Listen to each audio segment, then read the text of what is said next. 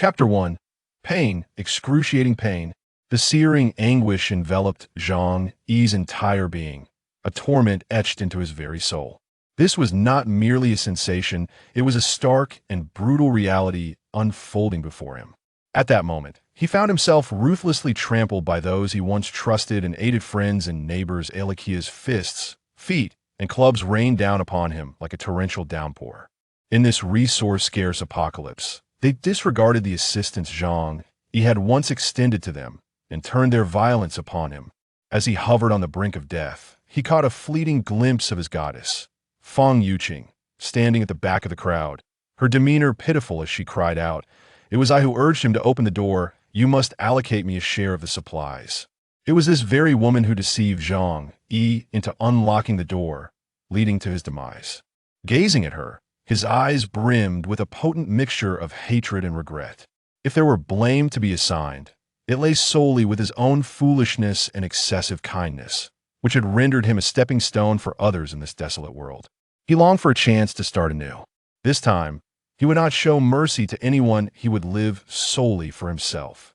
Before long, darkness enveloped him, and he lost consciousness. Yet in the next moment, he abruptly opened his eyes, sitting upright from the sofa. The hellish scene he had just endured, that terrifying pain, was still vivid in his memory. Zhang Yi gasped for breath, his body quickly drenched in sweat. What was happening? Was I not killed by those savage neighbors? Once he regained his composure, Zhang Yi began to survey his surroundings. This place was familiar. It was his own home. The comfortable temperature in the air struck him as oddly surprising. For in December 2050, Blue Star was affected by the explosion of a supernova located 500,000 light-years away, ushering in a global Cambrian storm. Temperatures plummeted worldwide, with Tianhai City, where Zhang Yi resided, experiencing daily temperatures plunging to -60 or 70 degrees Celsius, while a blizzard persisted for an entire month, submerging the entire city. Reports indicated that in northern China, temperatures plummeted to a terrifying -100 degrees, with the earth buried beneath ice and snow. A mass extinction of various species ensued, with over 95% of humanity perishing in this catastrophe. Zhang Yi rose to his feet and retrieved a bottle of water from the refrigerator, gulping down nearly half in one go. Though the chilled water was frigid, to him, it felt like nectar. During the apocalypse, the sole means of obtaining water was to venture outside, braving the extreme cold to scoop snow and melt it. Such an endeavor could easily lead to frostbite or death. After finishing the water, Zhang Yi glanced at his phone. It displayed the date, November 12th. There remained a full month until the apocalypse struck. It appears I have been reborn.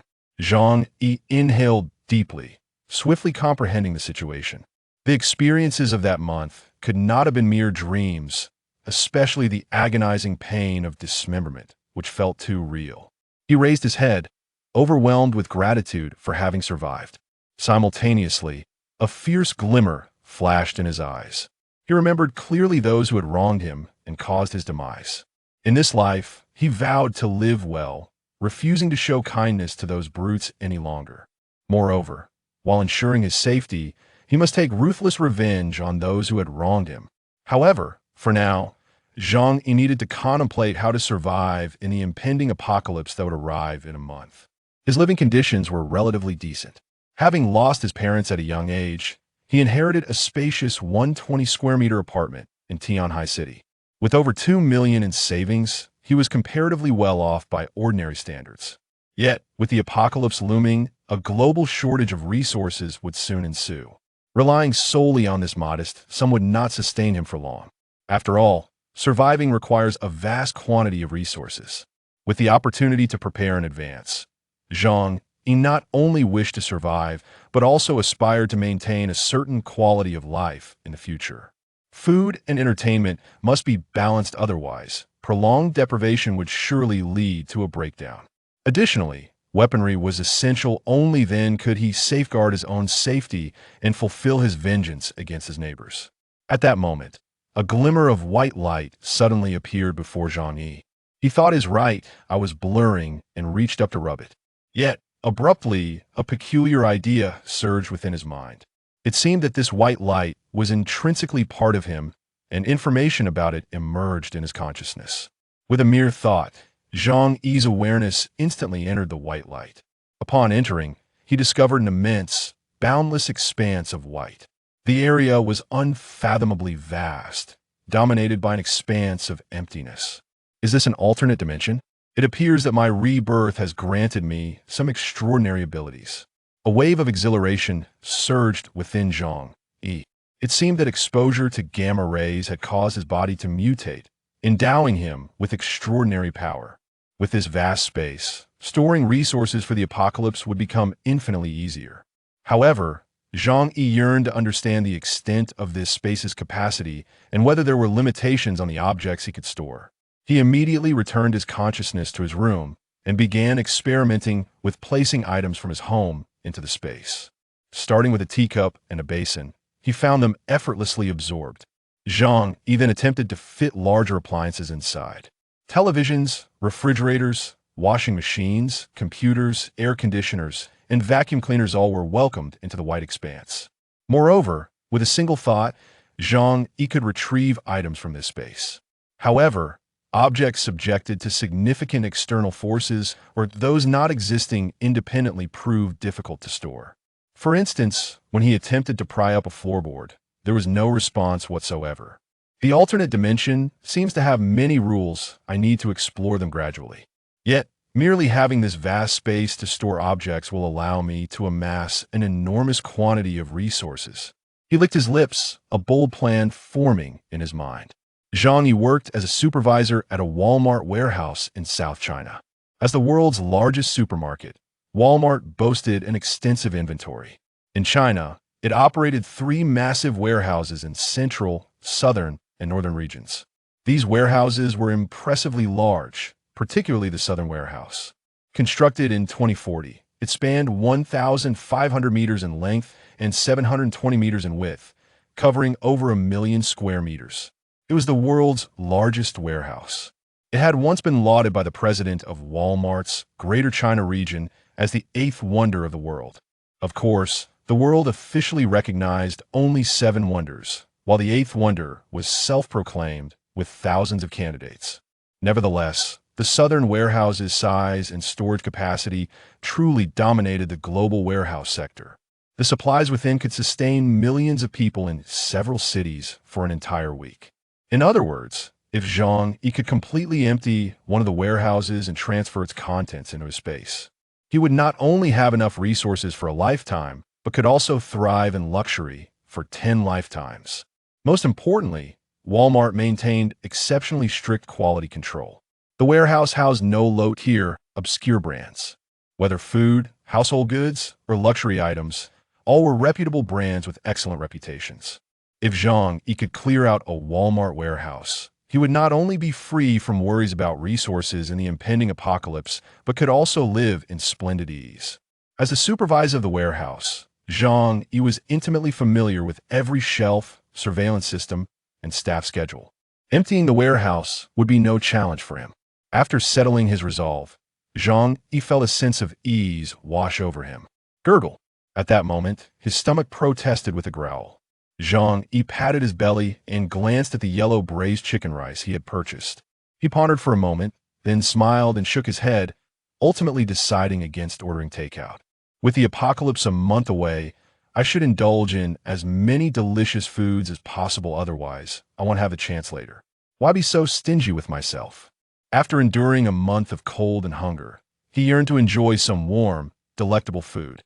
What was the point of saving money? Once the apocalypse struck, money would turn to worthless paper. It was better to spend it all now rather than waste it.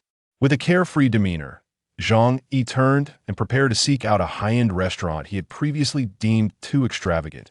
Ready to feast, Zhang Yi stepped outside his home, greeted by a serene scene that was imbued with the joys and comforts of life. Numerous parents, accompanied by their children, frolicked in the community square, their faces radiating happiness. Yet, Zhang Yi was acutely aware that in merely a month's time, all of this would dissolve into nothingness. He hastened out of the community, and not far from it stood a Michelin 3-star restaurant. A meal that would typically cost no less than 5,000 or 6,000. In the past, Zhang Yi had always refrained from indulging in such extravagance. However, now he felt utterly indifferent to the cost. Having been granted a second chance at life, he deemed it essential to celebrate in grand style. Upon entering the restaurant, Zhang Yi selected a table by the window. He proceeded to order every dish on the menu that bore the highest price, complemented by a bottle of Toto Lafite wine. In total, he spent 50,000 yuan in an instant. Even the servers within the establishment regarded Zhang Yi with a knowing glint in their eyes, perceiving him as a wealthy scion. After all, what ordinary person would treat themselves to such expensive fare? Zhang Yi, however, paid no mind to their conjectures.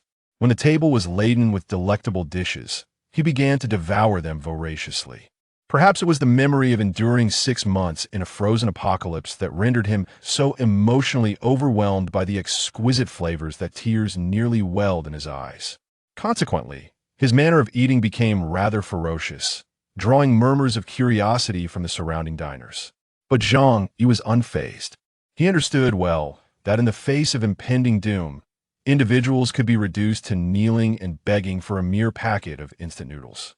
In such dire circumstances, all notions of civilization and morality would dissipate like smoke. While Zhang Yi indulged in his meal, a woman passing by outside halted in her tracks. She was a vision, with flowing hair, a meticulously crafted visage, and clad in Gucci high heels, her arm adorned with an LV handbag. This woman was none other than Fang Yuqing, the very individual who had orchestrated Zhang Yi's demise in his previous life. Accompanying her was her close friend, Li Kaining. As they strolled past the Michelin-starred restaurant, both women couldn't help but cast lingering glances within. They had long yearned for such a luxurious venue, yet their financial constraints rendered such indulgence unattainable. Nonetheless, this did not deter them from scrutinizing the interior, perhaps in hopes of discovering a promising wealthy heir to ensnare.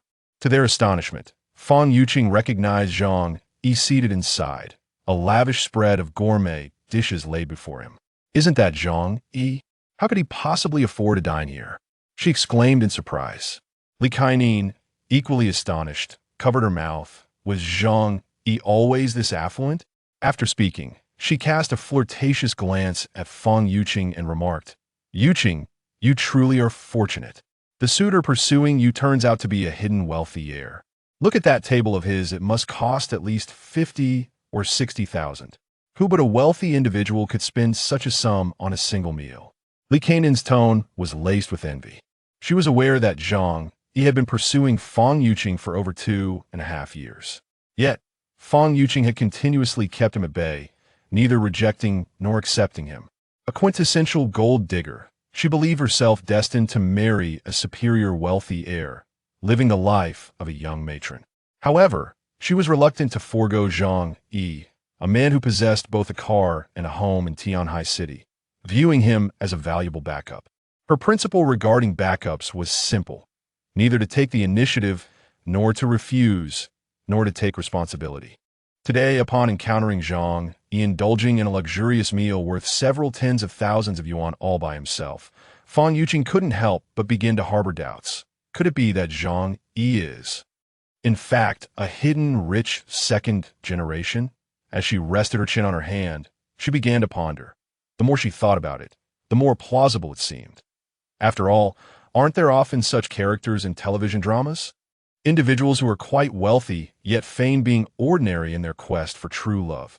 Fang Yuqing herself was convinced by her own reasoning, her eyes sparkling with excitement. If that were indeed the case, it could save her a considerable amount of effort. After all, Zhang Yi had been pursuing her relentlessly. She believed that with just a nod, he would immediately propose to her.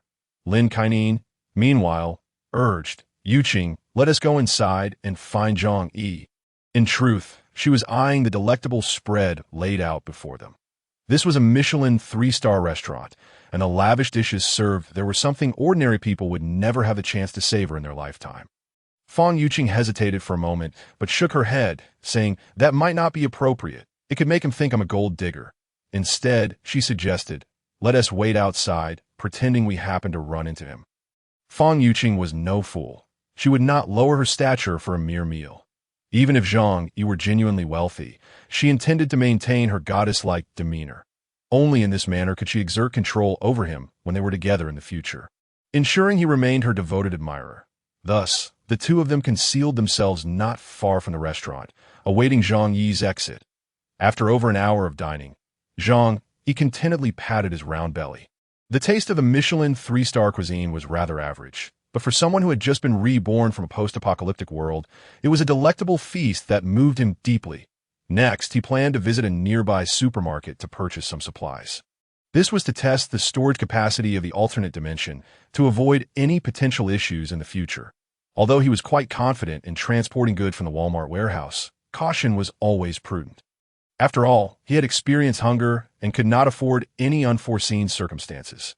Zhang Yi paid his bill with ease, stepping out of the restaurant to the eager smiles of the wait staff at that moment. A familiar voice rang out beside him. Zhang Yi, what a coincidence. Turning to look, he was surprised to see Fang Yuqing and Lin Kaining. Fang Yuqing tucked her hair behind her ear, deliberately exposing her fair neck and pink earlobes. Zhang Yi couldn't help but smirk inwardly.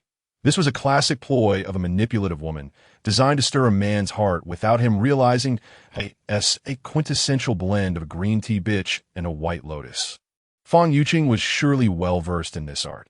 Unfortunately for her, Zhang Yi was no longer the naive admirer he once was. Not long ago, he had suffered a tragic demise due to this very woman. She had even plotted to break his ribs to make soup.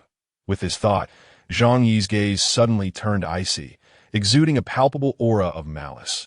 After all, the apocalypse was imminent. Killing her would pose no significant problem. Should he eliminate her? Fang Yuqing felt a chill run down her spine under Zhang Yi's scrutiny, nervously asking, Zhang, what's wrong with you? Zhang Yi quickly reined in his expression, calmly replying, nothing. I mistook you for someone else. He suddenly changed his mind. Allowing this woman to perish so easily would be too lenient. Moreover, taking action now would likely attract legal consequences. He had no interest in being confined to a detention center when the apocalypse arrived. It would be far more enjoyable to let her experience the despair of the end times before devising a way to make her suffer, with ample time to prepare and the memories of his previous life. He had countless methods to ensure her painful demise. Thus, there was no need to deal with her at present.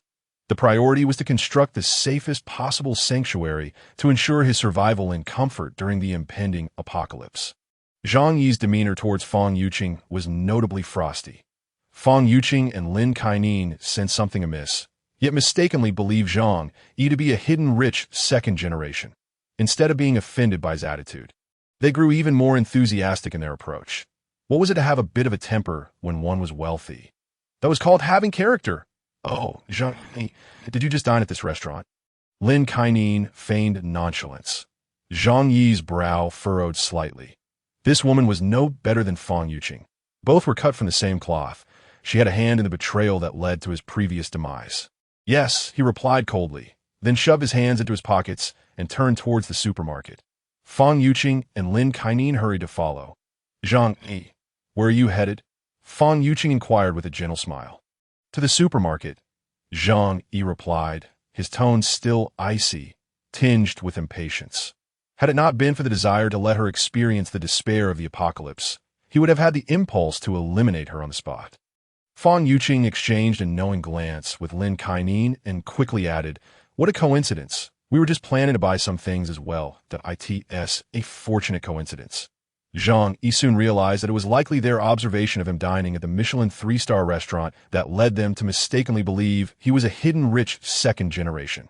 Thus, they were suddenly so eager to befriend him that he couldn't be bothered to engage with them, striding purposefully towards the supermarket. However, the more indifferent he acted, the more convinced Fang Yuqing and Lin Kaining became of his wealth. After all, what could explain such ostentation? The two women followed closely beside him, with Fang Yuqing even leaning in closer, occasionally reaching out to brush against him. When Zhang Yi glanced at her, she would feign shyness, turning her head with a blush that suggested a supposed modesty. Zhang Yi couldn't help but scoff inwardly. Green tea bitch, you're quite the actress. If you were in film, you'd surely win an Oscar. Upon entering the supermarket, he grabbed a shopping cart and made his way inside. Fong Yuqing and Lin Kainan hurried to push their carts alongside him. Zhang Yi, were you dining with someone? Fong Yuqing asked with a smile. As Zhang Yi approached the food section, he coldly replied, "Is it not acceptable for me to dine alone?" Fong Yuqing's eyes lit up, quickly stating, "Oh, that is not what I meant. I just thought everything there was quite expensive. I assumed you were treating someone." Lin Kainan couldn't help but interject, "Zhang Yi, your monthly salary is only a little over 10,000, right? This meal must have consumed half a year's worth of your wages. It seems your family must have provided you with quite a bit of money." Fong Yuqing immediately shot Lin Kainan a fierce glare. "Idiot, how could you ask such a thing as a top-tier green tea?" The most crucial rule was discuss feelings with the rich and money with the poor. Realizing her mistake, Lin Kainan quickly attempted to backtrack. I was just joking. We're all good friends here. Money doesn't tea really matter." Yet Zhang Yi paid them no mind. He reached the food section, gazing at the dazzling array of products as if he had entered a treasure trove. In his previous life, he had experienced the feeling of surviving on a single pack of instant noodles for 2 days. Thus, his heart brimmed with an insatiable longing for food. He approached the shelves and began tossing items into his cart without hesitation. Ham sausages, instant noodles, self-heating hot pots, and seasonings, all in large quantities. This action left Fong Yuqing and Lin Kainan utterly dumbfounded. "Zhang Yi, why are you buying so much food? Are you going camping?" "Yes," Zhang Yi replied curtly. Lin Kainan, however, grew suspicious and whispered to Fong Yuqing, "Would a rich second generation eat this way while camping?" Fong Yuqing felt a twinge of doubt as well, but recalling the lavish Michelin 3-star meal, she was reluctant to abandon her belief that Zhang Yi was indeed wealthy. She rushed over to his side, offering, "Do you need any help?" With free labor available at his doorstep, Zhang Yi had no reason to refrain from utilizing it. Moreover, as he gazed upon Fong Yuqing's feigned innocent smile, a vengeful thought began to stir within him. He had a month to prepare for the impending apocalypse. Crafting a perfect sanctuary to ensure his safety was not a daunting task. As for supplies, he could procure them from the Walmart warehouse. In this manner, he could guarantee his absolute security and a life of luxury amidst the chaos. Why not deliberately hint to Fong Yuqing that he had amassed a certain stockpile of provisions?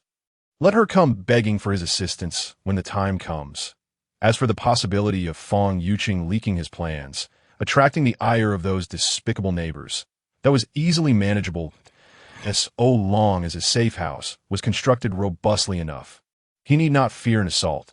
Instead, he could effectively retaliate against those wretched neighbors.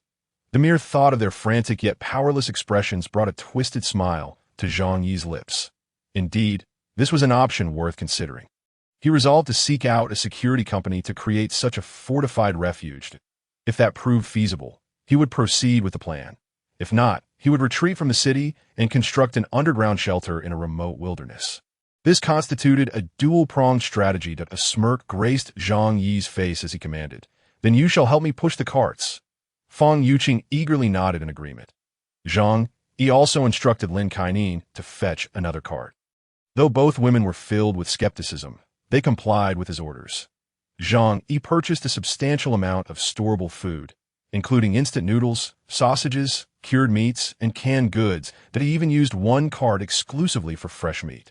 Fruits, vegetables, and some live fish, eager to test whether his spatial anomaly had any special effects on preserving perishables. With 3 carts filled to the brim, Zhang Yi entrusted the 2 women with the cart laden with beef, lamb, and canned goods, ensuring it weighed at least 400 to 500 pounds, leaving them drenched in sweat. Fong Yuqing, somewhat exasperated, pouted, "Zhang Yi, how many people do you expect to feed with all this? Are you hiding some event from me?" Zhang Yi let out a cold chuckle and replied, "The heavens are unpredictable. What if the apocalypse strikes one day? I'm merely stocking up to sustain myself." While Zhang Yi spoke the unvarnished truth, he knew no one would believe him. A certain I had once confirmed this notion. Fong Yuqing dismissed his words as a joke, bursting into laughter. "Oh, if you don't want to say, that's fine. Why make such jokes? But since I helped you so much today, you must treat me to a meal later." Her eyes sparkled with implication as she anticipated a visit to a Michelin 3-star restaurant. Zhang Yi's lips curled slightly. "Sure, but I'm quite busy lately and won't have time. Perhaps next month." Fan Yuqing gleefully replied. All right, it's a promise, Lin Kainin chimed in eagerly. Yes, yes, let us all go.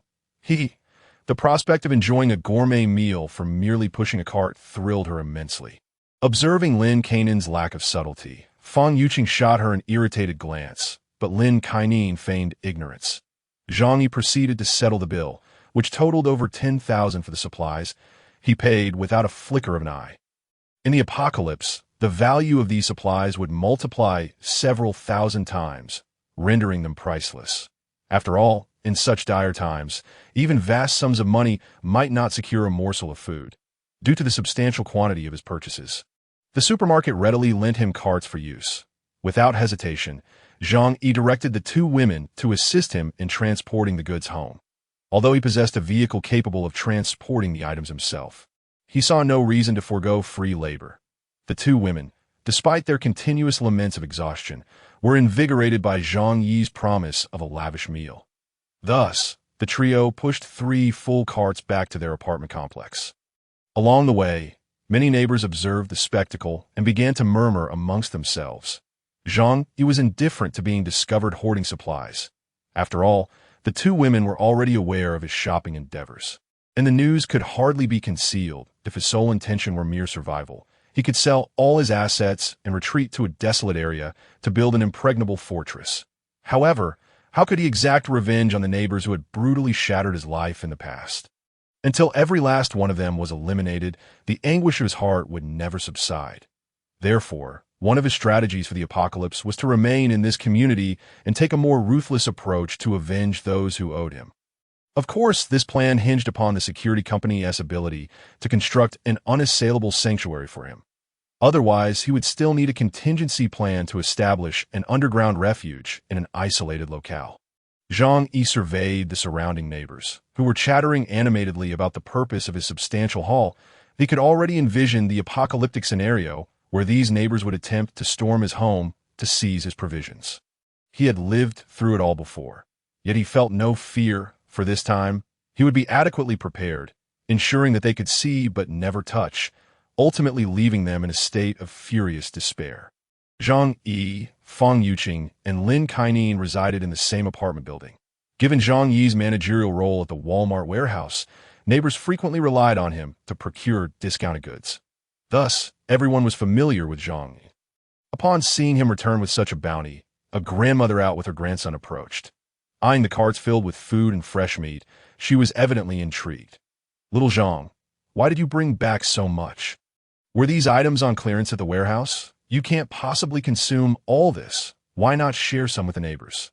This was Aunt Lin, who worked on the homeowners committee and often wielded her minor authority to boss around the residents. Treating herself as a leader in the past, she had frequently requested Zhang Yi to buy her discounted goods, exhibiting a penchant for exploiting others. Moreover, in his previous life, she had shamelessly extorted food from him. Yet when the neighbors stormed Zhang Yi's home to rob him, she not only failed to intervene, but appeared more vigorous than the younger generation. Fan Yuqing and Lin Kainin wished to avoid provoking the woman and quickly clarified. These items are all purchased by Zhang Yi. We merely helped him bring them back. Aunt Lin's gaze swiftly shifted to Zhang Yi, her smile growing wider. Little Zhang, it seems these are from your warehouse. How about sharing a little with Aunt Lin? As she spoke, her grandson, Little Hu, climbed onto one of the carts and reached for a box of chocolates. Despite his small stature, his eyes were sharp. And that box of imported chocolates was worth over 200 at the supermarket. Without hesitation, Zhang Yi snatched the item back, coldly stating to Aunt Lin, I'm sorry, but I'm keeping these for myself. With the apocalypse looming, he could no longer muster the courtesy to entertain her. Aunt Lin's expression shifted dramatically. Zhang Yi's blatant disregard for her authority infuriated her, especially as Little Hu, having been denied his chocolates, wailed in protest, pointing at Zhang Yi with contempt. You bad guy, give me back my chocolates, or I'll make you pay. Zhang Yi glared at him, his voice low and menacing. Utter another word, and I'll slap you. Little Hu was cowed by Zhang Yi's threat, bursting into tears and throwing a tantrum on the ground. Aunt Lin hurried to console her grandson, then turned her ire toward Zhang. How old are you? Stooping to the level of a child. It's just a box of chocolates. What is wrong with giving it to the child? Why not present him with a box of chocolates? Let it be considered as my purchase, and I shall reimburse you later. After all, who wouldn't want to take advantage of you? Zhang Yi curled her lips disdainfully. In this era of mobile payments, settling bills has become exceedingly convenient. Her words about reimbursing you clearly indicate her intention to evade the debt, that I asserted. This is for my own consumption, that if you desire some, go purchase it yourself at the supermarket. Zhang Yi scoffed, then beckoned Fang Yuqing and Lin Kaining to depart. And no sooner had they left than the scathing voice of Aunt Lin echoed from behind. Zhang Yi chose to ignore it. Aunt Lin's son and daughter-in-law were both working outside, leaving her alone to care for her grandson. Typically, the elderly lady only bought enough groceries for a day. So when the apocalypse struck, her supplies were the first to be depleted. Initially, Zhang Yi had shown compassion and assisted them. However, in this life, devoid of Zhang Yi's support, the unscrupulous old woman and her mischievous grandson. Xiao Hu, merely surviving for 10 days would be a miracle. Zhang Yi had no desire to engage in feudal disputes. It wasn't that her heart was cold. Rather, after that fateful day arrived, mere survival became a daunting task for everyone. The fate of others naturally fell behind her own priorities. Once she had transported 3 trucks of supplies back home, Zhang Yi bid them farewell. Zhang Yi, don't forget to treat us. Fang Yuqing playfully winked at Zhang Yi. However, upon witnessing her reaction, Zhang Yi felt a wave of nausea wash over her. She offered a perfunctory response. The 2 women had initially intended to linger, searching for hints that Zhang Yi was a hidden wealthy heir. Yet, observing Zhang Yi's disinterest in entertaining them, they decided to take their leave. After their departure, Zhang Yi opened her spatial realm and stored the items within, preparing to observe whether there would be any changes to the supplies kept in that space. Having completed this task, she noted that the hour was already quite late. Instead of rushing to rest, Zhang Yi took out paper and pen, meticulously planning the preparations for the upcoming month, though she often displayed a lax demeanor. When it came to survival, one could always tap into their latent potential to live comfortably in the apocalypse. Addressing the issue of food was paramount, and that was relatively straightforward, aside from my daily purchases. Anything else could be sourced from the warehouse. However, this must not be rushed. Thorough investigation was necessary first. Moreover, it would be wise to gather supplies a few days before the apocalypse to avoid drawing attention. If I were to be captured, I surely wouldn't survive long in captivity. Zhang Yi inscribed the word food in her notebook, marking it with a check. Next was the matter of heating. After the onset of the apocalypse, energy supplies would dwindle drastically, rendering air conditioning useless. Therefore, one must resort to the simplest methods that a fireplace would be the preferred option. The principles of a fireplace and a heated Kong are quite similar, both employing primitive methods for warmth. During the harsh European winters, this approach is commonly utilized to endure the long, cold months. This would necessitate a complete renovation of the house, ideally incorporating insulation and heat retention layers. As Zhang Yi contemplated renovations, memories of her past life when intruders broke into her home tightened her chest. It was imperative to transform her home into an impregnable fortress. First, she would need to install thick steel plates or alloy materials to withstand ordinary blasts. In the wake of the apocalypse, people would resort to anything for survival. Comprehensive preparations were essential. One could not treat life and safety lightly. Zhang Yi had tasted death once and would not willingly confront it again. The issue of a safe house was easily resolvable. Tianhai City boasted security companies specifically catering to the elite, including services for constructing secure residences. Zhang Yi recalled having seen news of a foreign tycoon who had built a super fortress capable of withstanding attacks from small-scale weapons. Following that, the matter of medication arose that I must safeguard myself against illnesses that could go untreated.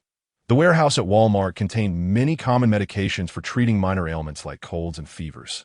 Yet these would be insufficient. The Cambrian storm could last for decades. I must be thoroughly prepared. Fortunately, Zhang Yi had established decent connections in Tianhai City. Being involved in warehouse management, she was acquainted with some hospital warehouse personnel. As long as she could provide sufficient funds, any medication could be procured. Once these issues were resolved, Zhang Yi tapped her pen against the notebook. Next, there remained one final problem to tackle. Her gaze sharpened. That was weaponry. When the apocalypse struck, humanity would lose its moral compass. leading to rampant battles over resources. Lives would be deemed expendable. To survive, one must possess sufficient force. Zhang Yi was no martial arts expert. Yet even the most skilled fighter fears a kitchen knife. As long as the weapons prepared are formidable enough, such concerns would be alleviated. Mountain knives, crowbars, and axes are relatively easy to acquire. Bows, air guns, and compound bows also have their channels. However, the most formidable option remains the American katana. This item can only be obtained through the black market domestically. Traveling abroad to procure one, that is impractical. The outside world is unfamiliar, and a round trip could take several days. Without an overseas gun ownership permit, purchasing from a weapons store is out of the question. Zhang Yi stroked her chin, realizing that this issue was currently insurmountable. Yet, with a month to spare, as long as she was willing to invest, a solution should present itself. After 3 hours of devising a comprehensive plan, she finally enjoyed a long, hot shower and reclined comfortably in her bed, drifting off to sleep. The next morning, Zhang Yi rose from her slumber. She had not slept well, waking several times due to nightmares. Upon awakening and realizing she lay in her warm, comfortable bed, she let out a long sigh of relief. The period during the apocalypse had inflicted profound psychological scars upon her. To avoid repeating past mistakes, Zhang Yi resolved to make absolutely foolproof preparations. After getting up, Zhang Yi prepared breakfast for herself. Then she opened her spatial realm to inspect the changes in the supply she had stored. To her delight, after a night, the meat, fruits, and vegetables showed no signs of deterioration. While the meat might not reveal immediate changes, fruits and vegetables typically lose freshness overnight. Yet, those placed in the spatial realm appeared just as fresh as when they were purchased the day before. My spatial realm exists independently of this world. Perhaps the rules of time differ here. It is possible that time flows more slowly or even stands still. This is monumental news. With this discovery, I can store a myriad of items without hesitation. However, when Zhang Yi checked the fish she had placed inside, she found them all dead. Remarkably, they remained lifelike and showed no signs of decay. Zhang Yi stroked her chin, gaining a better understanding of the spatial realm's usage rules. Living creatures cannot be stored, or if placed inside, they cannot survive for extended periods. Seems my idea of residing within it is not very practical. Yet, this is not a significant issue. The vast emptiness of the spatial realm cannot compare to the comfort of Zhang Yi's own home, as long as I can store items within it. That suffices. With this thought, a plethora of ideas flooded Zhang Yi's mind. Since fresh meat, vegetables, and fruits could be preserved, what about cooked meals? Although Zhang Yi could cook, she was ultimately no match for a professional chef. Relying solely on her cooking skills would soon become monotonous. Thus, Zhang Yi promptly dialed the largest 5-star hotel in Tianhai City, Hongfu Tianxia. This hotel also offers takeout, and their cuisine is top-notch, which Zhang Yi thoroughly enjoys. Hello, this is Hongfu Tianxia Hotel. How may I assist you? Zhang Yi immediately responded, I am hosting guests at my home and need to reserve 500 tables of food for a grand banquet lasting 3 days and 3 nights. On the other end of the line, the recipient was equally astonished. A banquet of 500 tables would take an extensive amount of time to prepare, even for them. Moreover, being a 5-star hotel, the cost of the cheapest banquet will be no less than 3,000 to 4,000 per table. For 500 tables, that amounts to over $1 million. The waiter, hesitant to take initiative, quickly replied, Please hold for a moment. I will consult with our manager. After a short while, another individual took over the call. Good day, sir. I am Chen Dingfong, the manager of Hongfu Grand Hotel. May I inquire how you wish to be addressed? Zhang Yi responded, My name is Zhang Yi. Is there an issue with my request for 500 banquet tables? The manager was taken aback. Such a request was unprecedented since the hotel's inception. Nonetheless, given the magnitude of the order, they certainly needed to accommodate it. Mr. Zhang, 500 banquet tables would indeed cost over $1 million. If you wish to proceed, we will prepare immediately, but we require a deposit of 200,000 in advance. Zhang Yi replied, That is not a problem. Please send over your account details, and I will transfer the funds. With the assurance of financial resources, the manager readily agreed and subsequently added Zhang Yi as a contact to share the bank details. Without hesitation, Zhang Yi transferred the 200,000. Once the manager confirmed the receipt of the deposit with the finance department, he promptly began issuing instructions to various departments. Quickly, we've received a substantial order. Procurement, expedite the supplies, and kitchen staff, refrain from accepting any other takeout orders for now. We must prepare all 500 banquet tables within a day. On the other side, after hanging up the phone, Zhang Yi couldn't help but reflect. Although the money would be of no use in a month, it was essential for purchases at present. He had around 2 million in total from his inheritance and savings. Losing half of it was indeed a bit disheartening. Yet upon further contemplation, he realized it was a fortuitous circumstance. Many individuals clutch large sums only to see them turn to waste paper. Not everyone has the opportunity to spend their money. However, there were still numerous expenses to be addressed. He needed to devise a plan to acquire more funds. Zhang Yi's gaze fell upon his family's property. The apartment, located in the central ring of Tianhai City, spanned 120 square meters and was built a decade ago. Given the current market, each square meter was valued at over 40,000, placing the property's value at a minimum of 5 million. Aha! I could secure a mortgage. That would provide the necessary funds. Zhang Yi chuckled to himself, relishing the thought of borrowing money without the obligation of repayment. He promptly left his home, drove to the bank to apply for a loan. En route, he received a message from Fang Yuqing. Zhang, the weekend is so dull that I really wish I had someone to accompany me for a stroll. Zhang Yi glanced at it and tossed his phone aside. He proceeded to handle the loan application at the bank. Due to the substantial loan amount and his complete documentation, coupled with the fact that the property was fully paid, the bank approved his loan promptly. However, they only granted him a loan of 4 million. Zhang Yi did not haggle. After all, it was free money, and he had no time to negotiate with the bank. After signing the necessary documents, the funds were transferred to his account. After deducting the over 1 million spent on the banquets, he still had around 5 million in hand. That should suffice for a renovation of the property. Nevertheless, he also needed to purchase a significant quantity of medicines and weapons. This amount might prove insufficient. Zhang Yi stroked his chin, pondering how to procure additional funds. At that moment, a young man with bleached hair noticed Zhang Yi deep in thought and approached him with a gleam in his eye. "Hey, buddy, do you need some money?" Zhang Yi looked up at the young man. "Who are you?" The young man's grin widened as he lowered his voice, asking, "Are you in need of funds and the bank won't lend to you?" Zhang Yi, upon hearing this, quickly deduced the young man's intentions. He was undoubtedly a loan shark. A thought crossed Zhang Yi's mind as he sighed. Feigning difficulty, "Yes, my family's business urgently requires capital flow, but the bank." He trailed off, intentionally displaying a troubled expression. The young man seemed to grasp the situation immediately. Anyone capable of securing a loan through conventional means wouldn't resort to a loan shark, that he remarked. Indeed, securing loans from banks has become quite stringent.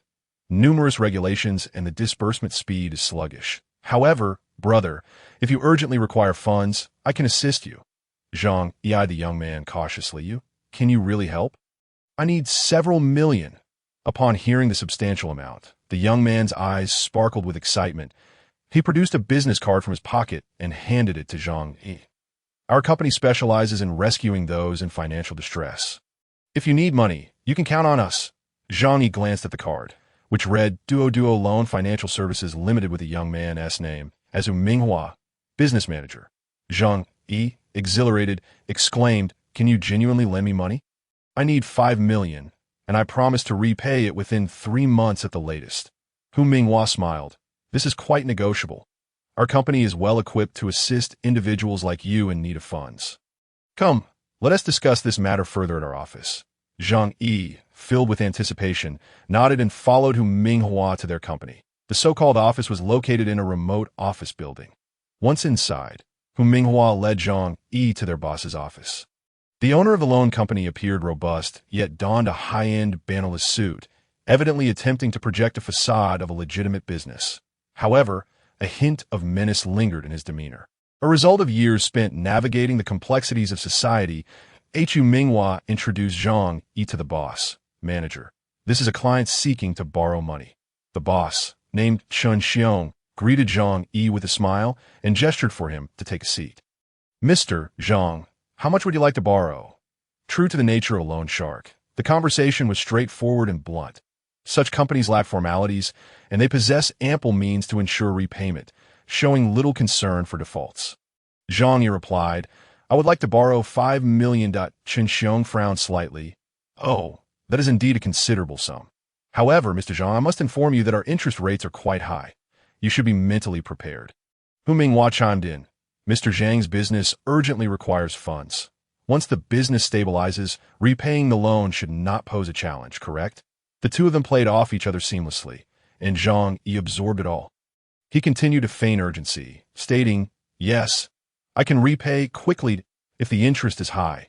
So be it, as long as you can lend me the money." A smile spread across Chen Xiong's face. "That sounds promising. Our interest rate is 4%. That if you borrow 5 million, upon repayment, you will owe 7 million. Therefore, you must provide me with a promissory note for 7 million. Additionally, you need to present collateral of sufficient value. Property, factories, cars, all are acceptable." Zhang Yi pretended to hesitate momentarily, then resolutely retrieved the property deed from his belongings. "This property is valued at over 5 million. Will that suffice as collateral? I also have a 300,000 Mercedes. If I fail to repay, you may take that as well."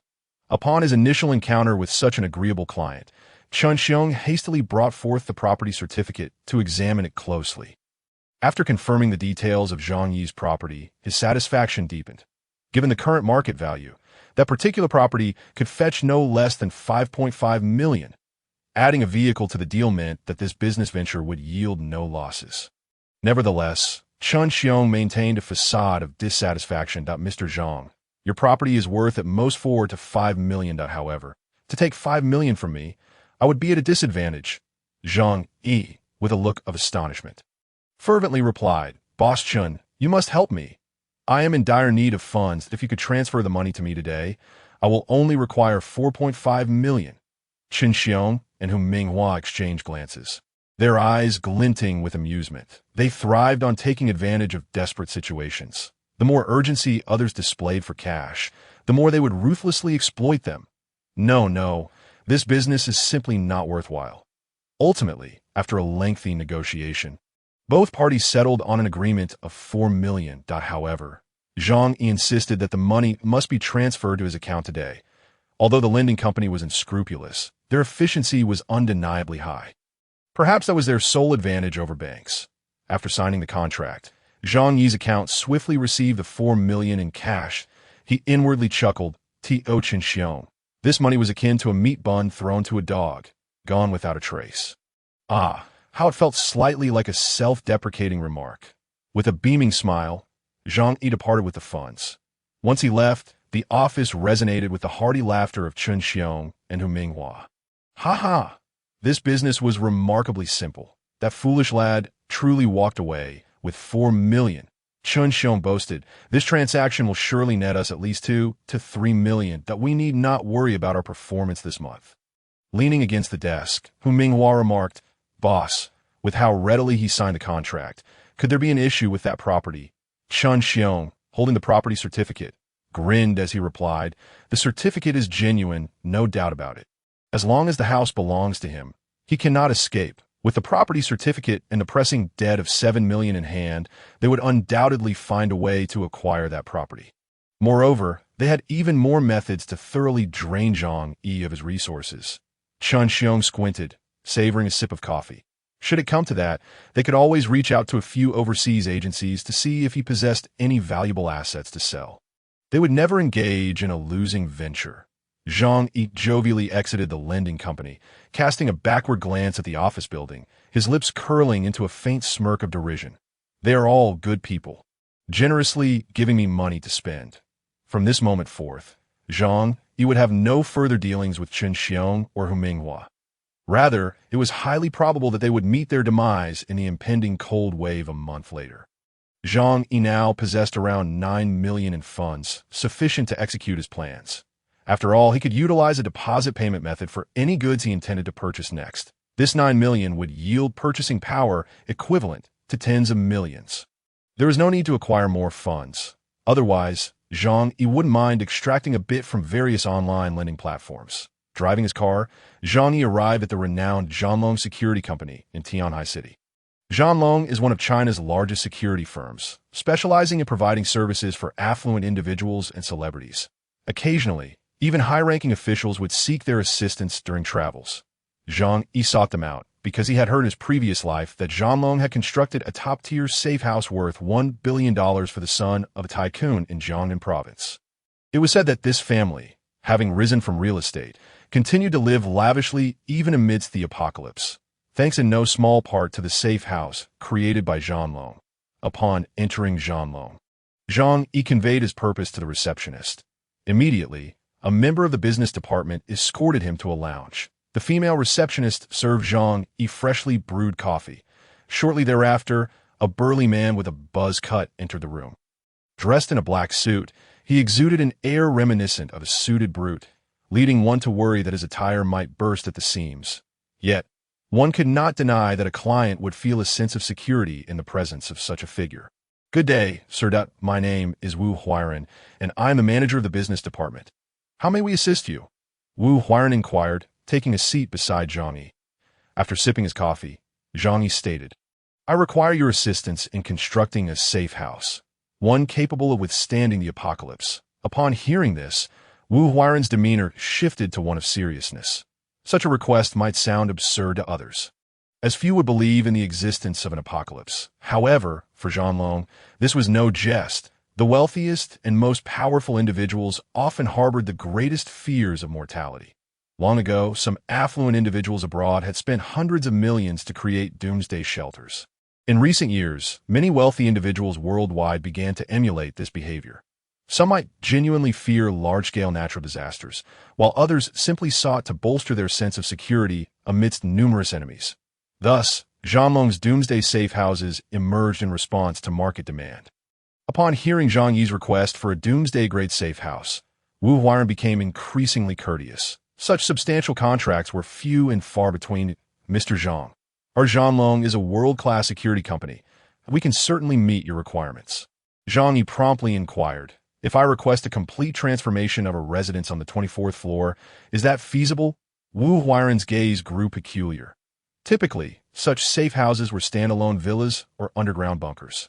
Rarely did affluent clients opt to establish safe houses within apartments. However, since the client had made a request, their company would surely accommodate it. With a confident smile, Wu Huiran replied, "That is certainly no problem. We at Zhanglong are a top-tier security company. With our expertise, we can fulfill your request." Hearing this, Zhang Yi formulated his intentions that in that case, he would transform his own residence into a safe house. He chose to remain, eager to witness the downfall of those who had wronged him. Wu Huiran produced a tablet and handed it to Zhang Yi. "Our services are fully customizable.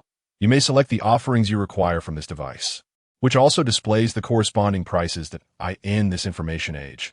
Communication is indeed convenient." Zhang Yi accepted the tablet and began to meticulously sift through the available services. That it was evident that a professional company knew its craft.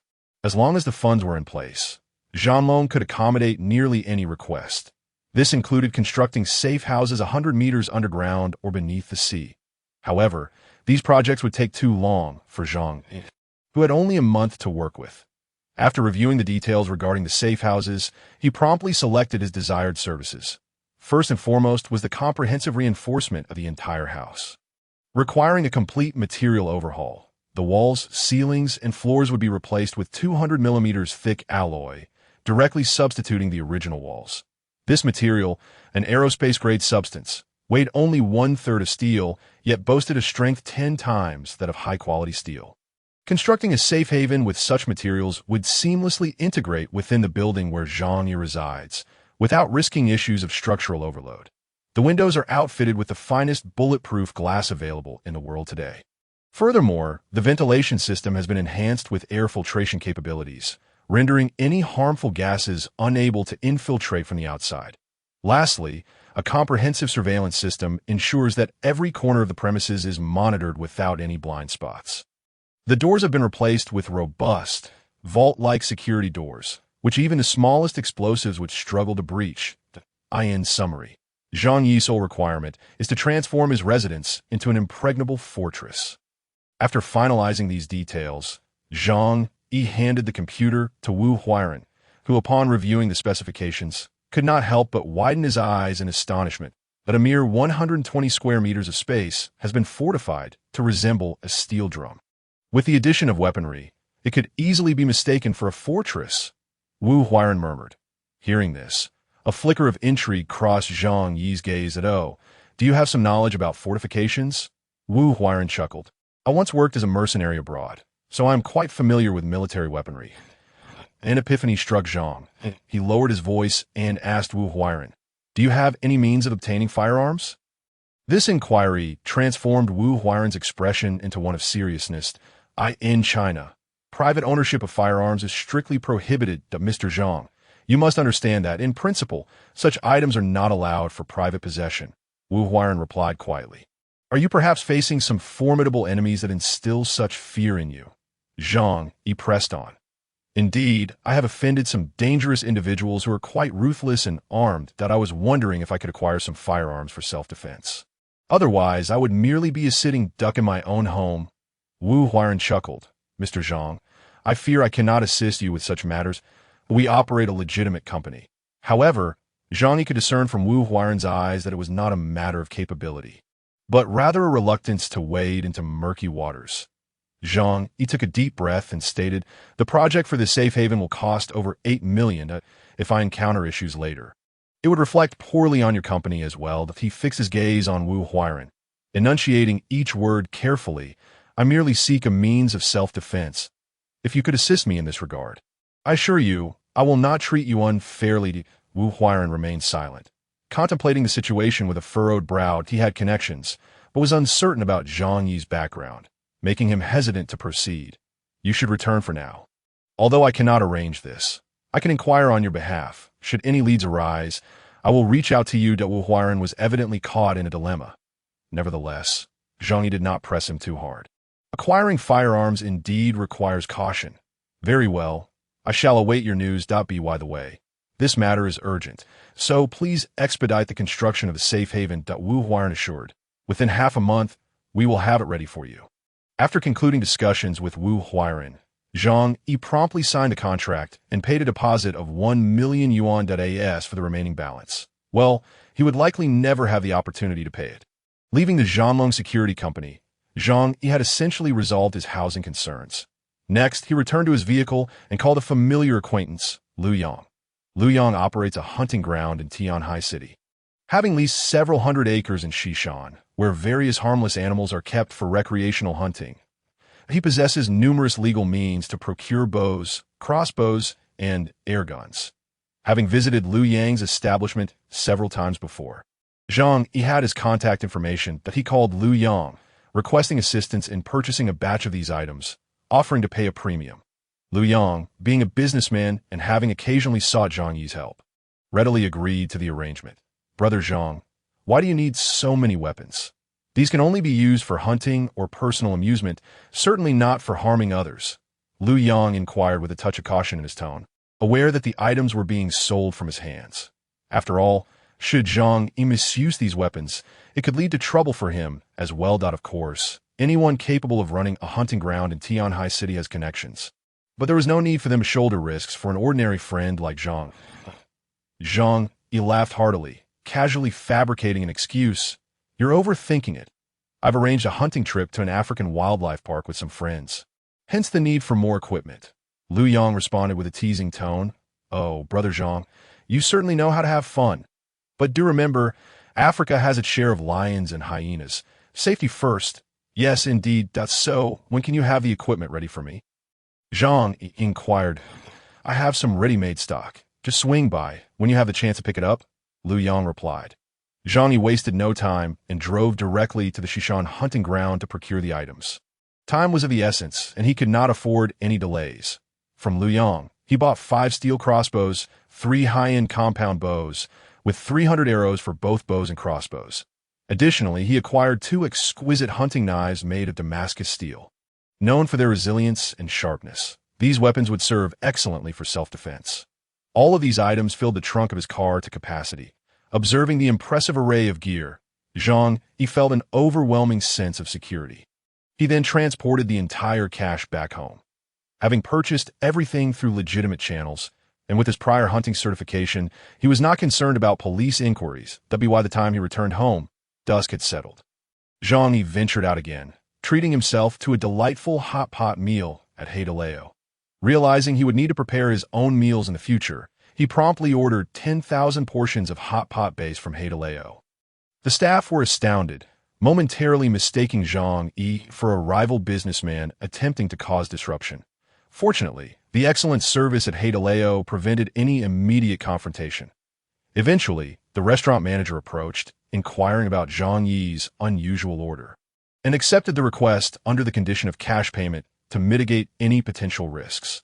Zhang Yi readily complied, promptly paying over 1 million yuan on the spot.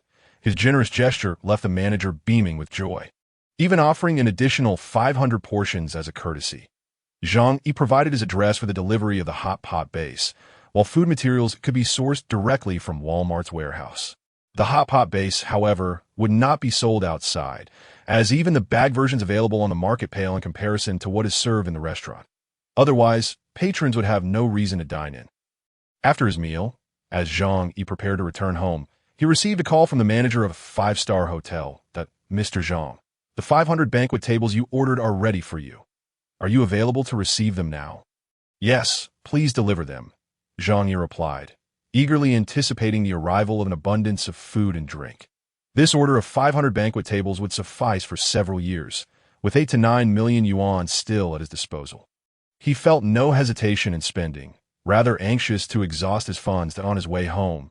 Zhang Yi pondered over his favorite dishes and subsequently placed orders with several prominent restaurants in Tianhai City. Requesting 100 tables from each, he ordered thousands of tables across the 8 major cuisines, including Western fare.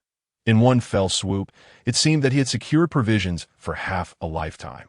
Shortly thereafter, the catering vehicles from Hongfu Tianxia Hotel arrived at the entrance of the Yulu community. A grand procession of 20 to 30 vehicles surrounded the area, rendering the streets impassable, much to the astonishment of the community's residents. Uncle Yu, the security guard, hurriedly approached to intercept them, inquiring about their purpose. The hotel manager explained the situation, yet Uncle Yu remained steadfast, insisting that the homeowners must arrive before he could grant them entry. After all, the scale of their operation was immense, and the contents of the vehicles were unknown. His concern for the community's safety compelled him to proceed with caution. The hotel manager had no choice but to call Zhang Yi. Zhang Yi then descended to the entrance of the community, where a crowd had gathered, including neighbors from the building, as well as Fang Yuqing and Lin Kainin, who had come to witness the spectacle.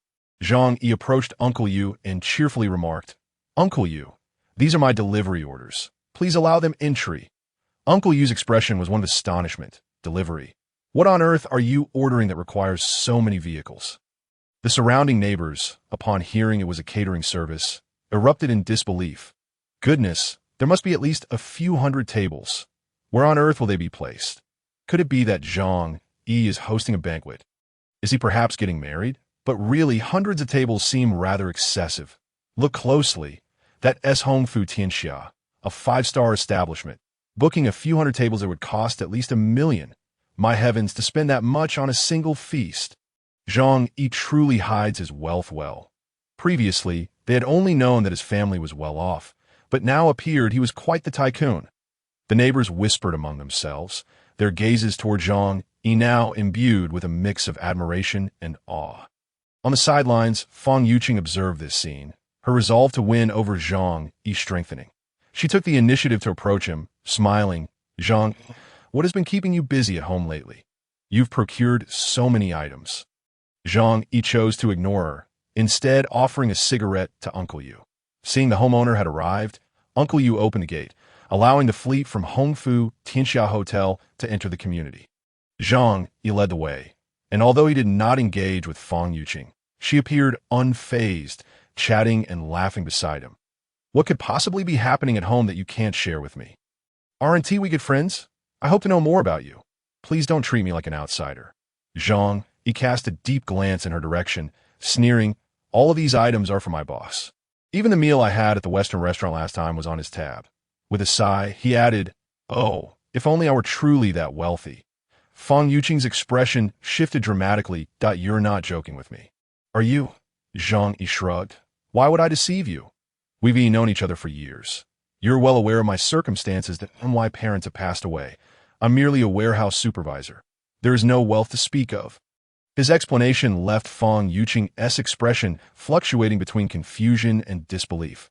She had indeed wondered if he were a rich second generation, at least with a family running a substantial business. Zhang Yi's acknowledgement of his modest background clarified her doubts. She subtly distanced herself from him, smoothing her hair, and with a polite smile declared, regardless of whether you're a rich second generation, we are still the best of friends, right?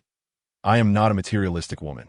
The word friends was pronounced with deliberate emphasis. The scheming nature of her words revealed her intent to keep her options open, ensuring that she still had a backup plan and admirers to cater to her needs. Zhang Yi merely curled his lip, opting to remain silent. Meanwhile, employees of Home Fu Tianxia began transporting lavish dishes to the location Zhang Yi had designated. Known for his amiable nature, he had borrowed a storage room in the community's underground area from the property management to temporarily house the food.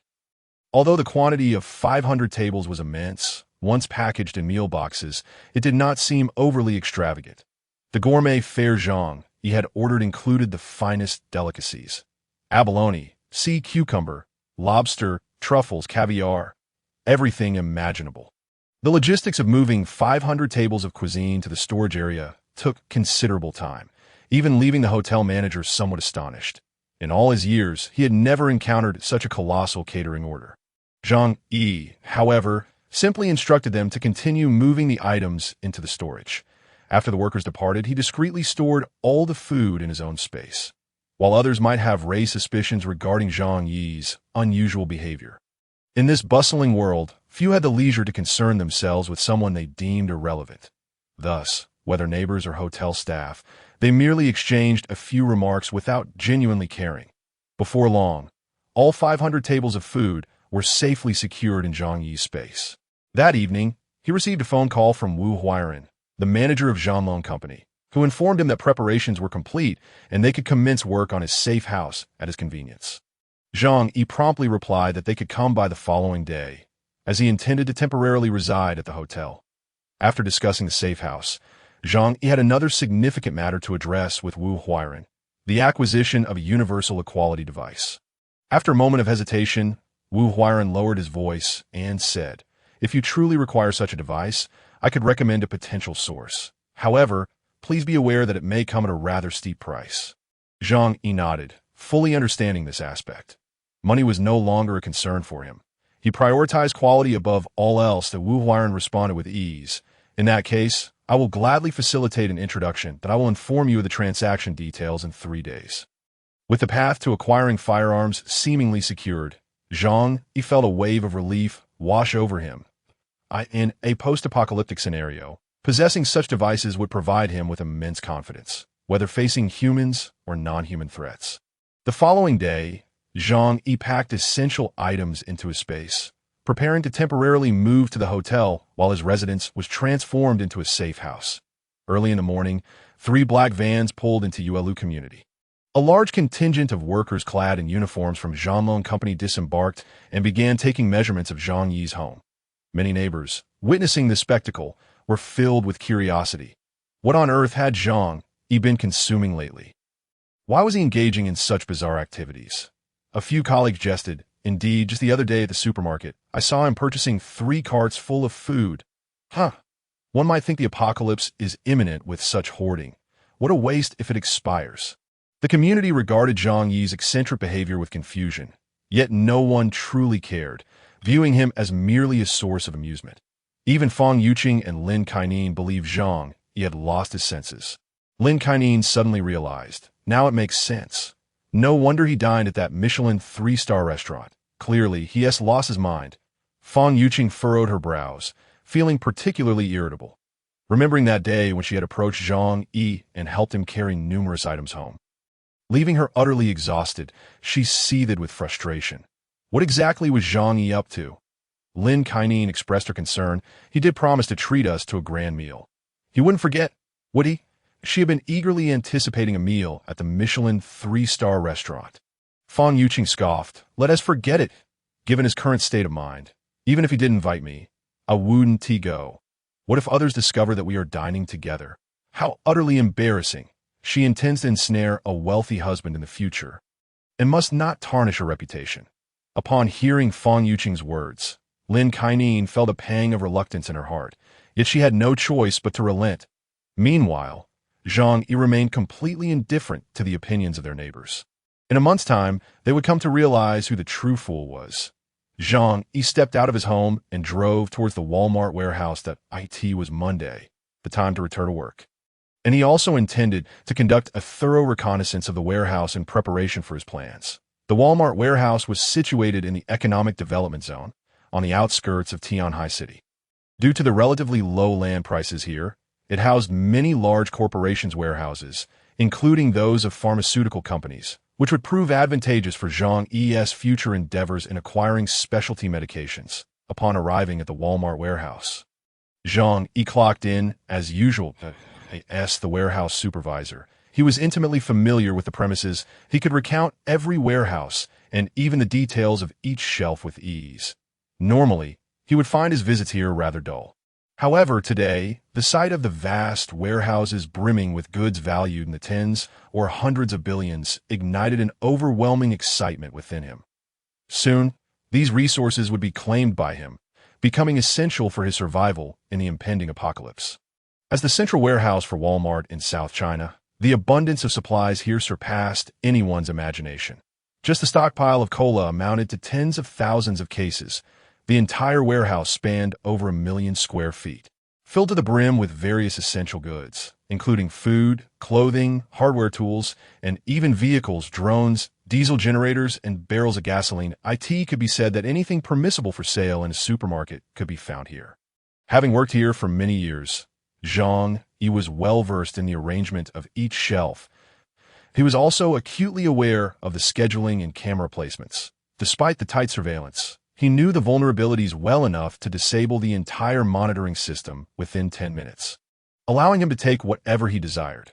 However, he refrained from acting hastily. There was still ample time, and he preferred not to alert anyone prematurely. After meandering through the warehouse, he exited, clutching a pack of Huangalu cigarettes, and made his way to the adjacent Renning Pharmaceutical Company warehouse. Since he worked in the same area, he was on familiar terms with the staff here. Upon arrival, he sought out a manager named Zhou Hairan. They all knew each other well enough. In such large corporate warehouses, it was common to find individuals taking advantage of the stock. Zhou Hairan, whose brother-in-law was the vice president of Ruining Group, often pilfered medications to sell. After conversation, Zhang Yi subtly hinted at his intentions, hoping to acquire a few boxes of emergency medication. Initially, Zhou Hairan was cautious, but upon hearing Zhang Yi's offer of double the market price for the drugs, he could no longer contain his enthusiasm. Ultimately, they struck a deal for 5 large boxes of medicine at $3 million. From a typical person's perspective, the total instances of illness over a lifetime wouldn't even amount to half that. With the acquisition of the medication, Zhang Yi had effectively prepared nearly everything he would need for the apocalypse. With less than a month remaining until the end, he certainly had little desire to continue working. Thus, he approached the warehouse manager's office, fabricating a story about the death of a distant grandfather, requesting 20 days of leave to attend the funeral. Zhang Yi was generally well-liked and maintained a good rapport with the manager. So despite the absurdity of his request, he faced no objections and easily secured his leave. For the next period, Zhang Yi planned to luxuriate in a 5-star hotel, awaiting the arrival of his purchased supplies and the completion of his safe house. As he exited the manager's office, he caught sight of Fang Yuqing. Her back turned as she poured coffee from the machine. It must be said that this woman possessed a certain allure, exuding an underlying charm. While pouring her coffee, her petite figure swayed enticingly, drawing the attention of several young men eager to impress her. One man, smiling broadly, invited Fang Yuqing to attend a concert by Jay Chou, brandishing tickets in a display of pride. This man, Zhou Peng, was someone Zhang Yi recognized well, as they lived in the same neighborhood. Moreover, he was Fang Yuqing's devoted admirer, one of those who had contributed to Zhang Yi's previous misfortunes. Zhou Peng fawned over Fang Yuqing, yet it was evident that she had little interest in a man like him. Economically, Zhou Peng was far inferior to Zhang Yi. He even rented his home. Nevertheless, Fang Yuqing maintained a polite smile, responding, "Thank you, Zhou Peng, but I happen to have plans with friends that night." What a pity! Zhou Peng's face fell, disappointment flickering across his features. He had spent an entire month's salary on those concert tickets. Hoping to confess his feelings to Fang Yuqing during the event, only to have his hopes dashed. Zhang Yi, observing the scene, wore a smirk of amusement, knowing well that Zhou Peng's efforts would yield no results. However, in his moment of dismay, Zhou Peng's gaze fell upon Zhang Yi, whose cheerful demeanor incited his irritation. To deflect his embarrassment, he approached Zhang Yi and said, "Zhang Yi, your behavior is rather unbecoming. A grown man should not rely on a woman to carry your things. Have you no shame? Yuqing has been complaining of back pain all day. I hope you won't inconvenience her again." Zhang Yi shot a glance at Fang Yuqing, realizing that she had spread the word about the incident. Fang Yuqing feigned concern, saying, "It's fine, really. It's just that he has a bit of a backache from lifting heavy things that he is not used to it." As she spoke, she dramatically pinched her waist and furrowed her brow in a display of feigned pain. Zhou Peng, eager to showcase his masculinity in front of Fang Yuqing, boldly pointed at Zhang Yi and declared, "You'd better give Yuqing 500 yuan for her medical expenses." Unexpectedly, Zhang Yi's expression hardened as he glared at Zhou Peng, retorting, "She volunteered to help me. I never asked for her assistance. Moreover, who do you think you are to boss me around? Do you really consider yourself someone important?" Zhang Yi's sharp rebuke left both Zhou Peng and Fang Yuqing momentarily stunned. Zhou Peng, merely a lowly clerk in a warehouse, had no power or influence. He had only dared to confront Zhang Yi because of the latter's typically easygoing nature. However, witnessing Zhang Yi's genuine anger, Zhou Peng began to falter. "Why are you shouting? I was just trying to discuss this with you." Zhang Yi scoffed and turned away, uninterested in further exchanges to him. Everyone appeared as mere specters that in a month.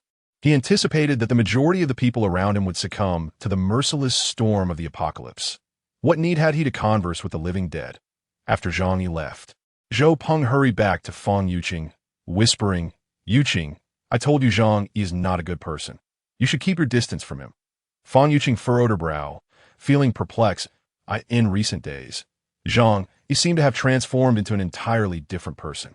After encountering her, he no longer initiated greetings. Even during their nightly conversations, he ceased to send her good-night messages. There must be something peculiar going on, Fang Yuqing mused to herself.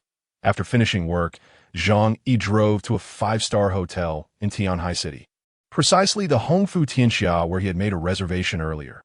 Upon hearing of Zhang Yi's arrival, the manager of Hongfu Tianxia immediately greeted him with a beaming smile and arranged for a guest room. The cost of a room in such a luxurious establishment was over 1,000 per night, yet Zhang Yi felt no remorse. After all, he still had several million at his disposal, and he would consider it a waste only if he failed to spend it. That evening, the usually demure Fang Yuqing took the unprecedented step of messaging Zhang. Fang Yuqing, "Zhang Yi, I passed by your place today and noticed someone was renovating." Zhang Yi smirked slightly. Yes. Fang Yuqing, you seem rather strange lately, hoarding supplies and renovating your house. Something about to happen. Zhang Yi couldn't help but raise an eyebrow. Although this white lotus was mischievous, she was certainly not dim-witted. It appeared that his unusual behavior had indeed caught her attention. However, he was indifferent. The opinions of others held no significance for him. "Now, it's nothing," he replied coolly, tossing his phone aside on the other end. Fang Yuqing stared at the indifferent Zhang Yi, feeling a deep sense of discomfort.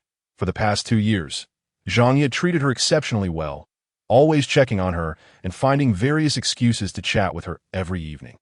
Yet recently, he had grown cold and distant, no longer initiating conversations. This left Fang Yuqing feeling quite unsettled. She could choose to be disinterested in Zhang Yi, but she absolutely would not permit him to lose interest in her. To her, it signified that a fish had escaped from her pond. Though Zhang Yi was not a wealthy heir, he was still a quality member of the middle class. If she could not find a wealthy husband, she might still have the opportunity to have Zhang Yi take on that role. Fang Yuqing picked up her phone and sent another message that "I feel like our communication has diminished recently, leaving me feeling somewhat lonely." However, after waiting for a long time, she received no reply. Fang Yuqing bit her lip, growing increasingly agitated. What on earth was wrong with this insufferable Zhang Yi? How dare he not respond to her message after she reached out first?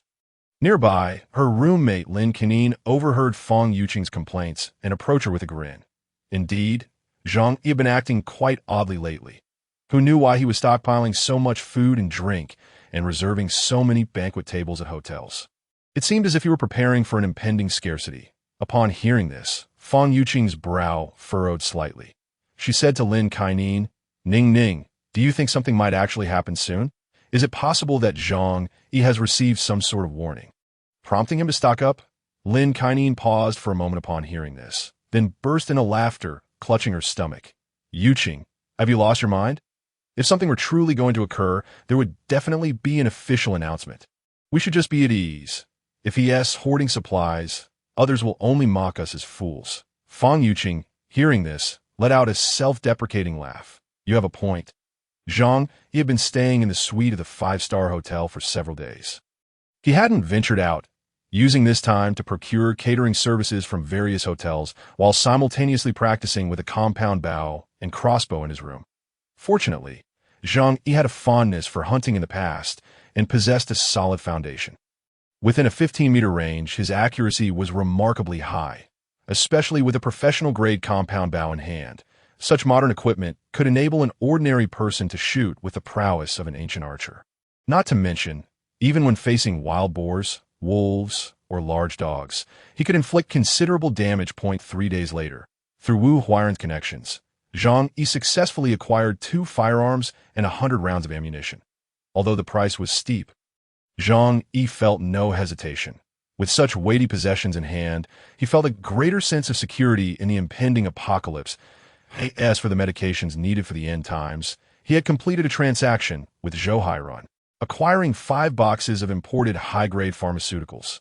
Another week passed. Wu Huairan called Zhang Yi to inform him that the safe house had been completed according to his specifications and invited him to inspect it. Zhang Yi then departed from the hotel, where he had resided for a considerable time. Driving back to the Yuelu community, Wu Huairan personally guided Zhang Yi through the inspection of the house. Upon entering, Zhang Yi could not help but be taken aback. The Zhanlong Company proved to be a top-tier security firm in the country. Their speed and quality in constructing the safe house were beyond reproach.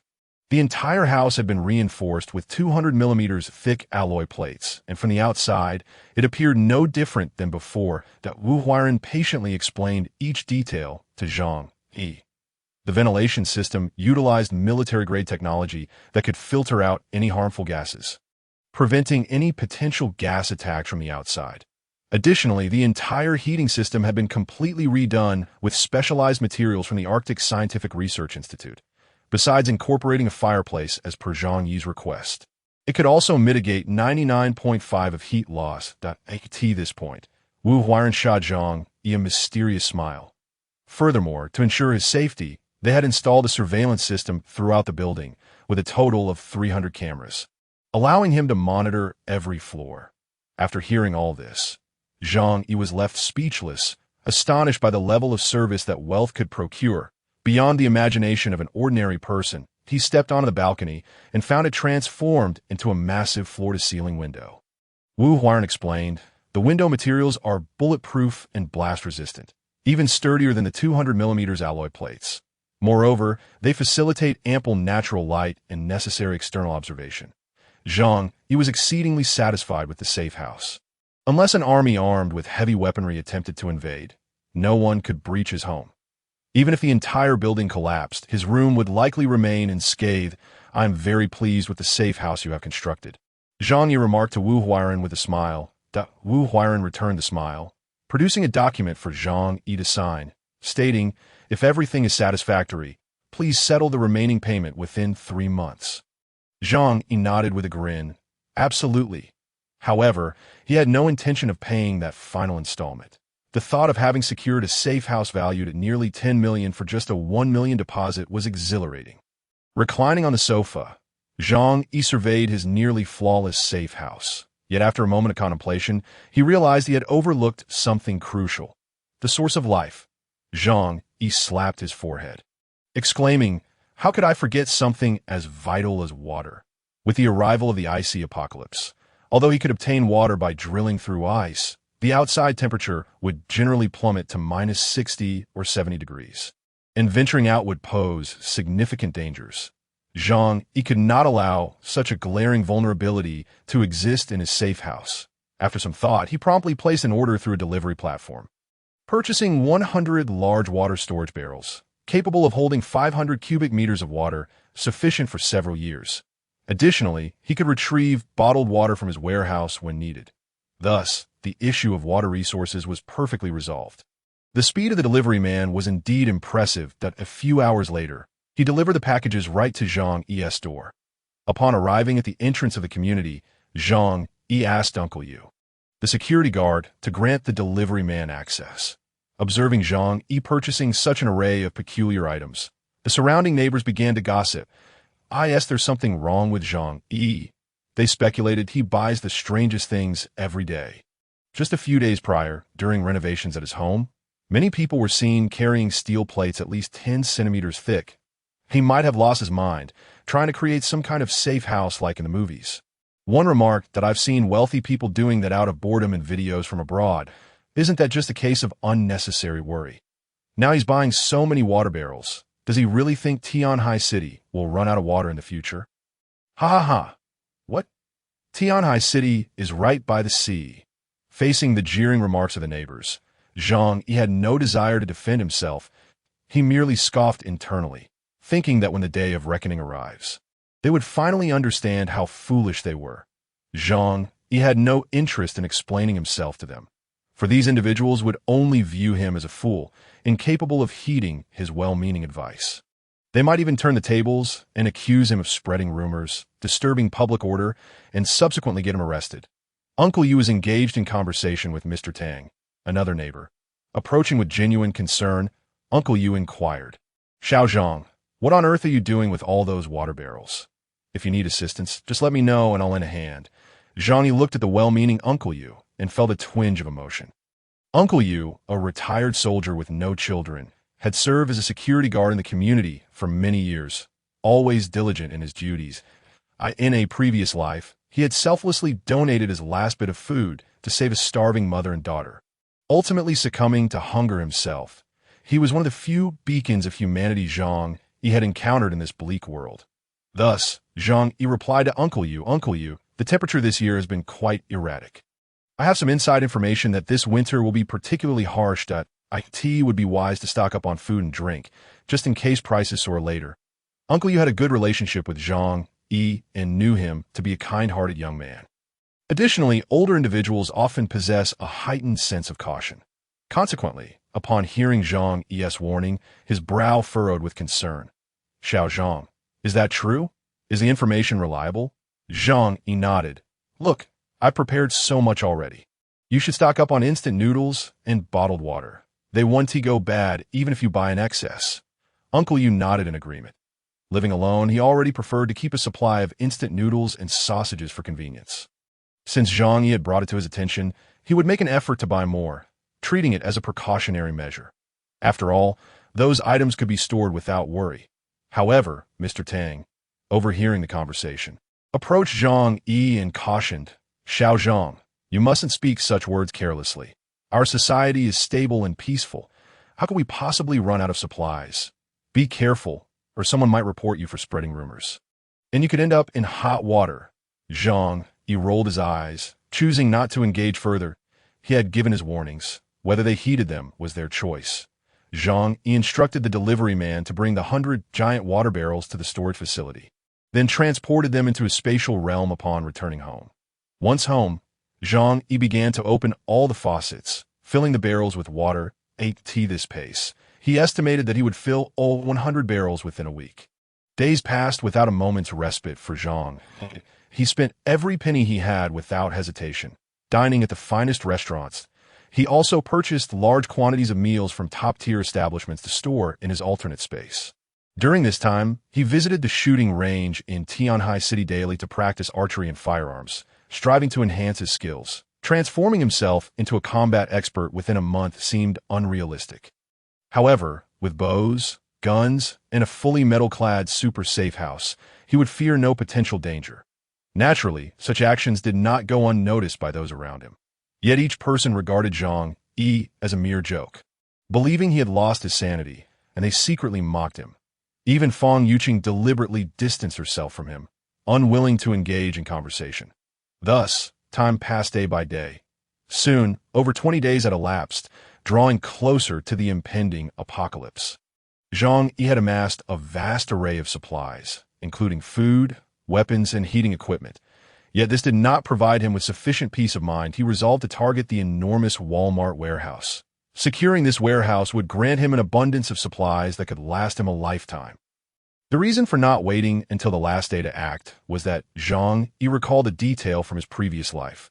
He had vaguely learned that the higher-ups had received advance warning about the impending gamma rays. Consequently, they had already begun discreetly relocating vast amounts of essential goods before the ordinary populace was aware. Zhang Yi could not afford to gamble. He had to act preemptively. Moreover, considering this logic, even if the Walmart warehouse's supplies vanished entirely, the higher-ups, eager to seek shelter, would not have the bandwidth to investigate thoroughly. This granted Zhang Yi a suitable buffer period. Thus, he returned to the warehouse and resumed his normal shifts. The Walmart warehouse operated around the clock. But during the night, only 10 staff members were on duty. Zhang Yi decided on a rather straightforward yet effective approach. He would slip sleeping pills into their tea. With only 3 days left until the apocalypse, he was not concerned about being discovered. Given that these individuals were familiar faces, he easily succeeded. Once the sedatives took effect and they fell into a deep slumber, Zhang Yi made his way to the monitoring room and disabled all the security cameras. He knew this place too well. He could envision every corner even with his eyes closed. Coupled with countless plans and rehearsals in his mind, the execution was seamless. After completing these tasks, he donned a pair of oversized shoes and put on gloves before swiftly entering the warehouse. Gazing at the vast expanse before him, Zhang Yi took a deep breath and began to gather the supplies.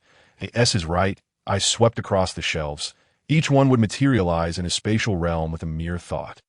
He first approached the beverage section, which housed tens of thousands of bottles of mineral water, drinks, and alcohol, including numerous fine wines. Zhang Yi collected them all without discrimination, swiftly emptying the entire section of thousands of cubic meters of beverages. Next, he moved to the fuel section of living supplies, which contained copious amounts of smokeless coal and barrels of gasoline and alcohol, all intended for home storage or outdoor activities, with over 10,000 boxes of smokeless coal alone.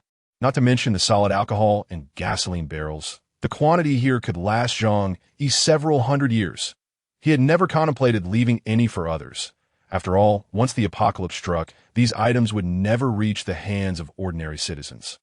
Thus, he unhesitatingly gathered all the supplies.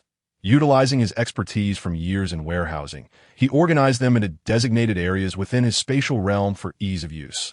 The third step brought him to the food section, which boasted an even larger quantity, several tens of thousands of units.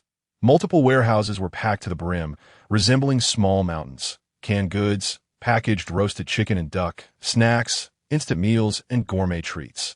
Enough to sustain him for 10 lifetimes. Zhang Yi uttered aside, he was by no means finicky about food. He took whatever was available. After collecting his meal, Zhang Yi proceeded to the exercise equipment area. His safe house required an array of fitness apparatuses. Regular physical training was essential for maintaining health, and in dire circumstances, it could even be life-saving. Despite the limited space of the safe house, he was unreserved in taking everything he could. After all, the expanse of the alternate dimension was limitless. Seizing what he could was simply prudent. Among the items were particularly useful tools, such as baseball bats and fencing swords, both of which served as excellent weapons.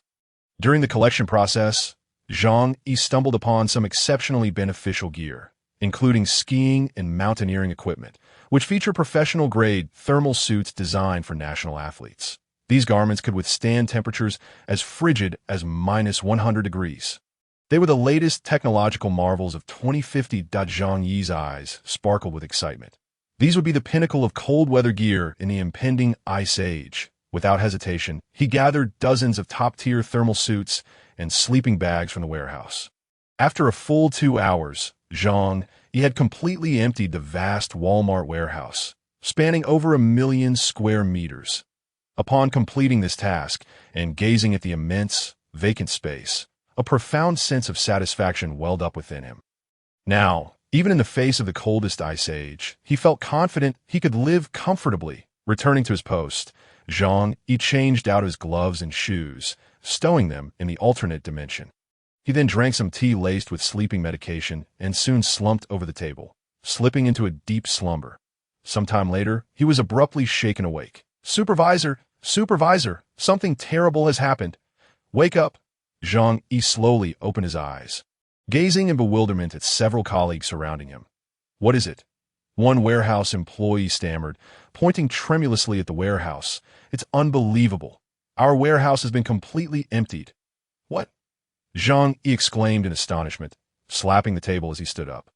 He feigned nonchalance as he walked to the warehouse, only to be met with the stark reality of an utterly empty space.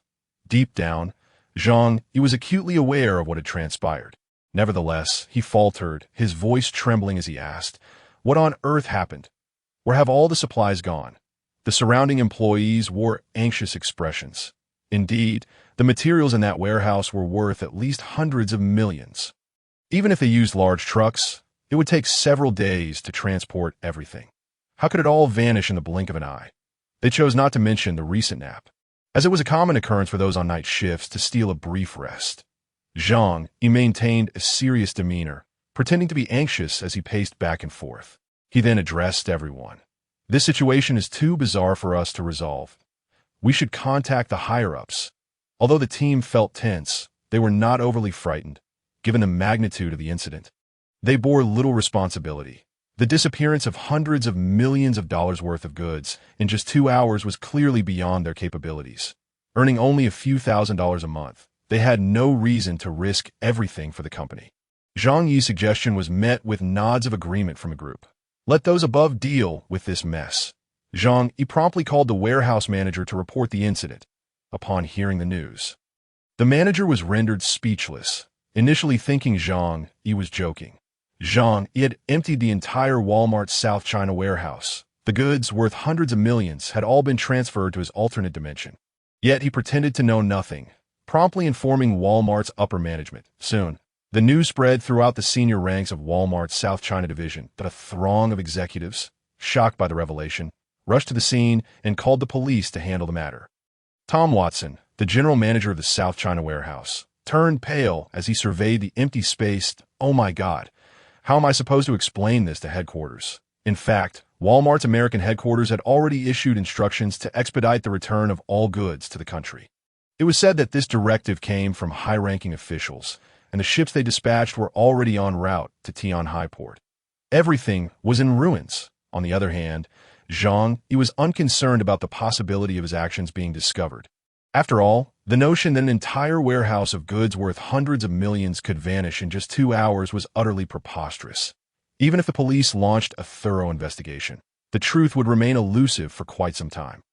Furthermore, since Walmart was a foreign enterprise, it lacked the influence of state-owned enterprises, implying that the investigation would not be particularly rigorous. Nevertheless, he feigned anxiety and fear to cooperate with the police inquiry. Following a night of questioning, Zhang Yi was eventually released. The police had their suspicions regarding the incident, particularly after reviewing the surveillance footage inside and outside the warehouse, although the internal cameras had been disabled. It was implausible that millions of cubic meters of goods could be stolen without leaving a trace. However, upon examining the external footage, no vehicles were seen passing by. This suggested that the hundreds of millions of dollars worth of goods had either vanished in a thin air or that Walmart was orchestrating a scheme of self-theft. Logically deducing the situation, the latter possibility seemed far more plausible. After all, unless a supernatural phenomenon had occurred, there was no rational explanation for how millions of cubic meters of goods could disappear in such a brief time frame. While Zhang Yi and his fellow employees did draw some suspicion, the illogical nature of the goods' disappearance overshadowed their involvement. Even if internal employees were implicated, they were not the primary issue, given that Walmart was a foreign entity with no connections to Chinese officialdom. And the case was of such magnitude, the police's response would naturally be sluggish. Fearing potential international ramifications, they engaged in a game of deflection regarding the investigation. IT would take not just 3 days, but potentially 3 months to uncover the truth. As for Zhang Yi, he was ordered to remain in Tianhai City for the time being and to cooperate fully with both the police and Walmart's internal investigation. He complied without hesitation and was allowed to return home. Upon arriving, he peered through the slats of the floor-to-ceiling window to glance outside. Today was December 10th, merely 2 days before the onset of the Ice Age. In the time that lay ahead, he merely needed to stay home, avoiding any unnecessary outings, allowing him to effortlessly embrace the forthcoming chapter of his life, contemplating the vast array of goods worth hundreds of millions stored within his alternate dimension. Zhang Yi felt a profound sense of security. He reclined in his bedroom, weariness overtaking him after a night filled with activity and interrogation. Zhang Yi slept soundly until the evening, waking to find the news broadcasting the theft at the Walmart South China warehouse. The sheer scale of the loss and its bizarre nature had led major news outlets across the country to cover the story. The enormity of the warehouse, emptied in mere hours, suggested an inside job.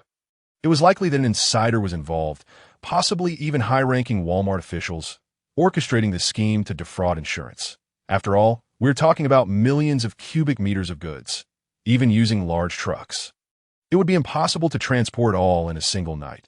Zhang Yi offered a faint smile, recognizing that the truth of this matter would remain elusive until the impending apocalypse. For the next 2 days, he chose to remain within the confines of his home, fully aware that time was a luxury this world could no longer afford to ensure his safety. He resolutely refrained from leaving his room. During this period, investigators from both the police and Walmart headquarters summoned him for questioning. Although they harbored suspicions regarding Zhang Yi's peculiar behavior that fateful night, the brevity of the investigation and the lack of tangible evidence precluded any possibility of detaining him. Meanwhile, acquaintances reached out to inquire about the inside scoop, but Zhang Yi deftly deflected their curiosities. Last, December 12th arrived. The gamma rays traversed Blue Star at precisely 2 o'clock in the morning. Their passage lasted but an instant, yet the repercussions for the planet were nothing short of catastrophic. Hours in advance, Zhang Yi had sealed his room completely, kindling the fireplace to stave off the impending chaos. Soon, as energy sources dwindled, modern conveniences like air conditioning and heating would falter entirely. The only means of warmth would revert to the most primitive methods. At 2 o'clock, he seated himself upon the sofa by the expansive floor-to-ceiling window. A bottle of beer in hand, his gaze fixed intently outside. Suddenly, a flash of white light erupted at the horizon, illuminating the earth as if it were dusk, despite the late hour. This brilliance, however, lasted no more than 2 fleeting seconds before descending into silence.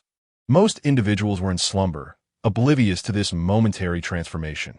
Yet Zhang Yi, fully aware of its implications, felt a chill race down his spine. He gulped down the beer, the crispness of Budweiser offering a semblance of calm. With a casual motion, he tossed a few choice logs into the fireplace. He then reached for the television remote, watching the broadcast while awaiting the world's metamorphosis. Mere minutes later, snowflakes began to cascade from the heavens. Initially no larger than a thumbnail, but soon transforming into a veritable blizzard within 2 short minutes. The winds outside began to howl, and in an instant, the serene snowfall morphed into a menacing storm. A blanket of snow enveloped the city, illustrating nature's unyielding power. When it chose to shift, it offered no warning. Zhang Yi's heart fluttered with unease.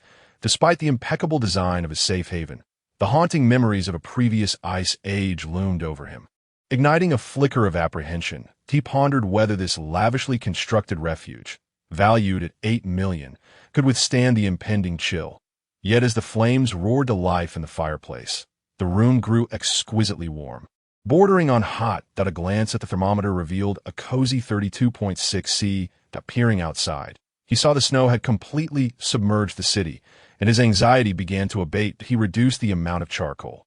Cognizant that excessive heat could also be discomforting, Zhang Yi did not rush to sleep. He wished to remain vigilant to the unfolding events. As for resting, there would be ample opportunity in the future. After all, work was no longer a concern. Within half an hour, a thick layer of snow had accumulated on the balcony. He checked his phone for news, discovering that reports of the sudden temperature drop had gone viral online. The internet was rife with lamentations. Users lamented that winter had arrived far too early, leaving them unprepared for the cold. This cursed weather plunging into the negatives. Tomorrow, the roads would surely be frozen over. How could anyone expect to go to work? Others expressed relief, reveling in the prospect of a snow day, especially those from the southern regions, who exuberantly shared photos of themselves amidst the snow, marveling at the unprecedented snowfall. Zhang Yi shook his head, knowing this was merely the beginning. The deluge of snow would persist for at least 3 months, and the temperatures would plummet further. Soon, their delight in the snow would wane. The onset of the Ice Age had begun. In the southern city of Tianhai, snow fell in thick blankets, igniting fervent discussions online. Some complained, while others celebrated. Yet none realized that this tempest and the ensuing drop in temperature were not fleeting phenomena, but harbingers of an expanding catastrophe, one that would unleash an unendurable disaster upon them all. Meanwhile, Zhang Yi reclined comfortably on his sofa, luxuriating in the safe house's balmy temperature of over 20 degrees, savoring the chilled Budweiser beer. Like a tea that moment. His phone rang, jolting him from his reverie. He glanced at the screen to see it was Fang Yuqing, affectionately known as White Lotus. Roused from his slumber, Zhang Yi's mood soured slightly. He answered the call with a hint of irritation. "Hello. Why are you calling so early?" Fang Yuqing paused, momentarily taken aback by his frosty tone.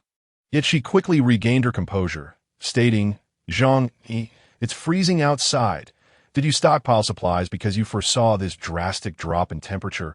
Her voice quivered, as if she were grappling with an unseen burden. Zhang Yi couldn't help but smirk at her words, bemused by her timely inquiry. "I merely overheard a friend mention it, but I certainly did not anticipate such a severe decline." He tossed off the covers, feeling the warmth of the room envelop him, causing a light sheen of perspiration to form. Slipping on his slippers, he wandered to the floor-to-ceiling window, where a familiar sight froze him in place. The snow had completely engulfed the city. The streets and roadside shrubs were nowhere to be seen. Only the outlines of buildings remained visible, with many ground floors nearly submerged. The snowfall continued unabated, with fluffy flakes cascading to the earth without any sign of cessation. On the other end of the line, Fang Yuqing continued, "No wonder you hoarded so many supplies. Zhang Yi, you really should have given me a heads up about this. Now I'm freezing." Zhang Yi furrowed his brows, unable to fathom how she could still have the audacity to come and complain to him. He abruptly ended the call, casting his phone aside. He then retreated to the bathroom to indulge in a comforting hot shower. Afterward, he retrieved a piece of top-tier A5 Wagyu from his supplies, intending to have steak paired with pasta for breakfast. As he dined, he turned on the television. The recent drop in temperature had yet to result in power outages, allowing the television to function normally. However, even in the event of a blackout, Zhang Yi had prepared an array of backup power sources, along with dozens of generators and a substantial supply of gasoline. In terms of energy, he was set for at least 3 centuries. Upon switching on the television, Zhang Yi tuned into the morning news channel. Although, as a reborn individual, he was already aware of the circumstances outside, observing the unfolding situation served as a form of entertainment. To his surprise, both anchors were clad in thick down jackets. It was well known that television stations were typically well equipped with central air conditioning and prioritized power supply. The necessity of winter attire indicated that the temperature had plummeted to a level that even the heating system could not adequately compensate for. The female anchor addressed the camera, striving to maintain a steady tone as she reported. "Last night, a wave of severe cold air swept across the globe, resulting in drastic fluctuations in temperature. A general decline ranging from 70 to 100 degrees Celsius has been recorded. The meteorological department is currently investigating the cause of this cold front. In the coming days, we urge everyone to take care to stay warm and avoid frostbite. If it is not absolutely necessary, please refrain from going outside. The authorities will manage this situation appropriately. We ask that you do not panic, do not spread rumors or believe them, and absolutely do not engage in hoarding supplies. The snow disaster will soon pass." Hearing the anchor's words, Zhang Yi scoffed.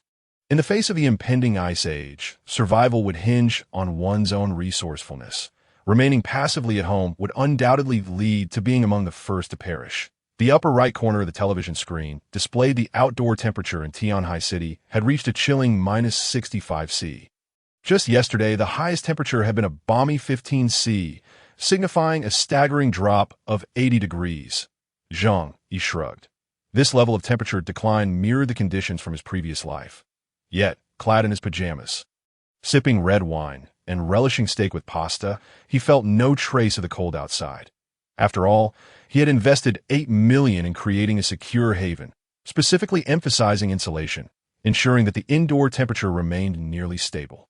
At that moment, Zhang Yi's phone chimed once more. Intrigued, he was eager to see what his neighbors, who had previously mocked him, were discussing. The first message he noticed was from Fang Yuqing. "Zhang Yi, why did you abruptly hang up on me? It's snowing heavily outside, and I can't go out. Didn't you stock up on plenty of food? Could you lend me some? I promise to return it once the snow disaster is over." Zhang Yi raised an eyebrow, a cold smirk gracing his lips. Fang Yuqing was clever enough to recognize that, given the magnitude of the snowfall, food prices would skyrocket. She was unwilling to venture out into the frigid -60 to -70 degree temperatures, so she sought sustenance from him. However, Zhang Yi was acutely aware that this glacial calamity would persist for quite some time. It would not simply vanish. Moreover, he had no intention of providing her with even a morsel.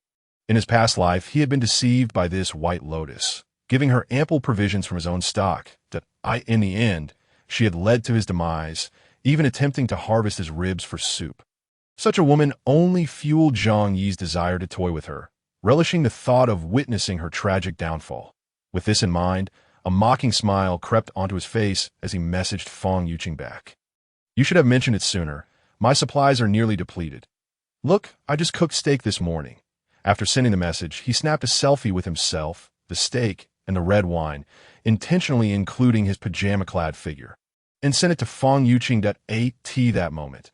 Fang Yuqing was curled up in her rental apartment, tightly wrapped in 2 blankets. Despite the air conditioning being set to 40°C, the indoor temperature barely reached freezing. She trembled uncontrollably, feeling as if cold air permeated through the blankets. Upon seeing Zhang Yi's photo, her eyes widened in disbelief. She couldn't comprehend how, in such frigid weather, he could be comfortably enjoying steak and sipping red wine while they both resided in the same building. It felt as if they were living in 2 entirely different worlds, especially when she caught sight of the delectable steak and that exquisite bottle of red wine. Her mouth watered uncontrollably. As a top-tier White Lotus and social climber, she had a keen understanding of luxury goods. From her knowledge, it was evident that Zhang Yi's steak was authentic premium Wagyu. The French red wine beside him was undoubtedly classified as Grand Cru, worth at least 20 to 30,000. While she was freezing to death, Zhang Yi was reveling in comfort, igniting an intense jealousy within her. She quickly messaged him back, "How wonderful! I would love to have steak and drink red wine too." She believed her hints were abundantly clear. Based on Zhang Yi's former character, he would surely offer to send her some steak and wine. However, upon reading her message, Zhang Yi couldn't help but chuckle. Did she still see him as the same submissive person from the past? He leisurely responded, "If you want some, just go buy it from the supermarket."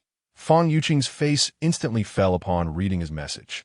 Wasn't that stating the obvious? With temperatures plummeting to -60 or -70 degrees outside, any exposed skin risked frostbite. How could he make such an unreasonable demand of her, a delicate young woman, grinding her teeth? She retorted, "Zhang Yi, you are truly not a man. You don't even seize this opportunity to show off." Humph. At that moment, Fang Yuqing still retained a semblance of pride, although she yearned for steak and fine wine. She regarded Zhang Yi merely as a fish in her pond. Furthermore, she believed this snow disaster would soon pass, so she continued to uphold her image as a proud goddess, refusing to outright ask Zhang Yi for food. Zhang Yi chose to ignore Fang Yuqing's messages and turned his attention to other chat groups, eager to witness the unfolding drama. Upon entering the neighborhood owners group, he found Aunt Lin from the community committee urging everyone to remain calm and stay indoors. "Everyone, do not panic. It is merely a sudden drop in temperature that will pass in a day or two. Please refrain from hoarding supplies and trust our authorities. Our committee will also assist in navigating this snow disaster. Please obey orders and follow instructions. Do not create trouble for the officials." Some residents voiced dissent. With this heavy snow, who knows when it will stop? It's a hassle to go outside, and we can't manage without stocking up on supplies. Another chimed in, perhaps we should venture out to buy some groceries. Prices will likely surge in the coming days. Aunt Lynn's tone sharpened. What are you all doing? Aren't you just causing more chaos? Hoarding supplies will only inflate prices, and we will all end up paying exorbitant rates for groceries. If I catch anyone stockpiling, don't blame me for reporting them for disturbing public order. Zhang Yi observed Aunt Lynn, who was acting like a leader, commanding the group with a smirk. Today marked the onset of the Ice Age, and due to the extreme cold outside, the supermarket stock had not yet been depleted. If someone dared venture out into the snow, despite the risk of frostbite, they would undoubtedly have the chance to gather supplies. However, Aunt Lynn's intimidation tactics had instilled a sense of complacency in many, dissuading them from purchasing groceries. The inevitable outcome was clear to that moment. Aunt Lynn suddenly directed her attention toward Zhang. She tagged him in the owner's group. Xiao Zhang, you had stocked up on quite a bit of food at home. Now that the snow disaster is severe, you must not serve as a negative example. In recent days, one must remain dutifully at home. Should I catch you once more venturing out to procure goods? Do not blame Aunt Lynn for being unyielding. Zhang Yi's expression darkened slightly. This old shrew had long held a grudge against him for refusing her demands last time. Now, seizing the opportunity, she did not hesitate to take a jab at him. However, it was unfortunate for her that, to Zhang Yi, the community committee members meant nothing. That he retorted with a cold smile. Aunt Lynn, none can predict how long this snow disaster will persist. What if it endures for an extended period? If everyone finds themselves without food, will you take responsibility for that? Zhang Yi's question echoed the sentiments of many. Discontent brewed against Aunt Lynn's words, yet most were hesitant to openly contradict her due to her position within the committee. With Zhang Yi leading the charge, others quickly rose to voice their concerns. Indeed, if you prevent us from stockpiling supplies, who will bear the brunt of hunger when the time comes? Can you truly shoulder such a burden? Seeing the crowd rally against her, Aunt Lynn felt a flicker of panic. Her resentment toward Zhang Yi intensified. How dare he openly defy her in the owner's group? Was this not a blatant affront to her authority?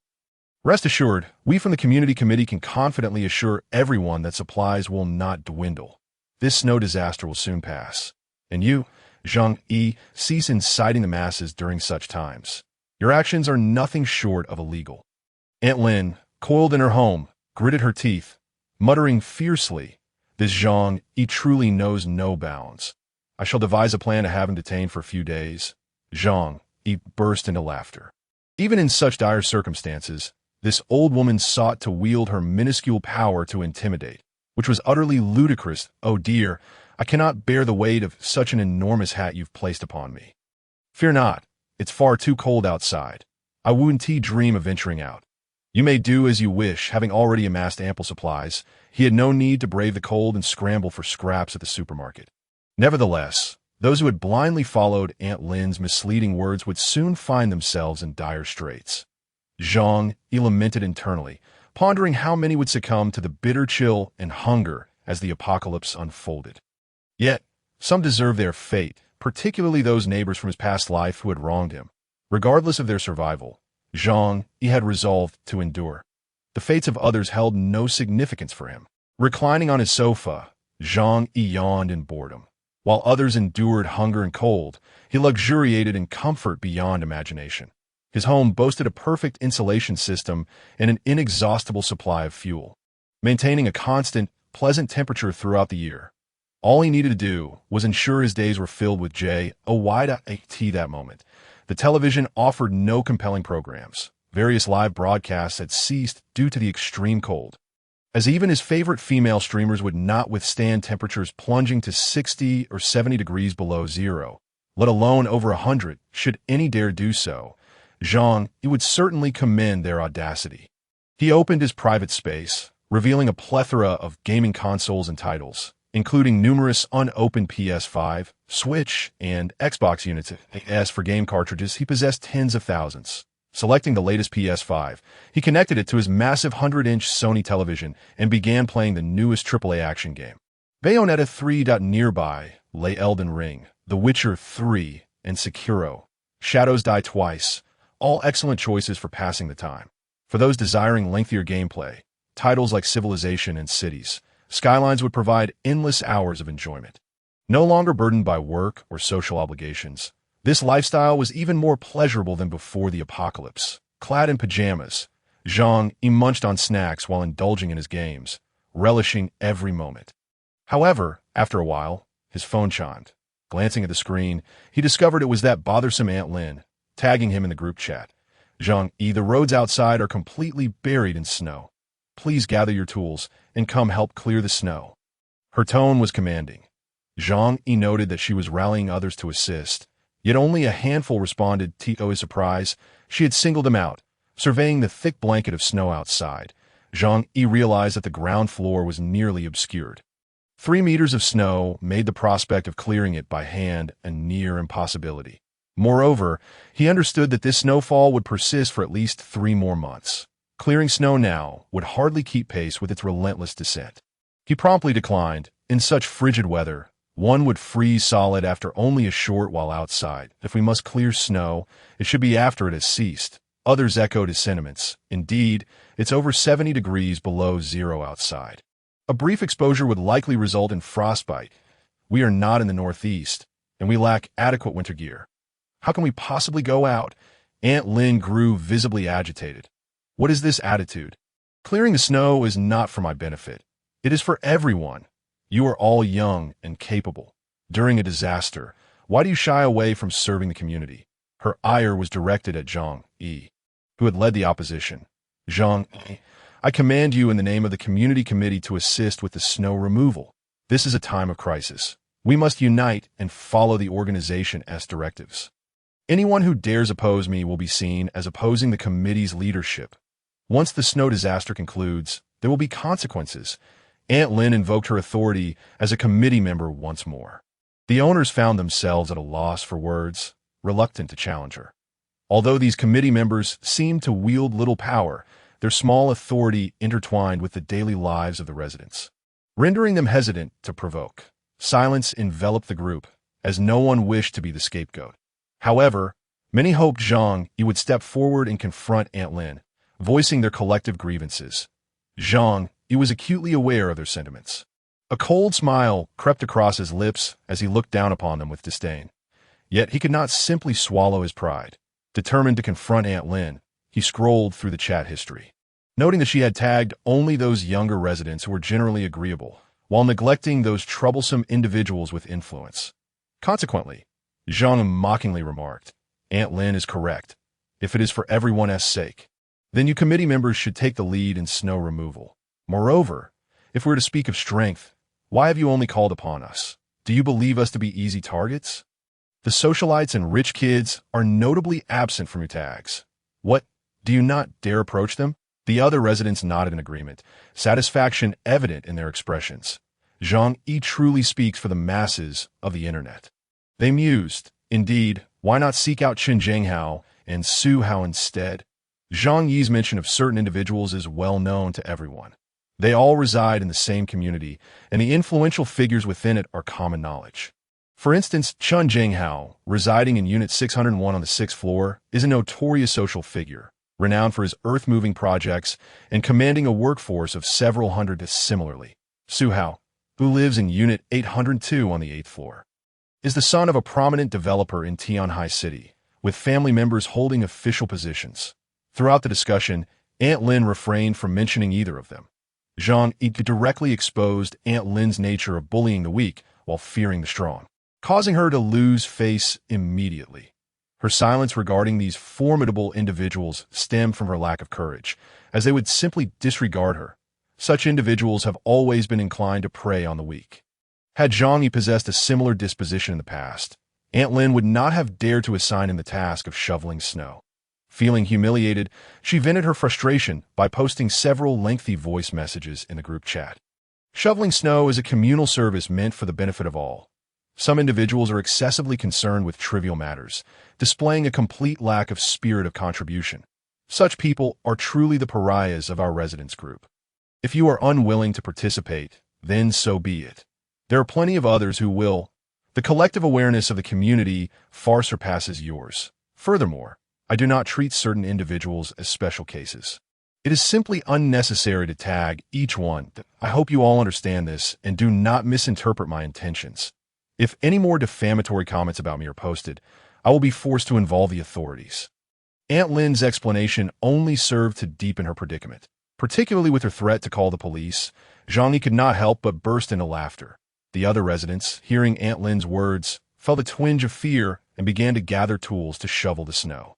However, Zhang Yi remained utterly unperturbed. Setting aside her unreasonable behavior, the police would not support her at all. Moreover, did she truly believe that various societal mechanisms function normally? Zhang Yi dismissed Aunt Lynn's words as mere nonsense.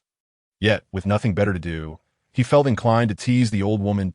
"Oh, Aunt Lynn is so inflated with self-importance. If you were so capable, why not summon Chen Jinghao and Su Hao to come down and shovel the snow?" He named them explicitly in the group chat, showing no regard for anyone's dignity.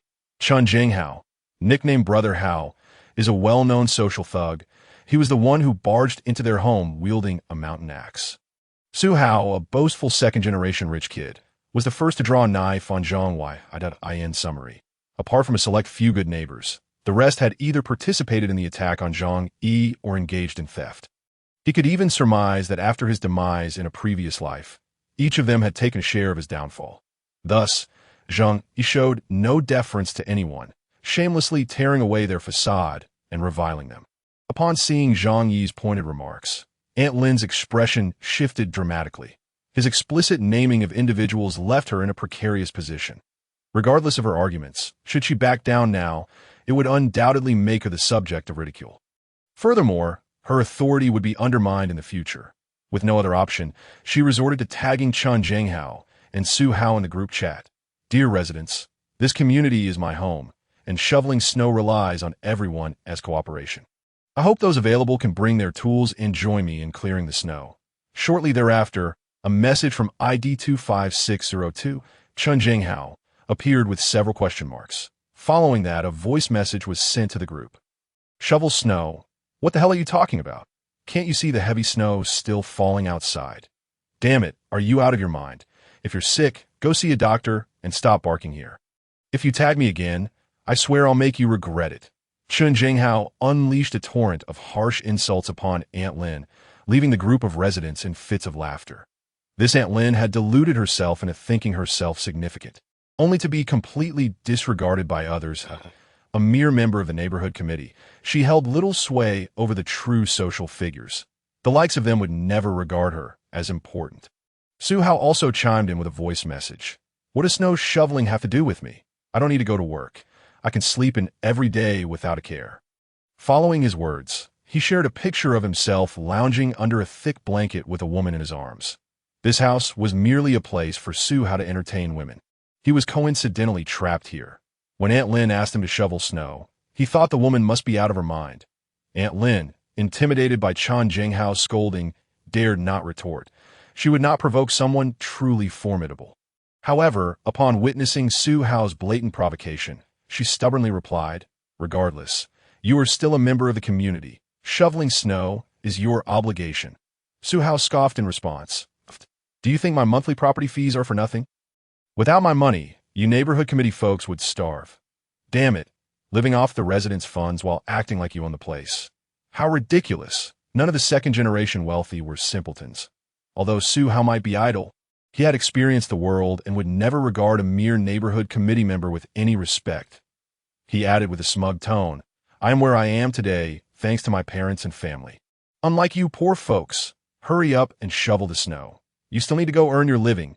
Once the snow is cleared, I can finally leave this wretched place." The residents listened to Su Hao's arrogant words, seething with indignation, yet feeling powerless to rebut. After all, he had simply been born into a better situation. While his words were harsh, they were not entirely untrue. The ruckus caused by Chen Jinghao and Su Hao left everyone disheartened. Aunt Lynn's words became meaningless, and no one paid her any heed. Furious, Aunt Lynn found herself enraged not at Chen Jinghao or Su Hao, but at Zhang Yi. She felt that her attempts to rally the residents had been thwarted by Zhang Yi, the troublemaker. Consequently, she privately messaged Zhang Yi, expressing her outrage. Zhang Yi, are you deliberately trying to make my life difficult? What exactly do you want? I suggested that everyone go out to shovel snow. Does that mean everyone must leave their homes? Now look where we are. No one wants to do it. Are we to remain cooped up inside indefinitely? Zhang Yi raised an eyebrow. Oh, look who has come seeking a confrontation. Stop playing the fool. You, who bullies the weak while fearing the strong, have the audacity to come here and whine.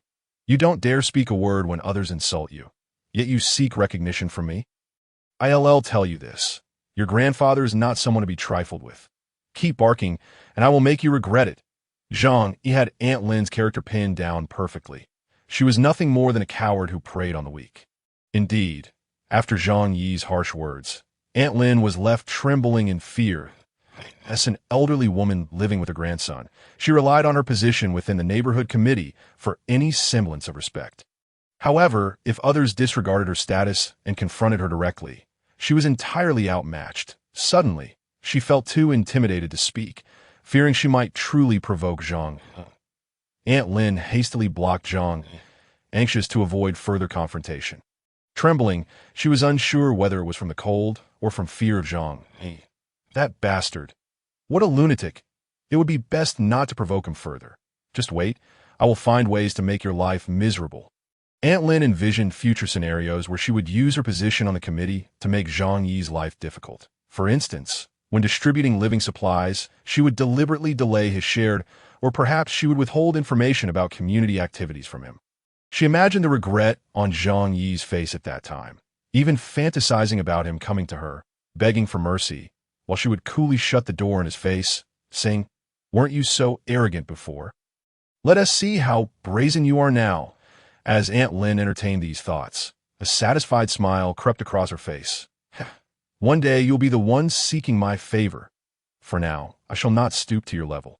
Aunt Lin found satisfaction through this method of spiritual victory reminiscent of a cue. She then proceeded to rally others in the group to venture out and clear the snow.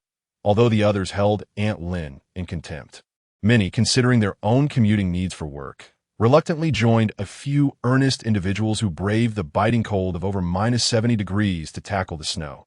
However, Zhang Yi had not anticipated that just as he had chased off Aunt Lin, another troublemaker would soon approach him. This time, he received a call on WeChat that a glance at the avatar revealed it was Chun Jinghao from the group. It seemed Zhang Yi's earlier comments about him had struck a nerve, prompting Chun to call in an attempt to intimidate him.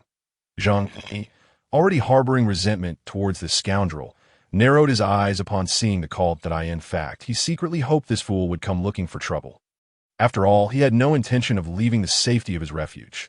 Yet should anyone dare to provoke him, he had ample means to ensure that person met a grim fate. As Zhang Yi answered the call, a torrent of vicious curses erupted from the other end. "Are you looking for death? Who told you to talk about me in the group? Dare to provoke me, Chun Jinghao, and it seems you no longer wish to live. I have 100 ways to make you unwelcome in this city. Do you believe me?" Chun Jinghao was notorious as a local bully in Tianhai City, commanding a following of hundreds that was said he'd been involved in several homicide cases, which made all the residents in his neighborhood steer clear of him, fearing his wrath establish his dominance. Chin's modus operandi was to make anyone who dared to offend him pay a hefty price. This was the so-called face of a social man. Thus, even though Zhang Yi had merely mentioned him in the homeowners group, Chin took it as a direct affront, and on the phone, he seethed, "You really want to die? You're quite the talker, aren't you? Come out and face me." Zhang Yi was not about to indulge him. He let out a cold laugh and retorted, "What are you? A worthless piece of trash. Stop pretending to be tough here, you useless scum. When I call you, you better respond." With those words, Zhang Yi felt an immense sense of relief, having long suppressed a torrent of anger towards the murderer who had once stormed into his home and caused his demise in a past life. On the other end, Chun Jinghao was taken aback by Zhang Yi's audacity to retort. Enraged, he unleashed an even more venomous barrage of insults. Zhang Yi shot back, "You're just a pathetic waste. All talk and no action. Who are you trying to scare? Hurry up and eat dirt." After hurling his insults, Zhang Yi hung up and blocked Chun's number. The image of Chin's furious expression brought him immense satisfaction. He moved to the television, activating the surveillance cameras. When the Dragon Security Company had constructed his safe house, they had installed cameras throughout the entire floor. Thus, he had total visibility over the whole building. Observing the sixth floor where Chen Jinghao resided, he soon saw the door burst open with force. Chen, clad in a down jacket and wielding a baseball bat, stormed out, but immediately recoiled from the frigid air. The temperature was below -70 degrees, and in his attempt to appear tough, he had only donned a down jacket over a thin autumn shirt, leaving the zipper undone to flaunt the tattoos on his chest. The biting cold quickly delivered a harsh lesson. Seeing no one around, Chen hastily rubbed his hands together and rushed for the elevator. Meanwhile, Zhang Yi sat leisurely on the sofa, retrieving a hand crossbow from beneath the coffee table. This crossbow was designed for hunting, capable of taking down a wild boar weighing up to 300 kilograms. A single shot would embed a 20-centimeter bolt deep within its flesh. He hummed a tune as he prepared the bolt. After much practice, he had become adept with the crossbow. Within a range of 15 meters, while not entirely infallible, he could easily hit a target the size of a watermelon as the elevator ascended. Zhang Yi took the prepared crossbow to the door. His massive security door featured a shooting aperture 2 meters high. Standing on a chair, he opened the door to the aperture, which could only be accessed from inside. He aimed the crossbow at the corridor outside. For added security, he had a handgun tucked in his pocket. Even if Chen Jinghao were an Iron Man, today would not be his lucky day. Moments later, the sound of the elevator announced Chen's arrival, cursing as he stepped out. Utilizing the homeowners group notes, he easily located Zhang Yi's residence. Upon reaching the door, he raised his baseball bat, shouting, "Zhang Yi, you son of a gun, come out. You were acting so tough just now. Now you have the guts to face me. I'll make you pay." Chen Jinghao's threats were accompanied by forceful blows against the door. However, that safety door was 20 centimeters thick, reinforced with bulletproof metal. It was more formidable than many armored vehicles. Naturally, Chen's baseball bat could not breach it, and the impact only resulted in pain for his hands. Unbeknownst to him, Zhang Yi had him in his sights with the crossbow. Observing Chen's ferocious demeanor, a sly smile crept across Zhang Yi's face. The bolt was aimed directly at Chen's head. But after a moment's contemplation, he altered his target. In this apocalyptic setting, aside from himself, everyone else in the building was destined to perish. Chen Jinghao was no exception. Killing him now would be rather anticlimactic. After all, in his previous life, he had been torn apart by these deranged neighbors. Zhang Yi's lips curled into a mischievous grin. He would not allow this scoundrel to die so easily. Adjusting his aim, he released the bolt. A faint whoosh pierced the air as the sharp projectile struck Chen's leg, penetrating it entirely. The bolt designed to fell wild boars had completely impaled his calf. Chen let out a harrowing scream before collapsing to the ground, clutching his leg in agony. In such frigid temperatures, the penetrating wound would surely render his leg useless. Moreover, the absence of medical aid would inevitably lead to infection. In the moments to come, he would suffer a wretched demise amid pain and cold. In excruciating agony, Chen finally grasped that he had encountered a truly formidable foe. Individuals like him, who thrived on fearlessness and reckless abandon, relied on the notion that law-abiding citizens would not dare to retaliate. However, facing someone willing to wield a crossbow instilled fear even in the hearts of such ruffians. Terrified, Chen stumbled back, not even noticing for where the arrow had come. Yet, he was no ordinary thug. He somehow managed to drag himself back to the elevator despite his grievous injury. Zhang Yi, however, chose not to pursue further action. The reason was simple. He wanted Chen Jinghao to linger a bit longer. After all, he was not a monster. Once back in the elevator, Chen was drenched in cold sweat, the extreme temperatures causing it to freeze almost instantly. Yet at that moment, his heart felt colder than the air around him. The unrelenting attack he had just endured made him acutely aware of the raw intent to kill directed at him. In this society, anyone daring enough to use a crossbow was certainly not to be trifled with. Chen glanced at his mangled leg, horrified to see the entire calf had been completely pierced by the bolt. Blood soaked half of his pant leg, quickly freezing in the bitter cold, in such extreme temperatures. His pain receptors were dulled, but this did not bring him any solace. Rather, it filled him with dread. He understood that without medical treatment, his leg would become irreparably damaged within mere minutes. Chen Jinghao, finally felt a pang of fear.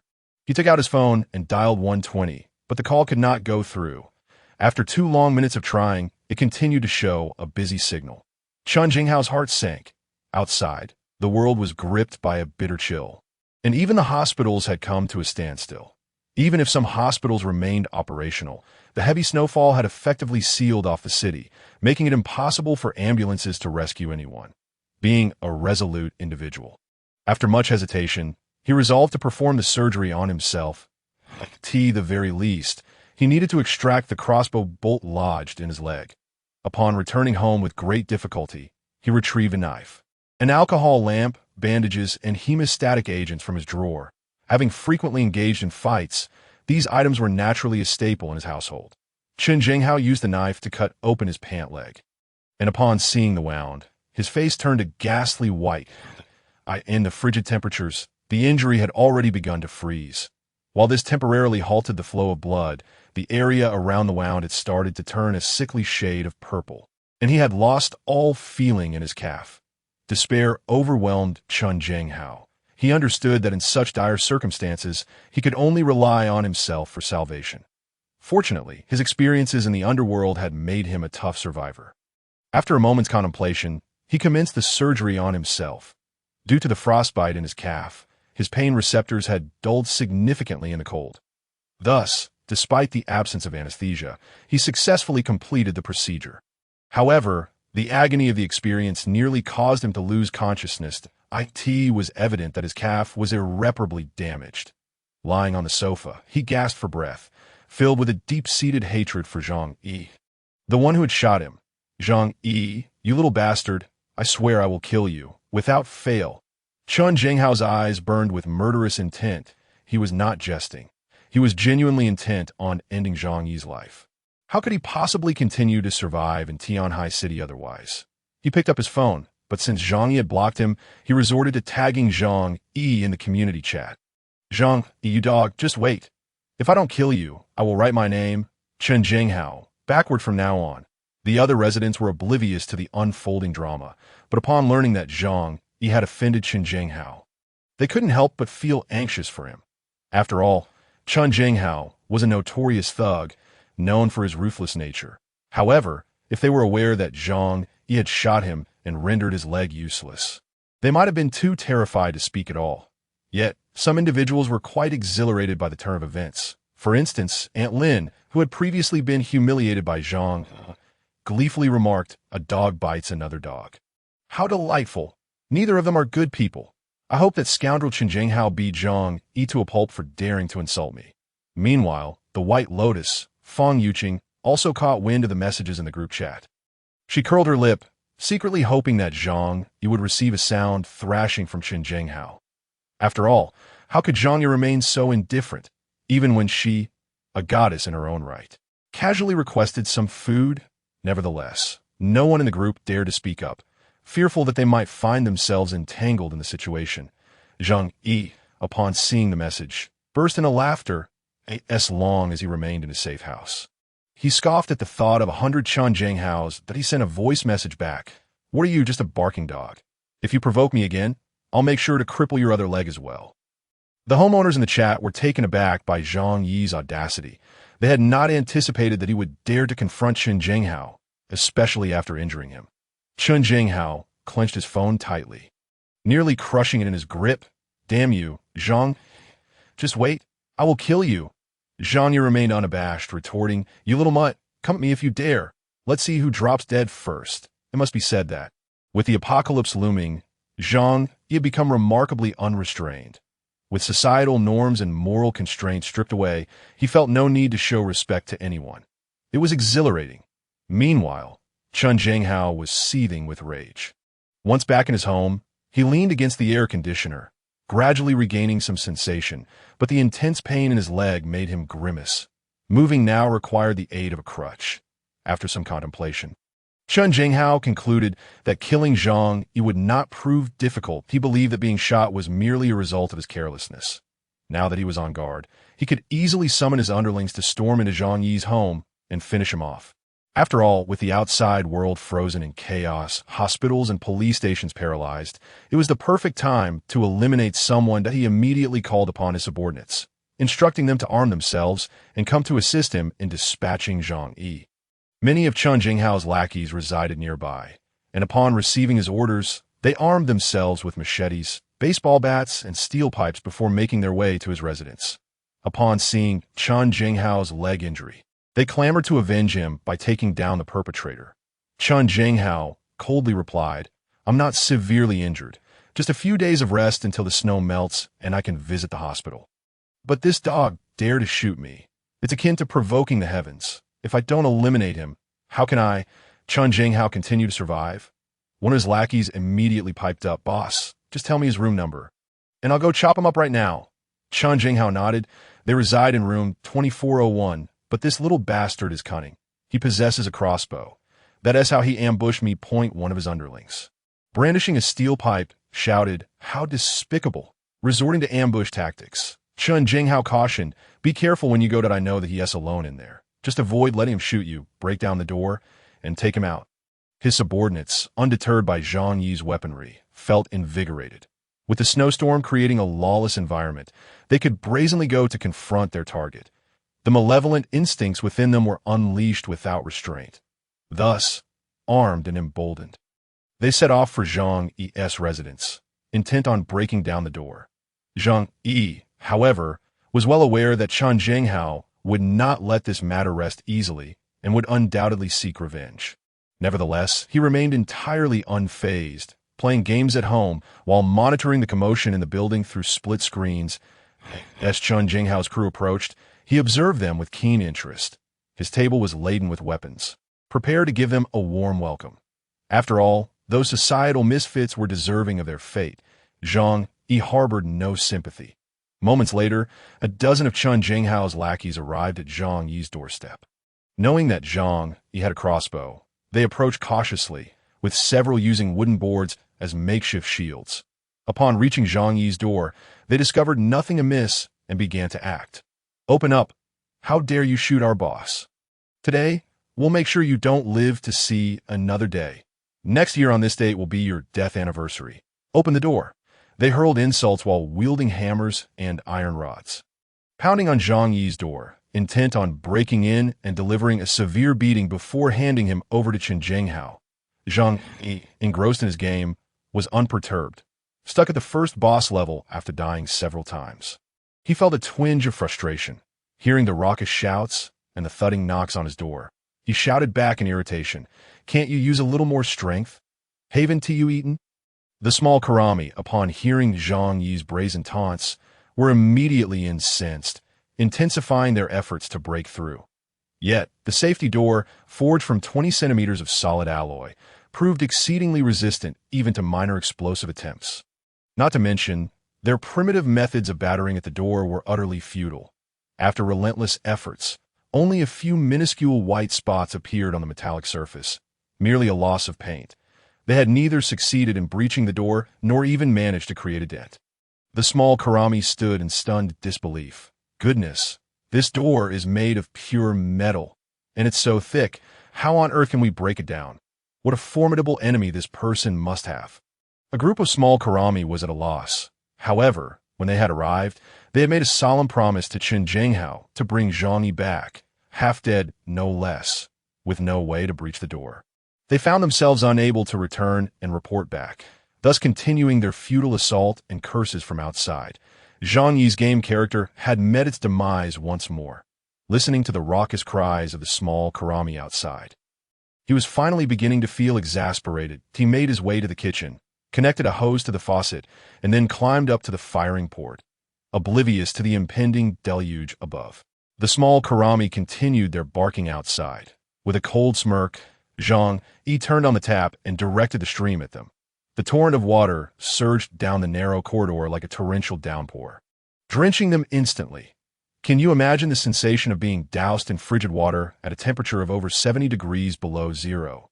Zhang Yi wielded the hose, spraying the small Karami outside relentlessly. The temperature difference between indoors and outdoors was a staggering 100 degrees. As the water gushed out, it emitted steam, but upon contact with their bodies, it froze rapidly in the biting cold, clad in down jackets and sweaters. They found themselves soaked as though plunged into an ice cellar. Good heavens, it's freezing. I'm going to freeze to death. Ah, stop, stop. At that moment, they would have preferred a sound beating over enduring such torturous cold. Each one of them, lips turning purple, some even succumbing to hypothermia on the spot. Driven by instinct, they hastily fled from Zhang Yi's doorstep. Yet in a mere 10 seconds, they had become completely soaked. They barely had time to escape in the elevator, their clothes already stiffened by the cold. Watching them retreat, Zhang Yi finally turned off the tap. He had initially planned to teach these ruffians a lesson with a crossbow, but the loading speed was too slow, and there was a risk of retaliation through the shooting port. The deluge had proven far more effective. After being thoroughly drenched and chilled to the bone, the small Karami rushed back to Chun Zhenghao's residence. Upon their disheveled return, Chun Zhenghao was filled with fury. "Where is that little brat? Did you bring him back?" Meanwhile, his subordinates scrambled for blankets and sheets to warm themselves. Their clothes were completely soaked, leaving them as cold as ice that a dozen or so men fought over clothing and bedding in the room. However, with so many people, there were not enough items to go around, forcing several subordinates to huddle together for warmth. The scene was undeniably peculiar. This infuriated Chun Zhenghao further as he slammed his hand on the table, shouting, "Who will explain to me what on earth happened?" A few of his subordinates, having regained some warmth, shivered as they recounted the events. "That Zhang Yi is despicably cunning. He sprayed us with a hose that we couldn't withstand it. We have no idea how thick that door is, after hammering away for ages. We barely managed to chip off some paint." After hearing this, Chun Zhenghao's brow furrowed deeply. When he had attempted to break down the door himself, he had indeed sensed its remarkable sturdiness. It seemed that a forceful breach would be quite a challenge. Nevertheless, a cold smirk soon spread across his face. And no matter how fortified their home may be, there will always be a flaw to exploit, and I refuse to believe he can remain holed up inside forever. You few, keep watch nearby. The moment he steps out, seize him and finish him off, Chun Zhenghao declared with malice. His subordinates, hardened by desperation, shivered yet managed to sneer in response. Though they were thoroughly frozen, they still felt compelled to project an image of ferocity. Yet, they could never have anticipated that Zhang Yi had no intention of leaving his home. Outside was hell, while his room was a sanctuary. Why would anyone choose to descend from paradise into the depths of despair? After dispatching Chun Zhenghao and his crew, Zhang Yi returned to his game with a sense of relief.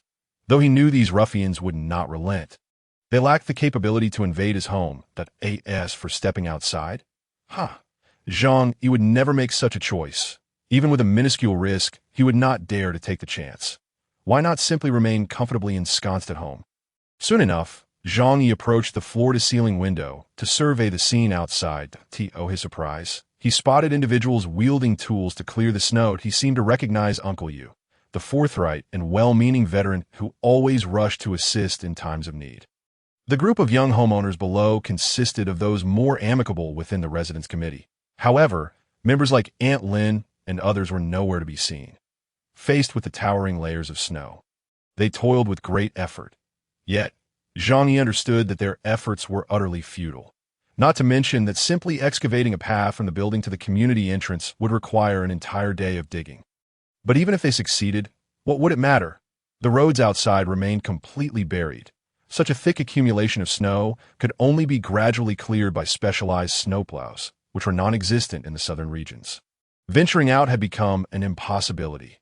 Moreover, in temperatures exceeding 70 degrees below zero, it was unlikely they could endure for long. With inadequate cold weather gear, their bodies could not adapt to such frigid conditions. After just half an hour outdoors, the risk of frostbite loomed. Zhang Yi shook his head. These earnest individuals were indeed quite pitiable. However, he had no desire to critique their choices. After all, at this moment, none of it concerned him. He simply wished to survive.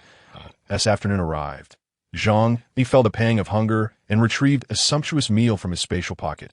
His fare was rather simple: a plate of Australian lobster, a Wellington steak, accompanied by 2 Huangshan sesame cakes and a bottle of cola. Such culinary delights were plentiful within his space. Now that he spent his days cooped up at home, Zhang Yi's routine had become remarkably leisurely. In essence, he slept when tired and ate when hungry, without distinguishing between day and night. Outside, the heavy snow continued to fall unceasingly. Zhang Yi took a moment to glance down at the community building. The snow-clearing individuals had returned home. The small area they had cleared with such effort was soon blanketed once more by the relentless snowfall. Perhaps they had realized that their strength alone could not contend with nature. Clad in thermal wear, Zhang Yi lounged on the sofa. The indoor temperature a comfortable 27°C. He switched on the television, tuning into the remaining broadcasts. Many national channels had ceased transmission, leaving only a few provincial units and CCTV still airing content. Among them were official announcements and encouraging slogans. At this moment, our gaze turned to Shengjing. The authorities were strategizing and commanding us to launch a final offensive against the snow disaster. Reports indicated that the United States had suffered immensely due to ineffective snow disaster prevention, resulting in 200 million people affected and millions dead. In contrast, our nation's snow disaster was deemed manageable. With everything progressing favorably, we hope everyone remains calm and reassured, trusting in the strength of the authorities. Zhang Yi shook his head. The magnitude and terror of this snow disaster are beyond human imagination. Although the authorities are making efforts to address the situation, the power of humanity seems woefully insignificant in the face of nature. Among the group of homeowners, one can still hear Aunt Lin incessantly chattering away. Have you all seen the news? Our country possesses the strength to fully tackle this snow disaster. No need to panic. All problems will soon be resolved. By the way, if anyone is in need of supplies, please do what you can to assist. After all, this snow disaster will pass swiftly, and there is no need to hoard resources. However, the responses to her were few and far between. Clearly, after 2 days, the snow disaster showed no signs of abating, causing many to feel increasingly anxious. Fang Yuqing sent another message to Zhang Yi. Zhang Yi, are you all right? Zhang Yi raised an eyebrow. Fang Yuqing likely thought she had been dealt with by Chen Zhenghao. However, he did not believe her concern was genuine. That I'm perfectly fine at all. That's good to hear. Yet, there was a hint of disappointment in Fang Yuqing's tone. Soon, she continued, our food has run out. I remember you bought quite a bit. Could you spare me some? After all, I might treat you to a meal later. Zhang Yi smirked coldly. Indeed, this woman had ulterior motive for seeking him out. He recalled that during their last trip to the supermarket, Fang Yuqing and Lin Kainan had also purchased some items. Although not as much as he had, it was hardly plausible that they could run out in just 2 days. Oh, that was ages ago. I didn't keep any of that at home. In fact, I don't have much left. Fang Yuqing remained undeterred. Surely you can spare me a few packets of instant noodles? You manage the warehouse, don't you? How can your household go without? Zhang Yi was quite blunt. I truly have no instant noodles left. Look, this is all I can eat. He took a photo of the Australian lobster and steak on his table and sent it to Fang Yuqing. Upon seeing the photo, Fang Yuqing's brows furrowed in anger. Damn, Zhang, what do you mean by this? Are you deliberately trying to provoke me? Nearby, her friend Lin Kainan poked her head out from under the covers. Due to the cold, the two had huddled together in one bed. The moment she saw the delicious food in the photo, her eyes sparkled with envy. These young women rarely cooked. They usually ordered takeout or relied on men to treat them. With the city locked down by the heavy snow, they had been left starving, forced to subsist on instant noodles and canned goods. Seeing Zhang Yi feasting on lobster and steak made both women feel a mix of anger and jealousy. They were angry that Zhang Yi was indulging alone without considering bringing them any. Lin Kainan immediately remarked, wow, Zhang Yi is too much. He has such delicious food at home and doesn't even think of you. What a hypocrite! Fang Yuqing was equally displeased. This was not the first time Zhang Yi had sent her a photo. She understood he was intentionally trying to irritate her. However, she believed Zhang Yi still harbored feelings for her, albeit employing this method to elicit her compliance. Foolish, just a little food, and he thinks it will make me his girlfriend. Zhang Yi, you are truly naive. Fang Yuqing scoffed internally. A proud woman. She felt it essential to maintain her lofty image. Yet, gazing at the photo Zhang Yi had sent, her desire was unmistakably evident. Lin Kainan, understanding her friend well, suggested, Yuqing, why not tell Zhang Yi that you'd be willing to have dinner with him. But he must provide the food.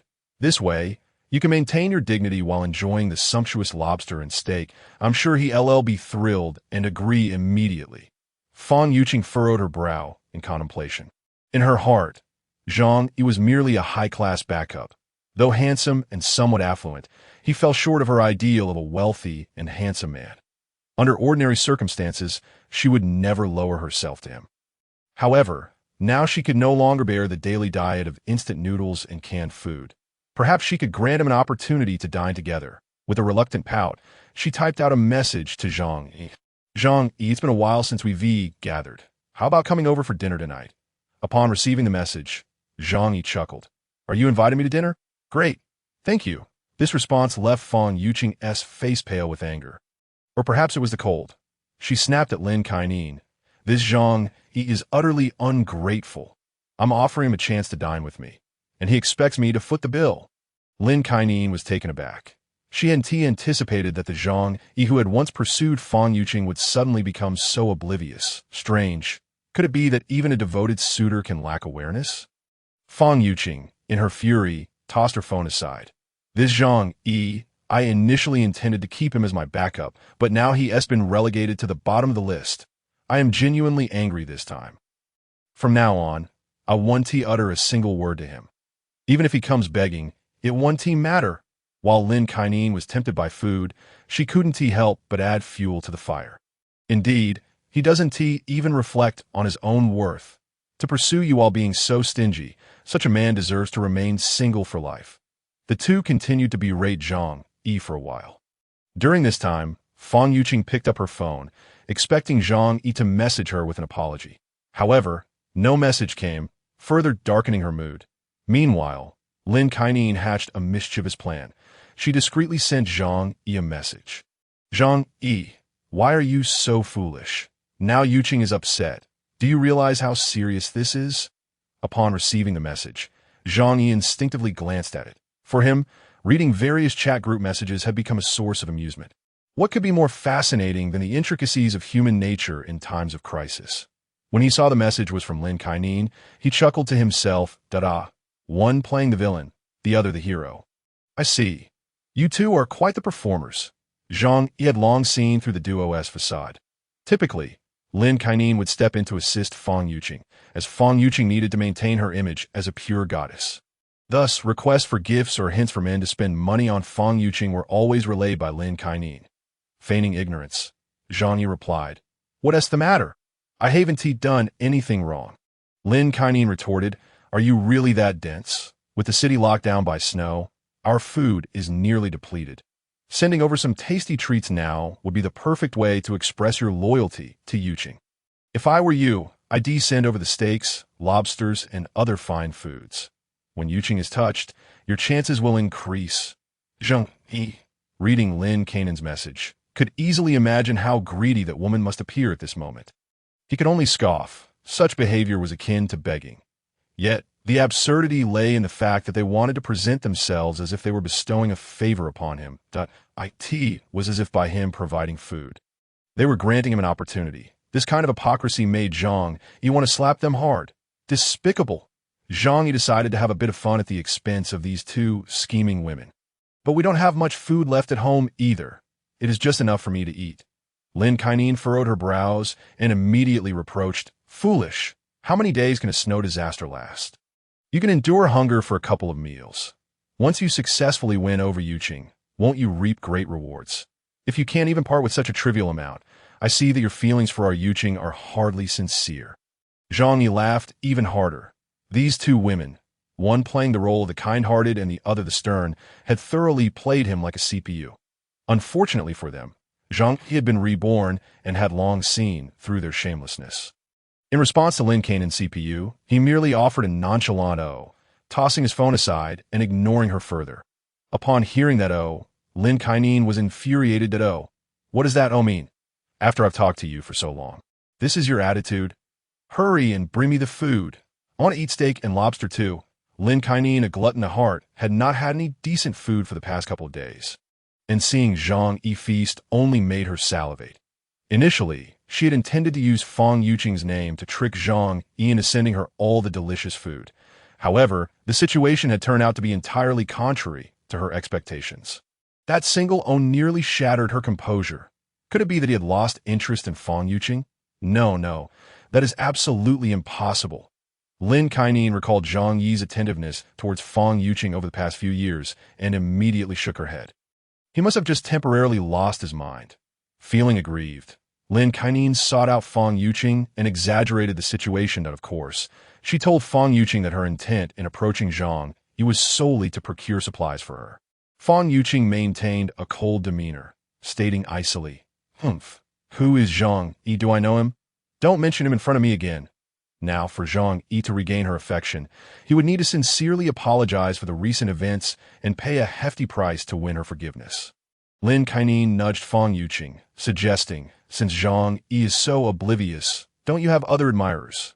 In her neighborhood, there were quite a few colleagues working at the warehouse. Among them was another suitor of Fong Yuqing, the one who fawned over her the most, Zhou Peng. Fong Yuqing naturally knew who Lin Kainan referred to. She scoffed, dismissing him with a curl of her lip. Zhou Peng was not even worthy of being considered her backup. Although they had previously worked together at Walmart, Zhou Peng did not even own a house in Tianhai City and was still renting. Fong Yuqing merely utilized him for small gains and felt no genuine affection for him. Lin Kainan urged, "It's freezing outside, and the snow is falling heavily. We can't go out to buy anything.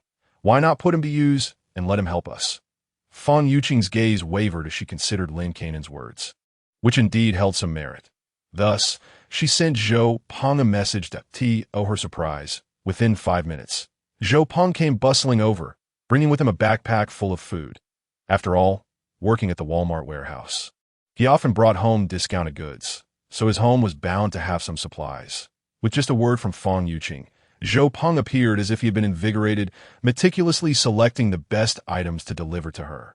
Moreover, he pounded his chest, assuring her, "Yuqing, whatever you need me to do, just say the word. You know I'd do anything for you." Fong Yuqing rarely smiled at Zhou Peng, saying, "Thank you, Zhou Peng. You're truly wonderful."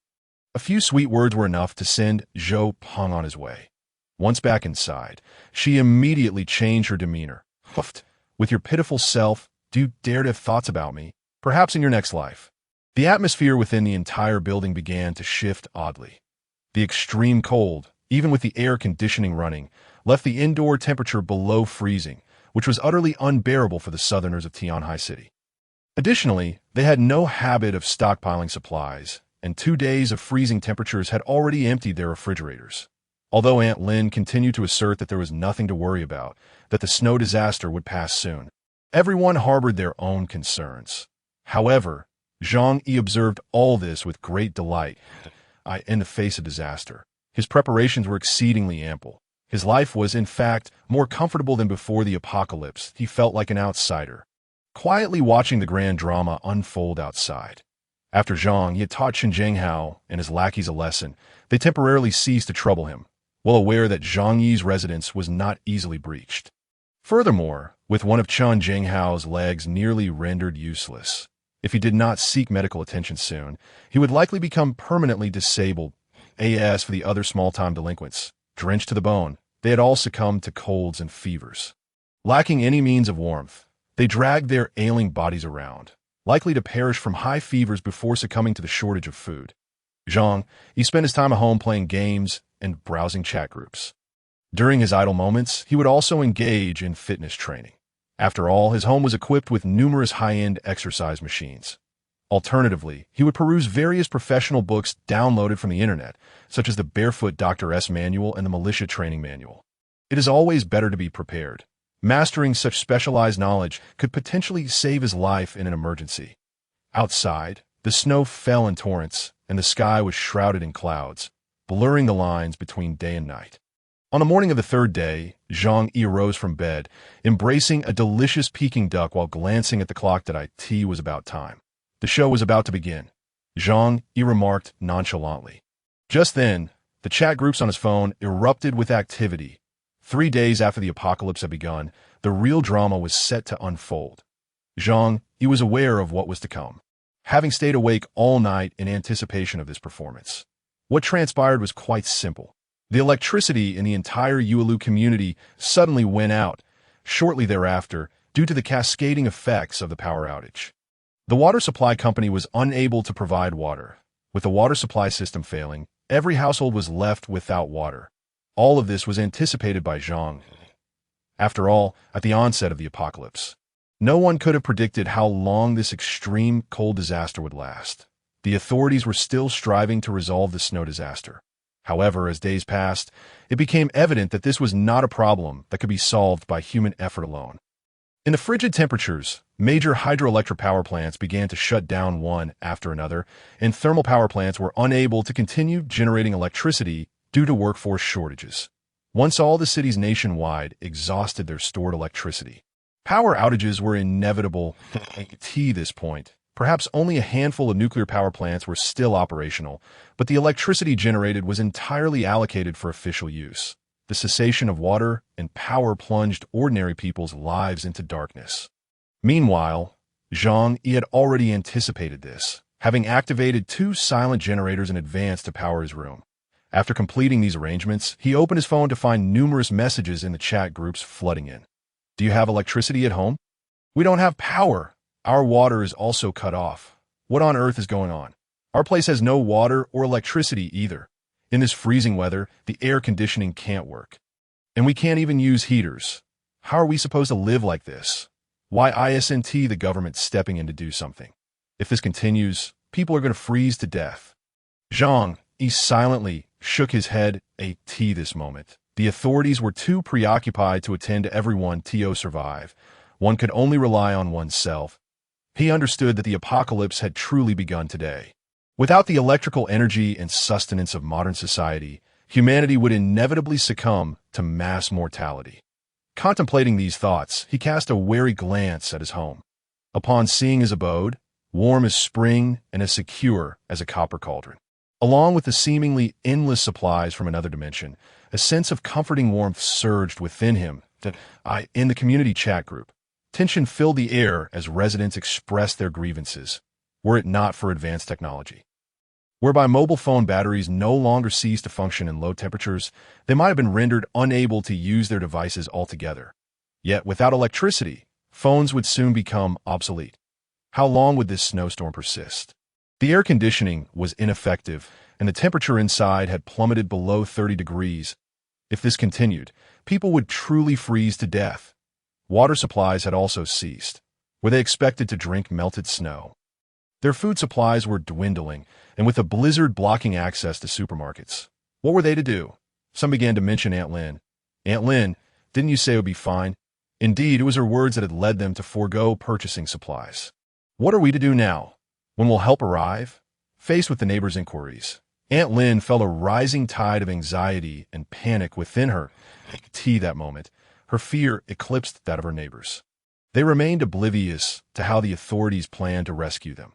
However, Aunt Lin had already received some forewarning through the neighborhood committee that a blizzard of unprecedented scale was blanketing the world, said to be a once-in-a-lifetime catastrophe. Perhaps they were on the brink of yet another mass extinction event. The end of days. Although the authorities were striving to maintain order, it was impossible to cater to a population exceeding 1 billion. Several major cities had already succumbed. To survive, they could solely depend on their own resources. That it was imperative to stockpile supplies, especially food and heating fuel. She had begun to gather provisions from door to door. Under the guise of a neighborhood committee, isn't this harmful? Someone questioned. Harmful? If I don't do this, my family will freeze or starve within 3 days. I can't afford to be concerned about that now. This snowstorm could claim countless lives. I must prioritize the safety of my family. Yes, while we still have some influence, we should gather more supplies quickly. Surviving is paramount. Aunt Lin fixated on the messages within the neighborhood committee group, her body trembling violently. Despite the indoor temperature having dropped below 30 degrees, beads of cold sweat trickled down her forehead. She lay beneath 3 heavy blankets, nearly suffocating, yet dared not remove them, for the room resembled an ice cellar. At that moment, her grandson, Xiao Hu, asked from the warmth of the bed, "Grandma, why is it so cold outside? When will Dad and Mom come back?" Aunt Lin's heart sank as she gazed at her little grandson. She had just spoken with her son and daughter-in-law, who were also trapped in their rented accommodation, and their situation was scarcely bettered. "I must protect us," she resolved. "We must survive." She bit her lip hard, a fierce determination flashing in her eyes. "Xiao Hu, everything will be all right. Soon, Dad and Mom will return." After soothing him, she picked up her phone and addressed the residents in the group. "Dear residents, this calamity is merely temporary. The extreme cold outside has led to outages, which is not unusual. Rest assured, repair crews are already at work. The authorities have issued a notice that during this critical time, the neighborhood committee will oversee the management of the community. I hope everyone will cooperate. Should anyone refuse to comply, leading to severe consequences, we will have to involve the police for arrest and interrogation." Aunt Lynn's words resonated heavily, inciting strong discontent among the residents. They had not anticipated that, during such dire times, the committee would not only fail to explain their shortcomings but would instead resort to intimidation. Nevertheless, fear hung in the air, silencing any dissent. Zhang Yi, casually holding his phone, observed Aunt Lynn's messages with a raised eyebrow and a derisive chuckle. He was well aware that Aunt Lynn was lying. In his previous life, she had used such despicable means to swindle supplies from others. However, he had no intention of exposing her deceit. After all, the fates of the other residents were of no concern to him. Zhang Yi turned on the television and resumed playing his game. Water and electricity outages? It mattered little. His warehouse was stocked with an abundance of spare batteries, generators, and fuel, along with solid alcohol.as for water. He had hoarded 500 tons of tap water, not to mention several tons of bottled water and beverages. Moreover, when necessary, he could always resort to melting snow for water. In essence, he lacked neither fresh water nor energy as he played games and indulged in imported snacks. His life was rich and fulfilling. While the city of Tianhai, and indeed over 99% of the world, was plunged into darkness and deprivation, the issue of water was somewhat manageable. Those who could not endure the situation resorted to digging snow for water. However, the power outage was far more intolerable. Modern individuals were incredibly fragile. Enduring sub-zero temperatures could very well cost them their lives. Yet the authorities could hardly be blamed, as the majority of power stations were operational. But workers were unable to commute to work. Zhang Yi recalled that there would still be a limited supply of electricity each day. The authorities did not wish for the populace to perish entirely. However, the electricity derived from those 21st-century nuclear and renewable energy plants was severely limited, sufficient only to charge phones or boil water. High-powered appliances like air conditioners and heaters were out of the question. Meanwhile, the residents lamented in the community group, fear compelling them to band together, hoping for a glimmer of hope. Chun Zhenghao, who had previously suffered a broken leg at Zhang Yi's hands, now dragged his injured limb at home. Nearly freezing to death, already in a weakened state, enduring such frigid temperatures was doubly punishing.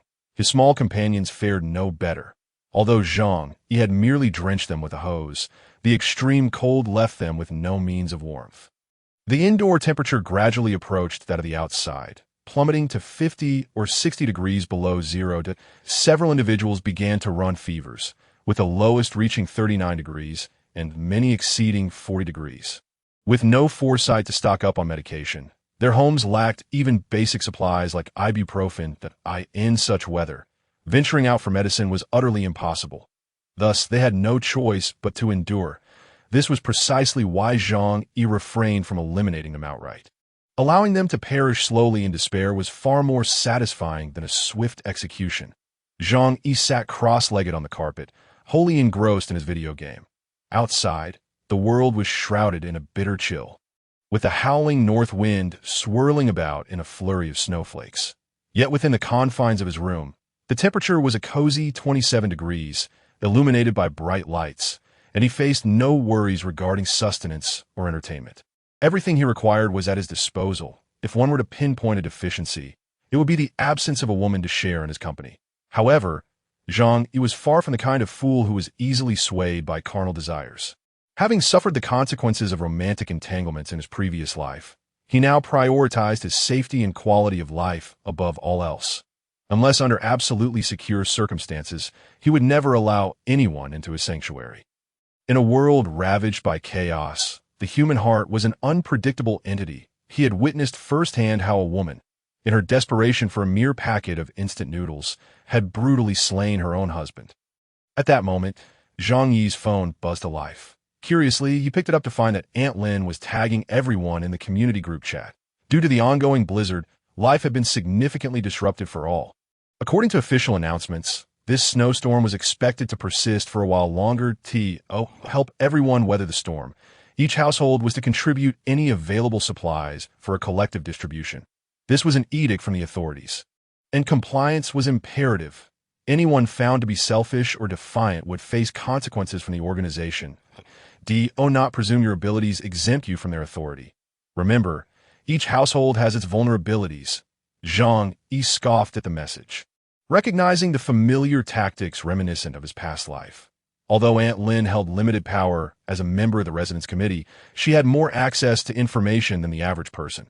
She must have been aware of the impending apocalypse long before now, realizing that the authorities in Tianhai City had effectively come to a standstill. Thus, she attempted to manipulate and intimidate everyone into relinquishing their supplies. However, her methods were rather rudimentary. After all, she was merely an elderly woman with a high school education. A discerning individual would easily detect the flaws in her statements. Even if the authorities sought to implement a unified control, such orders would never be issued. Nevertheless, with over 50 households residing in their building, there would inevitably be some who, out of fear, would heed Aunt Lin's words. Zhang Yi had no intention of intervening. He merely wished to observe the unfolding drama. As anticipated, Aunt Lin's assertive demand for the collection of supplies led to some residents feeling cornered. Wang Min, who lived on the 15th floor and was a colleague of Zhang Yi, was a frugal homemaker who frequently brought items home from the warehouse. This was common knowledge among the neighbors. With Aunt Lin's insistence on gathering supplies, Wang Min's household could not escape scrutiny. Right now, with the snow blocking our doors, we can hardly step outside, let alone gather supplies. Wang Min protested. It's absurd to demand we hand over our meager provisions. Another resident, Sun Jichao, chimed in. Everyone is struggling. It's unreasonable to confiscate what little we have. Aunt Lin gritted her teeth, pressing the voice message button with fervor. I've stated before, these are extraordinary times, and extraordinary measures must be taken. The snowstorm will soon pass. There's no need to worry. We merely need to redistribute supplies. Many households are without food. Are you truly so selfish that you cannot spare a thought for your neighbors? Some residents, finding themselves lacking in supplies, instinctively rallied behind Aunt Lin's cause. Indeed, we are neighbors. Isn't it only right to help one another in times of need? It's merely food and drink. We can afford to buy more when the situation normalizes. This is a decision from the organization that if you refuse to comply, the consequences are dire, came the warning in the WeChat group, where two factions began to argue. Zhang Yi remained silent, while Fang Yuqing and Lin Kaining, the White Lotus types, also refrained from speaking. They had sufficient supplies at home, but given their nature, they would never relinquish them. Zhang Yi's desire to watch the spectacle was soon interrupted. Although he did not speak, Aunt Lin took the initiative to message him privately. Xiao Zhang, you work at the warehouse. I imagine you have plenty of food and drink at home, right? I remember you bought 3 truckloads of supplies last time. Now that everyone is facing difficulties, it's time for you to step up. Rest assured, once the snowstorm passes, we will return what you give. Everyone will appreciate your generosity. Aunt Lin initially stirred panic among the timid through the group chat, then proceeded to single out individuals. If she could deceive even one family, she would acquire enough supplies to sustain herself and her grandson for several more days. And Zhang Yi, the warehouse supervisor at Walmart, had caught her eye. Zhang Yi chuckled softly. In his previous life, he had miscalculated the severity of the snowstorm, thinking to win favor with his neighbors by sharing some of his stockpiled supplies. But what was the outcome?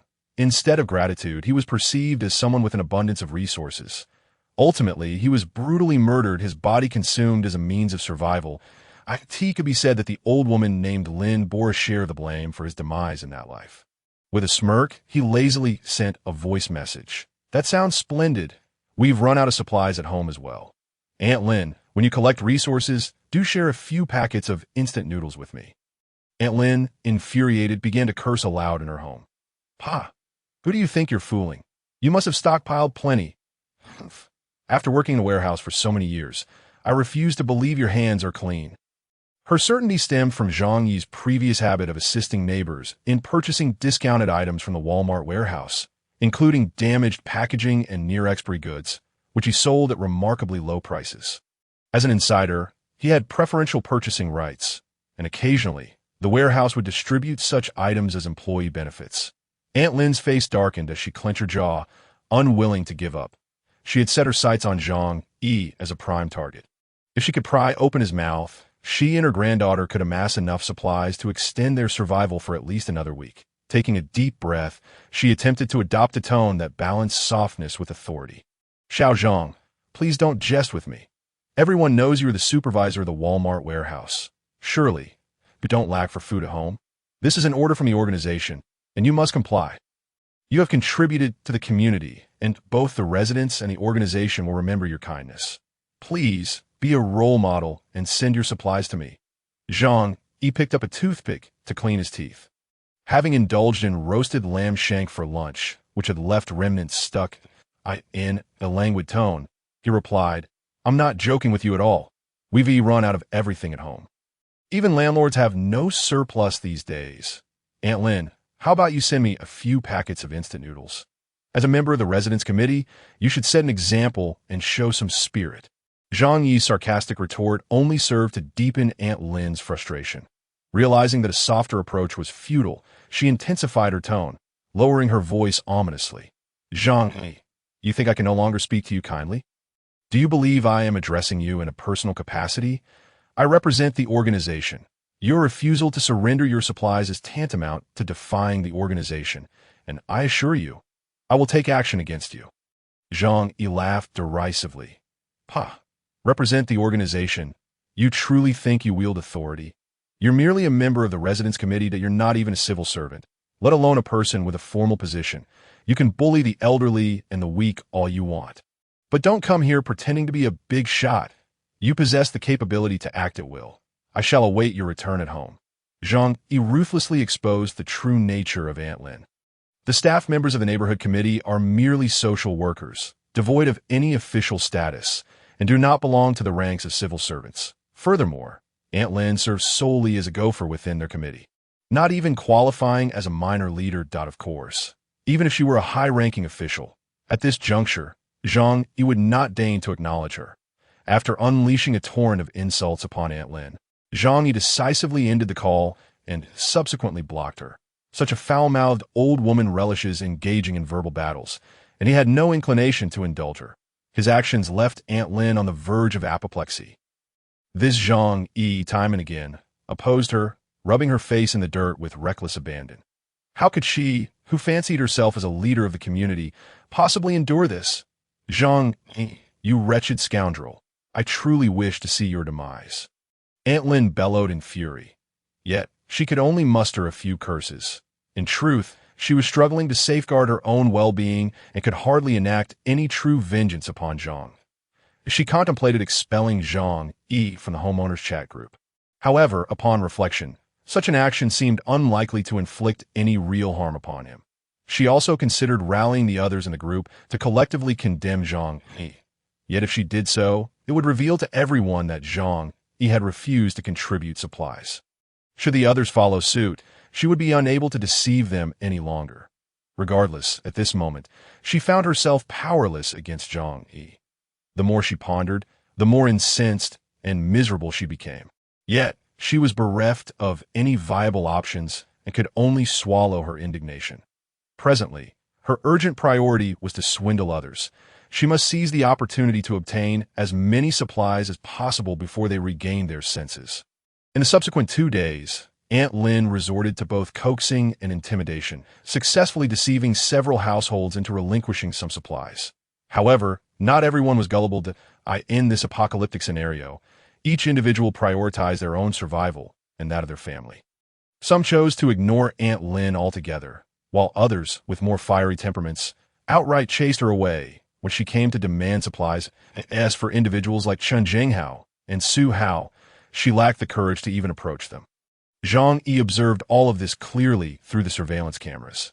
However, he felt no obligation to meddle in the affairs of others while he attended to his own needs. As the 5th day since the snowstorm's onset arrived, it became apparent that most households typically stored only 3 to 5 days' worth of supplies. Here, due to some individuals working at the large warehouse, the available provisions were slightly more abundant. Yet the severe cold necessitated fuel and food for heating, leading to rapid depletion of resources. During these days, a palpable sense of resentment began to emerge within the chat group. Initially, the honest and patient homeowners, awaiting official rescue, began to experience a shift in mentality due to the lack of energy for heating and food. Particularly those families who had previously been deceived by Aunt Lynn into surrendering their supplies could no longer contain their frustration and began to question her in the group. Unit 251. 1502. Lincolnshire. Aunt Lynn, you promised that the supplies would be distributed uniformly after collection. Our food has run out after these 2 days. Could you please provide us with some? Yes, you assured us of a fair distribution so that everyone would have something to eat. The homeowners clamored, including those who had not previously contributed any supplies, eager for a share. Yet, Aunt Lynn seemed to have vanished, offering no response whatsoever. Of course, she could see these messages, yet at this moment, she had no intention of distributing any supplies. Only she and Zhang Yi were truly aware of the unfolding events. The outside world had descended into chaos. Without supplies, survival was impossible. Clutching her grandson, she curled up beneath 5 layers of blankets, gritting her teeth as she muttered, "The supplies I painstakingly deceived from others shall never be returned." Seeing Aunt Lynn's silence, the neighbors began to realize that they had been duped by her. In an instant, the chat group filled with affectionate greetings directed at Aunt Lynn. However, once she made the decision to deceive her neighbors, she had long since cast aside any concern for her reputation. Their insults did not faze her. Yet, someone had set their sights on the supplies she had obtained through deceit. Enter the notorious Chun Jinghao. Although 5 days had passed since the apocalypse began, the true state of affairs outside remained unknown. Thus, the situation had yet to escalate to a point where individuals would resort to violence in order to seize supplies in Zhang Yi's memory. Chun Jinghao later led a gang to plunder from others, even resorting to murder. However, at this moment, he had not yet considered taking by force the supplies from his neighbors. After all, not all individuals of ill repute were insane. He possessed a modicum of sense. Even Zhang Yi, who had shot off his leg, had not dared to continue confronting him without absolute certainty of victory. Currently, Chun Jinghao's own supplies had dwindled significantly. Such individuals harbored no tendencies to hoard resources at home. Their refrigerator might be stocked with beer, but that had long since frozen. It could neither stave off hunger nor be consumed without shattering the ice. Aunt Lynn's actions sparked a glimmer of interest in him. She had claimed to gather supplies for collective distribution. Though he scoffed at her words, it was evident that she had secured a portion of her neighbor's supplies through manipulation. This provided him with a legitimate rationale to reclaim what was rightfully his. Even if chaos erupted after the thaw, Aunt Lynn, being in the wrong, would not dare retaliate. Thus, Chun Jinghao picked up his phone and called Aunt Lynn. At that moment, she was at home, delighting in biscuits with her grandson, Xiaohu. The instant noodles could only be prepared during the brief window of time when electricity was available. Just then, her phone rang insistently. "Grandma, it's a call." Xiaohu pointed at the phone. Aunt Lynn snorted disdainfully, her eyes brimming with contempt. She assumed it was one of the neighbors she had deceived seeking vengeance. She felt no guilt towards those fools, regarding them as mere simpletons. However, when she picked up the phone and saw the caller's name, a flicker of fear crossed her face. Chun Jinghao. What could he want with me? Chun Jinghao was a well-known figure of ill repute, not only commanding many followers, but also reputed to have substantial backing. He was certainly not someone of her insignificant stature within the neighborhood committee could afford to provoke. Aunt Lynn answered the call. Chun Jinghao's voice resonated. "Hello, Aunt Lynn. You truly are quite skilled at gathering all the supplies from everyone." Upon hearing the word supplies, Aunt Lynn immediately felt a surge of anxiety. She cleared her throat. "Ahem, as a member of the neighborhood committee, it is my duty to manage the supplies for everyone." Chun Jinghao let out a cold laugh. "Well, that works out perfectly to MY family is currently in dire need of supplies. So hurry and send some over." Aunt Lin's face froze. She had not anticipated this rogue would come to extort her supplies. She seemed to have forgotten that she had employed unscrupulous methods to obtain the supplies from her neighbors. Although Aunt Lin was too intimidated to confront Chen Jinghao, she was unwilling to part with the supplies she had secured for herself and her grandson. Gritting her teeth, she replied, "I still need to manage these supplies further. Additionally, some families have yet to contribute, so distribution cannot commence just yet." Chen Jinghao grew increasingly impatient. This Aunt Lin was truly oblivious to her own peril, attempting to deflect him with such excuses. He angrily retorted, "Old hag, you have no shame. You've hoarded those supplies for yourself, haven't you?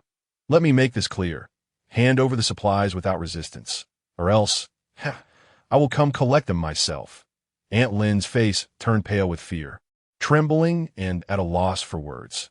She had always been one to bully the weak and cower before the strong. She could be obstinate with ordinary homeowners, but she had no idea how to deal with someone like Chen Jinghao. With a steely resolve, she mustered the courage to say, "What do you intend to do? I warn you, do not act recklessly. I am an official of the neighborhood committee." Chen Jinghao laughed even more heartily. "Bah, what a load of nonsense. Do you truly think so highly of yourself?" He continued, "If you refuse to comply, I shall come and take what I want myself." After uttering these words, Chen Jinghao abruptly hung up the phone.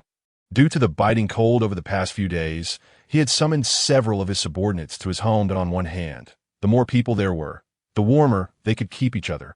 On the other, many had fallen ill after Zhang Yi doused them with cold water, so someone needed to look after them. Additionally, as a man of the streets, Chen Jinghao possessed a modicum of intelligence. He had already sensed that the situation was becoming precarious, so he gathered his men. When the time came, having people at his disposal would grant him absolute authority. However, with so many mouths to feed, they would require sustenance. He hung up the phone and called his underlings, and soon a throng of them charged towards Aunt Lin's residence, leaning on a mop as if it were a cane, and wielding a baseball bat in the other hand. Chen Jinghao stormed to Aunt Lin's doorstep with an air of menace. This scene was captured in full clarity by the surveillance camera that Zhang Yi was utilizing. Seated comfortably in front of the television, with his legs propped up on the coffee table, he munched on chips while enjoying the program. It seems we're about to witness a dog-eat-dog scenario. Zhang Yi chuckled to himself. This was merely the 5th day since the apocalypse had begun, and he was astonished by the entertaining spectacle unfolding, especially as it involved two individuals he despised greatly. Zhang Yi's spirits soared. Suddenly, he recalled the foolish neighbors who had been duped by Aunt Lin. Based on his memories from a past life and his understanding of these neighbors, he knew that even after this incident, more would inevitably fall prey. It was unavoidable. Humans always harbor a glimmer of hope, and due to thousands of years of Confucian ideology, the Chinese instinctively tend to submit to figures like Aunt Lin representing the neighborhood committee. Thus, they would be systematically fleeced by her. Zhang Yi stroked his chin, pondering, what would happen if I shared this unfolding drama in the group chat? A mischievous grin spread across his face. It would undoubtedly be quite the spectacle. He pressed the record button. After arriving at Aunt Lin's home, Chen Jinghao began bellowing, demanding that she open the door. The Yuelu community was a mid-range residential area, with each household equipped with security doors. However, it was well known that security doors were merely deterrents against thieves, not particularly effective against determined intruders. Aunt Lin's home was not Zhang Yi's. While it was evident that Aunt Lin desperately attempted to barricade the door, the security locks could not withstand the onslaught of ravenous thugs. Armed with baseball bats and crowbars, they forcefully smashed the locks, swiftly rendering them inoperative. It was clear that this was not their first foray into such activities. Once the locks were broken, Aunt Lin's attempts to block the entrance with tables and sofas were utterly futile. Through the camera, Zhang Yi observed the terror etched upon Aunt Lin's pale face. Soon after, he heard her blood-curdling screams, akin to that of a slaughtered pig. As Chen Jinghao burst into the house, he delivered a resounding slap to Aunt Lin's face. "You deceitful old hag. This is retribution for tricking the neighbors out of their supplies." "I'm enacting justice." Chen Jinghao laughed heartily. Aunt Lin collapsed to the floor, dazed and unable to utter a word. Chen Jinghao commanded his subordinates, "Search this place. We will take all the food and drink. These are the fruits of the neighbor's labor. and we shall not allow her to benefit." His lackeys chuckled maliciously, exchanging knowing glances as they rummaged through the kitchen and bedrooms, scouring every nook and cranny capable of concealing goods. Before long, they unearthed a substantial stash of instant noodles, bread, biscuits, and bottled water. Aunt Lin crawled over, tears streaming down her face, clinging to Chun Jinghao's leg. "You can't take everything. Those are our own supplies. If you take them, how will my grandson and I survive?" Chun Jinghao glared coldly at her and scoffed. "I couldn't care less. Get lost." With that, he delivered a swift kick with his good leg, striking Aunt Lin squarely in the face. Aunt Lin let out a wretched scream as she fell backward in the tea that moment. A shout erupted from the bedroom. "You scoundrels, get out of here!" It was Aunt Lin's grandson, Xiaohu, who, upon discovering that his secretly stashed chocolate biscuits had been uncovered, turned crimson with fury. He grabbed a fruit knife from the drawer and plunged it into the backside of small thug. In the frigid temperatures, any injury could prove fatal. The thug cried out in agony. Turning to see that a child was the assailant only fueled his rage. "If word of this gets out, how will I ever show my face again? Damn it." Enraged, the thug unleashed a full-force kick at Xiao, whose stomach. A grown man's strength was far beyond what a 6-year-old could withstand. Xiaohu screamed as he was sent flying through the air, crashing violently against the wall and crumpling to the ground like a discarded rag. There's a saying that to hit someone is akin to painting. This scene was a perfect embodiment of that phrase. The sight elicited uproarious laughter from Chun Jinghao and his men. "Ha! Lao Wu, when did you become such a skilled kicker?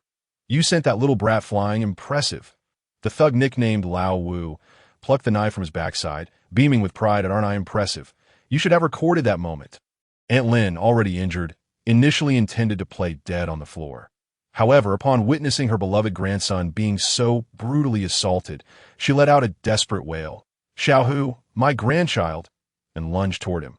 Meanwhile, Chun Jinghao pointed at Aunt Lin, proclaiming with righteous indignation, "This is the price you pay for deceiving your neighbors. I am enacting justice." With that, the group erupted into laughter, clutching their spoils as they departed from Aunt Lin's home. This brutal scene caused Zhang Yi to raise an eyebrow. Observing the despicable Aunt Lin and her family receiving their comeuppance, Zhang Yi felt a sense of satisfaction, harboring no sympathy for them.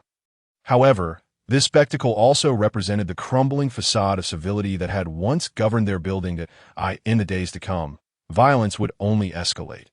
After all, a single crack in a sheet of ice will quickly widen. "What a pity this has little to do with me," Zhang Yi mused as he reclined on his imported sofa, smiling at the thought. He was forced to simply lie at home, waiting for the days to pass, feeling utterly bored. Subsequently, he shared the recorded video in the residential group chat. In the group, the deceived residents were still vehemently condemning Aunt Lin.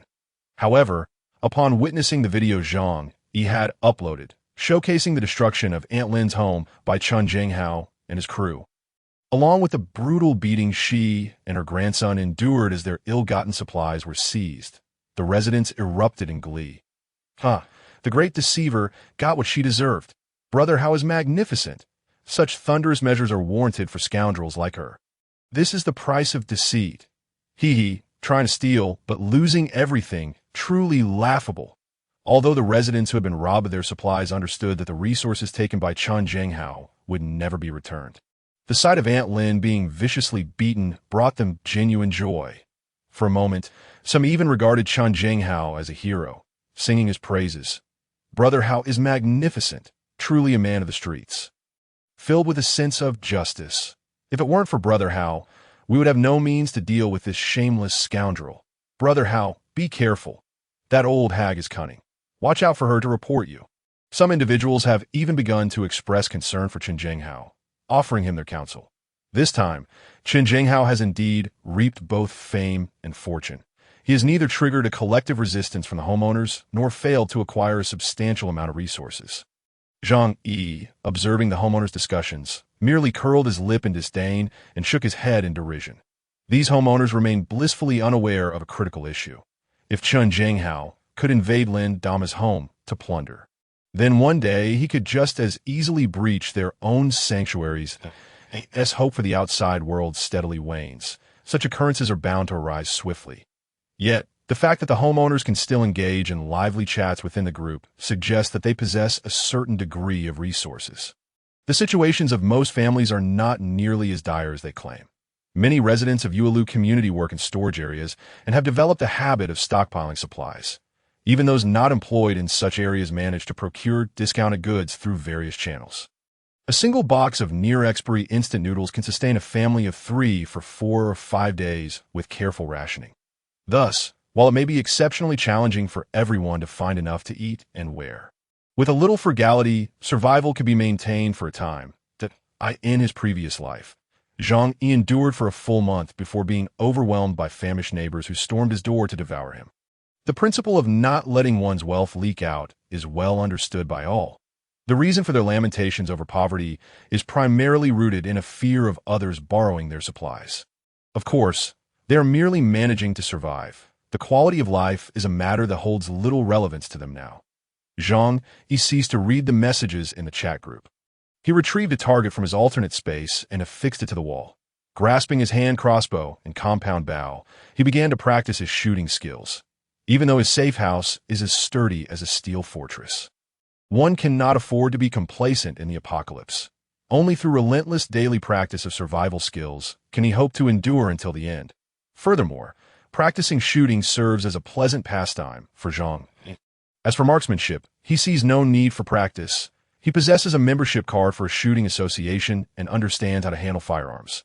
While he cannot claim to be an expert marksman, merely holding a gun is a formidable deterrent, with only 100 bullets at his disposal. Unlike arrows, which can be recovered, conserving them is prudent. Lin Dama suffered at the hands of Chen Zhenghao, losing her supplies and enduring a brutal beating alongside her grandson. Xiao Hu, the old woman, struggling to catch her breath, could still move somewhat. However, her grandson Xiao, who was mercilessly kicked in the stomach by a thug named Xiao Kalami, leaving the 6-year-old unable to withstand the blow, resulting in internal injuries. In her desperation, she turned to the homeowner group for help, hoping someone would assist her grandson. Unfortunately, due to her prior deceit in obtaining supplies, the community harbored a strong aversion to her, and no one was willing to extend a helping hand. "That I know I was wrong before," she wailed, "but my grandson is innocent. He is just a child. Please, save him." Lin Dama's cries echoed in the group, infused with despair, yet none of the homeowners expressed sympathy. Instead, some began to mock her. Who knows if this is yet another ruse? Indeed, we are not doctors. We lack the ability to help you. If you hadn't deceived everyone for supplies, would Brother How have hurt your grandson? You brought this upon yourself. Lin Dama fell into a breakdown, crying, "Every fault lies with me. If you can save my grandson, I would bow to you." At that moment, a woman named Zhou Kur sent a message. "Let me take a look at the child. However, I cannot guarantee a cure." Upon reading Zhou Kur's message, Zhang Yi immediately envisioned a tall, alluring woman with a long ponytail. Zhou Kur was a doctor at the First People's Hospital of Tianhai City, in his previous life. She had utilized her medical expertise to save many, being one of the few good souls among the neighbors. Typically aloof, she rarely engaged in the homeowner group discussions, but upon learning of Xiao Hu's life-threatening condition, she stepped forward to offer assistance. Lin Dama recalled that there was indeed a doctor in the community and hurriedly expressed her gratitude as she sent the child to her. After half an hour, Lin Dama's anxious voice rang out again in the group. "Does anyone have hemostatic drugs, shock-resistant medications, or antibiotics? My Xiao Hu needs surgery. I beg you to help. I will bow to you." Xiao Hu's injuries were severe. That kick had ruptured his liver. Although Zhou Kur was a doctor, she did not have an abundance of medications at home. The homeowners, upon hearing Lin Dama's pleas for help, merely chuckled and remained silent. Who would keep such medications on hand? Chen Zhenghao continued to make sardonic comments in the group. "How would you bow? Do you do in the group?" This was met with a chorus of laughter. Lin Dama's voice trembled with desperation.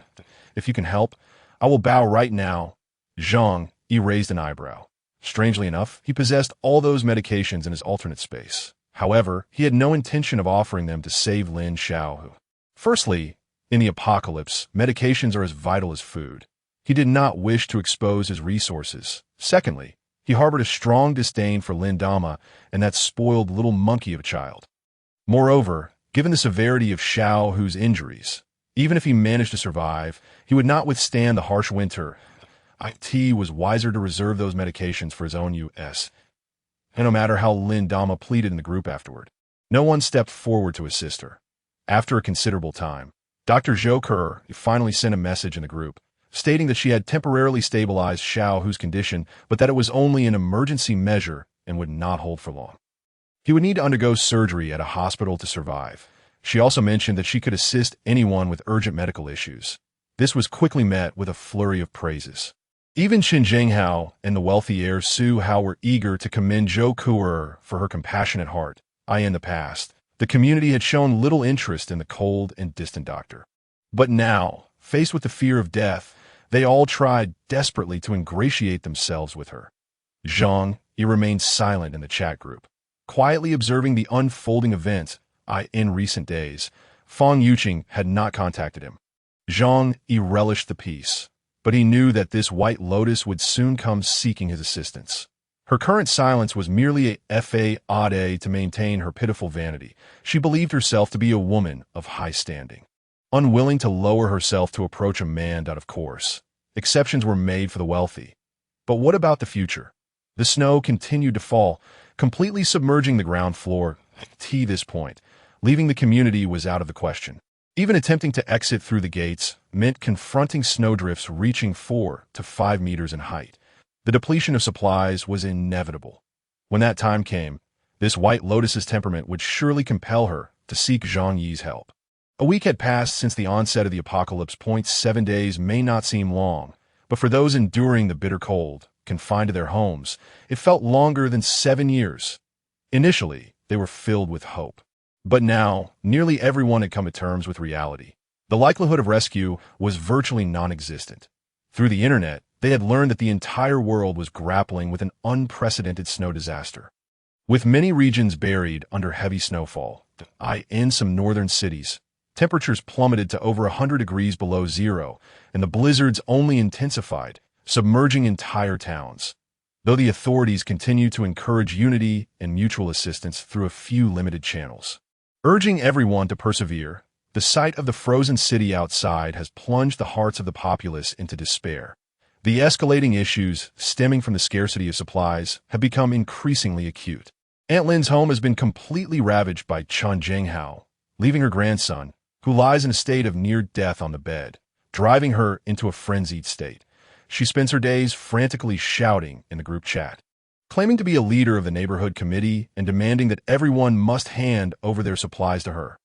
Yet now, the community has grown wise, and no one pays her any heed. In the homeowners group, a mother residing on the 12th floor, Xieli Mei, suddenly sent a message. Is there anyone with food left? My child and I haven't eaten for 2 days that I can pay a high price. This message ignited a subtle shift within the group. Previously, most believed the disaster would soon pass, and the city would reopen. Thus, while there were transactions for food, the prices were merely a few times higher than usual. However, as more and more households found their supplies depleted, food became synonymous with life itself and the hope of survival. Shortly thereafter, someone remarked, I still have a few packs of instant noodles at home. I can sell them to you if needed, but 1 pack will cost you 1,000 yuan. A pack of instant noodles for 1,000 yuan. Such a notion would have been unfathomable in the past. They perhaps did not realize how profoundly this transaction would impact the entire residential building. Zhang Yi, resting his chin on his hand while gazing at his phone, remarked coolly, an intriguing turn of events is about to unfold. Xieli Mei remained silent, evidently still hesitating. At least for now, people clung to a glimmer of hope, believing that the snow disaster would eventually end, life would resume, and the pursuit of profit would continue. At that moment, the wealthy heir Su Hao, who had long been silent in the group, suddenly emerged that I'll pay 2,000 yuan for a pack. How many do you have? I'll take them all. Su Hao's proclamation sent shockwaves through the chat. What? 2,000 yuan for a pack of instant noodles? Am I hearing this correctly? Please don't inflate the prices like this.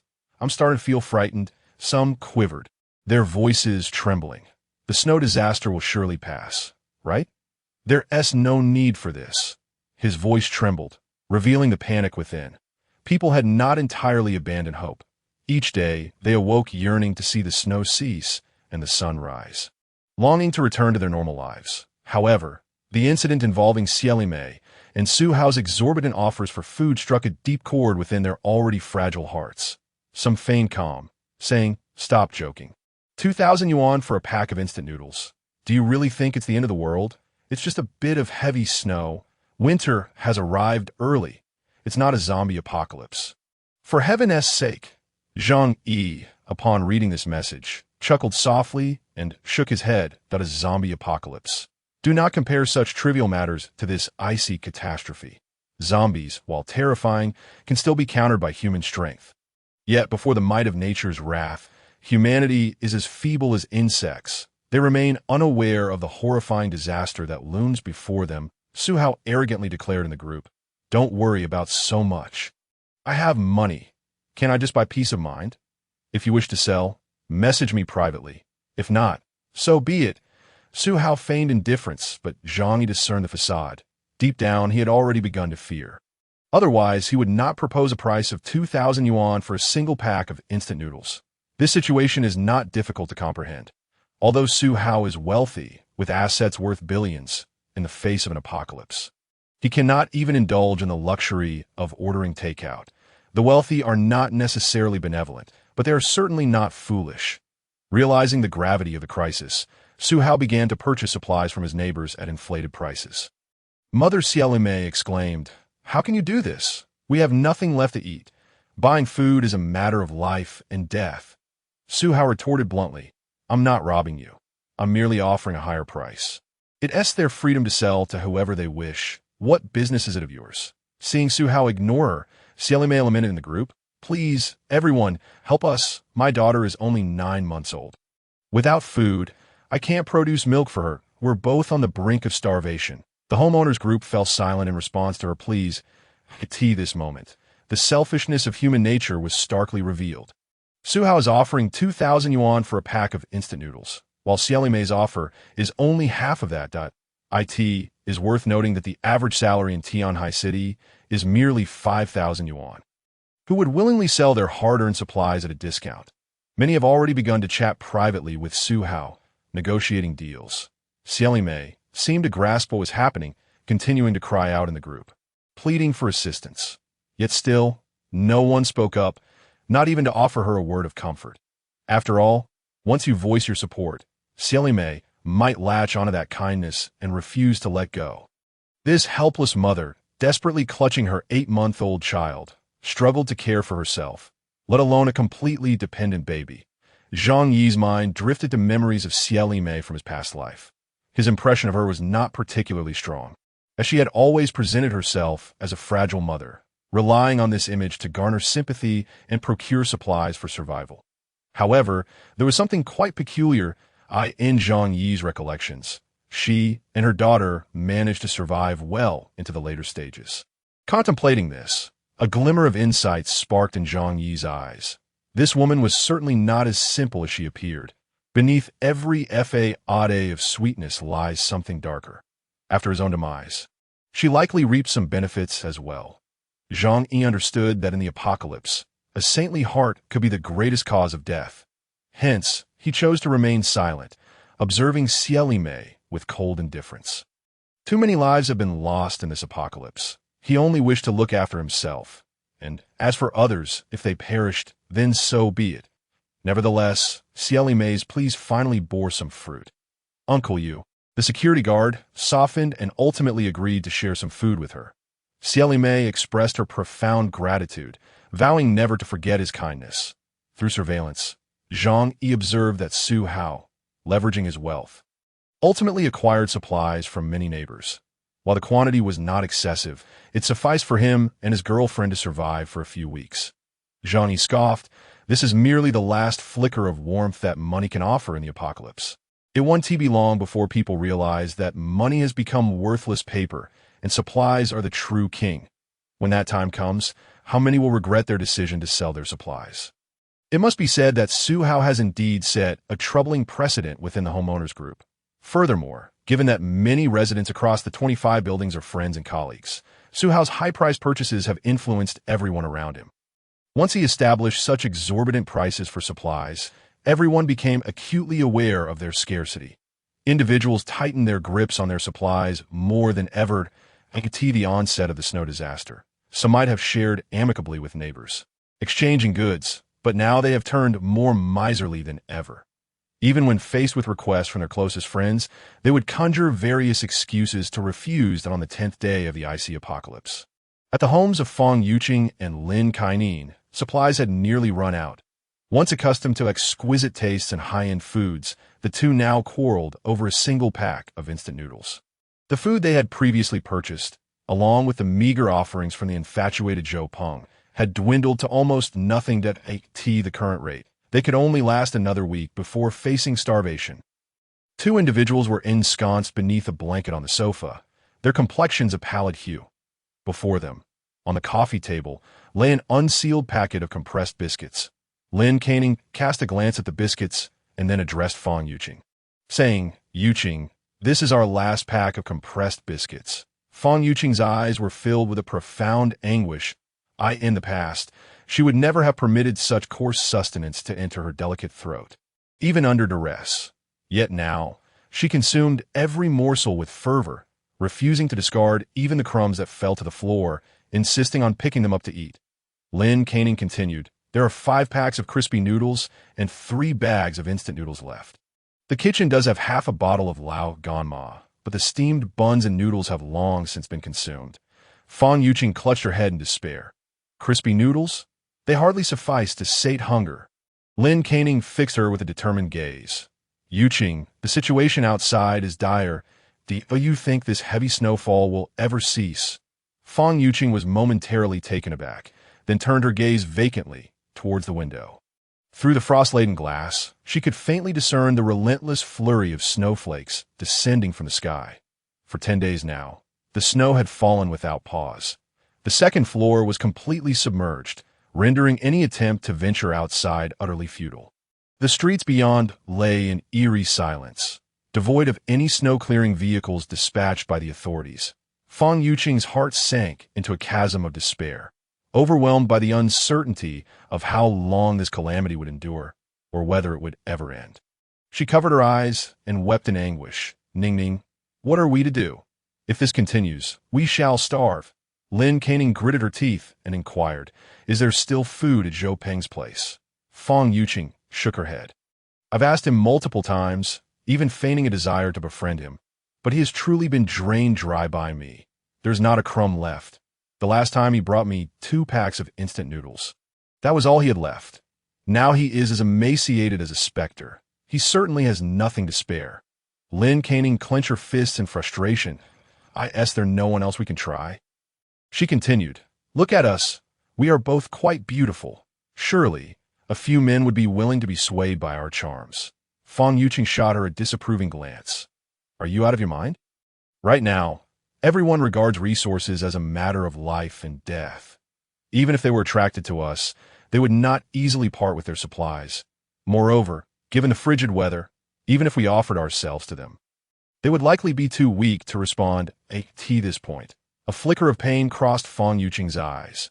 Lin Kaining was unaware that Fong Yuqing had already attempted such an approach, seeking to leverage her beauty to barter for provisions. Unfortunately, her standards have been excessively lofty, demanding a partner of at least 1.85 meters in height, a government employee, and a monthly income of 50,000 before she would even consider reciprocating affection. Consequently, even the elderly neighbor had remarked that she had arrived too late. Had she come a fortnight earlier, he might have been inclined to make an effort. Lin Kaining bit her lip, her heart filled with apprehension. As a woman of some allure, she had intended to rely on her looks as her final bastion of survival. Yet the frigid temperatures had rendered such charms futile. Suddenly, a man's visage flickered in her mind. She turned to Fong Yuqing and said, "By the way, Yuqing, have you forgotten about your devoted admirer?" Fong Yuqing knew precisely whom Lin Kaining referred to.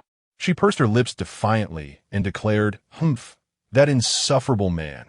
Unless he comes to me on his knees, begging for my forgiveness, I shall not reach out to him."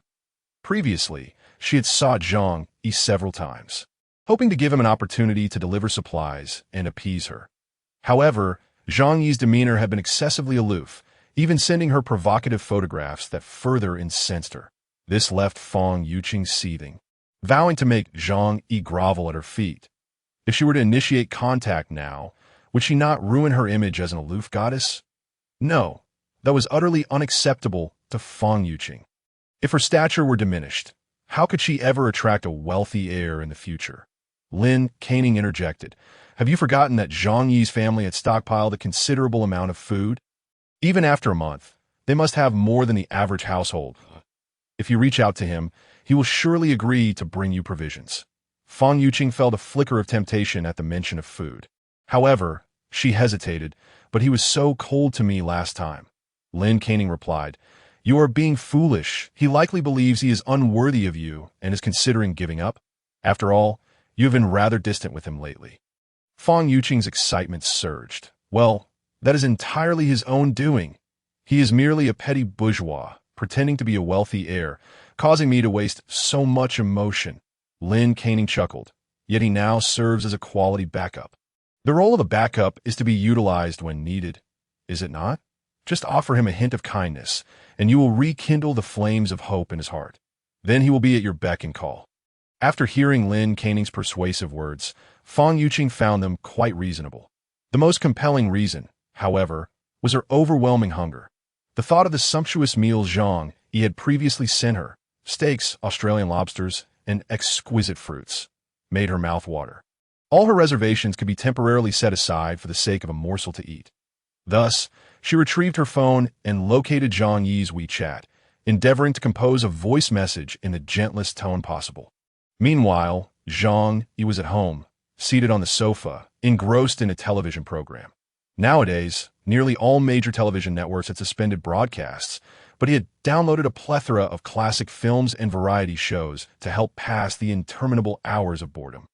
Ding dong, his phone chimed. Zhang Yi glanced at the screen and discovered it was Fang Yuqing. A smirk curled at the corners of his lips. This woman, her pitiful pride had finally crumbled.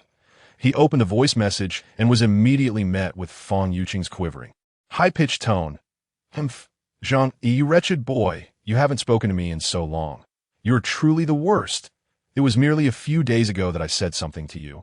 I regretted it right away. But as a girl, I felt too shy to speak up first. You dreadful boy, have no idea how to care for me. As a master of being coy and charming, Fang Yuqing was adept at playing the part. Otherwise, in her previous life, she would not have been able to fluster Zhang Yi so easily. Zhang Yi could not deny that her sultry voice sent shivers down his spine. He gritted his teeth. If he did not know her heart was as cold as ice, he would have been tempted to succumb to her wiles. Zhang Yi replied with a message, stating that he had not been well lately, likely due to illness, and had been too lazy to check WeChat. Upon hearing this, Fang Yuqing immediately inquired, Have you caught a cold in this weather? You must be careful to keep warm. No, I have heat stroke. Zhang Yi replied. Fang Yuqing stared blankly at the message he sent. Heat stroke? Are you kidding me? Their home was frigid, dipping to 5 or 6 degrees below zero. Each day, they huddled beneath blankets, sharing warmth with Lin Caning, struggling to find comfort in sleep. And you claim to have heat stroke. Zhang, do not jest. In this cold, how could one possibly suffer from heat stroke? Zhang Yi sent back a curious emoji. Cold? Oh, I have a fireplace in my room, so I don't feel much of it. When that thing is lit, it becomes unbearably hot in here. I must have fallen ill after dozing off by the fire a few days ago. Zhang Yi spoke, capturing a photograph of the roaring flames in the fireplace with his mobile phone. In the image, he inadvertently included his bare legs, as well as the piles of snacks on the coffee table, alongside the remnants of lamb chops and chicken legs that he then sent the photo to Fang Yuqing. Upon seeing the picture, Fang Yuqing felt a pang of jealousy igniting within her, while previous images had merely evoked a sense of wistfulness. This one ignited a fire of envy in her eyes. A fireplace, such a marvelous invention for warmth. Even in the far northern regions, having one indoors could render the freezing temperatures outside inconsequential. Its heating capacity surpassed that of conventional radiators, as one could bask in its proximity. For the past 10 days, Fang Yuqing had been so cold that she could barely feel her body. Now, apart from her yearning for sustenance, Her greatest desire was a means to warm herself. Just days prior, she and Lin Canning had resorted to burning a chair in their home for warmth. Although the warmth lasted only a fleeting 15 minutes, the intense heat of the flames had moved her to tears. Unfortunately, there were precious few items left in their home to burn, after consuming what little fuel they had. All she could do was reminisce about that fleeting warmth. Who would have imagined that Zhang Yi possessed such a luxurious fireplace in his home? Tianhai City, being a southern metropolis, rarely required winter coats. Who would install a fireplace in their residence here? Fang Yuqing had no time to ponder this question. Her eyes were fixated on the photograph, her mind consumed by a singular thought. She longed to visit Zhang Yi's home.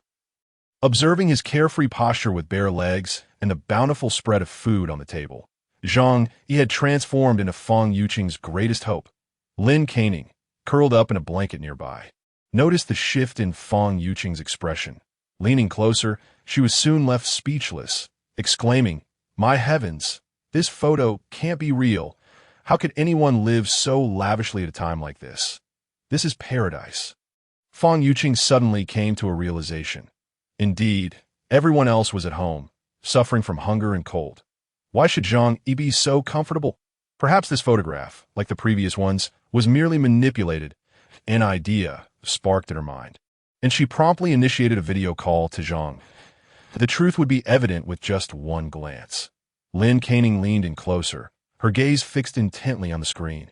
Zhang Yi, upon receiving the call, wore a somewhat teasing expression. He was curious to see this so-called White Lotus humbly seeking his attention. If he couldn't witness her despair, how could he reconcile it with the tragic end of his previous life? Thus, he answered the call. As the connection was established, both parties beheld each other's circumstances. Zhang Yi had just finished a workout, lounging lazily on the sofa with his upper body bare. The room was brightly lit, with fitness equipment arranged in the background, and a plethora of ingredients could be seen in the kitchen. Occasionally, he would prepare meals for himself as a leisure activity, leading to a casual assortment of dried scallops, fish maw, abalone, instant noodles, caviar, and truffles scattered about. For him, these were merely fast foods to indulge in occasionally. However, for the two women on the other side of the screen, these items represented the epitome of culinary dreams. In stark contrast to Zhang Yi's relaxed demeanor, Fang Yuqing and Lin Canning appeared disheveled. Wrapped in thick blankets, the biting cold rendered many cosmetics unusable, leaving them looking somewhat haggard and far from their usual exquisite selves. Upon seeing Fang Yuqing, Zhang Yi's eyes betrayed a hint of disappointment. The goddess he had once fervently pursued was, in her natural state, merely average at best, reflecting on his past obsession with Asian aesthetics. He inwardly cursed, "Shake it, you old nag." The two women remained oblivious to Zhang Yi's expression. Their eyes were completely captivated by the abundance in his home. His bare upper body indicated that the indoor temperature was undoubtedly comfortable. The bright lights, in a time when electricity was rationed to less than an hour daily, were a sight they could scarcely imagine. After all, there were strict regulations against using high-power appliances, or else they would face forced power cuts. The small mountain of food in the kitchen was particularly tantalizing for the two women, who had been subsisting on ration supplies for far too long. Through the video call, Fang Yuqing and Lin Canning were introduced to Zhang Yi's current lifestyle. The warm, bountiful existence they witnessed left them utterly dumbfounded, akin to gazing upon paradise. They could hardly fathom that, 10 days into the apocalypse, someone could live so comfortably. Zhang Yi casually inquired, "How have you been lately? You both seem to have lost weight. Congratulations." Fang Yuqing and Lin Canning felt an urge to curse. They had not sought to slim down. It was purely a consequence of starvation. Currently, they dare to consume only one packet of instant noodles a day, lest their supplies vanish entirely. Lin Canning's eyes were fixed hungrily on the food in Zhang Yi's home. She swallowed hard, greedily asking, "Zhang Yi, how do you have so much food at home? Did you stock up during our last grocery trip?"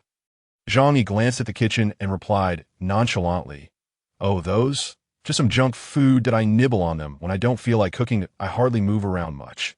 Zhang Yi spoke nothing but the truth. His alternate space was overflowing with delectable treats. Having ordered countless gourmet dishes from various high-end restaurants, Moreover, the vast stockpile at Walmart contained hundreds of billions worth of supplies, with tens of thousands of food items available. His casual remark felt like a blatant display of wealth to Fong Yuqing and Lin Caning. After all, a single packet of instant noodles had skyrocketed to 2,000 in their community. Zhang Yi could clearly see their throats moving as they swallowed, clearly struggling to contain their desire. However, he said nothing, simply reveling in the intensity of their longing gazes. Zhang Yi, your home has so much food. That's amazing. Many people outside can't even find anything to eat, Fong Yuqing exclaimed playfully. You're so clever, and no wonder you stocked up so much. You must have had a plan all along. Zhang Yi's lips curled into a subtle smile. Oh, it's just luck, really. Fong Yuqing continued. Zhang Yi, your home looks so warm, and it's not even power supply time. How is it so bright? Her question reflected her deepest curiosity. Nothing was more desirable than warmth in the midst of extreme cold. Zhang Yi smiled lightly, turning the phone camera to reveal the fireplace. We installed a fireplace. It keeps the house delightfully warm, he added, feigning ignorance. By the way, you both look rather cold. Is it really that frigid outside? I haven't stepped out in over 10 days and have no idea what the situation is like. Zhang Yi's words were like pouring salt into their wounds. How could he possibly be unaware of the outside conditions? Merely through the community chat, he could witness the dire circumstances others faced and learn how low their indoor temperatures had dropped. Fong Yuqing and Lin Caning felt a surge of resentment. They knew Zhang Yi was being deliberately provocative. Yet, how could they contend with someone living in paradise? He possessed the capital to flaunt his good fortune. Fong Yuqing's singular thought was to move into Zhang Yi's home. Given his apparent abundance of food and the warm environment, who wouldn't he desire such a life? Immediately, she adopted a feeble and pitiful demeanor, batting her eyelashes as she sweetly said, Zhang Yi, you're so impressive. I really admire you. May I come to visit your home? I haven't seen you in so long. I miss you so much. Fong Yuqing was convinced that her strategy would undoubtedly prove effective. After all, it was precisely this tactic that had previously compelled several infatuated admirers to cater to her every whim. Moreover, Zhang Yi had once pursued her as well. She believed that as a goddess, a mere flick of her wrist would surely prompt Zhang Yi to eagerly acquiesce to her requests. Once she gained entry into Zhang Yi's abode, she was confident she would devise numerous ways to stay there with rightful justification. At worst, she could simply bestow upon Zhang Yi a taste of sweetness. Aren't men all of that ilk?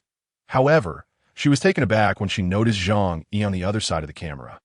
Feeling a wave of nausea at her coquettish display, he began to question whether he had been afflicted with some sort of madness to have pursued such a woman for 2 years. In the past, they had both worked in the warehouse area, where female employees were scarce. Fong Yuqing was adept at playing coy and adorning herself attractively, so over time, Zhang Yi had come to regard her as a goddess. Under the spell of infatuation, with the goddess filter firmly in place, Fong Yuqing became his idealized moonlight. Yet, since his betrayal and demise in his previous life, that filter had vanished entirely. Gazing at the barefaced Fong Yuqing through the camera, Zhang Yi felt no stirrings of emotion, but rather found her demeanor to be contrived, sending shivers down his spine, a smirk of derision curve his lips as he leaned back against the sofa, lazily propping his chin on his hand, and declared, on such a chilly day, it's best to remain indoors and rest. There is no need to wander about. Though I cannot ascertain just how cold it truly is outside. Judging by your appearance, it must be rather frigid. Fong Yuqing and Lin Caning were likely unprepared for Zhang Yi's outright rejection. Both were momentarily taken aback, their eyes wide with incredulity, in Fong Yuqing's gaze. Shock and grievance were vividly apparent to her. Zhang Yi was merely a reliable backup. A simple beckoning would have him dutifully at her service. Now, she had taken the initiative to propose visiting Zhang Yi's home. Yet he had dismissed her without a second thought. This severely undermined her confidence. Even more disheartening was Zhang Yi's sarcastic tone. No, she could not accept such a conclusion. It was utterly unacceptable for her to know that there existed a warm haven with ample food just within her apartment building, while she was left to endure hunger at home. After all, she was a goddess. Fong Yuqing's expression stiffened momentarily before she forced a smile. Zhang, please don't tease me. Weren't you always so kind to me before? Why won't you let me come to see you? I'm not suggesting anything inappropriate. She pouted, presenting an expression of feigned sorrow that was truly heart-wrenching. Any ordinary man would likely feel a surge of pity and succumb to her demands. But Zhang Yi was the exception. Ever since he had been betrayed and met his end, he harbored no feelings for this woman beyond disdain. Zhang Yi replied, "In the past, whenever I invited you to my home, you always concocted various excuses, claiming that as single individuals, it wouldn't reflect well on us if word got out. I must say, you were right. We have no relationship, and it is indeed prudent to maintain some distance to avoid gossip." When Zhang Yi had pursued Fang Yuqing, he had exerted considerable effort merely to invite her out for a meal or a movie. He had gone to great lengths to prepare gifts, surprises, and book high-end restaurants just for a chance. Yet, whenever he sought to take their relationship further by inviting her to his home, she would always find some excuse. Now, Zhang Yi was merely returning her past words with a mocking twist. Fang Yuqing's complexion shifted slightly. After all, she was somewhat aware of her previous actions.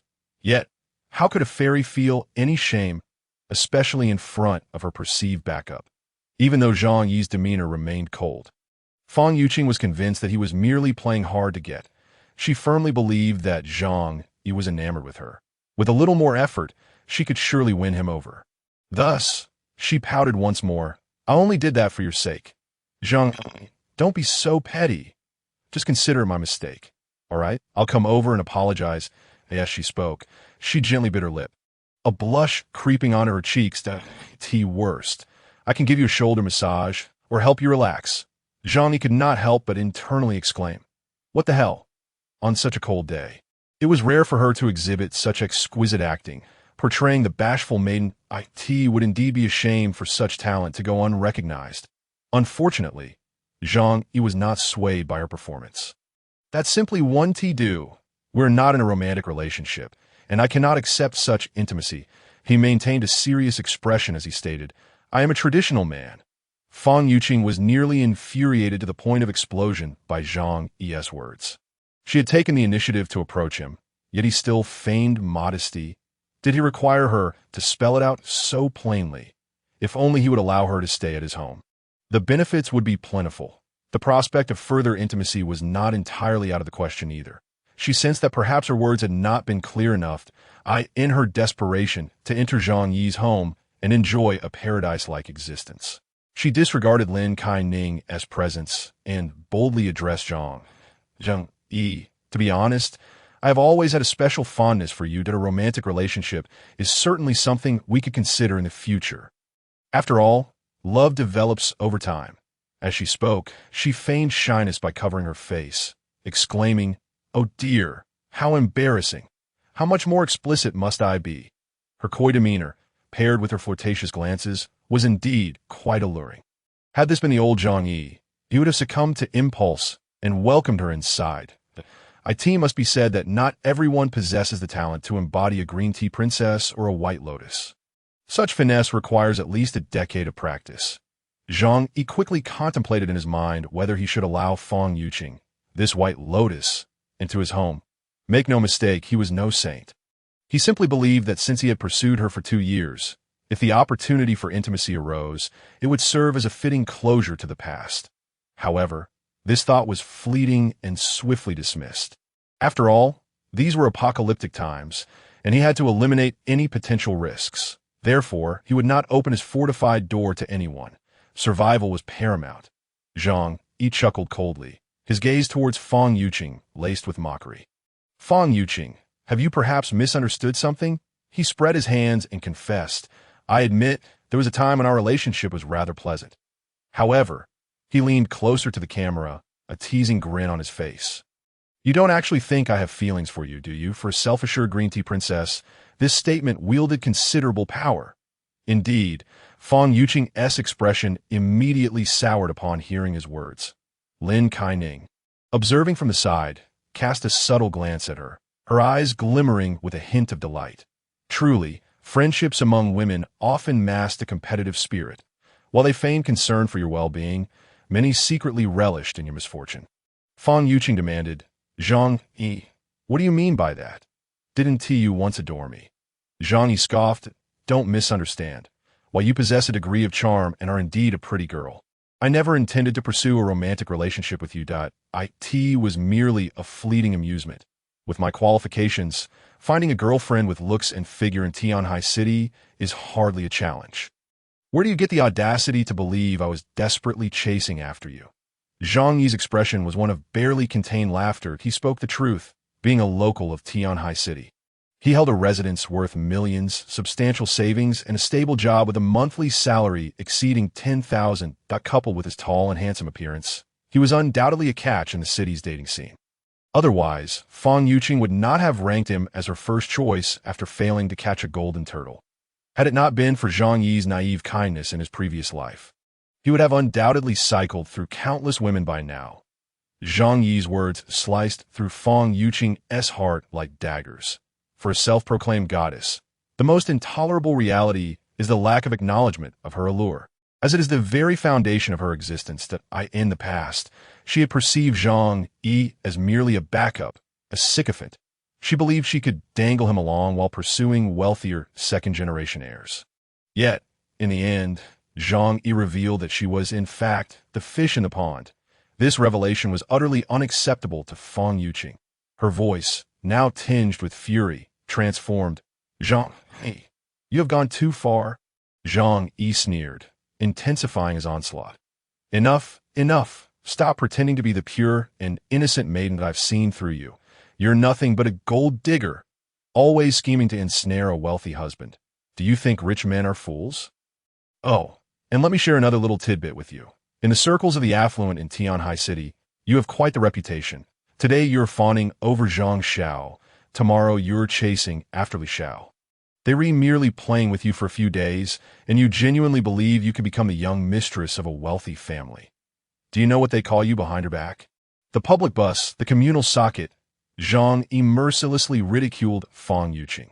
While she fancied her charms could sway him, inviting her to enjoy the comforts of his home, Fang Yuqing's complexion turned ghostly pale, her body trembling from rage.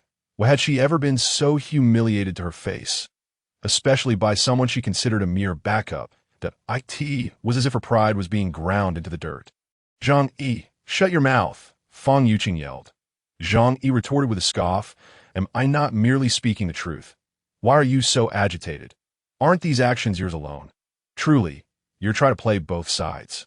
After saying this, Zhang Yi cut off the call, denying Fang Yuqing the chance to retaliate. He had thoroughly lambasted her, exposing her true nature as a gold digger. This struck a deep chord within Fang Yuqing. Despite her materialism, promiscuity, and emotional manipulation, she saw herself as a good girl. Zhang Yi's scorn shattered her confidence. After all, if someone like Zhang Yi could belittle her, it signified her allure was insufficient, and her chances of ensnaring a wealthy heir were non-existent. Once Zhang Yi ended the call, he soon noticed a flurry of voice messages from Fang Yuqing. Without needing to listen, he knew they were filled with vitriol aimed at him. But did Zhang Yi care? Of course not. In this apocalyptic world, this white lotus would perish day by day in extreme cold and hunger. Zhang Yi merely toyed with her, relishing her plight. Why would he be angry with a dying woman? Instead, witnessing her frantic state brought him a sense of delightful satisfaction. Zhang Yi laughed heartily. He made his way to the kitchen, retrieving a bottle of Roman Econi from the refrigerator, valued at 200,000. This wine was stored in a temperature-controlled wine cellar at Walmart. Such luxury was limited in Zhang Yi's possession. Only a few dozen cases. In a good mood, he decided to celebrate. His home would never lack electricity. The circuitry had been upgraded during renovations, linked to a backup power source and a silent generator. He was devoid of any energy concerns. He entered the living room, meticulously arranging a lavish feast before him. French-baked snails, tomahawk steaks, stargazing, and Jinling salted duck, all paired with a bottle of 200,000 Roman Econi. In this new world, all societal norms were swiftly vanishing. Zhang Yi was unconcerned with dining etiquette. He ate as he pleased. Pairing whatever he fancied, he could even indulge in caviar as a meal. This extravagant lifestyle was perhaps unparalleled in the world today. The abrupt onset of the apocalypse left even the most powerful and wealthy unprepared. Take Su Hao, for instance. His father was a prominent conglomerate leader in Tianhai City. Yet in Zhang Yi's recollections, his father perished merely half a month into the apocalypse as his wealth turned to worthless paper. And that corpulent old man lacked the necessary survival skills for such a time.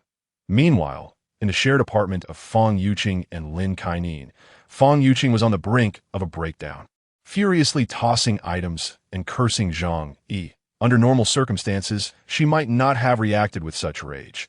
Yet, in this moment, she was acutely aware of Zhang Yi's paradise-like home, the warmth and comfort of his environment, coupled with an abundance of gourmet food, represented the most precious commodities in this frozen apocalypse. Heaven was tantalizingly close, yet she could not step inside. This was utterly intolerable. Zhang Yi, that wretched scoundrel. Who do you think you are to insult me? Were it not for this snow disaster, I wouldn't even spare you a glance. Fang Yuqing seethed. From the couch, Lin Kaining observed her, a flicker of disdain flashing in her eyes. Isn't it your own fault for having played around? Otherwise, we could have been enjoying those delicacies at Zhang Yi's place, along with a cozy fireplace. Fang Yuqing scoffed. What is he really? Just a guy with a house and some savings. I, Fang Yuqing, am destined to marry into wealth and become a rich wife. Lin Kaining frowned. Yet now, with Zhang Yi possessing such ample food and a fireplace to keep warm, it far surpassed what any second-generation heir could offer. She gazed out the window at the relentless snowfall, which showed no signs of abating. The news she had gleaned from her phone over the past 2 days indicated the entire world was enveloped in ice and snow. With concern, she remarked, "Will this snow disaster continue indefinitely?" The remaining official channels on television still encourage the populace. Experts, clad in thick down jackets, tremble as they assure everyone that the disaster will soon pass, that we, the people, are powerful. Perseverance leads to victory. But in reality, where is the slightest sign of this disaster abating? Lin Kaining hugged herself tightly, fearing that if the snow persisted, they would either freeze to death or starve at home. Her words instantly transformed Fang Yuqing's fury into fear. 10 days had passed, and they had been trapped in their home for a decade, which felt far longer. Without experiencing such an ordeal, one could never comprehend the torment it inflicted. It could even lead to a person's mental unraveling. Although Fang Yuqing and Lin Kaining were a duo of green tea bitches, as women in their 20s, they were also profoundly vulnerable. Confronted with the relentless snowfall, thoughts of death crept into their minds. Fang Yuqing curled up on the sofa, the image of Zhang Yi's warm, food-laden home resurfacing in her mind. She lamented, "This is so unfair. Why does Zhang Yi get to live so comfortably while I, being so beautiful, have to endure such misery?" Lin Kaining glanced at Fang Yuqing, remaining silent. She wrapped herself tighter in her blanket, retrieving her phone to find Zhang Yi in her contacts. Soon, Zhang Yi received a message from Lin Kaining. While savoring his exquisite red wine paired with a lavish meal, he glanced at the incoming message with a gleam of mockery in his eyes.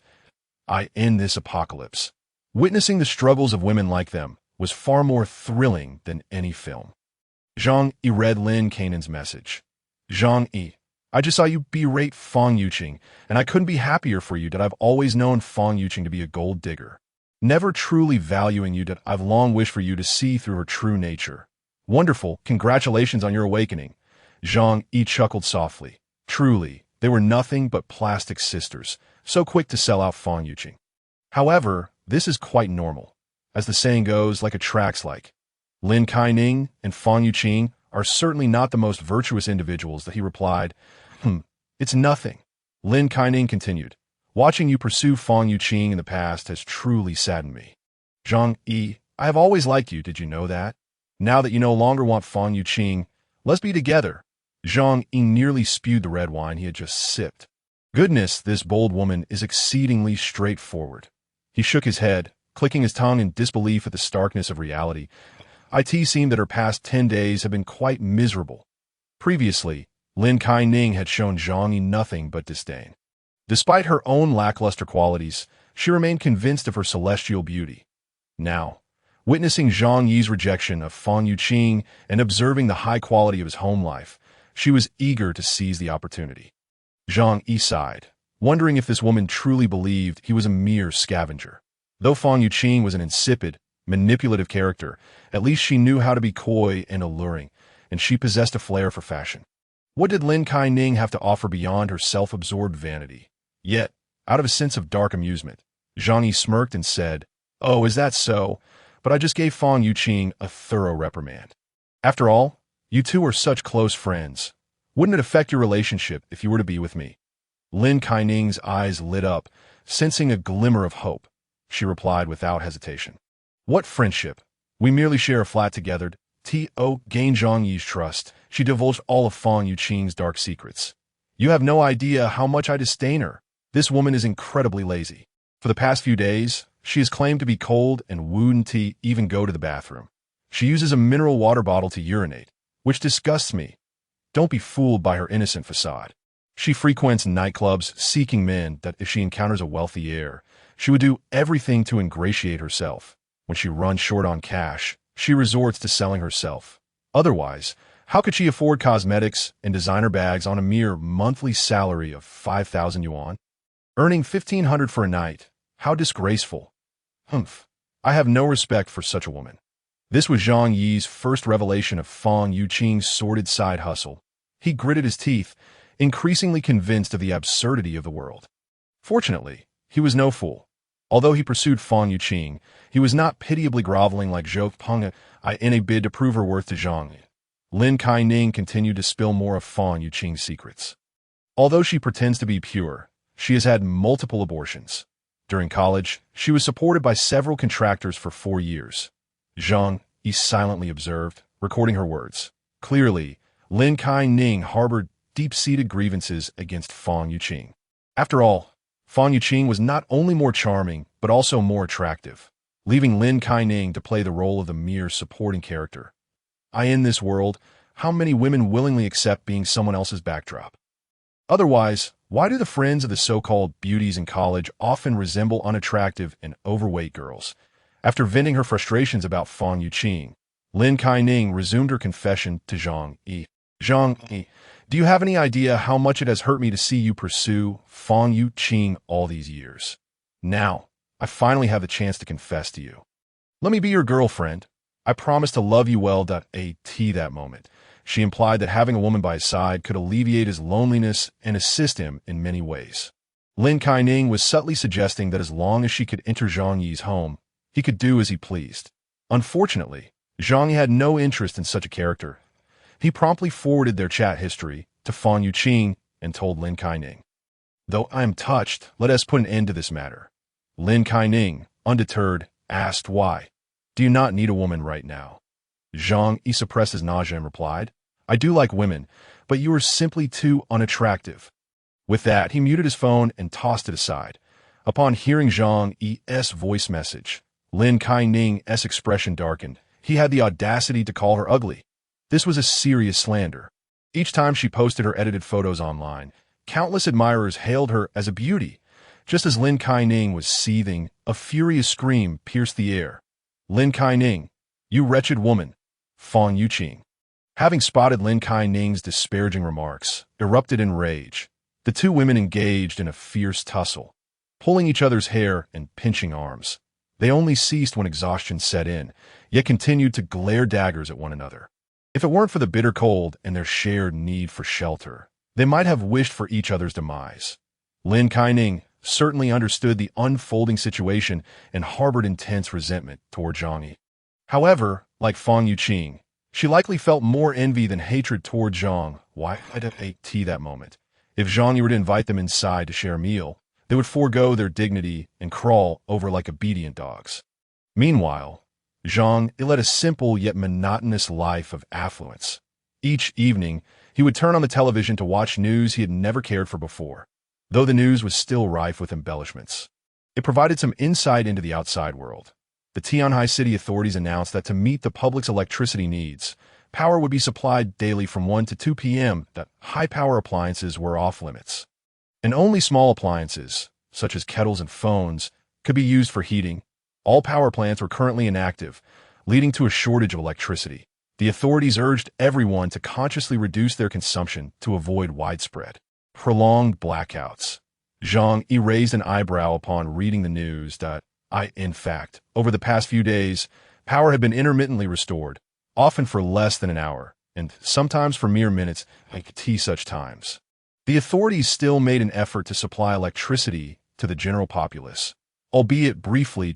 It was perhaps their utmost effort in the face of a world where nearly all power stations were idle and resources dwindled as the Ice Age loomed. However, what truly caught Zhang Yi's attention was not the content of the news, but rather the tone of the female anchor and the format of the broadcast. This time, her demeanor was grave, and the content did not focus on comforting the public. This signified that the authorities had abandoned their attempts to conceal the extent of the national disaster.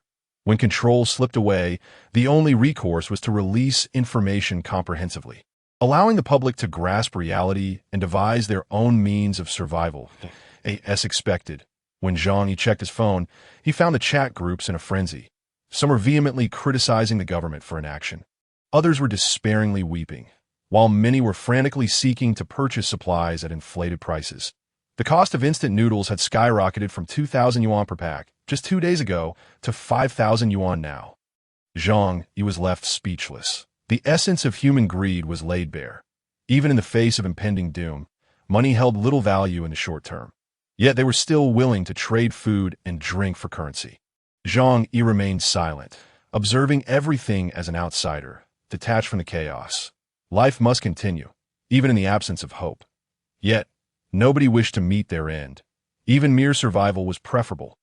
Thus, despite the harsh criticisms and relentless quarrels, the following day, they would still fervently struggle to survive. The water supply had become a significant issue due to the frozen pipes, forcing residents to brave the frigid temperatures of over -70 degrees to fetch snowmelt from the first floor for drinking.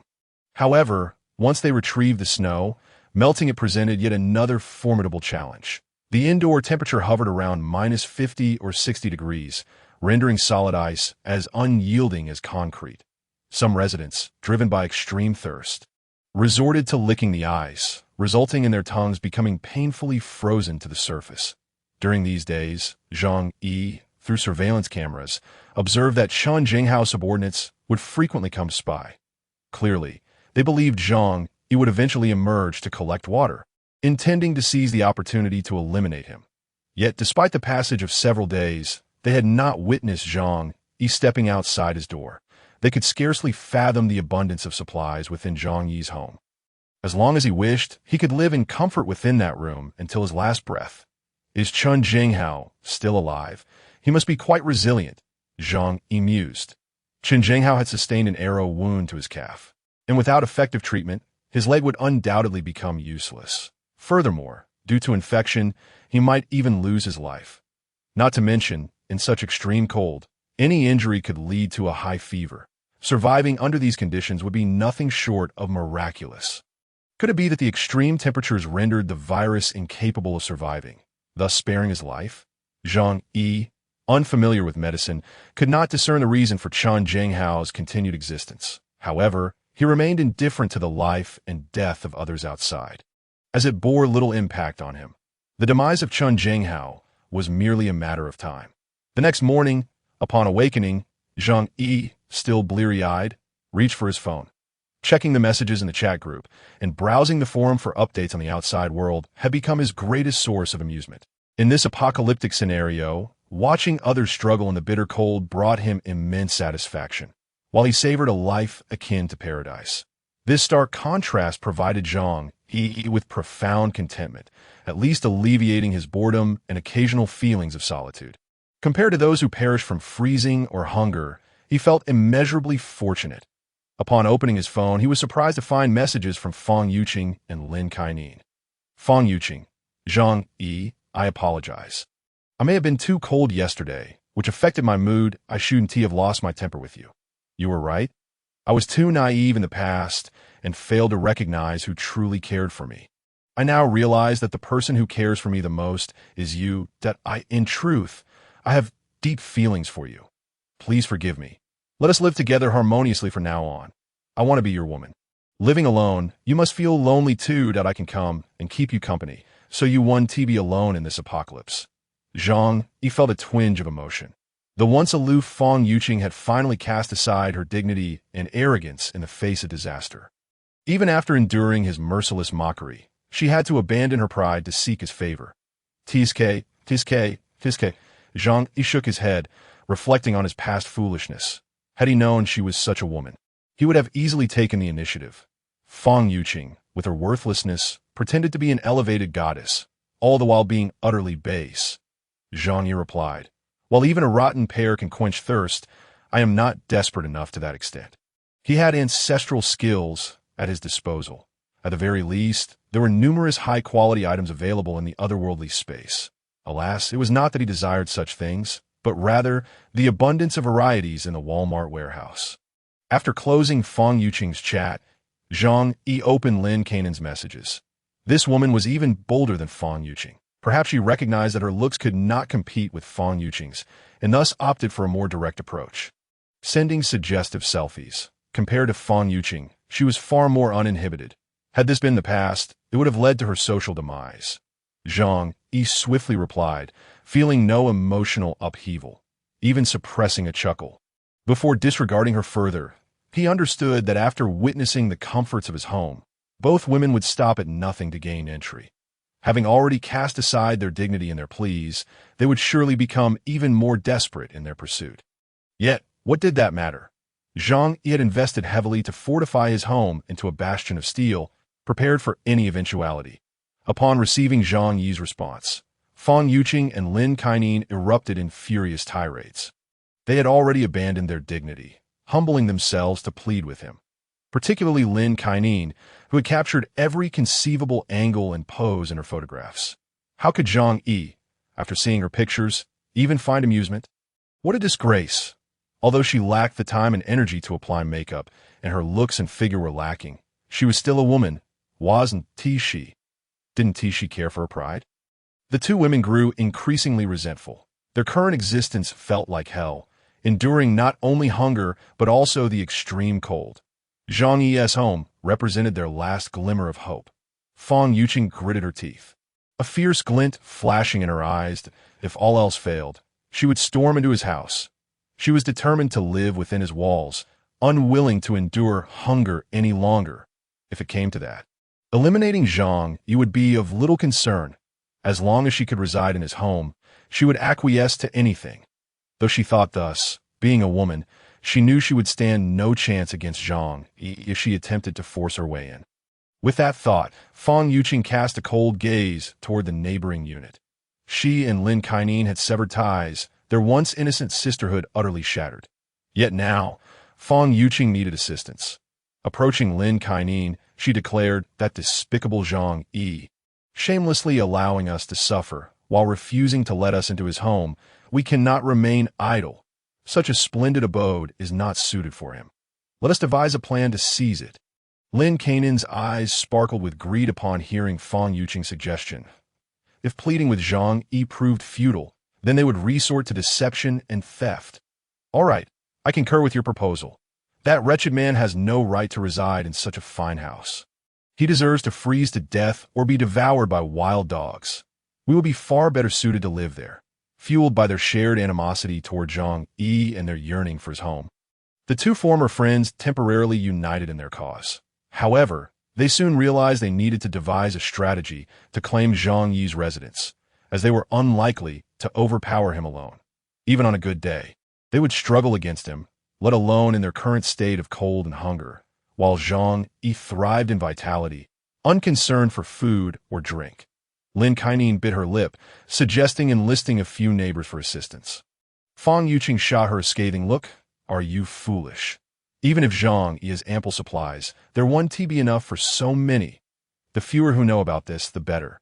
Lin Kainin, anxious, inquired, "Then what do you propose we do?" Fong Yuqing, with a triumphant smile, replied, "We can summon Zhou Peng. Zhou Peng is her devoted admirer, utterly compliant to Fong Yuqing's every whim. Although Zhang Yi has also sought Fong Yuqing's favor, he possesses at least a modicum of intelligence, preventing him from being manipulated at will by her. In stark contrast, Zhou Peng is a completely mindless individual, one who would readily sacrifice himself for Fong Yuqing. Thus, she intends to enlist Zhou Peng's help in seizing Zhang Yi's residence. Lin Kainan clapped her hands with a smile, exclaiming, "What a splendid idea! This loyal admirer is indeed quite useful." Without hesitation, Fang Yuqing dialed Zhou Peng's number. I could see that moment. Zhou Peng was utterly famished as a warehouse employee. He initially had enough food at home, but most of it had been given to Fang Yuqing. Oblivious to the fact that she was merely toying with him, he was lost in self-delusion, convinced that his sacrifices would inevitably lead to her marrying him. Upon seeing Fang Yuqing's call, he momentarily forgot his hunger and the chill of the air, eagerly rushing over. Upon his arrival at Fang Yuqing's abode, she immediately approached him with a feigned expression of grievance, lamenting how Zhang Yi had treated her. "Wah, Zhang Yi is simply a beast. I merely asked him for a bit of food, and he suggested I sleep with him." Zhou Peng, "You know I'm not that kind of woman." Zhou Peng, witnessing Fang Yuqing's tearful demeanor and recalling how she had come to him first after being wronged, felt an overwhelming sense of joy. "Look at that! Why does she come to me when she has troubles? It must mean I hold a special place in her heart. This is surely what love feels like." Zhou Peng believed this was his moment to showcase his masculinity, perhaps even winning Fang Yuqing's heart outright. Thus, he thumped his chest and declared, "Zhang Yi is truly despicable. How dare he treat you this way? I must deal with him." Fang Yuqing and Lin Kainan exchanged glances. Thinking this loyal admirer is truly easy to deceive, they had prepared numerous lines to manipulate him, but found that Zhou Peng had already taken it upon himself to handle the situation with Zhang Yi. Fang Yuqing grasped Zhou Peng's arm, gazing at him with alluring eyes. "Zhang Yi has quite a stockpile of food at home. Plus, his house boasts a fireplace, making it exceptionally warm. Why should a scoundrel like him reside in such a fine place? Zhou Peng, let us devise a plan to take his house in the future. We can live there together. What do you think?" Zhou Peng had always harbored disdain for Zhang Yi, primarily because Zhang Yi was more handsome and wealthier than he. Both had shown interest in Fang Yuqing, yet she obviously favored Zhang Yi over Zhou Peng. Now, with Fang Yuqing wrapped around his arm, feeling her faint touch through layers of clothing, he was filled with a sense of victorious pleasure. "Ah, this is it. Renqing, rest assured, I will take care of this." Upon hearing Zhou Peng's agreement, Fang Yuqing added, "But you must be cautious. Zhang Yi is a selfish and shameless individual. If we attempt to seize his home, he may retaliate. We must go armed, and it would be best to strike first." Lin Kainan chimed in, "I say we should just kill him." She harbored the deepest hatred for Zhang Yi, as she had sent him private photos only to be met with disdain. His comment that she was too dark shattering her. If word of that incident got out, she would wish for death. Therefore, Zhang Yi must die. Zhou Peng hesitated slightly at this notion. Killing someone, while easily spoken of, was no trivial matter for individuals who had lived in a civilized society for over 20 years. Taking that first step was not simple. Fang Yuqing, noticing Zhou Peng's reluctance, immediately scowled. "What, you disagree? Zhang Yi has bullied me so. You still have sympathy for him? It seems your past declarations of love for me were mere fabrications." Humph. Seeing Fang Yuqing's anger, Zhou Peng's innate desire to please surged forth. No. Renqing, please don't be upset. I will heed your wishes.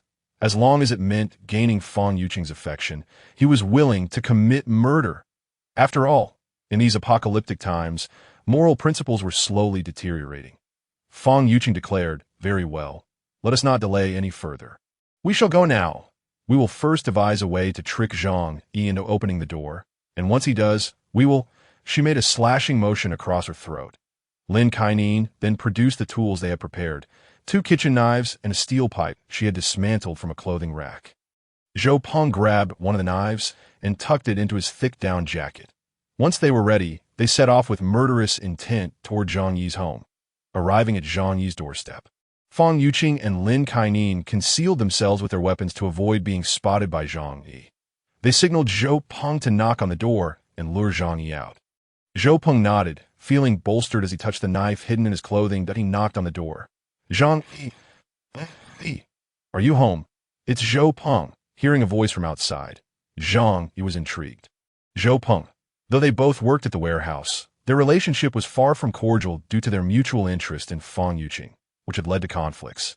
This fellow was unlikely to bring any good news. especially in a world where positive tidings were scarce. Zhang Yi refrained from opening the door, opting instead to turn on the television and check the surveillance. Indeed, he spotted the two women lurking at the sides of the door. Armed with knives and a steel pipe, their faces etched with murderous intent, a chill ran down his spine. Despite being prepared for confrontation, the sheer ruthlessness of the two women still caught him off guard. "Do you think you can kill me? You dare!" Zhang Yi scoffed, a sinister glint in his dark eyes. "Who will kill whom remains to be seen." Zhou Peng, noticing the silence on the other side, knocked more forcefully. Zhang Yi, it's Zhou Peng. Please open the door. I have something very important to discuss." Zhang Yi sneered, retrieving a gun and clicking off the safety he approached the door, demanding, "Who is it?" Upon hearing Zhang Yi's response, Zhou Peng quickly gestured for Fang Yuqing and Lin Kaining to prepare themselves. The two women, embarking on their first murderous endeavor, felt a twinge of nervousness. However, thinking of the warm, comfortable home filled with ample food that awaited them after eliminating Zhang Yi, their resolve solidified. Zhou Peng implored, "Zhang Yi, it's Zhou Peng, do we've run out of food at home. Can you spare some for the sake of our camaraderie as colleagues?" He donned a pleading expression, while secretly readying his knife for action. Zhang Yi leaned against the door, casually responding, "We have no food left either. I cannot assist you with this." Fang Yuqing and Lin Kaining cursed inwardly. "How could you possibly have no food? There are 7 or 8 boxes in your kitchen, including dried scallops, conpoy, and abalone. Are those not real?" However, they had anticipated this situation. Zhou Peng gritted his teeth and pulled out a box of medication from his pocket. "Zhang Yi, I will not take without giving. I can trade you a box of ibuprofen. I end the biting cold." Many were falling ill with fevers, and in such times, medicine could be as valuable as food. To entice Zhang Yi to open the door, Zhou Peng revealed his prized ibuprofen. Meanwhile, Zhang Yi, still behind the door, contemplated how to deal with them.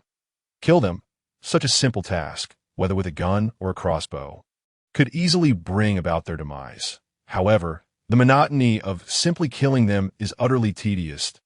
In this apocalyptic world, death can often be a form of liberation. It is living that constitutes a veritable hell. Naturally, he would not grant these worthless scoundrels any mercy. After some contemplation, Zhang Yi conceived a plan. He approached the trash can and retrieved a pulsating bottle. Having just consumed several cans of beer, he felt the call of nature. He then directed the bottle's opening and unleashed a stream of liquid. "Ibuprofen? Quite a fine choice. Allow me a moment to ponder." As Zhang Yi relieved himself, he languidly engaged in conversation with Zhou Peng. The few individuals outside heard the faint sound of water but were oblivious to Zhang Yi's actions. However, upon sensing that Zhang Yi might indeed be willing to negotiate, expressions of excitement appeared on their faces. Zhou Peng quickly exclaimed, Yes, open the door, and let us exchange. I do not require much, merely 2 packets of instant noodles. Given the current prices in the neighborhood, ibuprofen could easily fetch 5 packets of instant noodles." Zhou Peng deliberately offered a low price to trick Zhang Yi into opening the door. 2 packets of instant noodles? I fear you might be at a disadvantage. That would be quite embarrassing. Upon finishing his business, Zhang Yi suddenly held a bottle of iced tea, brimming and frothy. Zhou Peng, sensing he was close to reeling Zhang Yi in, pressed his face against the door and said, "No worries, I am famished. Since we are colleagues, it would be better to help you than to assist others. Hurry and open the door." Zhang Yi climbed onto a stool and positioned himself at the shooting hole in the door, then poured the warm, fresh iced tea over the 3 individuals outside. The sudden deluge shocked Zhou Peng and his companions, causing them to recoil in surprise. Fang Yuqing and Lin Kaining screamed in unison. "What is this?" "Oh no, it's hot water. It's still steaming." Initially, they felt a glimmer of joy from the warmth, but within seconds, they were overwhelmed by the pungent, acrid scent. This is urine." "Ah!" The 2 women shrieked as the urine drenched them, immediately collapsing to the ground in a fit of retching. Zhou Peng, his eyes ablaze with fury, pounded on the door, shouting, "Zhang Yi, you bastard! Get out here, or I will kill you!" Yet the heavy alloy door remained unyielding under his assault, causing his fists to ache. From within, Zhang Yi's laughter echoed with unabashed delight. "How does my urine taste? Is it refreshing?" These fools thought they could deceive me. Do they even deserve such a privilege? Realizing they'd been discovered by Zhang Yi, the group outside felt a mix of shock and rage, hurling insults at him. Zhou Peng cursed, "Damn it, I should not have wasted my breath with you. Just wait, I will make you pay for this." He discarded his pretense, drawing a kitchen knife and viciously striking the door. Most doors are wooden, easily breached by damaging the lock. However, Zhang Yi's door was a seamless alloy construction, capable of withstanding the impact of an RPG. Zhou Peng's strike met solid steel, sending shockwaves through the blade and nearly disarming him. The knife whizzed past his head, narrowly missing him and slicing a long gash along his skin. His palm throbbed with blood, a small biological fact. Human skin is particularly fragile in winter, and the sensation of pain is amplified. Zhou Peng stood frozen, the near miss sending a chill down his spine. Had the knife been a mere fraction off, it would have struck his face directly. However, his daze was soon shattered by an agonizing throb. "Ah!" Zhou Peng cried out in pain. The two women, gripped by terror, abandoned him and fled in haste. Zhang Yi observed the chaos from his room, weighing his handgun thoughtfully, contemplating whether to step outside and give each of them a bullet, though he did not wish to kill them. Inflicting some wounds would ensure their suffering in this frigid apocalypse. Yet, after a moment of reflection, he abandoned that notion. Why? Because outside lurked 3 rabid dogs. While there was a considerable chance he could injure them, there remained a minuscule risk of being countered. Zhang Yi would never gamble with his own safety. Indeed, he was the king of survival. Why jeopardize his comfortable existence over a moment of reckless impulse? No matter, he would simply wait here and let them wither away. He would relish in watching how long they could endure in this bleak world. With a calm demeanor, Zhang Yi returned to his sofa, resuming his game. Zhou Peng and Fang Yuqing hastily returned home, trembling uncontrollably on the couch. They had narrowly escaped death and still felt the lingering dread. Fang Yuqing, noticing the urine-soaked couch, screamed, "Ah! Get away, who allowed you to sit on my sofa?" Fang Yuqing was distressed over her soiled furniture and repulsed by Zhou Peng's state, especially since he had borne the brunt of the deluge at the door. She immediately berated him, ordering him not to sit on her sofa. Zhou Peng felt utterly wronged. He had only sought out Zhang Yi to heed Fang Yuqing's request. Now, drenched in urine and shivering from the cold, he was also nursing wounds. How could Fang Yuqing treat him this way? Yet a sycophant would always be a sycophant. Zhou Peng reconsidered. Fang Yuqing had a point. He had failed his task to assist her, and being in such a filthy state, how could he defile the sofa belonging to the goddess? The more he pondered, the more he felt his scolding was justified. He quickly stood up, apologizing earnestly. "I'm sorry, Yuqing, it's all my fault. Please don't be angry." Fang Yuqing and Lin Kaining hurriedly rushed to change their clothes, waving him off. "Get out quickly. We need a change." Zhou Peng dared not protest, and swiftly exited Fang Yuqing's home. The two women returned to their room, quickly discarding the urine-soaked garments Zhang Yi had splashed upon them. However, even after changing, the noxious odor lingered. After all, it was not just their clothes that were affected. Their hair and skin bore remnants, even trickling down their necks. In such frigid weather, bathing would be akin to courting death. They were far too terrified to attempt it. Thus, they could only suppress their disgust. Having failed in their mission and now drenched in urine, the two women harbored even greater animosity toward Zhang Yi. What to do? Zhang Yi was far too cunning to handle. Infuriatingly, regardless of the approach, they were determined to seize his residence. "Let us devise a plan. We shall uncover his weaknesses." While the two women plotted against Zhang Yi, he sent a message to Fang Yuqing. "This time it's urine. Next time, I may just douse you with feces." Zhang Yi had acted hastily this time, but had he prepared thoroughly, they would have faced an even more unsavory fate. Fang Yuqing and Lin Kaining turned pale at the prospect of being covered in excrement, the very thought making them wish for death. Zhang Yi silenced the chat and ceased reading Fang Yuqing's messages. Though he had muted notifications, the number of unread messages continued to climb rapidly, and it was clear they contained nothing pleasant. He decided to check the community group chat. Upon entering, he was greeted by a spectacle. Ever since her home had been taken by Chen Zhenghao, Aunt Lin seemed to have lost her sanity. Now, she was incessantly sending voice messages in the group, demanding everyone surrender their supplies, that I am the head of our community committee. Who dares disobey me? Once the snow melts, I will have you all arrested. Did you hear that? Respond to me. You must deliver all your food to my house today. However, this time, scarcely anyone mourned her passing. Days turned into weeks, and gradually, everyone came to realize the gravity of the current circumstances. The authorities were far too preoccupied to attend to individual needs, and the so-called community committee led by Aunt Lynn had become utterly inconsequential. She could no longer intimidate anyone. Instead, she found herself the target of ridicule. Damn old hag. Why don't you just die already? You tricked us out a whole box of instant noodles. And I haven't even settled the score with you. Some even brought up the initial panic caused by the snow disaster. If you hadn't told everyone that it was nothing to worry about and discouraged us from stockpiling supplies, we wouldn't be in this predicament. The mere mention of this ignited a surge of fury among the crowd.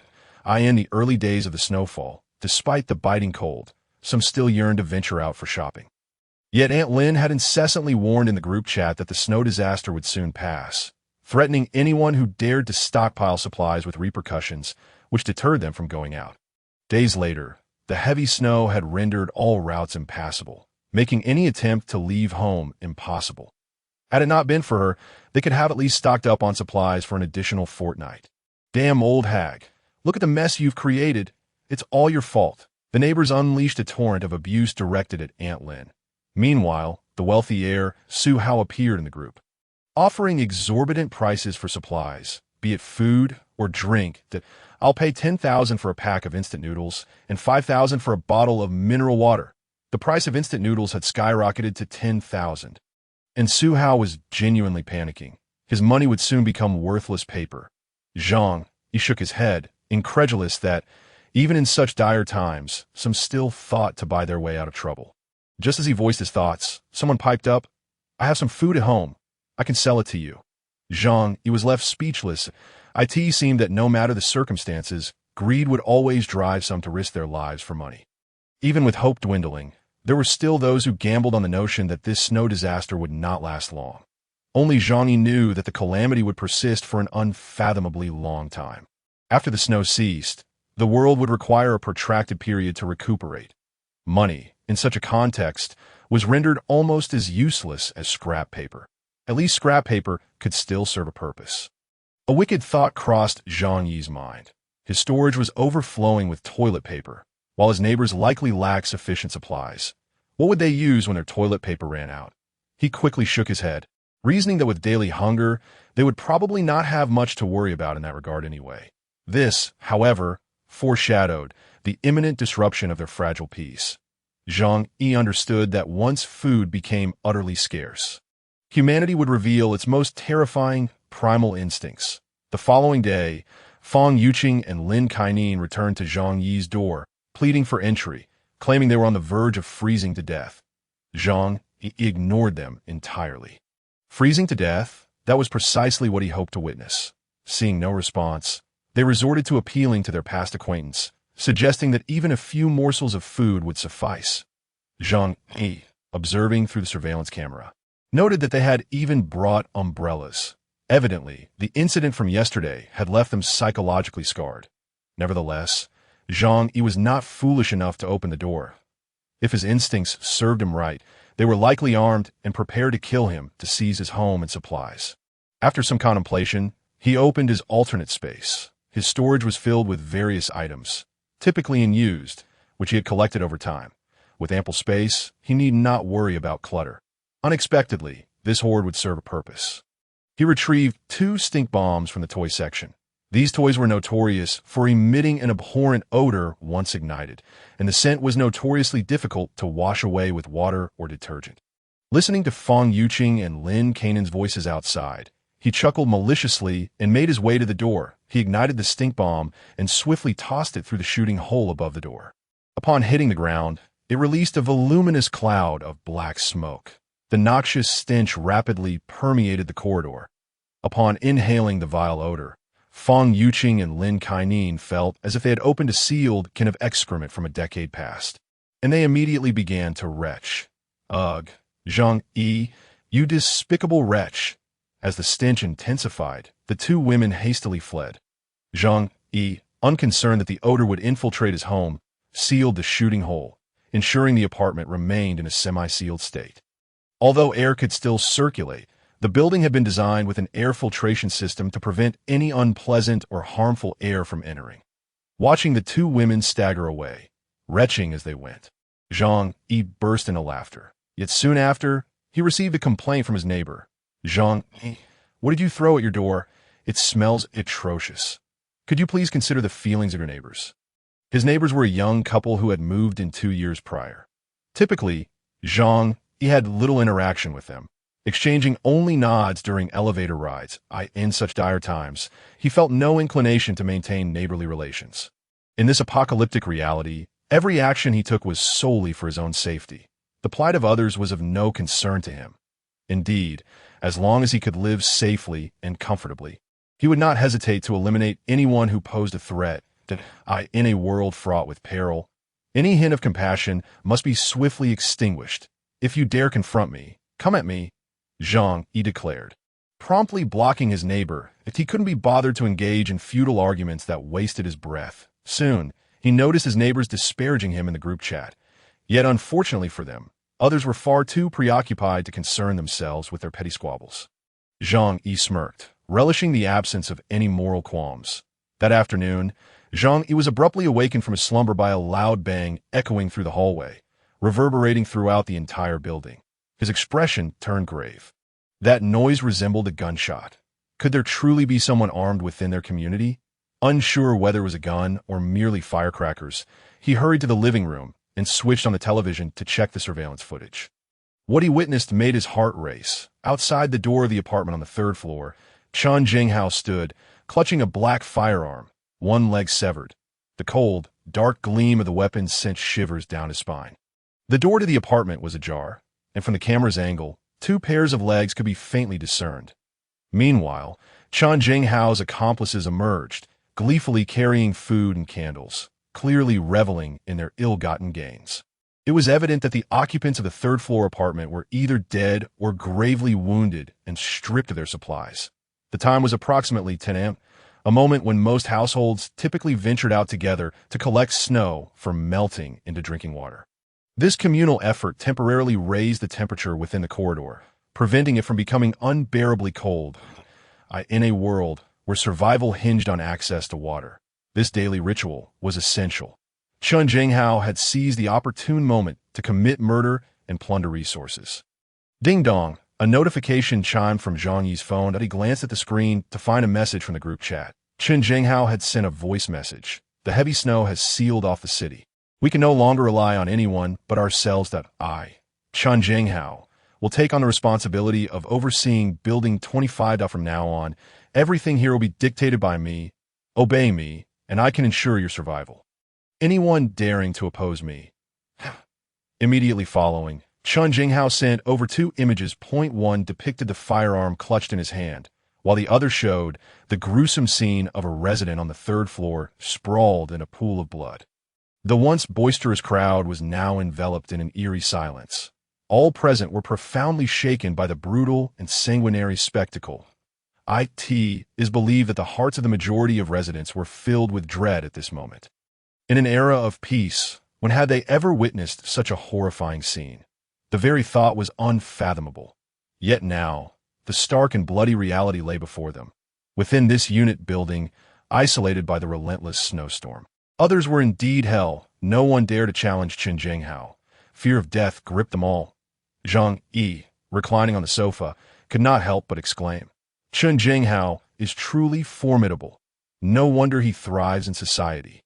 Chen Jinghao employed a blend of coercion and persuasion, refraining from solely intimidating the homeowners in the building.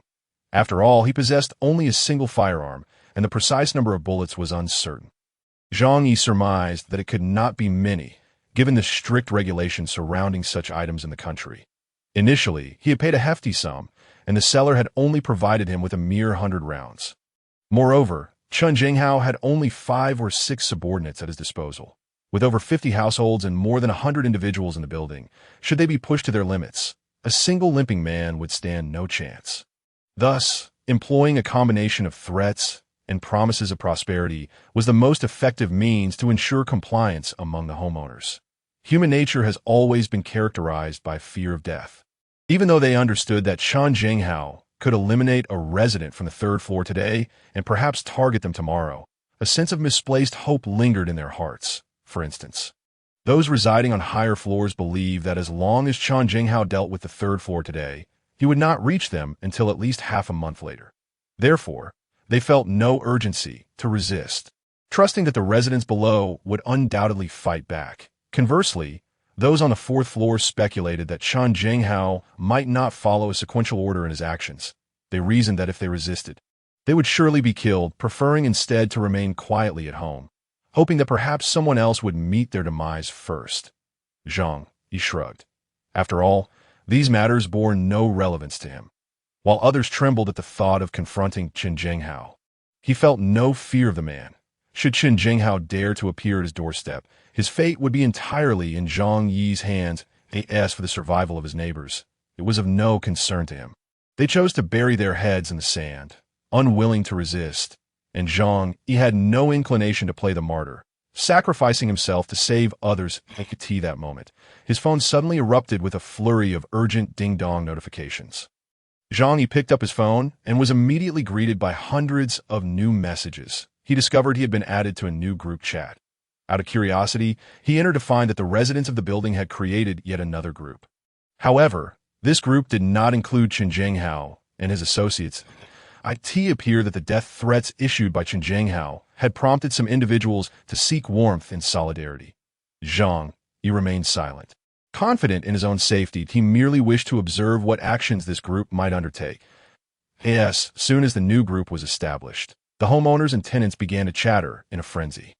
Chen Jinghao was a devil incarnate.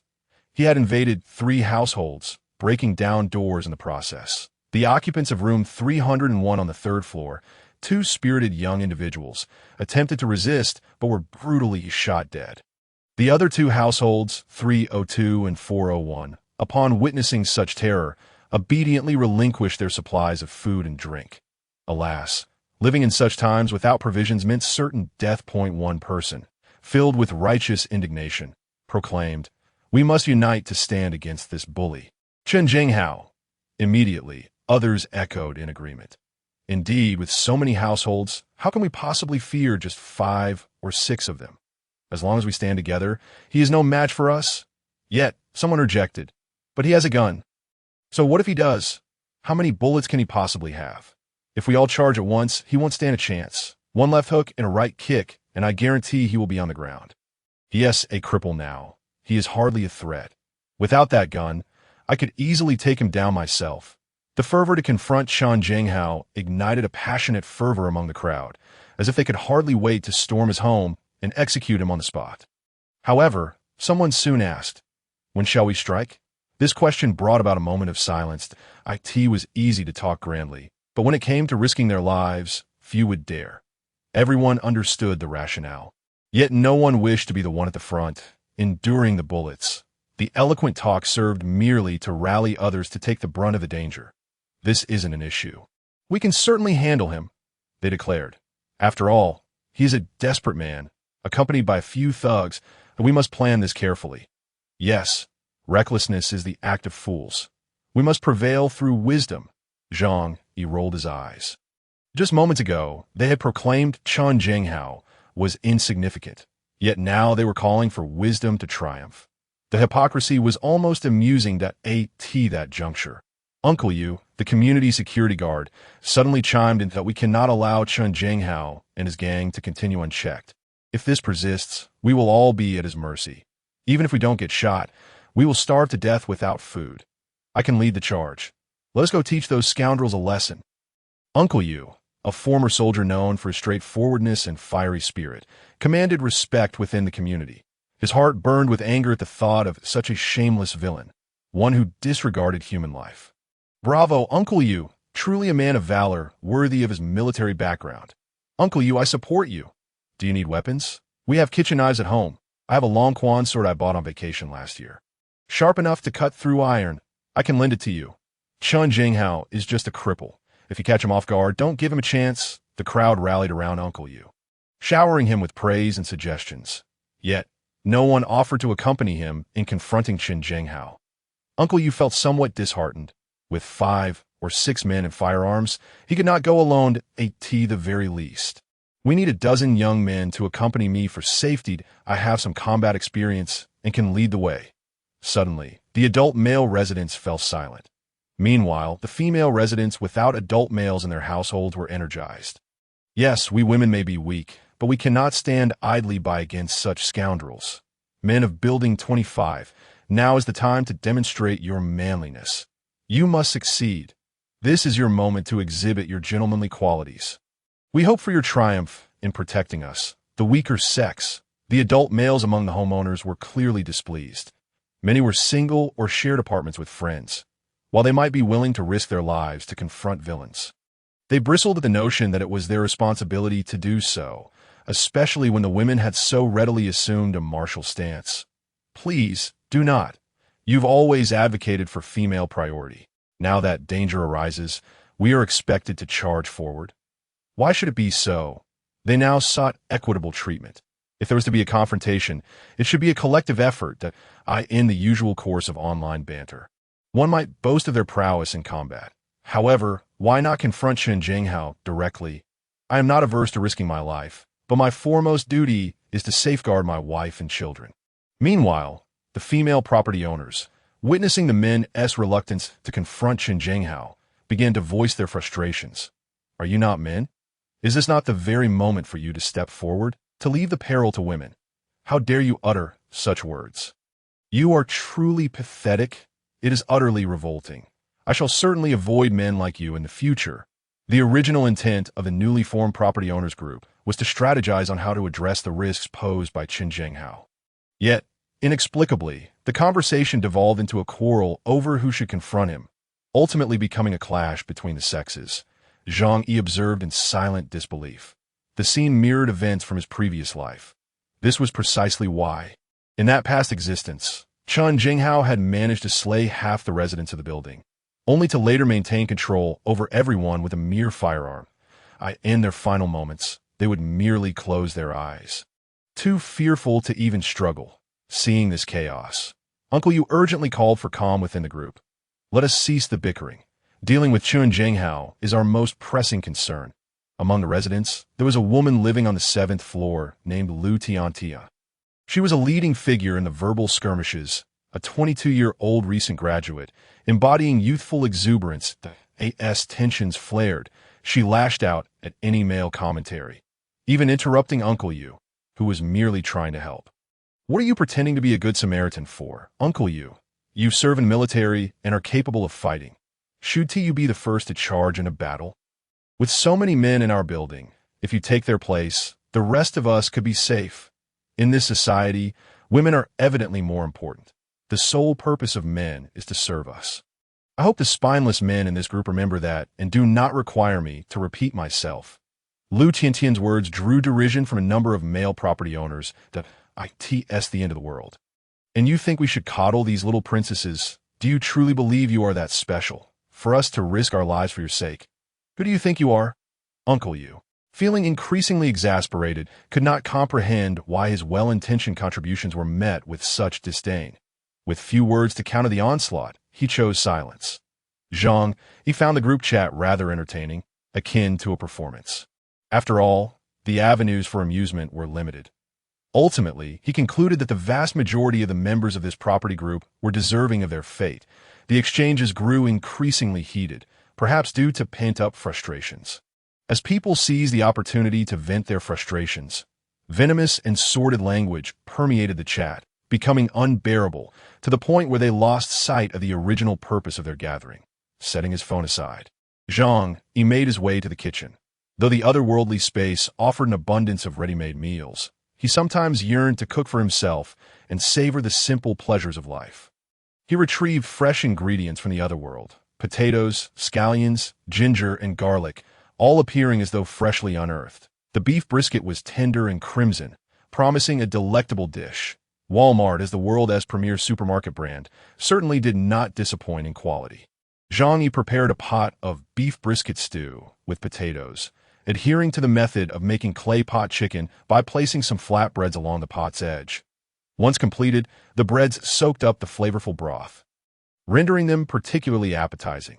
Picking up his phone, he noticed that Fang Yuqing and Lin Kainin had messaged him once more, this time filled with desperate pleas. Fang Yuqing and Lin Kainin were sobbing profusely, clearly shaken by the news of Chen Zhenghao's violent acts. These two naive women lacked the capacity to resist the malevolent, making them likely candidates for his next targets, particularly after witnessing the formidable security of Zhang Yi's fortified home. They perceived it as a sanctuary and yearned to dwell within its safety. Zhang Yi, no matter the grievances between us, you once loved me, did you not? You cannot simply stand by and watch me perish. I know you present a tough exterior, but your heart is soft. I implore you, save me. Lin Kainin, lacking any semblance of shame, added, Zhang Yi, I do not wish to die if you allow me to stay in your home. I will do anything you ask. Just please, do not let me fall into their hands. Zhang Yi could sense their underlying terror. Truth be told, had his own residence not been fortified, he would share in their despair. Given the bleakness of their circumstances, yet, would he feel pity for these two women? Hardly. This spectacle was precisely what he had longed for. The deeper their despair, the greater Zhang Yi's exhilaration became. He remained silent, leisurely recording a video to share with them. In the video, a large pot of beef brisket stew with potatoes simmered before him, while a roaring fireplace cast a warm glow throughout the room, creating an atmosphere of comfort that starkly contrasted with the blizzard and howling winds outside. For the two women, this was undoubtedly a provocative stimulus. After all, they were not merely hungry. Their very survival was at stake. They continued to plead for Zhang Yi to allow them to share his home, but he chose to ignore their entreaties, neither accepting nor rejecting their requests.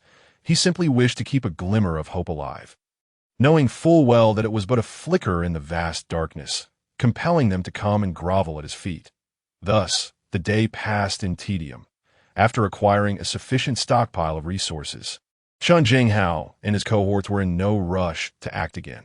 They understood that excessive aggression could unite the property owners against them. It was most prudent to consolidate a faction, placate another, and eliminate a third. However, that night, Zhang Yi, through surveillance, noticed some unusual activity among Chen Zhenghao's group. Throughout Tianhai City, the lights were extinguished, save for the glow emanating from Zhang Yi's residence, unnoticed by the other tenants. Zhang Yi observed Chen Zhenghao's henchmen carrying out two corpses. Upon closer inspection, he recognized the faces. Having met nearly all the residents in the building, he was certain these two did not belong to their unit. They must have been summoned from elsewhere after the recent snowfall. As he pondered the implications, Zhang Yi realized the grim possibility. During the attack on his home, Chen Zhenghao's men had likely succumbed to the extreme cold. The frigid temperatures could easily lead to pneumonia, and without proper shelter and medical care, death was a stark reality. The two corpses, stripped of all clothing, had been discarded at the stairwell. Zhang Yi furrowed his brow. Initially perplexed by their motives, if their intent were merely to dispose of the bodies, they could have simply thrown them out the window. The snow would conceal everything. Yet as he mulled over the situation, an alarming thought struck him. Had Chen Zhenghao left the bodies behind as a reserve food supply? This notion sent a chill down Zhang Yi's spine, raising every hair on his body in trepidation. Yet this explanation undeniably seemed the most rational. The frigid air rendered the world akin to a colossal refrigerator, alleviating concerns over food spoilage. Contemporary interpretations of apocalyptic scenarios often stem from cinematic portrayals of such themes. Cannibalism within these narratives is far from an anomaly. Historical accounts reveal that during times of great calamity, instances of cannibalism, such as the exchange of children for sustenance, have been documented with chilling regularity. Perhaps the years of peace have caused some to forget the grim realities etched in black and white. Until the advent of the apocalypse, Zhang Yi inhaled deeply, his racing heart gradually finding its steadiness. Compared to the average person, he accepted this grim reality with remarkable swiftness. After all, he had endured an apocalypse once before. Becoming a victim himself, consumed as food, he understood that when desperation reaches its zenith, hunger can drive humanity to commit unspeakable atrocities, devouring anything that is consumable. Chen Jinghao truly was a ruthless individual. Although Zhang Yi held no fondness for that societal figurehead, he couldn't help but feel a sense of admiration. Many grasp the underlying truths, yet few can truly regard their fallen comrades as rations before the last morsel is consumed. Such actions verge on the extinction of humanity. After Chen Jinghao eliminated the residents of Unit 301, an atmosphere of palpable tension enveloped the entire building. Where once there was a bustling crowd, now silence reigned, with no one daring to utter a word. Chen Jinghao seemed to sense this shift, realizing that others were clandestinely forming a new group without him. However, such activities are inherently beyond prohibition. He could only resort to various threats and attempts at persuasion within the homeowner's circle. Given the dire circumstances, everyone sought survival. None wished to resort to murder. Had it not been for that boy from Unit 301 initiating hostilities against his men, Zhang Yi would not have lost control and killed him. After all, he was no demon. He hoped for a harmonious coexistence, requesting a modicum of food when necessary. As long as everyone complied, he assured them that peace could be maintained. Upon uttering these words, a few individuals visibly relaxed their guard. Some even speculated that, perhaps, as Chen Jinghao claimed, the demise of the 301 resident was due to his own aggressive actions. The phenomenon known as Stockholm Syndrome describes such individuals. In the depths of despair, as long as the perpetrator offers a semblance of kindness, they respond with gratitude. Zhang Yi remained an observer, detached and silent, yet within him stirred a newfound vigilance towards Chen Jinghao. Though his home was fortified, and Chen Jinghao's ragtag group, armed with their meager weaponry, posed no real threat of invasion. Caution in an apocalyptic world is never unwarranted. Should he provoke me, I shall find an opportunity to eliminate him. Zhang Yi stated coolly. This fleeting tranquility shattered the following day. Despite the pervasive fear of Chen Jinghao keeping households indoors, survival necessitated venturing out to procure ice and water. Thus, some individuals stealthily opened their doors, planning to gather snow unnoticed. Unfortunately, they fell prey to Chen Jinghao's sentinels. The supplies pilfered on the first day had been wholly consumed by the starving thugs, who now regarded the entire building's residents as prey. Anyone they captured would not be treated with civility. They would be stripped bare. In the new group chat, urgent cries for help echoed. Zhang Yi opened the chat and couldn't suppress a smile. The one in distress was none other than Lu Tiantan, residing on the 7th floor. Chen Jinghao occupied the 6th, directly beneath her. That morning, she had intended to sneak downstairs under the cover of darkness to gather snow, only to be caught red-handed. Living alone, she could tidy up with minimal effort, making her a prime target for Chen Jinghao's group. With nearly 2 weeks of confinement, both he and his cohorts were desperate for diversion. Lu Tiantan was not particularly beautiful, yet her youth and decent figure sufficed. Given the limited options, they were no longer picky. The group of thugs approached her, wielding wrenches and iron rods, grinning wickedly. Lu Tiantan hastily shut her door and, in her despair, resorted to seeking help from her neighbors. "Whoa, someone save me. They're breaking down my door. Please, I will be killed. Uncle you, please save me. Aren't you a veteran? They surely cannot overpower you. We can't trust those brutes. They are far too savage. We must unite." Lu Tiantian's voice trembled with urgency as she sent message after message. However, just yesterday, her tone had been wholly different as she aggressively confronted the male residents of the building. Uncle Yu replied, "My dear, this situation is sudden. I cannot take on so many alone." Though kind-hearted, Uncle Yu would not throw himself into danger unnecessarily. Chen Jinghao had 5 or 6 men, armed with guns, making it impossible for even a veteran to confront them alone. Had they reached a consensus yesterday to form a protective force, there might have been hope to deter them. Lu Tiantian felt a chill as she read Uncle Yu's response. In tears, she exclaimed, "You can't do this. You can't protect a defenseless woman. What kind of men are you? Oh, if I die, I swear I will haunt you as a ghost." Initially, some felt sympathy for her plight, but as they recognized her brazen attempt at moral coercion, their tempers flared. Coupled with her earlier tirade against the building's men, old grievances resurfaced. "Ah, yes, we are all worthless. Oh, great fairy, you surely need no help. Haha, can the little fairy fight? Go defeat them. Weren't you quite loud yesterday? Thought you were formidable, yet here you are begging for our aid. You might as well perish. One less of you means countless lives saved. Laughter erupted in the chat, and instead of sympathy for Lu Tiantian's dire situation, a sense of schadenfreude prevailed. With their home ransacked, at least they were safe for the time being, seeing the icy mockery. Lu Tiantian succumbed to despair. She turned to the female residents for assistance. Yet their responses were uniformly unhelpful. We are all sisters. But in such a situation, there is little we can do. Keep fighting. You can do this. I support you in spirit. You must hold on, or if they break in, they might do unspeakable things to you. Indeed, with so many of them, they could ruin you. Some offered half-hearted reassurances, while others indulged in dark humor at Lu Tiantian's expense. After all, human sorrow does not resonate with all. Prolonged confinement and the specter of death had twisted many hearts, and an increasing number of individuals joined the chat. Yet the discourse had soured. Sister, even in death, you should take someone down with you. It's a service to humanity. Yes, since your home is gone, you likely won't survive anyway. Better to take someone with you. Lu Tiantian trembled with rage, desperate to articulate a response when suddenly, her door was violently kicked open in Zhang Yi's home. He observed on the monitor as Lu Tiantian emitted a piercing scream, only to be seized by several thugs who dragged her out into the cold. Even on such a frigid day, they showed no restraint in their brutality. Zhang Yi let out a sigh of exasperation. However, it was a reasonable sentiment. In the current circumstances, no one truly knows when their life might come to an end.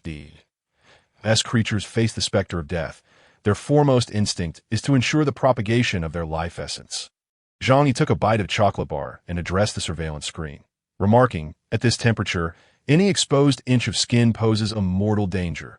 The fate of Lu Tiantian remains unknown to everyone, though they can certainly speculate that a young girl caught in the jaws of a pack of wolves. What fate could await her? Even if Chen Zhenghao and his cohorts spared her life, the loss of all her vital resources would leave her with nothing but a slow demise. Yet, there was little sorrow among the others. Rather, a collective sigh of relief was felt. At least Lu Tiantian could sustain Chen Zhenghao and his group for a time. Nevertheless, this served as a clarion call for the other residents. If things continued on this path, they feared they would not survive much longer. That afternoon, Zhang Yi found himself abruptly added to a chat group. He chuckled softly. In such an unstable environment, the atmosphere of suspicion grew ever thicker, and small factions multiplied. It was as if they believed that by banding together, they would become formidable. He glanced at the members of the group and noted only 6 or 7 individuals. Zhou Peng, Fang Yuqing, and Lin Kainan were among them, alongside a few other neighbors. Zhang Yi furrowed his brow, uncertain of their intentions. Soon, someone reached out to him. Fang Yuqing stated, Zhang Yi, the outside world is perilous. Chen Zhenghao and his gang will eventually come for us, that we must unite. Zhang Yi replied coolly, it's fine. I'm quite comfortable on my own. Lin Kainan interjected, that is not the point. You're alone. While Chen Zhenghao has 5 or 6 people and firearms. Thus, you are far from safe. Zhang Yi smirked. Why don't you ask Chen Zhenghao who it was that broke his leg? He hasn't dared to retaliate yet. He knows I'm no pushover. Zhang Yi inquired. So what do you intend to do? Fang Yuqing hurriedly responded, it's far too dangerous for us to live separately. We've decided to move in together, so that even if we face Chen Zhenghao, we'll have the strength to resist. Zhang Yi burst into laughter. So, you think that by gathering together, you'll be safe from Chen Zhenghao's guns? How absurd! If sheer numbers were effective, the 50 households of this building could easily overpower him. They were all cowards. Banding together was merely a quest for psychological comfort. Another voice chimed in. It was Sun Jichao, whom Zhang Yi remembered as a finance professional. With more people, at least they would think twice. Plus, we could unite to barricade the doors and not fear them breaking in. What we lack now is a stronghold. Fang Yuqing quickly added, Zhang Yi, your home has a balcony, and the security door is exceptionally sturdy, perfect for resisting Chen Zhenghao. Therefore, we hope you will join our group to fight back. At this point, Zhang Yi understood their motives. Fang Yuqing must have informed them of the advantages his residence offered. It was highly likely that they were already aware of the excellent insulation system and abundant supplies in his home. Zhang Yi scoffed. Their intentions were clear, even from several floors up. He bluntly replied, I don't need it. Thank you that I'm quite comfortable on my own. If you wish to cohabit, find another place. What a joke. Cramming 7 or 8 people into his home. In such uncertain times, who could tell friend from foe? That would only invite danger upon himself. Besides, Zhang Yi owed them nothing. Why should he? After Zhang Yi's refusal, it was evident that the others were displeased. Sun Jichao said, Zhang, we're all in grave danger. You can't be so short-sighted.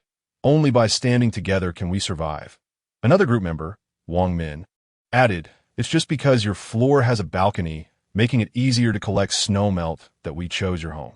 You think we're taking advantage of you, but we can protect you too. Zhang Yi grinned, his mouth twisting in amusement. He sent a message in the group. Protect me? The series of question marks conveyed his inner derision. Did they even comprehend the life he was leading now? The audacity to claim they could protect him.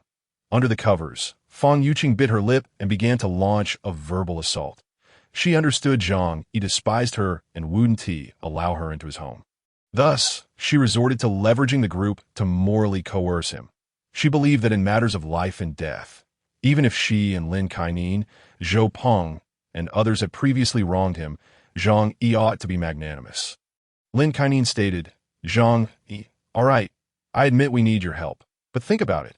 If you let us take refuge in your home, you could save 7 or 8 lives. Can you bear to watch us be slaughtered by Chen Jinghao?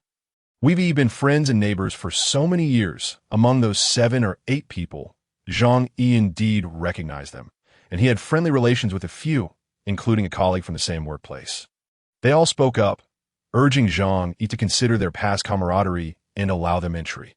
Unfortunately, having faced persecution and death in a previous life, Zhang Yi was no longer the soft-hearted individual he once was. Most of those present were the same individuals who had once feasted at his expense. In this apocalyptic scenario, what was there to discuss regarding humanity? The only path was to survive. Thus, he said, in times like these, survival is up to each individual. You hold no value to me, so why should I be obligated to protect you? With that, Zhang Yi promptly exited the group. That Tio think they could exploit him was nothing short of a fantasy. He had no moral obligation that could be twisted against him. After the chat, Zhang Yi retrieved a box of potato chips from the otherworldly space that he settled by the window, reclining in a plush imported chair, munching on chips while gazing at the scenery outside. Setting aside the extreme cold, the snowy landscape was truly magnificent. The earth was cloaked in a pristine blanket of white, devoid of any blemishes. A sight to behold. That moment, he suddenly noticed a moving dark spot appear on the 18th floor, accompanied by a sound filled with despair, a blood-curdling scream.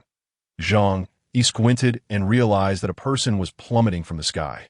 In an instant, they fell into a snowdrift at least 6 or 7 meters deep. With the outside temperature plummeting to over 70 degrees below zero, being buried in such thick snow was tantamount to a death sentence. It seemed that the situation in the other apartment blocks was no different. Faced with dwindling supplies, conflicts over resources had erupted, leading to violence, murder, and theft. Wherever there are people, they are currently evolving toward a hell on earth. Zhang Yi munched on potato chips while contemplating the future in his mind. It appeared that, aside from being wary of the neighbors in this apartment building, he would also need to exercise caution towards the survivors outside. In this apocalyptic world, any incident could occur. Within Building 25, Chen Jinghao and his companions had successively raided several households, directly or indirectly causing the deaths of 5 individuals. This situation prompted many residents within the building to unite. Their proposed solution to the problem was to remain together, avoiding dispersion, and to barricade the doors with heavy objects to prevent Chen Jinghao and his associates from breaking INAS for accessing water. They planned to do so through the windows. Some residents on higher floors had balconies that could catch the falling snow. On Fang Yuqing's side, they had all moved into Wang Min's home on the 18th floor. Wang Min was Zhou Peng's cousin, engaged in the cosmetics business in Tianhai City, and was considered an independent businesswoman. Thus, she possessed some assets.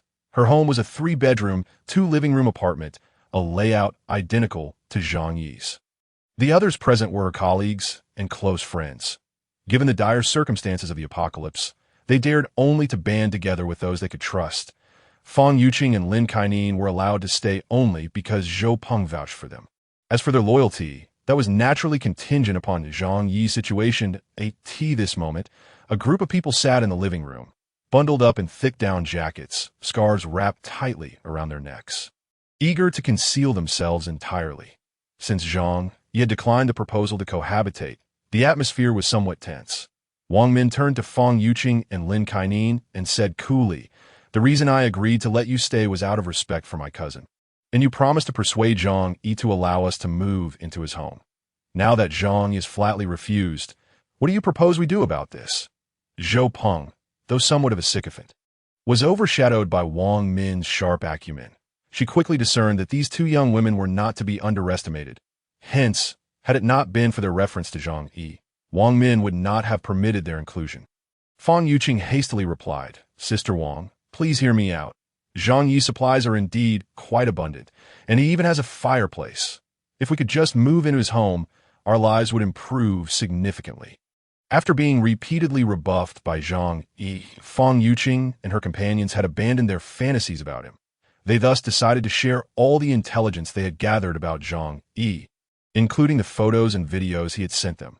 Lin Kaining added, "Yes, you've seen the videos. You should understand just how comfortable Zhang Yi's home is right now, that if we all put in the effort, we can move into his place. Not only would we be able to fend off Chen Jinghao, but we could also live comfortably."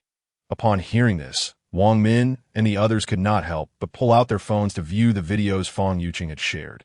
The footage showcased the interior of Zhang Yi's home, captivating their attention and igniting their desires. Wang Min frowned, stating, "However, his stance is clear. He is utterly unwilling to let us this moment." Sun Jichao, wearing glasses, adjusted his gold-rimmed spectacles, and spoke in a low tone. Such a selfish individual, completely disregarding the lives of others. We need not be overly courteous to someone like him. I suggest we employ some unconventional methods. As his words hung in the air, the group turned their gaze towards him, fully aware of his implication, breaking into Zhang Yi's home and forcing him to relinquish it. His companion, Lu Tao, voiced his agreement loudly. "I believe that is an excellent plan. Such a self-serving person only thinks of himself. Why should he occupy such a fine residence?" Wang Min furrowed her brow slightly, but recalled Zhou Peng's assertion that their door was very secure. "We are not like Chen Jinghao's group. We are not skilled in this sort of thing." Zhou Peng concurred, "Indeed, and Zhang Yi is particularly vile. Last time we knocked on his door, he even threw urine on us from above." Recalling that incident made Fang Yuqing and Lin Kaining feel nauseated, nearly causing them to retch. Even now, the lingering scent of Zhang Yi remained in their hair and on their skin. Had it not been for the cold weather causing nasal congestion, the smell would have been unbearable. Sun Jichao adjusted his glasses and smirked. "This matter can actually be quite simple. As long as we wrap ourselves up tightly, wear masks, and carry umbrellas, we need not fear his tactics. As for breaking the door..." He glanced at Lu Tao, who cleared his throat and said, "I previously worked at a locksmith company. I am quite familiar with these matters that I can open various common locks on the market." Hearing Lu Tao's declaration, Fang Yuqing and the others were nearly ecstatic, exclaiming, "Wonderful! If we can unlock a security door, with so many of us rushing in, I wonder how Zhang Yi will resist." Fang Yuqing gritted her teeth in rage. She had previously pleaded with Zhang Yi to let her in, only to be rejected and humiliated by him, which had fostered an intense hatred within her. Once inside, she vowed to dunk his head in the toilet. Zhou Peng, the sycophant, eagerly chimed in, "I'll handle the pulling."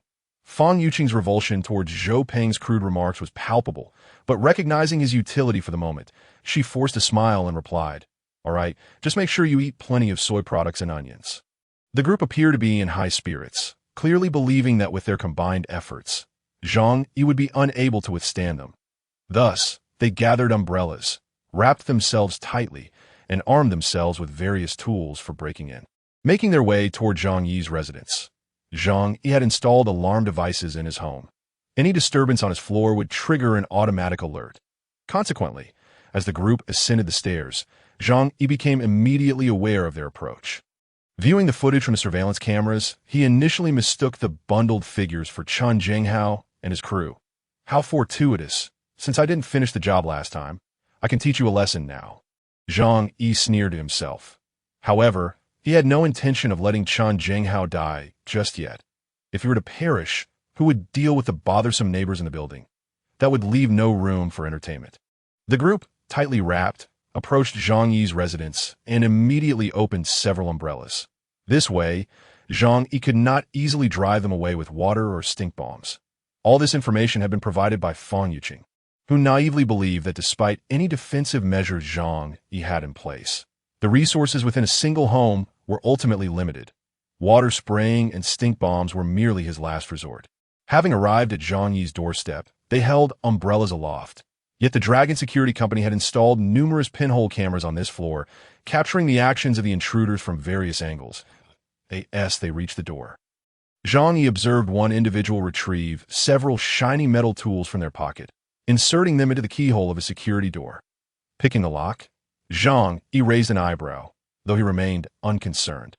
If his security door were so easily breached, the professionals at Dragon Security would be of no use whatsoever.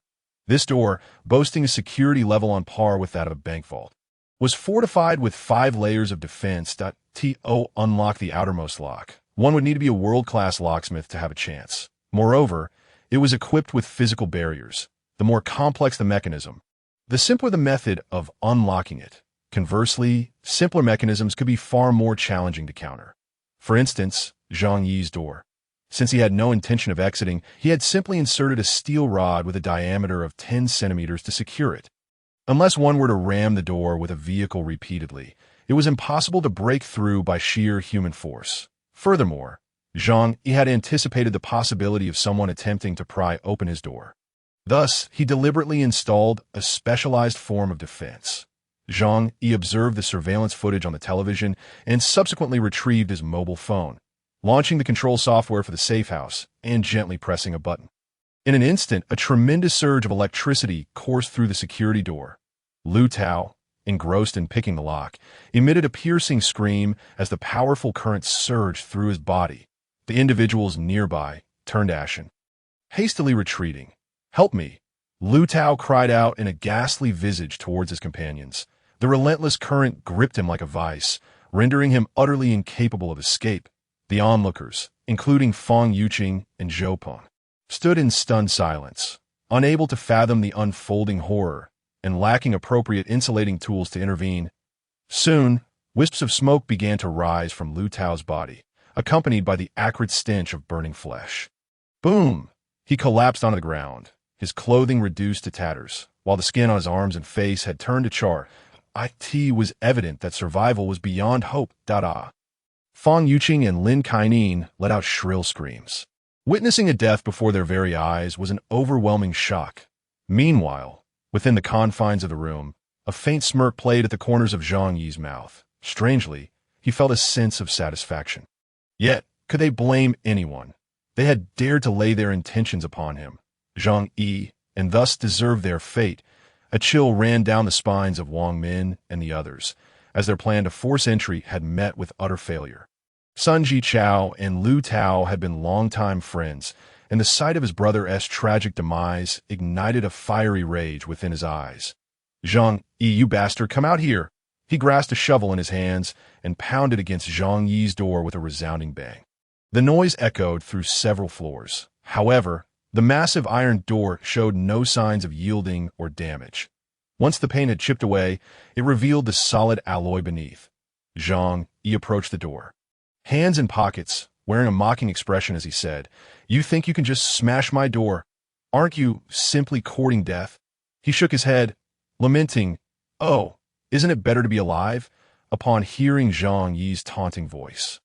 The individuals outside were struck with both shock and fury. Wang Min shouted, "Zhang Yi, we initially intended to approach you amicably to discuss cohabitation. How could you resort to murder? You are even more wicked than Qin Zhenghao. You are a true devil." Upon hearing a woman's voice, Zhang Yi realized that those outside were not Qin Zhenghao. Nevertheless, he felt no remorse for killing Lu Tao, for such a man was indeed deserving of his fate. In a moment of clarity, he recognized the identities of the individuals before him. Surely, it was Fang Yuqing and Lin Kainen's group that had arrived. After all, they were the only ones aware of how comfortable Zhang Yi's home truly was. Zhang Yi's expression darkened as he harshly rebuked. What are you pretending for? You came to my home to smash my door, intending to seize my property. It is only fitting that one perishes. How dare you bark here? It is utterly laughable. Sun Jichao feigned calmness. Zhang Yi, we harbor no ill intentions. We merely wish to converse with you. Yet you did not even inform us before taking the life of our dear brother Lu Tao. This is utterly excessive. Do you not intend to provide us with an explanation? Zhang Yi burst into laughter. Just come and talk? You barged in uninvited, attempting to pry open my door, and you call that a conversation? Umph. After breaking in, the next step would likely be to kill me or force me out to fend for myself. Then you would relish in the safe house I painstakingly prepared, wouldn't you? The group exchanged glances, realizing that this indeed had been their original plan. Sun Jichao's brows furrowed deeper. The tragic death of his close friend had fueled his hatred for Zhang Yi.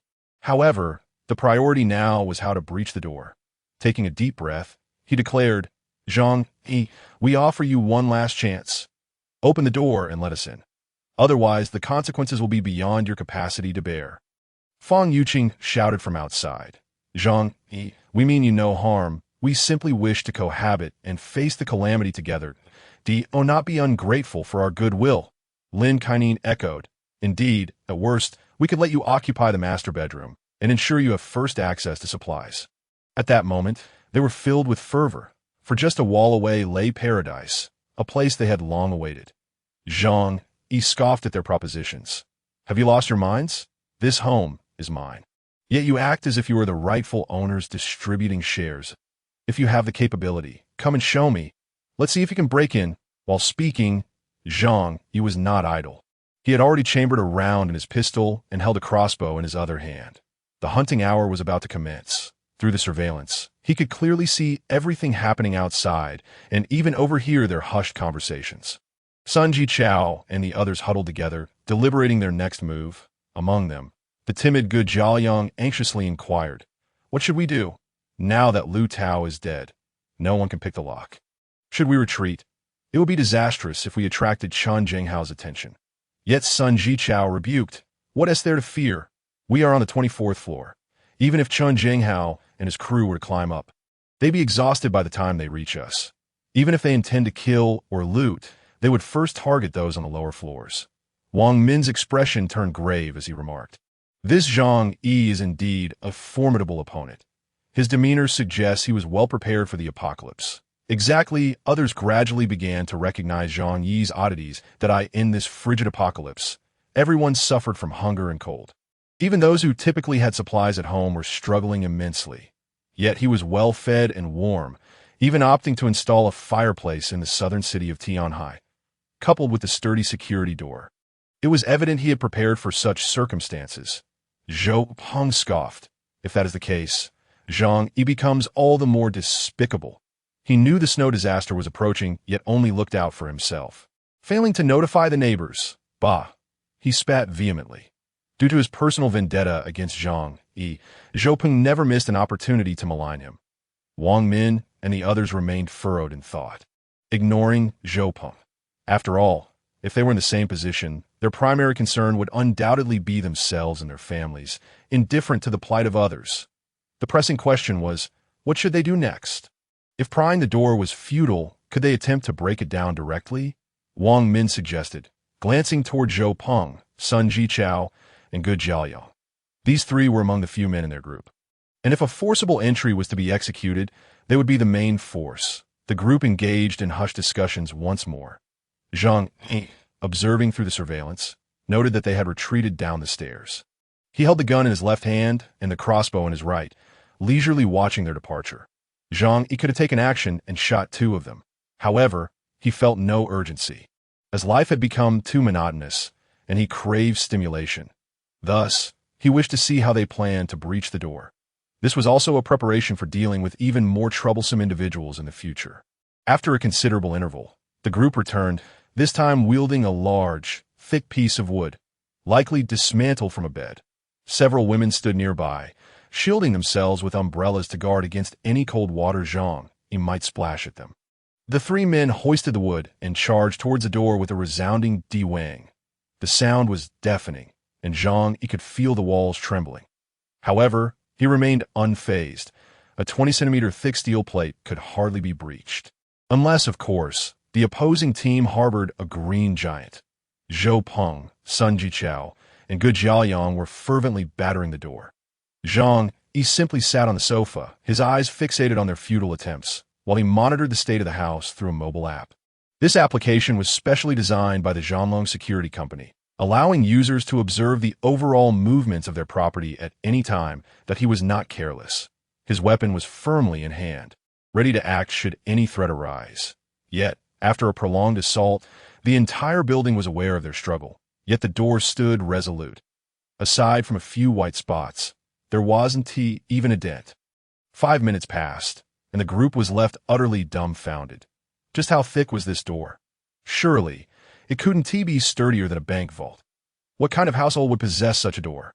Sun Jichao and his companions were on the brink of despair, unleashing roars of rage, expressions of their unwillingness and hopelessness. Observing this scene through the surveillance, Zhang Yi couldn't help but smile faintly, feeling greatly reassured about the quality of his safe haven. Well then, it was time to impart a lesson. Zhang Yi rose, stowed his handgun in his pocket, and opened an iron box. Inside were 20 crossbow bolts, curiously rusted. Logically, such alloy bolts should be resistant to rust, yet these appeared as if they had been stored in a damp environment for years. In reality, the rust was a deliberate fabrication by Zhang Yi. A mere scratch could lead to the peril of tetanus in an environment devoid of medical assistance. While it wouldn't be immediately fatal, it would certainly lead to infection, festering wounds, and eventual decay.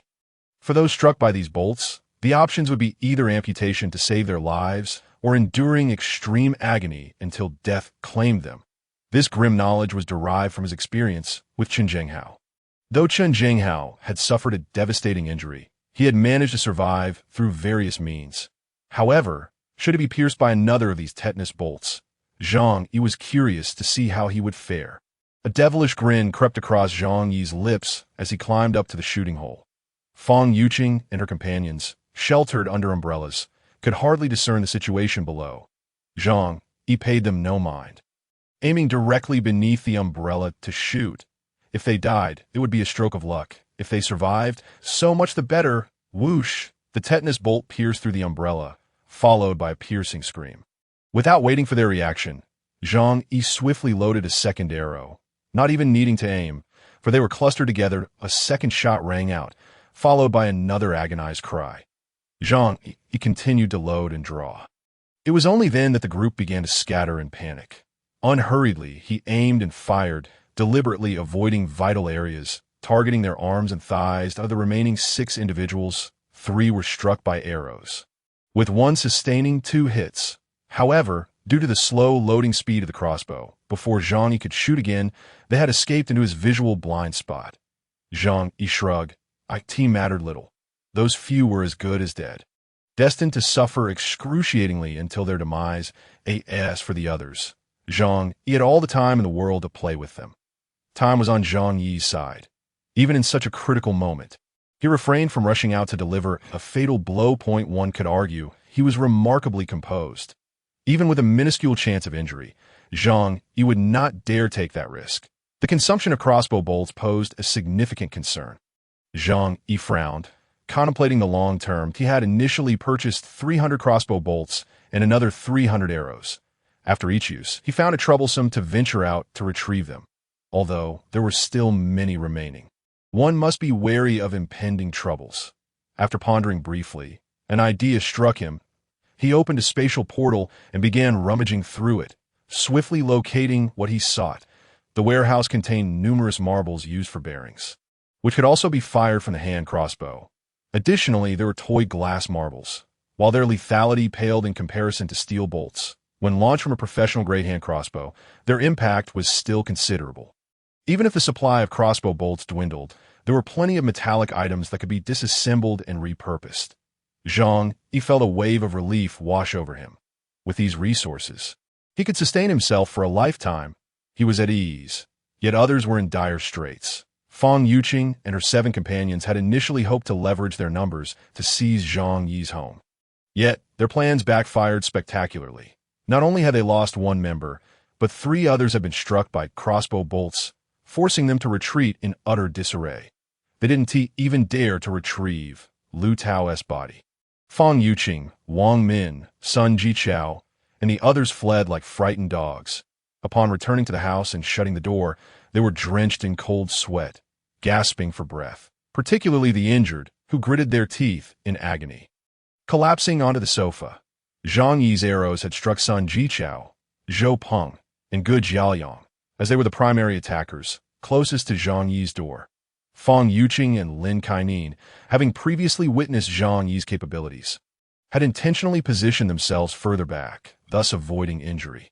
Consequently, among the 7 who had ventured forth, 4 men either lay dead or were afflicted by tetanus arrows. Due to the frigid weather, they initially did not perceive the pain acutely. However, once back home, the group, enduring the biting cold, had no choice but to grit their teeth and remove their clothing. Upon seeing their wounds, their faces paled. If it had merely been a regular arrow, they could have extracted it, disinfected with alcohol, and taken some anti-inflammatory medication. But these arrows were encrusted with rust. Without antibiotics, any infection would lead to a slow, agonizing death in their current environment. No. How could this be happening? Sun Jichao's pupils constricted. He understood the implications, and a wave of terror enveloped him. Smack! A crisp sound echoed as Wang Min, in a fit of rage, slapped Fang Yuqing. The injured were her close friends. All this chaos stemmed from Fang Yuqing's instigation to raid Zhang Yi's home. How could she not be furious? You wretched creature! This is all you're doing! Did you not claim his door was the only sturdy part? Why were there arrows? Did you know all along, hence your hasty retreat? Why were you unharmed? Wang Min's stature was imposing, far taller than Fang Yuqing and Lin Kaining. The force of the slap left Fang Yuqing trembling in fear. Covering her face, Fang Yuqing shed tears of distress. I didn't know. The last 2 times we went, he didn't use crossbow bolts against us. Zhou Peng, having been struck in the arm, rushed over, desperately placing himself in front of Fang Yuqing. Cousin, don't do this, I can attest. Yuqing truly had no knowledge of this. Wang Min, seeing her cousin's foolishness, felt a surge of frustration. She pointed at Fang Yuqing and Lin Kaining. Then why were they unscathed? Humph, I saw them standing far back. Lin Kaining, displeased, muttered under her breath, You weren't injured either, yet you dare criticize us. Wang Min, in rage, retorted, That was mere luck. I simply wasn't hit. Now we are all suffering because of you. You 2 need to get out. Sun Jichao, however, restrained Wang Min and gestured for her to remain calm. We are all injured. Someone needs to tend to us. He murmured he did not wish to die. They needed to extract the arrows and pray for no infections to survive. Wang Min's chest heaved with rage as she shot a venomous glance at Fang Yuqing and Lin Kaining. Still, no one was coming to help. Fang Yuqing and Lin Kaining lowered their heads, a glimmer of resentment flashing in their eyes. Nevertheless, they proceeded to assist the injured individuals with their wounds, upon unfastening their clothing. The devastating impact of the arrows became evident, causing their faces to pale instantly. Zhang Yi's crossbow bolts were of professional grade, designed for hunting wild boars and coyotes. When embedded in a human body, they penetrated deeply. Lacking professional medical personnel and adequate equipment, they found themselves utterly helpless. A single misstep could lead to catastrophic blood loss and death. Wang Min pondered for a moment before stating, We must call Dr. Zhou for assistance. The Dr. Zhou she referred to as Zhou Ke. Previously, when Lin Xiao suffered a ruptured liver from a kick, it was she who had managed to save his life. Wang Min stepped aside to call Zhou Ke. Before long, Zhou Ke arrived. Wang Min rushed over, grasping Zhou Ke's hand with palpable excitement. The Dr. Zhou, our lives depend entirely on you. Zhou Ke was clad in a long black down coat that enveloped her completely. Yet it could not conceal her tall and slender figure. She carried a metal medical kit on her shoulder. Upon entering the room and assessing the injuries of the individuals, her brow furrowed in concern. Another arrow wound? Wang Min blinked curiously, wondering if there were others who had also been struck. At a fleeting look of discomfort crossed Zhou Ke's face that no, these are from a previous patient in the hospital. Wang Min found this odd, but there was no time to dwell on it now. Dr. Zhou, please attend to them swiftly. Zhou Kuter wasted no time in examining their injuries. By this point, their complexions had turned a ghastly white. The arrows remained lodged within, preventing any possibility of stemming the bleeding, and in temperatures plummeting to -6 or 7 degrees, the situation was perilously dire. After a brief inspection, Zhou Kuer frowned and remarked, "Their injuries are too severe.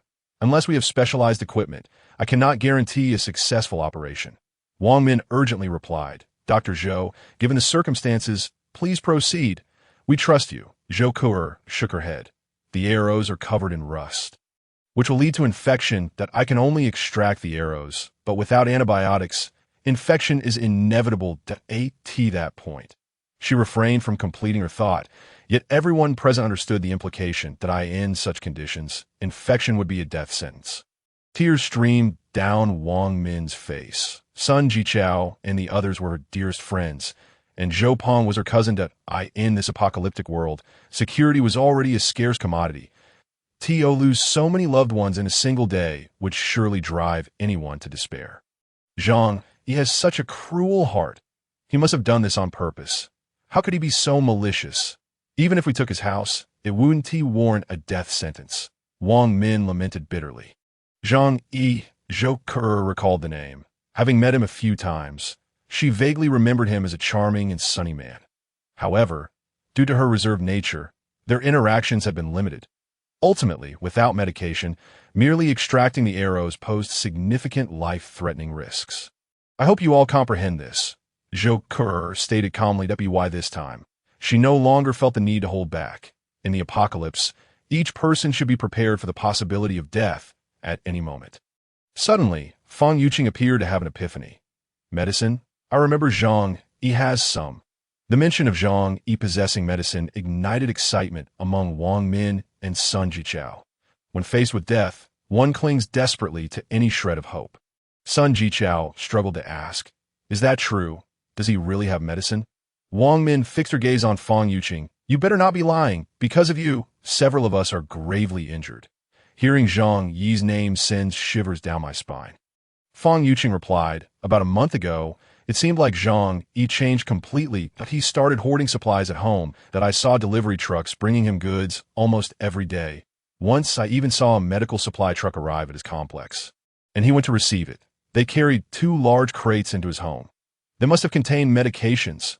Zhou Kuer chimed in, "Antibiotics are not rare medications. If he truly anticipated the onset of disaster and stockpiled supplies, he would certainly have a substantial amount of antibiotics and anti-inflammatory drugs on hand." S.A. Doctor. Zhou Kuer was confident in this assertion.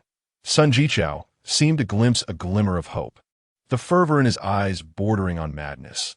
"Then we must go find Zhang Yi. He must bring the medicine to save my life. My injuries are his doing, so he has to help me."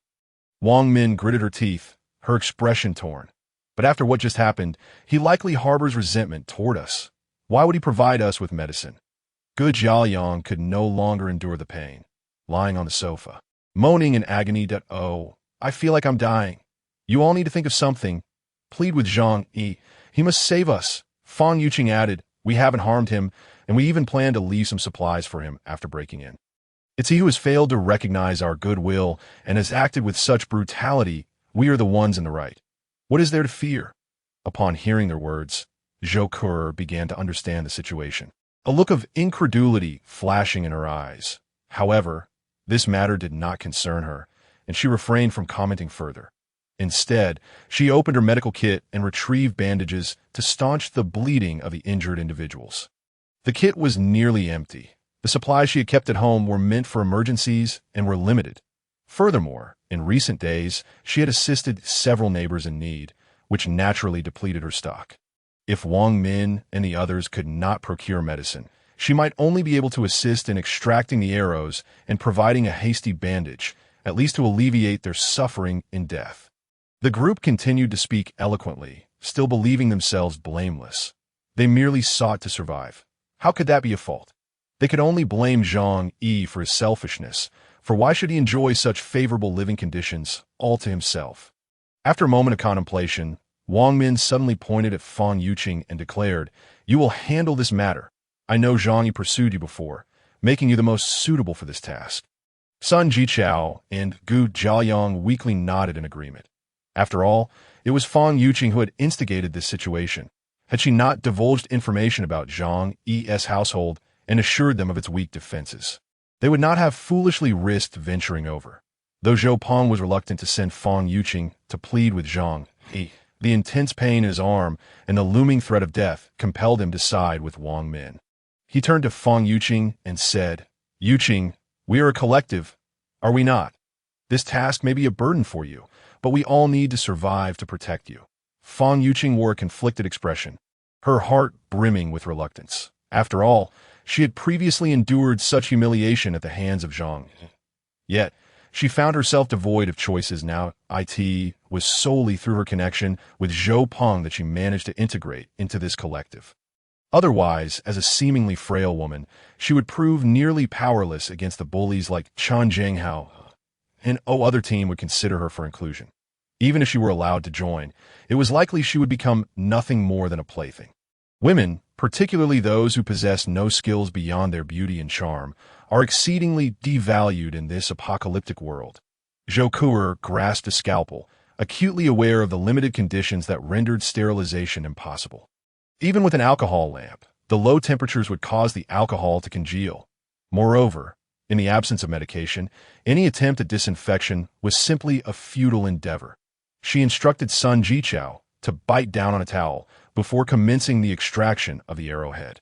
The scene, devoid of anesthesia, quickly devolved into a cacophony of agonizing screams akin to that of a slaughtered pig, with Sun Jichao nearly gnawing through the towel in his mouth. The room filled with an unsettling chill, prompting the others to urge Fang Yuqing to borrow medicine from Zhang Yi. With a steely resolve, Fang Yuqing dialed Zhang Yi's WeChat voice call. Beep, beep. Zhang Yi, at home and preparing a meal, was intrigued. Curiously, despite this being his first experience with murder, he felt an inexplicable calmness. There was no fear, only a thrill of successful vengeance that satisfied him, a mindset crucial for survival in this grim reality. He had genuinely feared succumbing to nausea or insomnia, having faced more dire straits than anyone else present. Just then, the phone rang. Zhang Yi, his interest piqued upon seeing Fang Yuqing's name, widened his eyes. A smile of unexpected delight gracing his lips. "Oh, after I just dealt you such a severe blow, you now wish to call and berate me?" Without hesitation, he answered the call. The more wretched the other party's situation, the more elated he felt. He switched to speakerphone, continuing to prepare lunch in the kitchen. "Hello, what is it?" Zhang Yi's voice was exceedingly gentle, as if he were not the one who had just slain Lu Tao and shot arrows at Sun Jichao and the others. However, the more he spoke in that tone, the more it sent shivers down Fang Yuqing's spine. Under the gaze of her companions, she switched to speaker mode. "Zhang Yi, Lu Tao is dead, and Zhou Peng and the others are gravely injured from your arrows." Whoa. Her sobs were heart-wrenching, seemingly aimed at eliciting Zhang Yi's sympathy. Yet, Zhang Yi merely responded indifferently. "Oh, if they're dead, then so be it. They were bound to die eventually." With a knife in hand, he leaned closer to the microphone and murmured ominously, "Surely you don't think you can survive this snow disaster?" His voice echoed like a harbinger from the depths of hell, sending chills down Wang Min and the other spines. Zhang Yi had articulated their deepest fears. The heavy snowfall had rendered their building an isolated island. Even if they managed to survive for now, resources would soon dwindle. Even if Chen Zhenghao did not kill them, they would meet their end from freezing or starvation. Fang Yuqing, trembling and tearful, pleaded, "Zhang Yi, I know I was wrong. It's all my fault for not accepting your pursuit. But now I want to change. Can you forgive me?" Zhang Yi coolly countered, "What do you think?" Beside Fang Yuqing, Wang Min urged her to get to the point. Sniffling, Fang Yuqing continued, "Zhang, Zhou Peng and the others have been shot by you and are in critical condition that we have no medicine at home. And they might die from infection. Didn't you buy a lot of medicine before? Please, I beg you to lend us some." Zhang Yi paused in his cooking, momentarily taken aback by Fang Yuqing's illogical reasoning. "Fang Yuqing, do you know why I shot them with rusty arrows? My intention is for them to suffer and die from infection. You dare come here to borrow medicine. Are you out of your mind?" Zhang Yi chided with a laugh. Did Fang Yuqing and her companions not understand this? Yet, at this moment, if they did not muster the courage to approach Zhang Yi, they would have to watch helplessly as their comrades perished. The three men, including Zhou Peng, represented their hope for survival. Fang Yuqing sobbed, "Zhang Yi, we were wrong. Please spare them this time. We promise never to trouble you again. Given the hardships of the world, we should help each other out." Can you show a bit of compassion? Before Fang Yuqing could finish, Zhang Yi decisively interjected, "Yes, I'm quite pleased at the moment."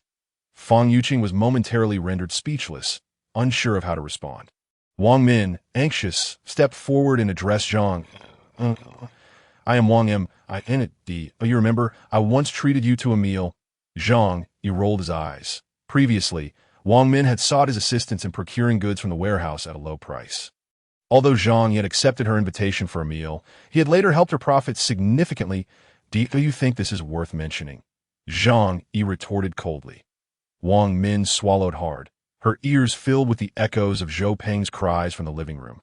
Upon hearing it, Zhang Yi wore a contented expression, wishing he could witness their misery firsthand. Wang Min implored, "Zhang Yi, everyone is living on the edge, and with Chen Jinghao, this bully, threatening lives, it would be wise to leave a path for retreat.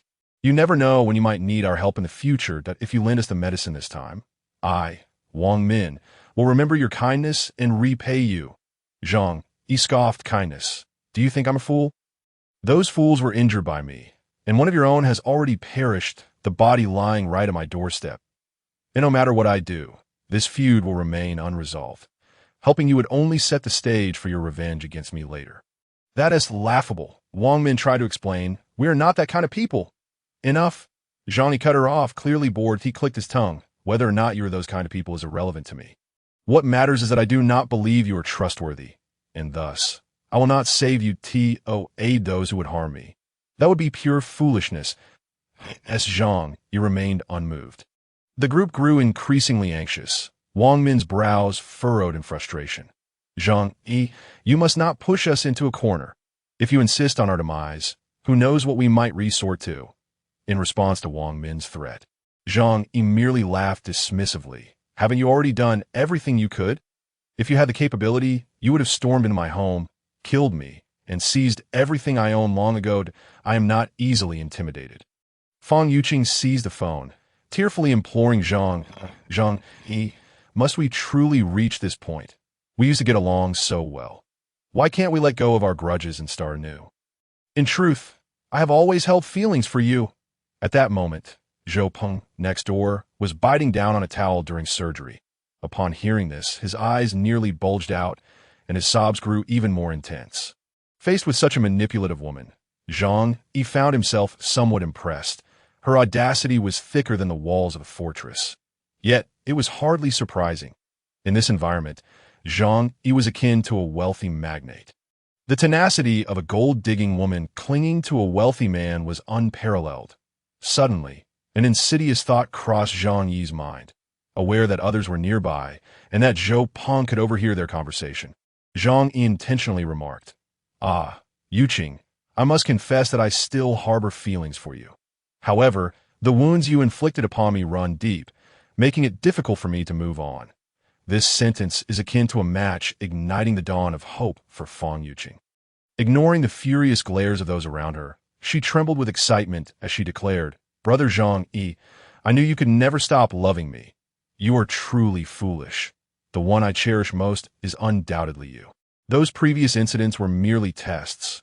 Oh dear, how can you be so oblivious to my feelings?" The bystanders, including Wang Min and others, felt a wave of disgust, while Zhou Peng was nearly rendered unconscious with rage. However, they reasoned that if Fang Yuqing truly managed to ensnare Zhang Yi, they might seize an opportunity to acquire his house and resources. Thus they remained silent. "Brother Zhang Yi, please allow me to stay at your home. From now on, I will be your woman. Whatever you desire, I shall comply." Zhang Yi smiled faintly. "All right." Fang Yuqing leapt up in sheer elation, more thrilled than if she had consumed sweetened soybean milk. Lin Kaining, unable to contain herself, interjected, "Take me with you. Take me with you." Fang Yuqing shot her a cold glance, inwardly scoffing. Zhang Yi's cool voice emanated from the phone once more. "However, Yuqing, The only person I love is you. Therefore, I can only accept you alone. As for those unworthy individuals, you must keep your distance from them. Given the current harsh circumstances, we cannot afford to have a crowd dragging us down. Wouldn't you agree? Upon hearing this, the crowd's expressions shifted dramatically. Initially anticipating that Fang Yuqing's association with Zhang Yi would benefit them all, they now realized that Zhang Yi's words implied a severance from them. In that moment, Fang Yuqing was beyond exhilaration, completely disregarding those beside her. She nodded fervently, agreeing wholeheartedly. Yes, yes, everything will be as you say, brother. I will listen to you. Then come over now, and do not concern yourself with anyone else. I will be there shortly. Brother, please wait for me. Fang Yuqing's excited face flushed crimson at the thought of escaping her current hellish existence. Her mind was a blank slate. Without hesitation, she dashed toward the door. Wang Min and the others, their anger reaching a boiling point, could hardly bear to watch as Fang Yuqing prepared to abandon them for Zhang. Lin Kaining seized her arm, halting her progress. Fang Yuqing turned, her expression contorted with rage as she bellowed, "Get away from me! Do not obstruct my path to Zhang Yi's home. I've had enough of this life." No sooner had her words escaped than Wang Min's heavy palm struck her face with a resounding slap. "You shameless wretch, you've brought us nothing but misery. Now you wish to escape unscathed? Not a chance." Wang Min and the others were furious. "It was you, Fang Yuqing, who initially lured us into attacking Zhang Yi's residence. Now, as some lie dead and others injured, you think to abandon us and revel in comfort. No way." Zhou Peng, who was in the midst of surgery, was incensed to hear Fang Yuqing's intentions to seek out Zhang Yi. "Yuqing, how could you do this to me? Did you not say that you despise Zhang Yi? Do you not remember your promise to be mine?" Stung by Wang Min's slap, Fang Yuqing cupped her face yet defiantly retorted, "Is it wrong for me to pursue my own happiness? Being with you is always temporary. Once our resources are depleted, we would all be left to perish. Zhang Yi's home is so comfortable, with food and drink aplenty, and I won't have to suffer in the cold. What is wrong with me going to him?" She looked at Zhou Peng, her expression pleading for understanding. "Zhou Peng, you are a good person who has treated me well in the past. But loving someone means wishing for their happiness, does it not? Although you have assisted me before, you should not impede my pursuit of a better life. Can you offer me more than Zhang Yi can?" Zhou Peng's face paled in shock, stuttering, unable to formulate a rebuttal. Zhou Ke furrowed her brow and warned him, "Do not move. Otherwise, you might sever an artery and meet your end." Wang Min, alarmed, rushed to restrain Zhou Peng. "Cousin, do not let this wretched woman provoke you to such fury.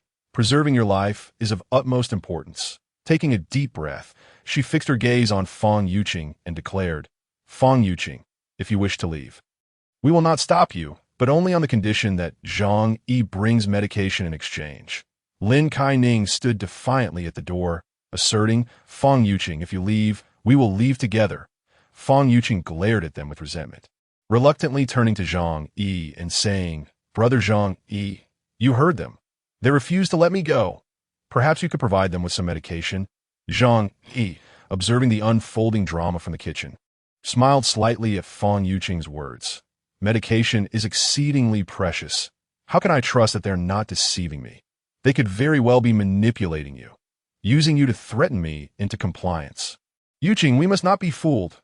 Since the speakerphone was on, everyone could hear their exchange clearly. Zhou Peng continued to shout in agitation, "Yuqing, do not trust him. He is merely toying with you. Indeed, that is how outsiders perceive it. However, those embroiled in the situation often find themselves misled, especially in such dire circumstances. Fang Yuqing's mental state has long been fragile." Zhang Yi offered her a glimmer of hope, and she clung to it like a drowning person grasping at straw. Even if she understood rationally that it might not save her, she was unwilling to let go. Nodding repeatedly, she exclaimed, "Yes, yes, Brother Zhang Yi, your words are wise." With that, she charged at Lin Kaining, who was blocking the door. "Get out of my way! You vile woman, do not hinder me." The two women immediately erupted into a fierce struggle. Driven by her desperation to reach Zhang Yi, Fang Yuqing became utterly unhinged, her eyes ablaze with fury. She clawed at Lin Kaining's hair and sank her teeth into Lin Kaining's in response to the pain. Lin Kaining also fought back fiercely. The two tumbled to the ground, resembling a pair of deranged lunatics. Unable to watch any longer, Wang Min recognized the presence of several patients in the midst of surgery. Their brawl could jeopardize the procedures. Thus, she joined the fray, collaborating with Lin Kaining to finally subdue the frenzied Fang Yuqing. "Let me go! Let me go!" Fang Yuqing screamed, her voice hoarse and wild. Wang Min furrowed her brow, swinging her palm with force, delivering 6 or 7 slaps to Fang Yuqing's face. Stunned by the blows, Fang Yuqing finally quieted. Wang Min scoffed. "You wish to leave? Dream on." She snatched Fang Yuqing's phone and stepped aside to call Zhang Yi. "Hello, Zhang Yi. We have Fang Yuqing here with us. If you truly wish to save her, bring medication in exchange." Zhang Yi shrugged casually. "There are too many of you. I fear for my safety. What if you take the opportunity to kill me?" "So, my dear Yuqing, although I long to share my life with you, they will not allow it. Please do not hold this against me." Zhang Yi deliberately spoke loudly. This statement, of course, reached Fang Yuqing's ears. She howled in agony, her eyes filled with venom as she glared at Wang Min and the others. Zhang Yi, seizing the moment, ended the call with a wicked grin. The most cruel thing in the world is to give a glimmer of hope to someone drowning in despair, only to ensure they can never grasp it. He had no intention of allowing that scheming woman to enter his home. He merely sought to irritate those around him, should they decide to eliminate Fang Yuqing. So be it as for Fang Yuqing and her companions. After wailing for what felt like eternity, she ultimately broke into a pitiful sob. Yet, she bore no hatred toward Zhang Yi. Instead, her ire was directed at Zhou Peng, Wang Min, and the others. She believed that if not for Zhou Peng and Wang Min's interference, she would have been in Zhang Yi's house, savoring exquisite food and basking in the warmth of a cozy hearth. Wang Min regarded Fang Yuqing with disdain, casting a glance at Lin Kaining, whose recent actions had pleased her. At least she was not aligned with Fang Yuqing. Truly, a good friend, ready to betray in times of crisis. You see, this woman only thinks of herself and has never considered anyone else. If you wish to remain within our team, then you must keep a vigilant eye on her. Do not allow her to escape." Wang Min coldly admonished Lin Kaining. Lin Kaining nodded vigorously, her agreement emphatic. "Sister Wang, I shall heed your words." She cast a glance at the weeping Fang Yuqing on the floor, her eyes brimming with animosity as she declared with each deliberate word, "I will not permit her to flee alone. If hardship is to be endured, we shall all endure it together. Why should she alone relish in comfort?" In the living room, Zhou Ku'er hastily performed minor surgery on the 3 men. Lacking sterilization and anesthesia, she could only swiftly extract the rusty tetanus arrow and staunch the bleeding with gauze. Tragically, there were no disinfecting cotton balls available, for the bitter cold had frozen even the medical alcohol. The only silver lining was that the frigid temperature prevented them from experiencing the agony of consciousness. Yet, the downside was equally stark. Under such extreme cold, their bodies were at great risk of necrosis.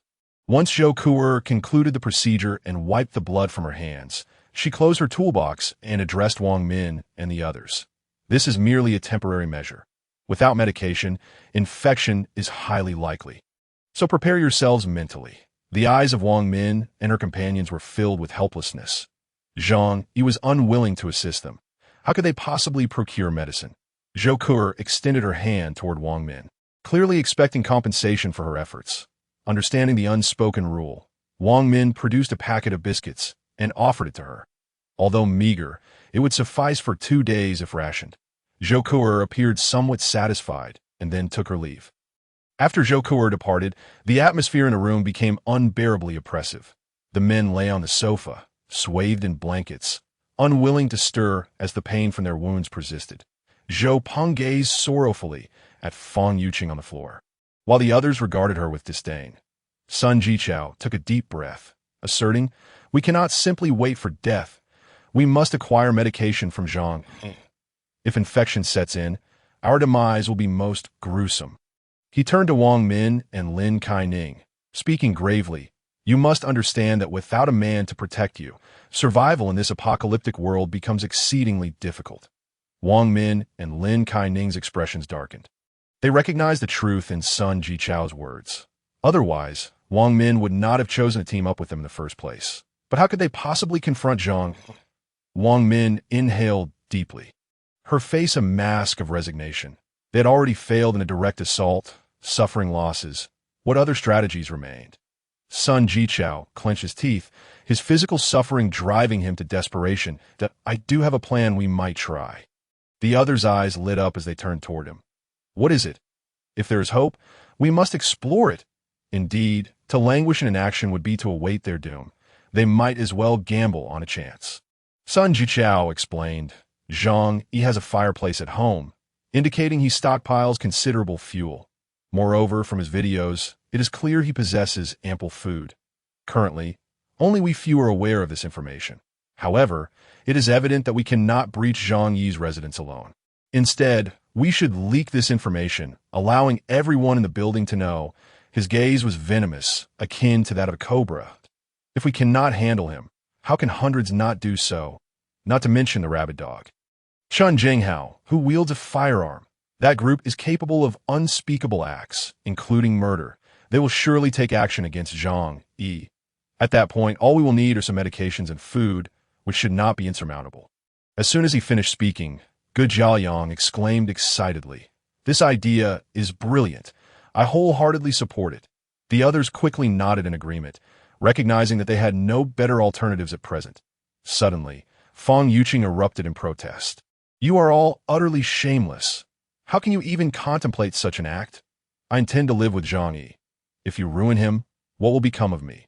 Wang Min's face hardened as she approached and delivered a sharp slap, leaving Fang Yuqing's face swollen and bruised.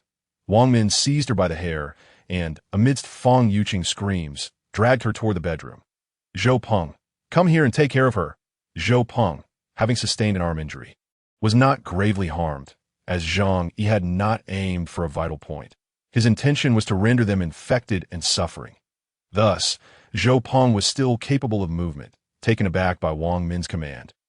Zhou Peng hesitated. Cousin, this doesn't seem right. That I genuinely care for her. How can I harm her? Fang Yuqing trembled on the bed, pleading for mercy. You cannot do this to me. Zhou Peng, did you not profess your love for me? Wang Min spat dismissively. You little vixen, you have brought us such misery. Merely making you accompany my cousin in bed is already a kindness. She addressed Zhou Peng. Silly brother, do not be so foolish. This woman is utterly depraved.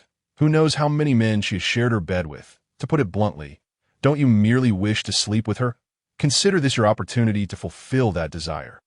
Afterward, let us see how she continues to deceive you. Being a woman herself, Wang Min understood precisely how to deal with Fang Yuqing.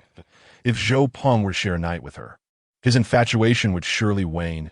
Zhou Peng, in a fit of anger, charged into the bedroom, only to push Wang Min aside forcefully. Do not speak of her in such a manner. Yuqing and I share true love. I would never force her. Wang Min glared at him, her finger trembling as she pointed at Zhou Peng, rendered speechless with rage. You spineless lapdog! Yet she underestimated the loyalty of a devoted admirer. Zhou Peng retorted, No, I am not a lapdog.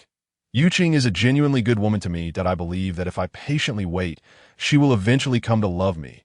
As he spoke, he turned to Fang Yuqing, offering her a self-satisfied smile. Oh, not fear. I am here for you. He recalled the early days of his arrival in this city. Young and unfamiliar with his surroundings, often looked down upon due to his modest education. It was Fang Yuqing who had bestowed upon him a warm smile, even kindly requesting his assistance in moving her belongings. During his lonely moments, she had offered him the chance to take her out for a meal. The feeling of being trusted had lingered warmly in Zhou Peng's heart. He would rather harm himself than cause Fang Yuqing any distress. Even when she had just spoken so harshly, he believed it to be Zhang Yi's fault, convinced that Fang Yuqing had merely been deceived. Indeed, all he needed was patience. One day, Fang Yuqing would come to realize that he was the best man for her. Seeing Zhou Peng's foolish grin, Fang Yuqing felt a sense of relief. Although allowing him a moment of respite was not a grave issue, she had always regarded him with disdain and found him repulsive. Meanwhile, the others in the room were left speechless by Zhou Peng's devoted antics.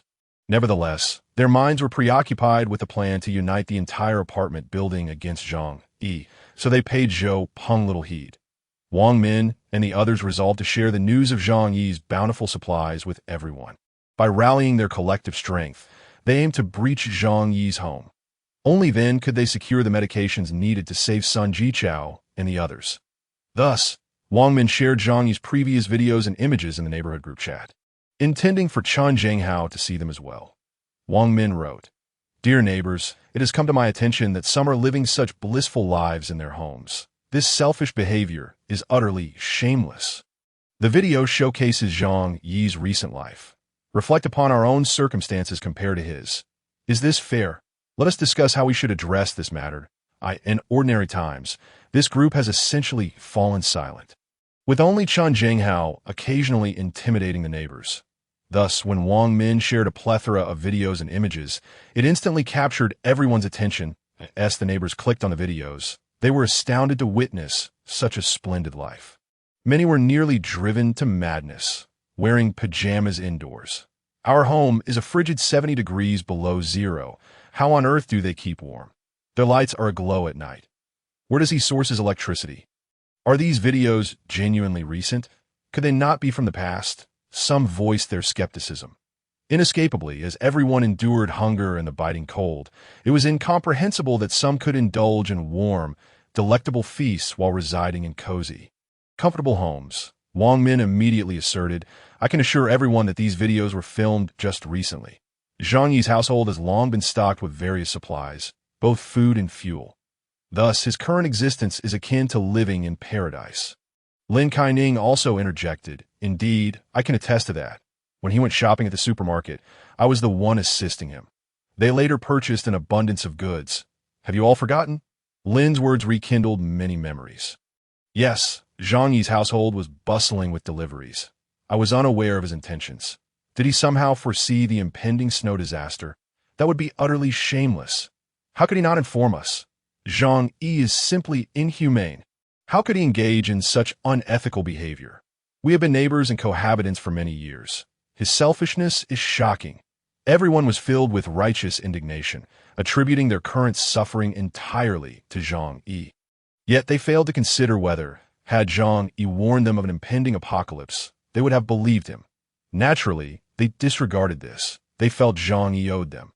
Immediately, someone declared, "Zhang Yi must be held accountable for this situation." Yes, why should we endure such hardship while he alone enjoys a good life? His household is overflowing with food and fuel. He must share with us. If we are to suffer, then let us suffer together. Chen Zhenghao and others also witnessed the videos circulating in the group. Chen Zhenghao's eyes reddened with fury. "Zhang Yi, you despicable wretch, how could you be living so comfortably?" One of Chen's legs was already incapacitated. All thanks to Zhang Yi. Thus, in the entire building, Zhang Yi was the one he loathed the most. The reason he refrained from further aggression was twofold. Firstly, Zhang Yi's home was difficult to breach. Having suffered defeat previously, he would not act unless absolutely necessary.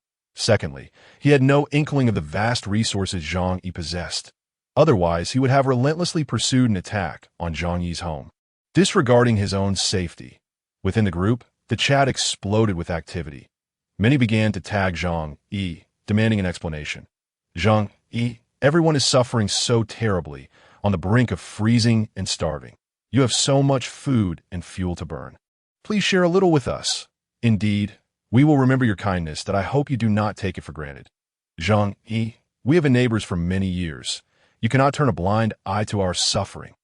Zhang Yi, I am Aunt Wang from the 20th floor. I even lent you 2 scallions once. Given our good relationship, you must provide us with some supplies. Brother Zhang, I am your brother Lu Wenxian. We are practically family. Let me stay at your house. The situation is so perilous. I will protect you." From moral coercion to desperate pleas, individuals of all kinds emerged, united in their singular demand for Zhang Yi to distribute his resources. The incessant notifications did not escape Zhang Yi's notice. Observing the frenzy of requests for his supplies, Zhang Yi remained detached, choosing to observe the amusing spectacle of these people's true natures. "Linda Ma. Zhang Yi, I am the chairwoman of our community," she promoted herself, which was quite humorous. "Moreover, I am an elder in this building that I have authority. Bring forth those supplies, and I shall distribute them to everyone. Mother Cielame, Zhang Yi, my baby and I are on the verge of starvation. You previously praised my child's cuteness, did you not? Please save us. I can have my child call you Godfather. I am willing to fulfill any of your requests. Rich second-generation Su Hao, Zhang Yi, if you allow me to stay at your house, I will give you all my assets. No, my father has passed. You can have our family's assets worth over $1 billion. After observing this farce for a while, Zhang Yi leisurely responded with a single character. Oh, his mere utterance sent everyone into a frenzy. The moral coercion intensified, and the pleas for charity grew louder. After a lengthy pause, Zhang Yi casually inquired, "Do I know you all well? Why should I share my belongings with you?" At this juncture, despair loomed over them. Engaging in reasoned discourse had become utterly futile. In their struggle for survival, they were willing to forsake all ethical boundaries. Zhang Yi, too, understood that he had no intention of reasoning with these individuals, that he simply wished to toy with them. A wicked glint sparkled in his eyes as he recalled a scene from his past. Once, out of goodwill, he had opened his door to these very neighbors, only for them to storm in, brandishing an axe, eager to divide and consume him while he still drew breath. He sought revenge. Thus, he was determined to thoroughly amuse himself at the expense of these pitiful yet contemptible insects. Someone in the group finally snapped. "Zhang Yi, are you speaking human language? We have been neighbors for so many years. Isn't mutual assistance a given? What significance does your survival hold if you live alone? Young man, do not simply think of your own comfort. You must understand the importance of selflessness. If it were not for your secrecy and hoarding of supplies, we would not have fallen to this plight. Yes, the hardship we currently endure is entirely your fault. You must atone," Zhang Yi replied.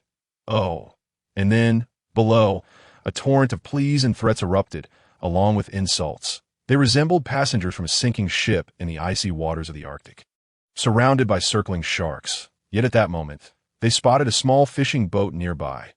The boat's captain was leisurely enjoying hot pot and singing, blissfully gliding past them. Thus, they desperately swam toward the vessel, hoping the captain would rescue them. The closer they hovered on the edge of despair and hope, the more their sanity frayed and their visages contorted. Zhang Yi observed their grotesque expressions with a smile.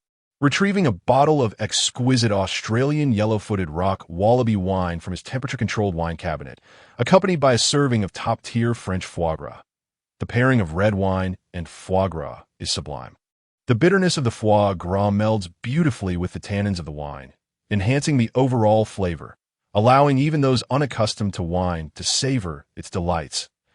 As Zhang Yi indulged in the foie gras and sipped the wine, he delighted in the neighbors' captivating performance. Some even sent him private messages and made voice calls. Zhang Yi, intrigued, opened each one to Mother Cielame. "Zhang Yi, I beg you, save me and my baby. Just let me stay in your house, and you can do whatever you wish with me. University student Zhang Xiu. Zhang Yi, dear brother, I am still young. I do not wish to perish. Take me, and I will do anything for a morsel of food." Numerous female residents have sent private messages, many of whom are married. They possess a keen understanding of the current market conditions and recognize that monetary offers would not sway Zhang Yi. Consequently, they have, almost in unison, proposed to exchange their bodies for Zhang Yi's protection, hoping at the very least to secure some food. What is Zhang Yi's attitude towards these messages from the women? Merely a source of amusement, he glances at them without the inclination to respond out of course. There are a few daring souls who have boldly sent him intimate selfies. Zhang Yi looked at them briefly, finding himself largely uninterested. The primary issue lies in the overconfidence of these women. While a few are somewhat attractive, the majority are rather plain. They lack the finesse of certain online streamers who have honed their skills in allure, rendering their attempts rather unremarkable. Is this their test for men? How many men could truly withstand such a challenge? As for the ulterior motives of some male residents, they are even more straightforward. They either address him as a brother, pleading for assistance, or there are some older gentlemen who attempt moral coercion, demanding his care. The most distasteful is a certain homosexual who has made his own requests, which Zhang Yi has no desire to entertain. After scanning through the messages, Zhang Yi found himself bored. He set up his phone on a stand, anticipating some innovative ideas to emerge. Then, reclining on the sofa, he sipped wine and savored foie gras while admiring the beautiful snowfall outside. Half a month has elapsed, and the snow shows no signs of abating. The entire city lies enveloped in a thick blanket of snow. And according to Zhang Yi's recollections, the snowfall could persist for a month, submerging everything below the fourth floor. How much longer it would continue, he could not ascertain. However, he realized there was no pressing need for him to venture outside. To go out would be to seek a glimmer of hope for survival. Yet no one, except Zhang, knows where such hope might lie. Propping his chin on his hand, he mused lazily. Staying indoors all day can be quite tedious. Perhaps I should find a moment to step outside? Once the inhabitants of this building have perished in significant numbers, he could take a stroll. Zhang, he suddenly recalled that he had several snowmobiles stored in his warehouse. Originally intended for transport to a nearby city for an artificial snow park. This means that even with 10 meters of snow outside, he could still find a way to venture forth. Although leaving his room is currently impossible, this method would allow him to enjoy the outdoors again under safe conditions. The thought intrigued him. Spending too much time indoors can indeed become monotonous. A little fresh air would be refreshing. He possessed state-of-the-art cold weather gear and a snowmobile, rendering him unafraid of temperatures plummeting to minus 60 or 70 degrees. Zhang Yi continued to peruse the messages from his neighbors. Among them, one message caught his attention. That of Zhou Ke, who did not plead for pity or send private photos, but rather calmly sought an exchange with Zhang. Mr. Zhang, our food and medicine supplies are nearly depleted. I hope you can provide some assistance, and in return, I can offer you medical support. Zhou Ke. Her visage swiftly materialized in Zhang Yi's mind at a doctor at the First People's Hospital of Tianhai City. She is 26 years old, tall, and slender, standing at least 175 centimeters. What left a lasting impression on Zhang Yi was not merely her cool, aesthetic beauty, but her striking 30-60 figure, especially in winter. When she donned a black sweater, her silhouette was captivating, prompting Zhang Yi to steal glances whenever they encountered one another in the elevator. Truly, a medical professional, she exhibits remarkable rationality, rather than begging for charity. She proposes an exchange, does she not? Zhang Yi felt a certain admiration for Zhou Ke in a world ravaged by catastrophe. Only those of value merit the right to survive. Zhou Ke has demonstrated her worth through her exceptional medical skills. After all, one cannot attain a position at the First People's Hospital of Tianhai City without considerable ability. In this apocalyptic landscape, medical expertise is an invaluable asset. Although Zhang Yi has stockpiled numerous medicines and has been studying this field, he does not possess the arrogance to believe he can confront every ailment. Having a doctor by his side would undoubtedly provide significant security for his future survival. Most importantly, Zhang Yi has considered Zhou Ke's character. In his previous life, her demise stemmed from her decision to share food with Xieli Mei. Whether driven by utter despair or genuine kindness, Zhang Yi perceives a glimmer of humanity in her actions. Resting his left hand on his thigh, he shifted his posture. With his other hand propping up his chin, he mused to himself, perhaps I should keep her around to care for me and my good brothers? Although he is currently quite comfortable, his friends are struggling, and that poses a dilemma. Zhang Yi is a spirited young man, unapologetic about such matters. Moreover, in a world where morality and law have crumbled, humanity need not live in excessive restraint. It suffices to confront one's desires honestly. Zhang Yi suddenly erupted in laughter, slapping the armrest. I must admit, I am somewhat tempted, but alas, what a pity. He gazed up at the ceiling, languidly stating, I am quite afraid of death. While Zhou Ke is a consideration, without absolute control over her, I cannot allow her entry. Sighing, he thought, let us wait and see. Survivors will undoubtedly emerge, with such favorable conditions. How could I possibly struggle to find a good doctor or a good woman? Zhang Yi remained optimistic, a testament to his experience of death. He replied to Zhou Ke, I am currently in good health and have no need for a doctor. However, I do possess an abundance of medicines, and food is not an issue. If you wish to exchange, at the very least you must present something of value to me. Regardless of her status as a beautiful and talented doctor, she should not expect to take advantage of him. Zhang Yi is never engaged in a losing bargain. After a prolonged silence, she eventually responded, could this be considered a prepayment for consultation? I truly cannot endure any longer. Zhou Kuer's tone carried a hint of hesitation and a touch of shame. That it was evident that she would not implore a relatively unfamiliar man unless absolutely necessary. After contemplating for a moment, Zhang Yi replied, I can provide you with food and medicine, but you must assist me in return. What assistance? Zhou Kuer inquired. Zhang Yi stated, it seems these neighbors may be plotting against me. If you learn of their intentions, please inform me. Zhang Yi understood that these desperate neighbors would undoubtedly attempt to invade his home, yet he felt no fear. When constructing the steel fortress, he invested considerable resources, personally selecting numerous features with this very day in mind. At this moment, his home resembles a slightly less fortified war bastion. Even a group of armed soldiers would find it impossible to breach his defenses without heavy weaponry, let alone these half-starved, frostbitten neighbors, barely clinging to life after weeks of deprivation.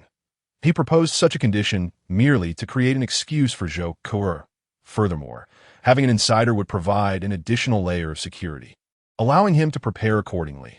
After much deliberation, Zhou Kuer ultimately agreed. Her morals and conscience would not permit her to act ignobly.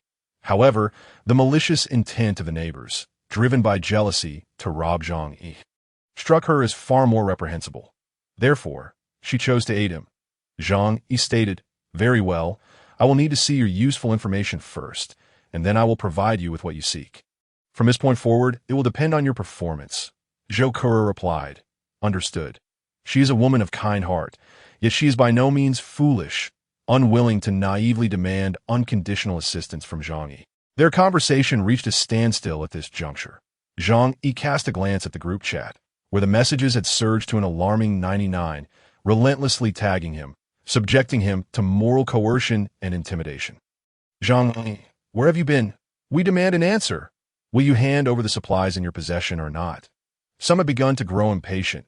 A cold smirk curled at the corners of Zhang Yi's mouth.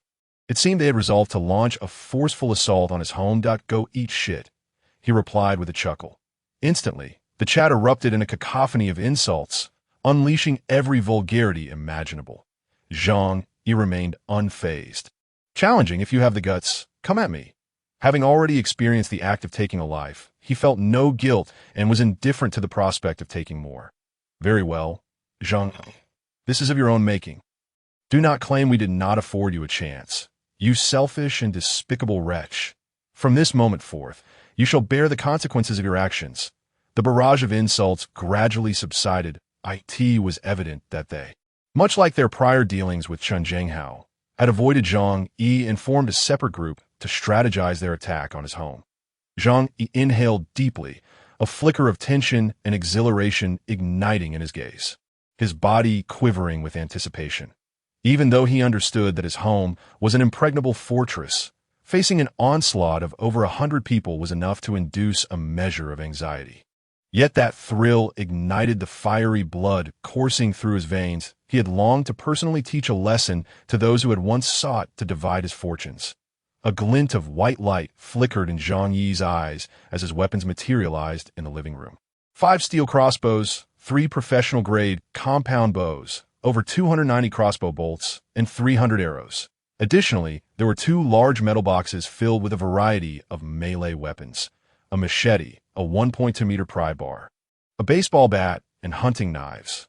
All these instruments of death lay arrayed upon the table. Beyond these physical weapons, there were also pepper sprays, stun guns, gasoline, a plethora of chemical agents, and dozens of Molotov cocktails crafted from bottles. Rags and gasoline.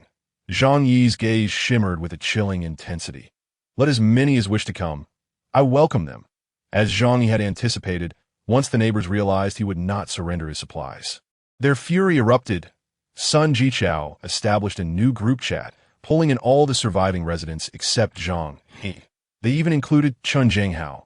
Upon seeing Chen Zhenghao, some felt a chill run down their spines. However, Chen Zhenghao proactively declared, everyone, our primary objective now is to deal with Zhang Yi. The supplies in his home likely surpass the total of all ours combined. If we can take him down, we shall gain a wealth of resources. Yes. Oh, do not worry. I will not turn against anyone else for the time being. However, I demand half of the spoils from this operation. having suffered at Zhang Yi's hands before. Chen Jinghao understood the strength of Zhang Yi's defenses and his stockpile of crossbows. Thus, he dared not lead a direct assault alone, but intended to rally the others as expendable pawns in this endeavor. He reasoned that with over 100 people, they could surely breach Zhang Yi's home. How many weapons can Zhang Yi possess? How many can he shoot down? Over 100 residents against just 6 of us. Yet he seeks half of the resources. No one deemed this unfair. Rather, they regarded Chen Jinghao as a benevolent leader. Indeed, we should temporarily set aside our past grievances. Our primary goal is to storm Zhang Yi's home and reclaim the collective supplies. With these two leading the charge, the others naturally rallied in response. Upon witnessing the state of Zhang Yi's abode, envy ignited in their eyes, each yearning to eliminate Zhang Yi and claim his enviable lifestyle. Weapons in hand, follow me. Slay Zhang Yi, seize the supplies, take down that shameless, selfish scoundrel, they roared with fervor. Only a few remained silent, such as Uncle Yu and Zhou Ke. The rest, even those who had maintained amicable relations with Zhang Yi and had benefited from his kindness, cast aside their previous sentiments. Nothing was more paramount than survival. For the sake of living, they were willing to forsake all moral principles. Zhang Yi sat at home, methodically cleaning his firearm.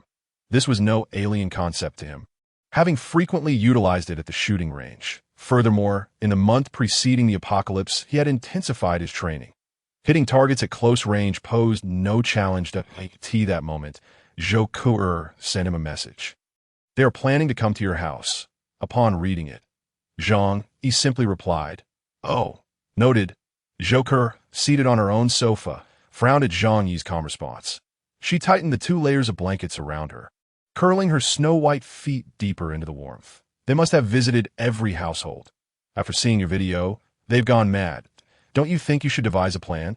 Zhou Ke believed that the most rational course of action at this juncture would be to surrender a portion of supplies to quell the rising anger.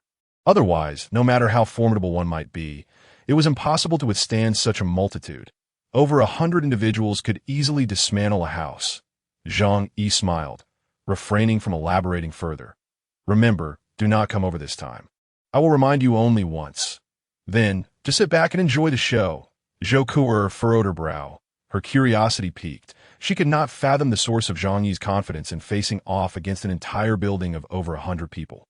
This was no trivial matter. Should his door be breached, the frenzied crowd would surely take his life. Is he mad? Zhou Ke murmured to herself. Yet, this was Zhang Yi's own choice, and she felt powerless to intervene. Nevertheless, she did heed his warning and refrained from joining the others in their assault on Zhang Yi's home.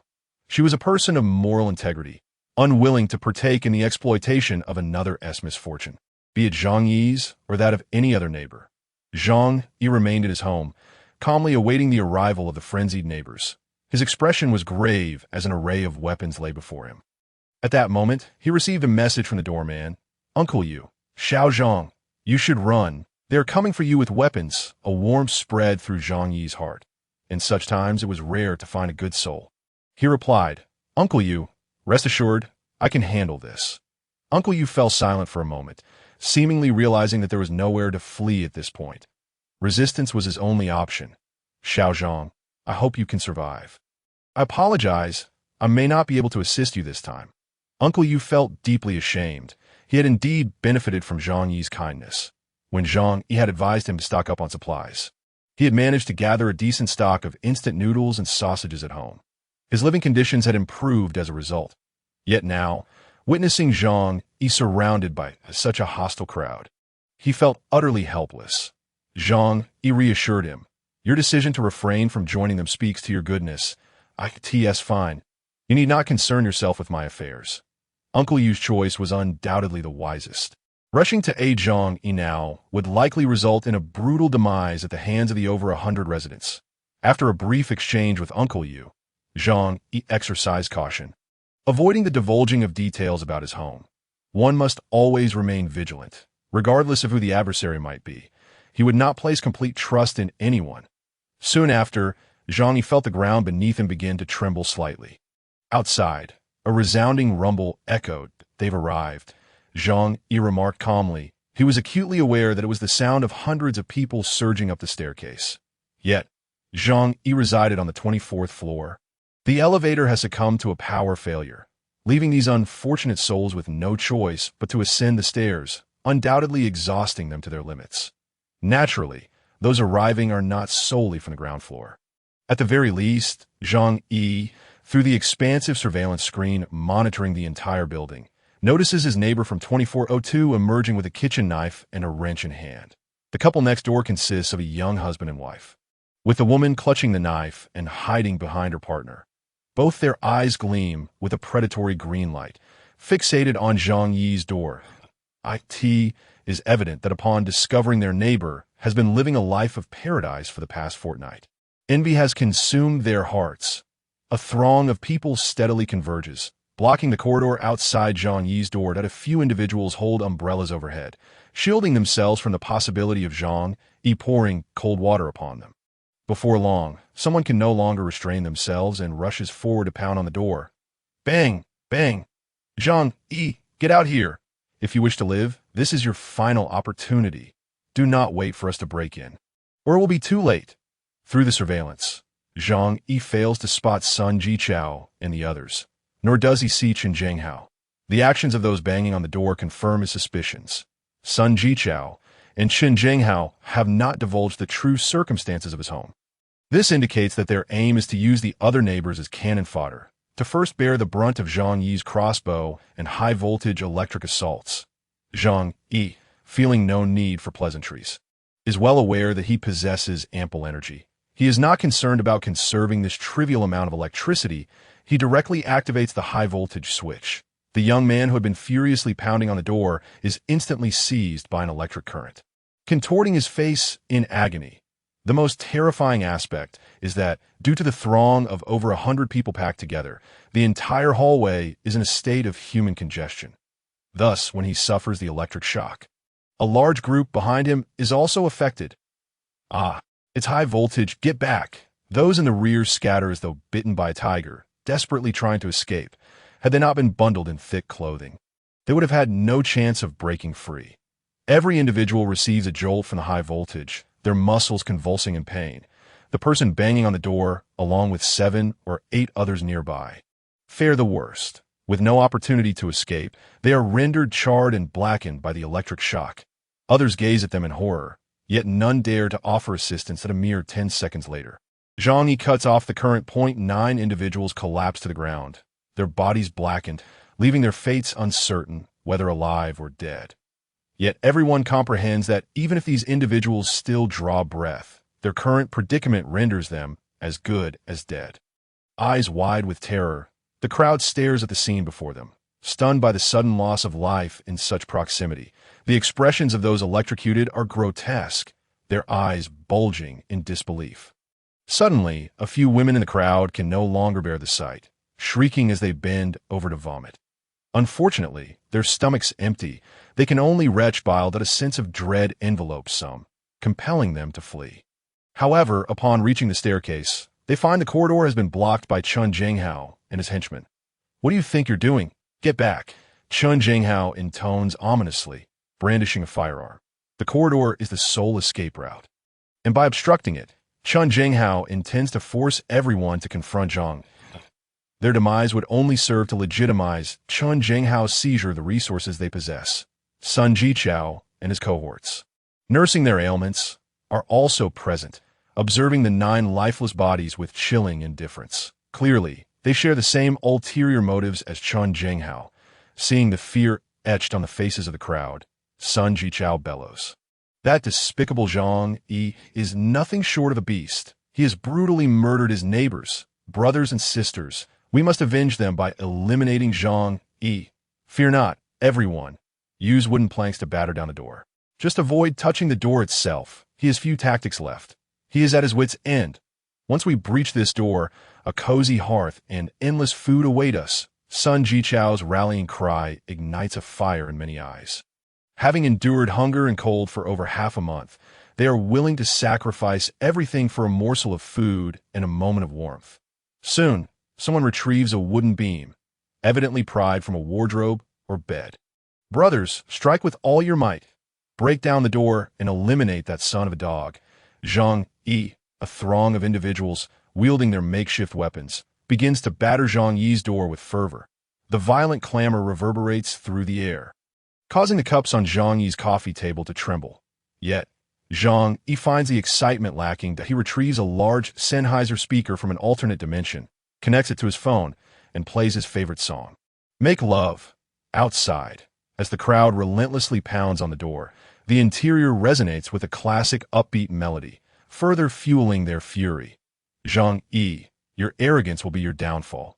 We will end your life today.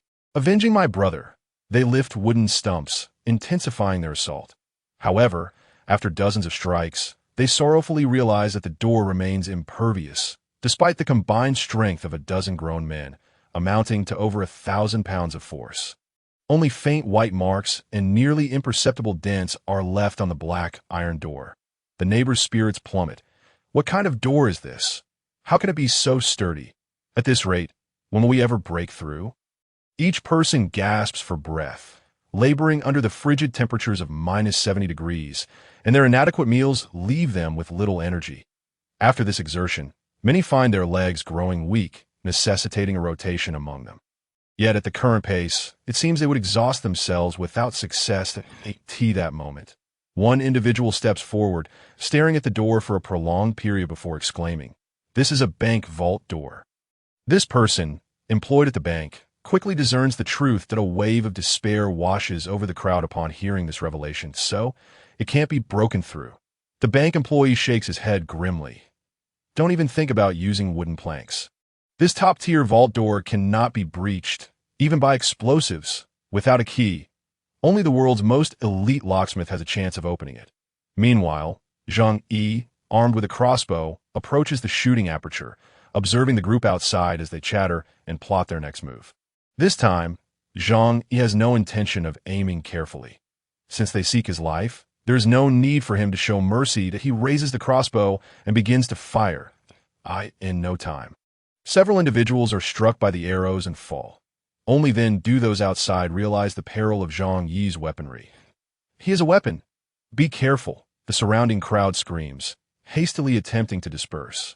However, the narrow corridor leaves little room for escape, and with hundreds packed together, movement is nearly impossible.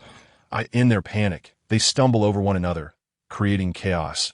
Zhang Yi, undeterred, remains focused on his task. The whistling of arrows echoes like a death knell, instilling greater terror among the others, who frantically push into the stairwell. Some fall to the ground, unable to rise before being trampled by those rushing past. The sounds of anguish fill the air. Chun Zhenghao, brandishing his firearm, positions himself at the staircase's entrance, aiming at those attempting to flee. What are you afraid of? He is but one man. Charge at him! Chun Zhenghao's icy gaze and the ominous barrel of his gun sent the fleeing crowd into retreat. His intention was to use them as cannon fodder, to deplete Zhang Yi's defenses. There was no possibility of allowing their escape. Meanwhile, Sun Jichao and the others, desperate to preserve their lives, had already taken refuge at a distance. Managing to avoid the arrows, Zhang Yi unleashed a flurry of crossbow bolts, and in such a densely packed area, nearly every shot found its mark. This inflicted considerable suffering upon the neighbors. However, the latent potential of the neighbors in their dire predicament proved formidable. Someone quickly identified the location of the shooting hole and exclaimed, "There is a hole above the door. He is shooting from there. If we just block it, we'll be fine." Immediately, individuals raised mops and brooms to seal the shooting aperture. Others attempted to hurl objects into Zhang Yi's room. Unperturbed, Zhang Yi swiftly shut and locked the iron door behind the shooting hole. This door could only be opened from within and was impervious to external assault. With this maneuver, Zhang Yi had incapacitated dozens of combatants in one fell swoop. Only when the neighbors realized Zhang Yi could no longer shoot did they emerge from their state of panic. The ground was strewn with chaos. Many were struck by arrows, suffering varying degrees of injury that a few had been hit fatally, collapsing on the spot. Yet, when the neighbors beheld the rust-covered arrows of tetanus, despair settled heavily in their hearts.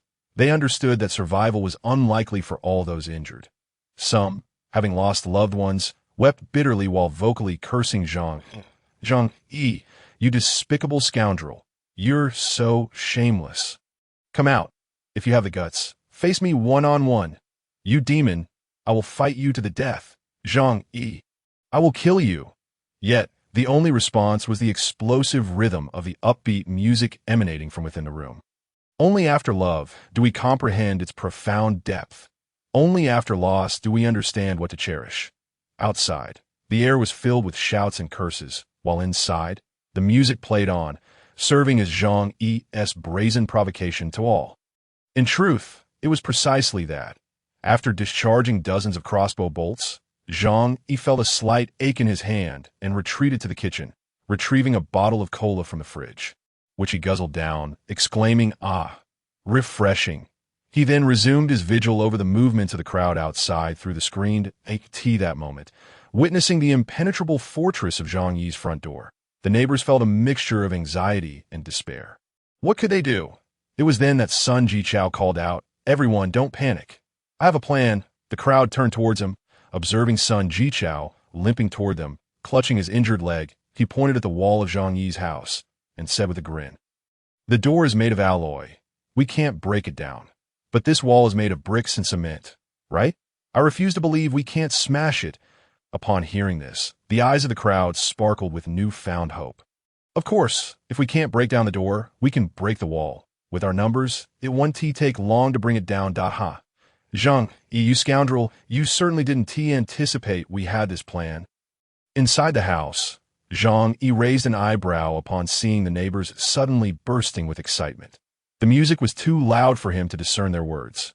Nevertheless, he remained calm, intending to observe the unfolding situation. No matter how many tricks they possessed, he was unperturbed.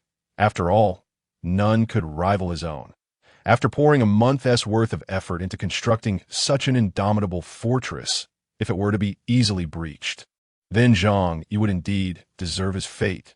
These individuals had come equipped with tools. Soon, they lined up before the outer wall of Zhang Yi's residence, wielding hammers and axes, and began to strike with fervor. Bang! A burly man swung with all his might, the hammer crashing against the wall. Instantly, cracks appeared, and white dust cascaded down. The crowd, witnessing this, felt a surge of excitement, believing they had discovered a weak point in Zhang Yi's defenses. They redoubled their efforts. However, as the robust man raised the hammer for a second strike, a sound akin to metal clashing echoed.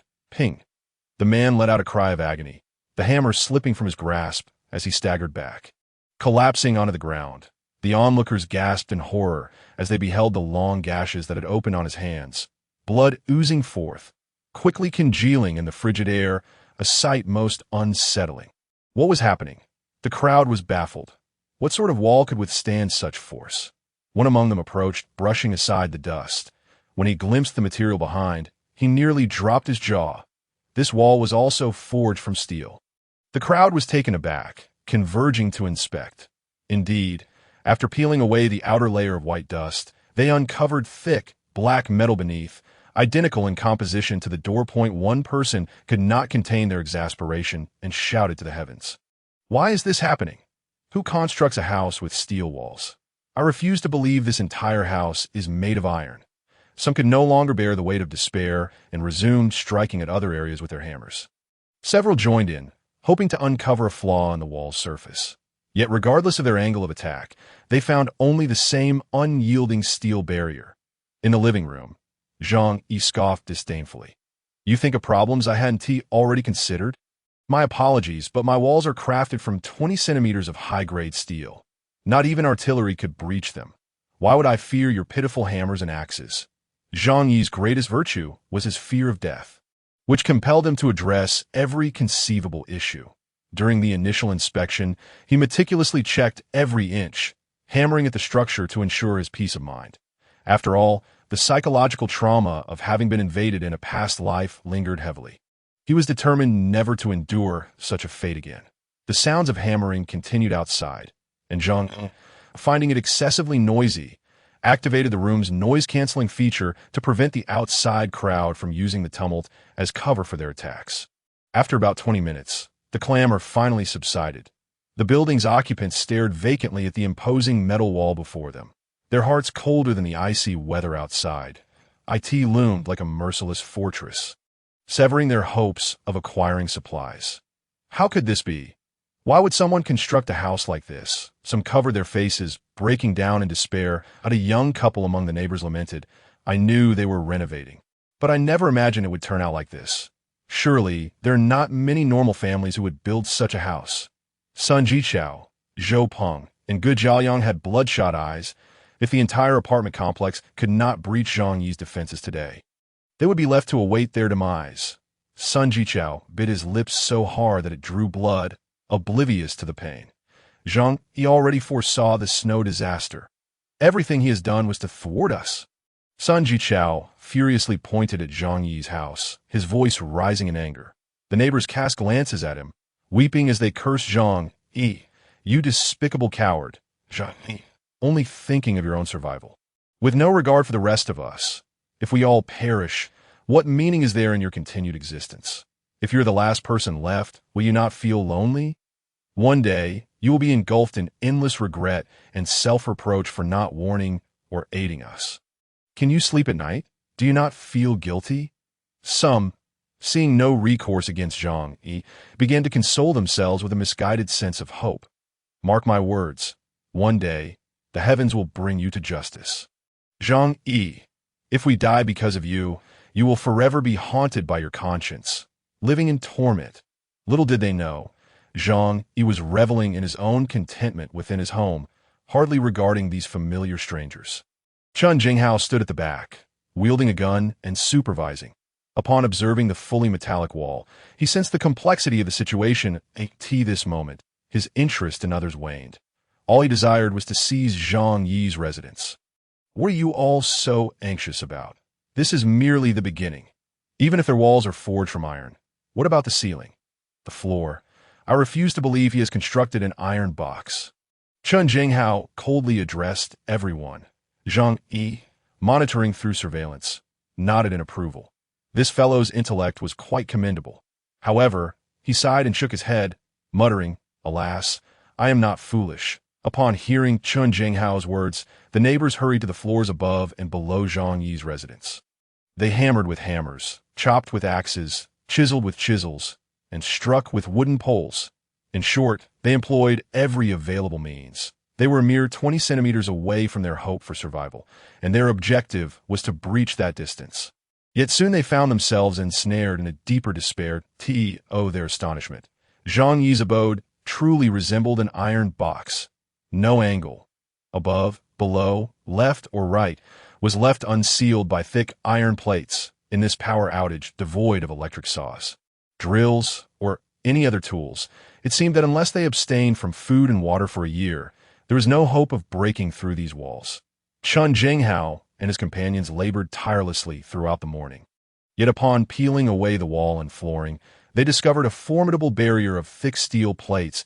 A 20-centimeter thick steel plate felt like a nightmare to them, given their reliance solely on manual labor. The prospect of breaking through appeared utterly bleak. After all, working in such extreme cold, without sufficient energy to replenish their waning strength, would only hasten their demise. Many collapsed to the ground, exhausted.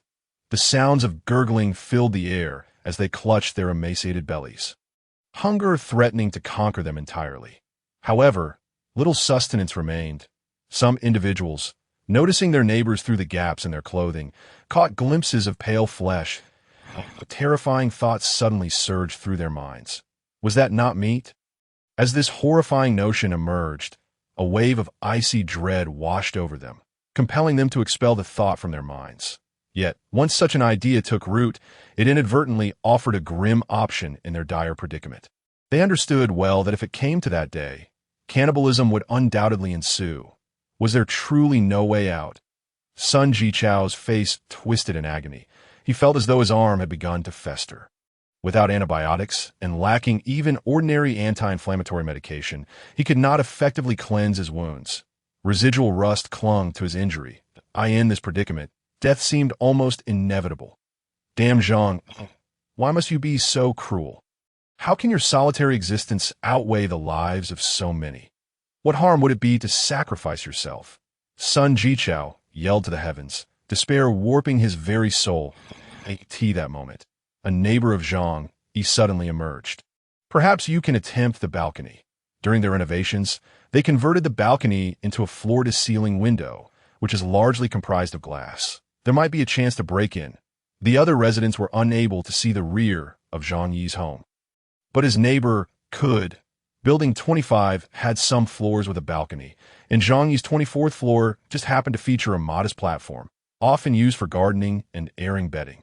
Upon hearing his neighbor's suggestion, the nearly hopeless crowd suddenly lifted their heads at a window. Yes, if his home has a window, there must be an exit. It cannot all be sealed shut. As long as there is a window, we can charge in. Without further ado, they stormed into the neighboring residence adjacent to Zhang Yi's. There was a gap of approximately 15 centimeters between the two balconies, separated by a railing. Yet such obstacles were no match for the frenzy of the crowd. Outside the balcony, however, conditions were far from the enclosed hallway, which had been sealed shut by the residents, offering some warmth. Outside, the biting northern wind howled, and heavy snowfall could freeze a person in mere hours.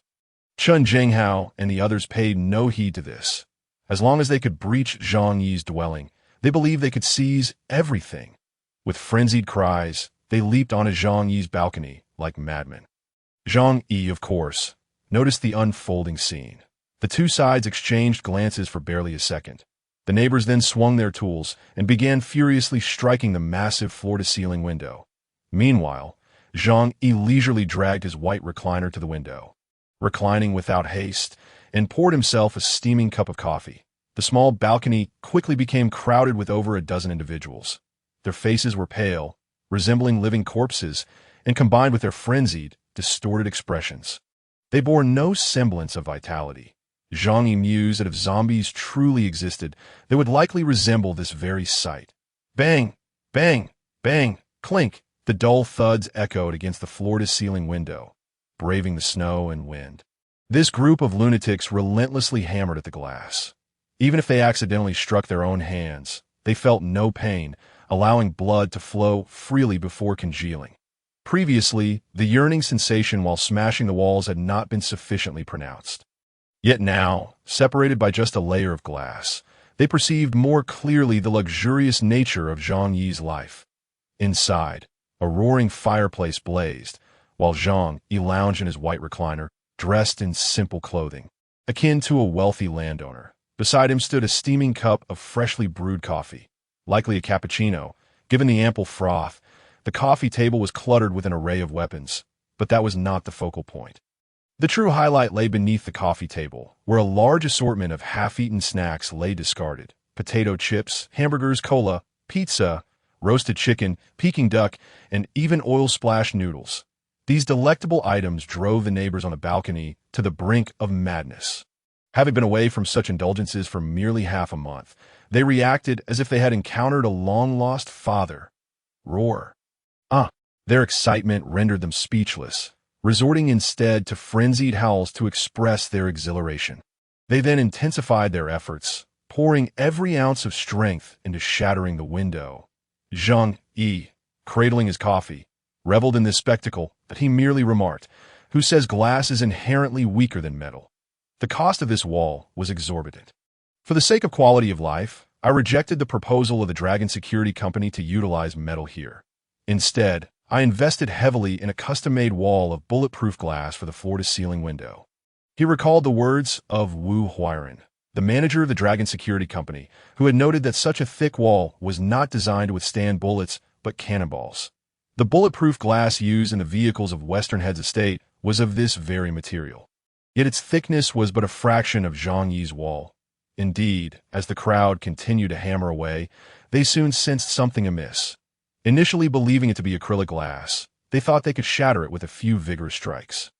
However, after hammering for quite some time, they had not even produced a single crack. What on earth was this glass? Could it possibly be bulletproof glass? What? Bulletproof glass? The words escaped the throat of a bespectacled man, raspy yet filled with despair, as if emanating from the depths of hell. If it could withstand cannonballs, how could it not resist their meager efforts? No. I refuse to believe it, a young man shouted defiantly. My fate is my own to determine. I refuse to accept that I cannot break it. Once I shatter it, the fireplace and all the food and drink within will belong to me. I must break it. Ah, perhaps it was the extreme cold that had rendered their minds frozen, as they oscillated between hope and despair, abandoning reason in a desperate bid to carve out a future. Zhang Yi applauded them, expressing his profound emotions. However, he began to feel a twinge of hunger. Thus, he retrieved some food from his space, including savory braised pork knuckle, caramelized bananas, and a bit of snack, indulging in pure cocoa butter chocolate. Just a pane of glass separated him from the outside, where people braved the biting wind and snow, their faces contorted in desperation as they pounded against the window.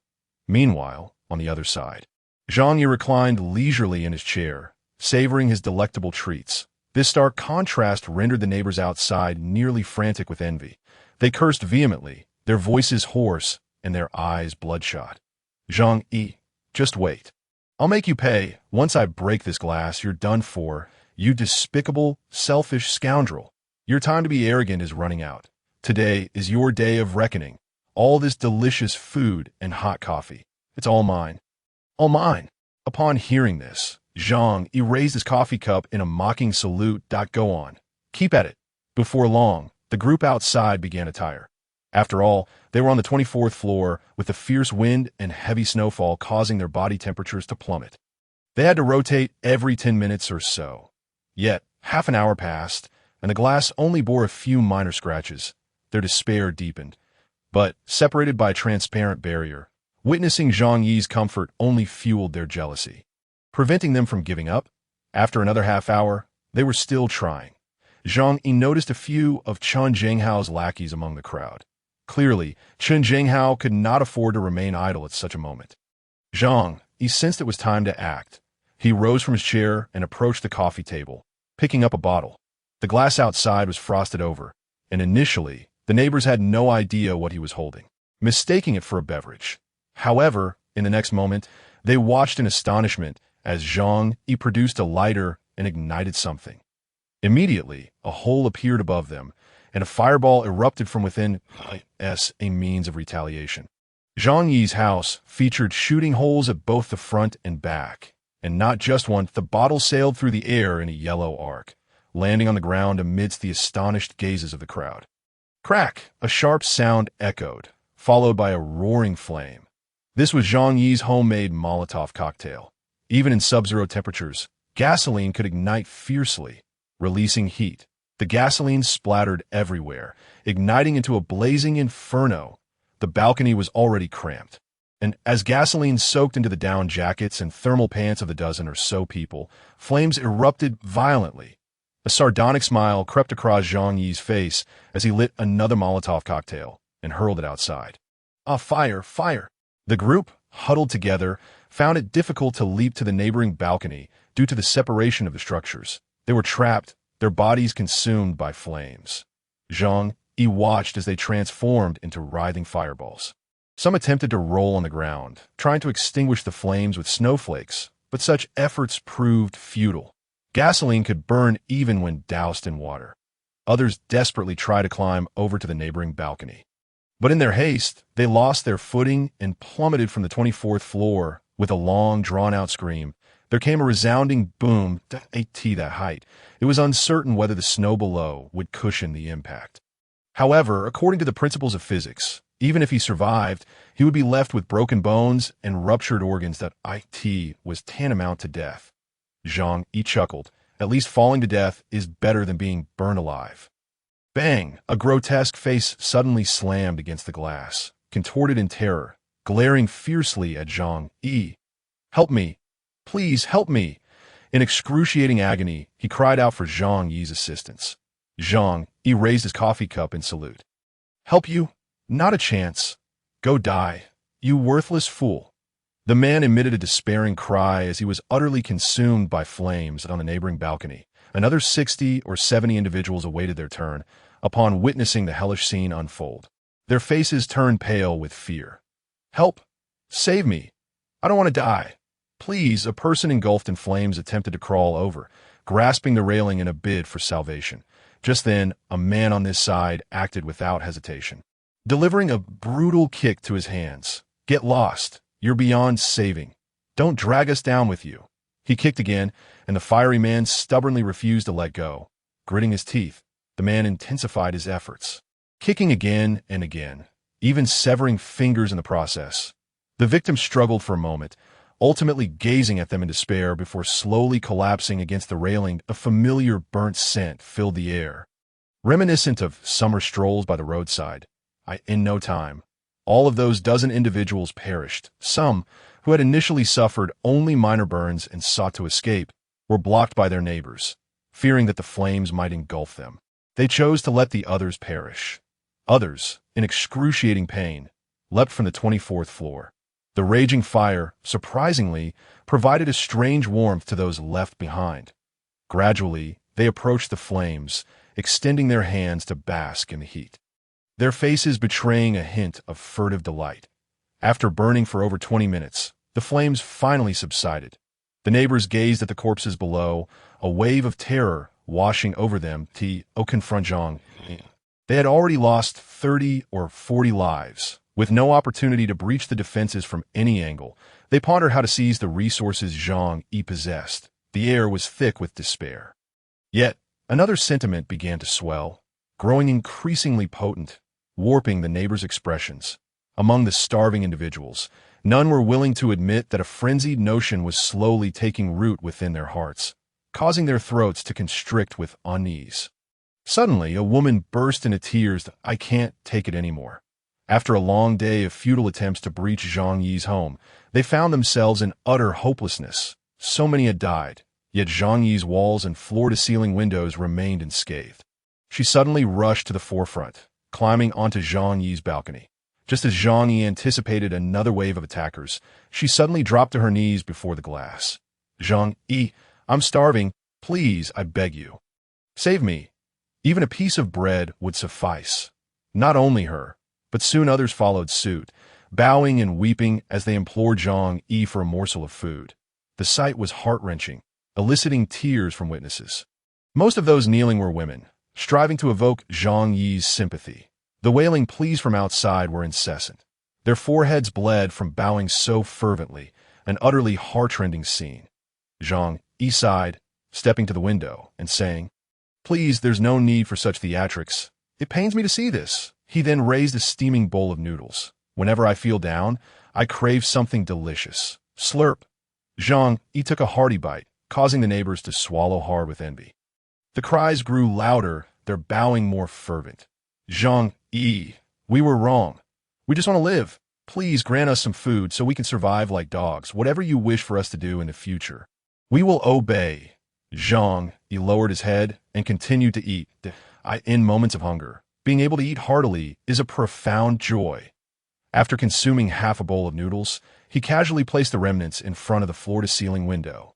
Right before the eyes of the neighbors, separated by merely a pane of glass, they could see but not partake. Each individual pressed their faces against the glass like dogs, as if this act might somehow allow them to taste the noodles. "Do not blame me for not offering you an opportunity.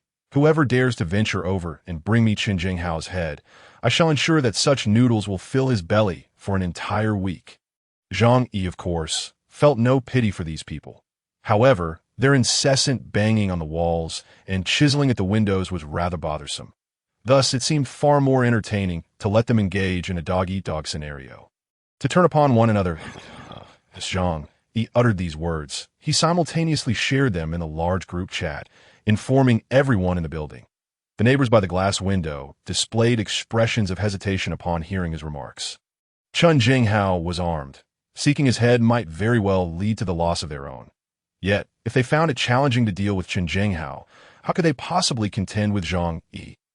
The bodies of 30 or 40 had already been laid out before and behind Zhang Yi's residence. It became evident that Zhang Yi was a far more formidable opponent than Qin Jinghao. Meanwhile, Qin Jinghao observed the unfolding changes from the balcony next door. He had not heard Zhang Yi's words. Instead, he furrowed his brow, contemplating his next course of action. 2 of his men had perished this time. To maintain control over the entire building, he needed to replenish his ranks. As he pondered, an inexplicable sensation akin to needles pricked at his back, causing the hairs on his neck to stand on end. He spun around, raising his weapon, only to find the peculiar stares of those around him. "What do you intend to do?" Upon seeing the gun, some retreated in trepidation. "Get away from me," Chen Jinghao bellowed. The onlookers continued to regard him with odd, even eerie expressions. To it was as though they did not see a man, but rather a piece of meat. A chill ran down Chen Jinghao's spine, prompting him to hastily depart with a few of his followers. "Wait, what about Zhang Yi's place?" Sun Jichao inquired from the side. Chen Jinghao cursed. "Damn it, we can't break in. What else can we do? We'll think of something later." With that, he stormed off in a fit of anger in front of Zhang Yi's window. Two groups of people, those begging for mercy and those intent on smashing the windows, could no longer withstand the biting cold and gradually began to disperse. Zhang Yi reclined comfortably in his warm abode, eagerly awaiting the unfolding drama. After all, this encounter had resulted in a loss of approximately 40 individuals in the building, and nearly everyone had participated in the assault on his home, leading to immense physical exhaustion. This scarcity of resources heightened tensions and transformed conflicts among individuals into something truly terrifying. Soon, Zhang Yi received numerous private messages. Following this battle, the neighbors had completely resigned themselves. Their limited stamina had been nearly depleted, rendering them incapable of launching another large-scale offensive against Zhang Yi's residents. Furthermore, faced with Zhang Yi's impenetrable defenses, they had lost hope. Consequently, many began to beseech Zhang Yi for mercy or propose exchanges of favors.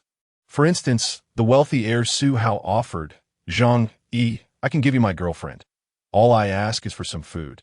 She is a renowned model in Tianhai City. Just look at her beauty. I assure you, you will be pleased. Please help me." Zhang Yi recognized the model. Su Hao had purchased a residence here solely to keep her. Typically, she adorned herself provocatively, exuding an irresistible allure, and disregarded the men around her. Before Zhang Yi, she often wore a haughty demeanor. Yet now, Su Hao was willing to barter her for mere meals. The woman appeared considerably worn, seemingly eager to be exchanged at the very least. She understood that Zhang Yi's home was well stocked with food, prompting her to exert herself during the shoot. Truly, she was a valueless commodity. Zhang Yi scoffed. It must be admitted that the model possessed an enviable figure and striking looks. However, such shameless women would never be granted entry into his home. Who knows, one day, she might plunge a knife into him while he sleeps and seize his abode. That a woman willing to trade her body for sustenance harbored no moral compass. Zhang Yi disdainfully watched her video 5 times before contemptuously closing the chat window. There were other conversations beneath. Men contacting him were relatively few, as they lacked the means to barter food with Zhang Yi. Only Uncle Yu expressed his joy, congratulating Zhang Yi for repelling the enemy. Yet, women reached out to him more frequently. For instance, Fang Yuqing excitedly exclaimed, "Zhang Yi, you are amazing. I knew you'd be fine, and I'm currently unable to leave. They are dreadful, keeping me locked in my home. Rest assured, I will come find you." Zhang Yi merely chuckled derisively, ignoring her. Night soon descended, as darkness fell around 5 o'clock, with days growing shorter and nights extending longer. As evening approached, temperatures were set to drop another 10 degrees. The few remaining television stations continued to broadcast their programs. Thanks to the government's efforts, the snow disaster situation in the country was showing signs of improvement, urging everyone to remain calm, as solutions would soon be at hand. In this bitter cold, citizens were advised to refrain from venturing outdoors to avoid frostbite and to assist those in need. Together, we shall unite to overcome the current challenges, ensuring a brighter tomorrow. Zhang Yi found the news far more entertaining than any comedic skit. Yet, he was curious about the whereabouts of these television stations and how they managed to operate. As he listened to the amusing news, he scrolled through the chat history. The neighbors' anguished curses, pleas, and cries for mercy amused Zhang Yi immensely. Those who scolded him were primarily those who had lost family members. Feeling quite pleased, Zhang Yi even extended his congratulations to them. "Congratulations to you who have lost loved ones. You can roast meat for the funeral, mixing ashes with rice." Zhang Yi mocked them, inciting even more furious retorts. Suddenly, he noticed movement on the balcony. Curiously, he approached the window. Outside, the heavy snowfall provided ample illumination. He then spotted individuals stealthily transporting the corpses. To be precise, they were the charred remains. These people were bundled tightly, and upon noticing Zhang Yi's gaze, they were visibly startled. "Zhang Yi, we mean you no harm. Please do not misunderstand. We are merely here to transport the bodies," they stammered, their voices trembling with unease. Zhang Yi smirked slightly "Oh, transporting bodies? Are you their relatives? If you intend to bury them, simply dispose of them below. Are you planning to construct a grave in your home?" The individuals were at a loss for words in response to Zhang Yi's inquiries. "Regardless, you have no use for these bodies. So you needn't concern yourself with us." Stealing themselves, they hastily dragged the corpses away. Zhang Yi waved dismissively at the glass. "You are quite ruthless. Have you truly reached this point?" The following day, Zhang Yi heard gunshots echoing through the hallway. The two shots rang out, reminiscent of a pair of large firecrackers. It was undoubtedly Chen Jinghao taking action. Clearly, Zhang Yi's words from the previous day had borne fruit. In a situation teetering on the brink of despair, the fear of death began to gradually dissipate. The promise of a week's worth of unlimited noodles, as assured by Zhang Yi, held an irresistible allure for them. Zhang Yi activated the surveillance cameras and witnessed the eruption of conflict. Two men lay sprawled on the ground, wielding wrenches and kitchen knives, their blood staining the corridor crimson. However, Chen Jinghao was not in a much better position. He leaned against the wall, gun in hand, wearing an expression of lingering dread. They would intercept anyone coming here for water, and naturally, others could seize this opportunity to retaliate against them.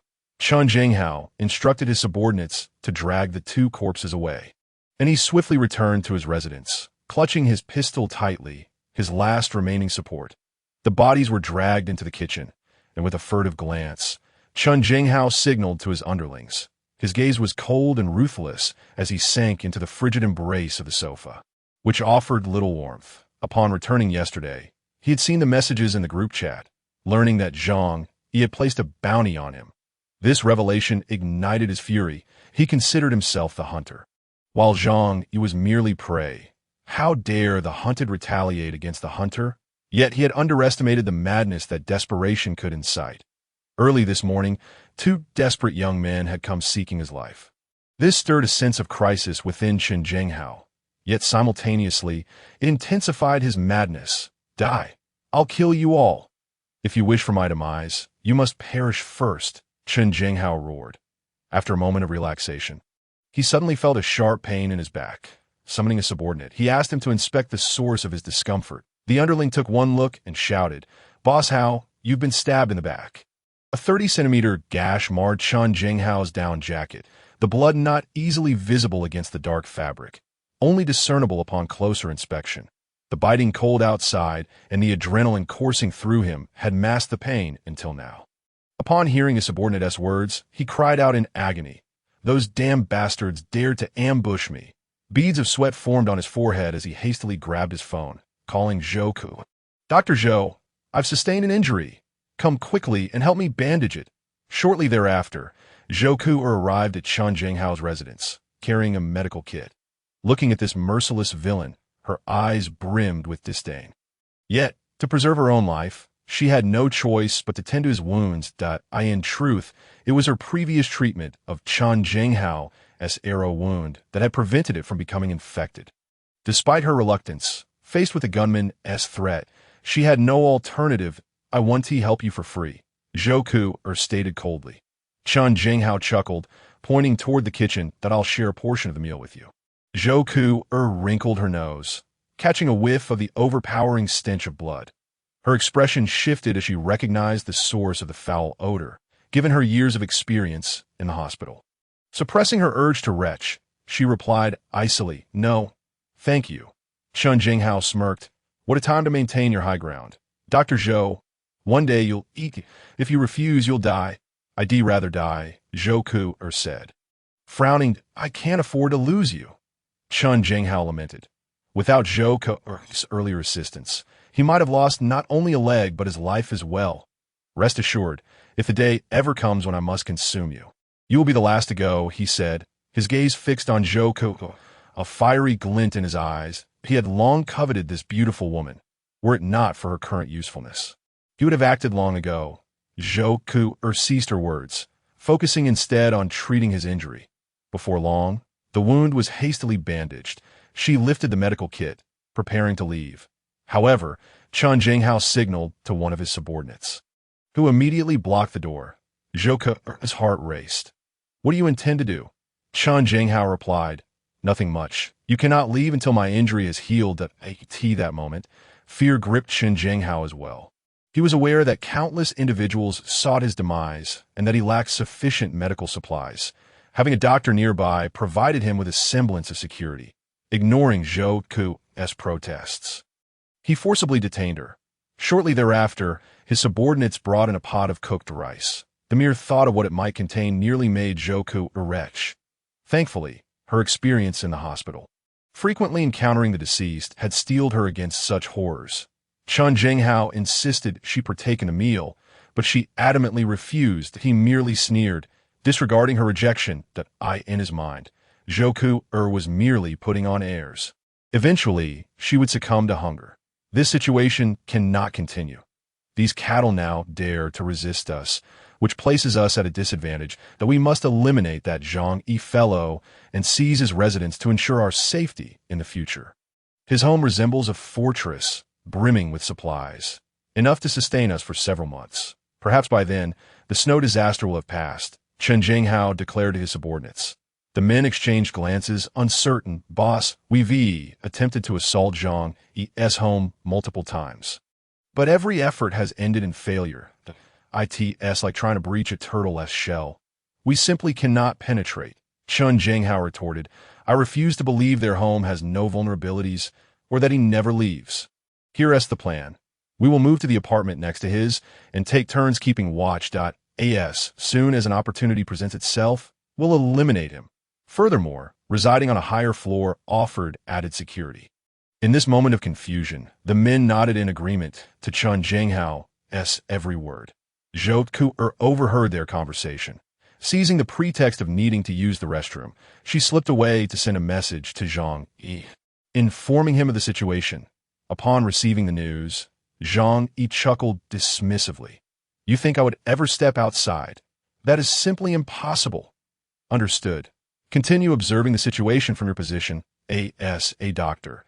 Zhou Ku was not in immediate danger of death at Chen Jinghao's hands, so her life was temporarily secure. Zhang Yi remained unhurried in his response. He had already set a bounty, and soon enough, someone would recklessly seek to kill Chen Jinghao. After gathering some supplies, Chen Jinghao led Zhou Ku to the 24th floor. The young couple residing next door to Zhang Yi was terrified upon realizing that Chen Jinghao had arrived. Open the door. I am Chen Jinghao. We are swapping apartments. Hurry up, or I will shoot. Inside their apartment, the couple huddled together in fear. What should we do? They're here to take our home. We might even lose the little food we have left. The wife gazed despairingly at her young husband, who wore glasses. He comforted her. Don't be afraid. It will be all right. That if they want our home, let them have it. Quickly, let us hide the remaining food on our bodies. The two hastily concealed their scant provisions within their clothing and trembled as they opened the door. Upon seeing the menacing figures of Chen Jinghao and his crew, the husband swallowed hard and bowed slightly, saying, Boss Hao, this house is yours from now on, that we will leave at once. Just as they began to step away, one of Chen Jinghao's underlings let out a chilling laugh and raised a steel pipe. Bang! After a dull thud, the man collapsed to the ground, his vision darkening in the aftermath of his unconsciousness. Disbelief lingered in his eyes. He could not comprehend why, despite his compliance in vacating the premises, the other party would resort to violence. The woman gazed in terror at her husband, who lay motionless on the floor. She gasped, covering her mouth as a scream escaped her lips.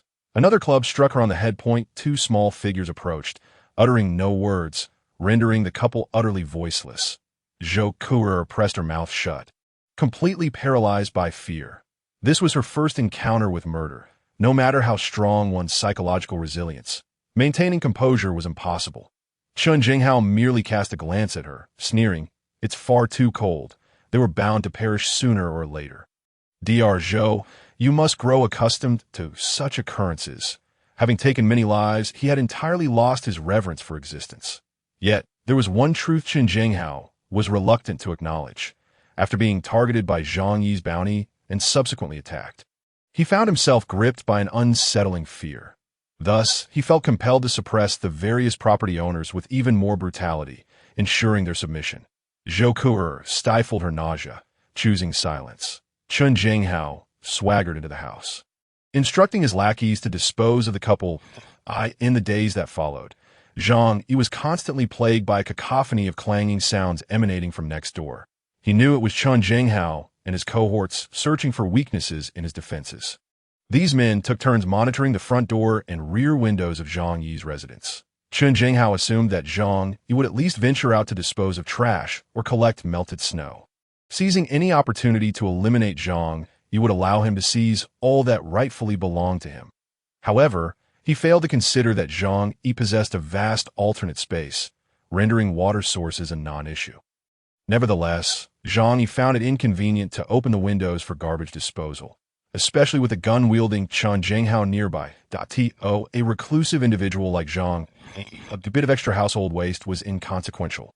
In moments of boredom, he would immerse himself in video games or indulge in films he had downloaded in advance. The pleas from the property owners group continued to ring in his ears daily, accompanied by a torrent of furious accusations.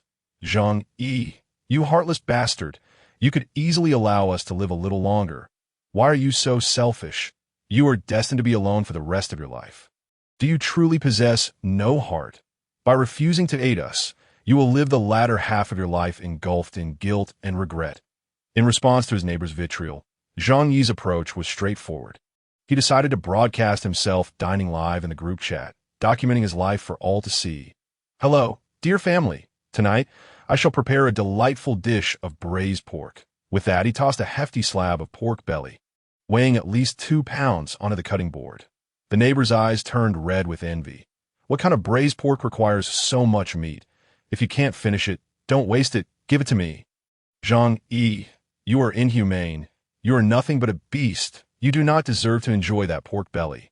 Zhang Yi, I haven't tasted any oily food in a week. Please, let me have a piece of pork skin. Just a sip of oil will suffice. Surely that is something you can spare. Starving individuals had no resistance against such high-fat foods. Zhang Yi skillfully prepared the dish, and through the screen, it seemed as though the neighbors could almost smell the savory aroma of the braised pork. However, after a brief period of cooking, Zhang Yi furrowed his brow. He sampled a piece of pork belly and promptly spat it into the trash. Too much soy sauce. Ugh, this pot of meat is ruined. Although Zhang Yi often cooked, he had not shied away from preparing elaborate dishes. Unfortunately, he had overdone the soy sauce, leaving the once delectable pork tasting overwhelmingly salty. Moreover, he had poorly caramelized the sugar, resulting in a bitter flavor. How can this be eaten? Ugh, what a waste. Such a tremendous waste. Zhang Yi shook his head in exasperation. He had intended to showcase his culinary skills, but had inadvertently failed. Regrettably, he did not own a dog to consume the leftovers. Thus, he had no choice but to discard the entire pot of pork into the trash. Instantly, the group erupted in chaos as the neighbors went wild. Don't throw it away. My mouth is a trash can. Let me have it. Why are you doing this? Why throw it away? Why? Hurry and dispose of your trash. I'll rush over to pick it up. Young master, I arrived late. Do you still need a dog to help you with your garbage? Some individuals were so incensed by Zhang Yi's actions that they nearly fainted. Their hearts bled in the frigid cold. With gas supplies cut off, they could not cook. The luxury of enjoying a warm meal had become a distant dream, let alone indulging in braised pork, which they could hardly bear to imagine even in their dreams. Yet Zhang Yi, without a hint of frugality, had discarded an entire pot. Truly despicable. I'll just eat something ready-made. With a swift camera angle shift, a pristine, tidy table in Zhang Yi's home was adorned with a lavish spread of over a dozen dishes. The warm glow of yellow lamps illuminated the table, rendering the food even more appetizing. Zhang Yi enthusiastically pointed to each dish, providing a lively introduction. Everyone, tonight my dinner consists of oil-braised shrimp, scallion sea cucumber, exquisite tofu, sweet and sour yellow river carp, 9-turn intestines, stir-fried fish slices, sweet and sour pork tenderloin, blackfish roast soup, and candied yam. Friends, the dishes are ready. Let's dig in. Zhang Yi set his phone up, resembling a food vlogger, and began to feast heartily. The neighbors in the chat were overwhelmed with messages. Zhang, please share a bite with me. I'll bow down to you. Zhang, let my child have a taste of fish, even if it's just the tail. Zhang Yi, you are my father. I am your child. Just let me have a sip of soup. Voices filled with desperate pleas echoed incessantly, with some individuals repeatedly calling Zhang.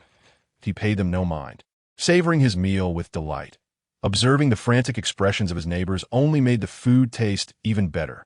Zhang Yi's ostentatious display of wealth caused the property owners throughout the entire building to feel as though their hearts were bleeding. The scraps Zhang Yi discarded were considered delicacies beyond compare to them. Yet, even that was denied to them. In the homes of Sun Jichao and his cohorts, following their failed assault on Zhang Yi's residence, their hopes of obtaining antibiotics had crumbled. Just 2 days later, the consequences began to manifest. The 3 injured individuals felt an unbearable itch at their wounds. Around the bandages, the blood began to take on an unsettling yellow hue. Sun Jichao could no longer restrain himself and ripped off the gauze to inspect the damaged. To his horror, he discovered that the wound had begun to fester, a nauseating stench reminiscent of a decaying animal carcass. Assaulted his senses. No, don't do this. I don't want to die yet. Sun Jichao cried out in terror, tears streaming down his face. Wang Peng and Gu Jiaoliang, witnessing this scene, were equally horrified. They tore off their bandages, praying that they had not succumbed to infection. Unfortunately, while ideals may be beautiful, reality is often cruel. If it were merely a scrape, there might have been a chance for self-healing. However, their injuries were deep puncture wounds, with rusted crossbow bolts embedded in their flesh. The combination of severe injuries, bacterial infection, and lack of sufficient nutrition and medication made the worsening of their wounds inevitable. The 3 men screamed in agony, resembling wild animals. In a corner of the room, Fang Yuqing trembled uncontrollably. Clutching her phone, she messaged Zhang Yi, "Brother Zhang Yi, they've all gone mad. Qing'er is so scared. Can you please come and save Qing'er?" After a moment, Zhang Yi's reply arrived. "Qing'er, seeing you like this pains me as well.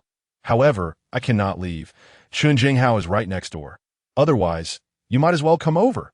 However, be cautious on your way. Don't let them run into you. Just yesterday, my neighbor next door was brutally murdered by them. Given your delicate constitution, you might easily become their target." Over there, Zhang Yi wears a mocking expression, faced with Fang Yuqing, the embodiment of innocence. His heart is filled with a singular desire, to torment her by any means necessary, ensuring she meets her end in agony and despair. Indeed, upon hearing that Chun Jinghao is right next to Zhang Yi, Fang Yuqing is awash with conflict. Chun Jinghao has taken so many lives. She lacks the courage to take any risks. "Brother Zhang Yi, I'm scared," she pleads. "Could you come and get me? Don't you have a weapon?" Zhang Yi silently curses under his breath. This insufferable woman, how dare she presume to ask me to fetch her? I would have liked to, but I was startled by them a few days ago and am feeling somewhat unwell. Let us leave it at that. I'm feeling a bit tired. Goodbye. Fang Yuqing, listening to the screams outside, turns pale. Yet when she sends another message to Zhang Yi, he has already chosen to ignore her. In the following days, Zhang Yi's life remains abundantly leisurely, no longer needing to work. He can sleep and rise at his whim, unburdened by the need to toil for survival or to appease anyone's whims. Should anyone dare to provoke his ire, he would simply retort with scorn. Life has never been more delightful. Meanwhile, Chun Jinghao concocts schemes to eliminate him and seize his property. Yet, for several consecutive days, Zhang Yi remains unseen. As long as Zhang Yi stays hidden, Chun Jinghao has no opportunity to confront him. Ironically, it is Chun Jinghao himself who, having been placed under a bounty by Zhang Yi, lives in constant fear. He no longer trusts even his closest subordinates, clutching a gun as he attempts to sleep. Soon enough, his nerves begin to fray. After much contemplation, Chun Jinghao finally devises a plan. Zhang Yi, ever vigilant, monitors the entire building through surveillance, spotting anyone who dares to enter the hallway. Over the past few days, he has noticed that Chun Jinghao appears to be plotting something. Gradually, individuals begin to enter Chun Jinghao's abode. These newcomers are robust young men, most of whom are single and living alone. Some come willingly, while others are coerced at gunpoint. Before long, Chun Jinghao has amassed a cohort of 10. more than he had before. Zhang Yi understands the implications. He is frightened and has resorted to gathering a group for protection against being hunted down and claimed for the bounty. Yet in Zhang Yi's eyes, this strategy is merely a futile attempt to quench one's thirst with poison. Over 40 residents have already perished at Zhang Yi's hands, leaving approximately 70 souls remaining in the building. Based on his previous experiences, it is evident that the supplies of most households are nearly depleted, and soon the only sustenance left will be flesh. With Chun Jinghao's new recruits, a massacre of the remaining populace is imminent. However, this also means Chun Jinghao must provide sustenance for 10 people. In such a scenario, even if they turn on each other, cannot last long. Moreover, everyone harbors their own agendas. Chun Jinghao, a cripple clinging to his power by the grace of a gun, likely has very few bullets left. Zhang Yi contacts Zhou Kuer to inquire about the situation with Chun Jinghao. After a considerable wait, Zhou Kuer responds. Chun Jinghao and his crew have lost their minds. They've consumed all the food and have begun resorting to cannibalism. I haven't eaten in 2 days and feel as though I'm nearing death from starvation. This revelation does not surprise Zhang. Should he ever find himself in such dire straits, he would likely choose death over resorting to cannibalism, that of course. Given that Zhang Yi is currently well-fed in content, such thoughts are easy to entertain. However, if he were ever to face the brink of starvation, he cannot predict what he might do. Zhou Kuer continues. They've been scouring for anyone alive these past few days. If they find a dwelling with inhabitants, they storm in and kill them. It is quite ironic. The very individuals you eliminated granted others a few more days of life. Yet, they're also facing resistance. Those who remain have banded together, and they too have suffered casualties. After a prolonged silence, Zhou Kuer sends another message. Zhang Yi, can you still save me? Upon reading this, Zhang Yi senses the vulnerability behind this usually aloof doctor. It seems she has little hope left in him. After all, in these times of uncertainty, who has the capacity to care for the lives of others? After much contemplation, Zhang Yi arrives at a resolution. Zhou Kuer is a valuable asset. He cannot allow her to perish so easily. A chief surgeon from a top-tier hospital is hard to come by, especially one he is familiar with. Help me with a task, and should you succeed, I will ensure your survival. Zhang Yi is willing to accept Zhou Kuer, but she must first present an oath of loyalty. His demands are simple. She must be useful, pose no threat, and, most importantly, cannot be overly sentimental. The first 2 conditions Zhang Yi is confident about. However, he wishes to ascertain whether Zhou Kuer can act decisively in critical moments. Thus, he assigns her a task. Zhou Kuer does not respond immediately, clearly grappling with the decision. Zhang Yi is in no rush. Time is on his side.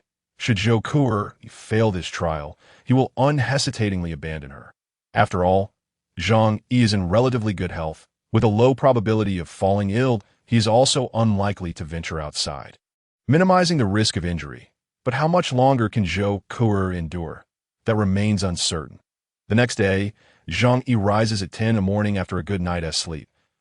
He throws off the velvet covers and proceeds to wash up. After donning his workout attire, he begins exercising on the treadmill. In this apocalyptic world, maintaining physical fitness is paramount. A strong physique enables one to better cope with impending dangers and fend off illness.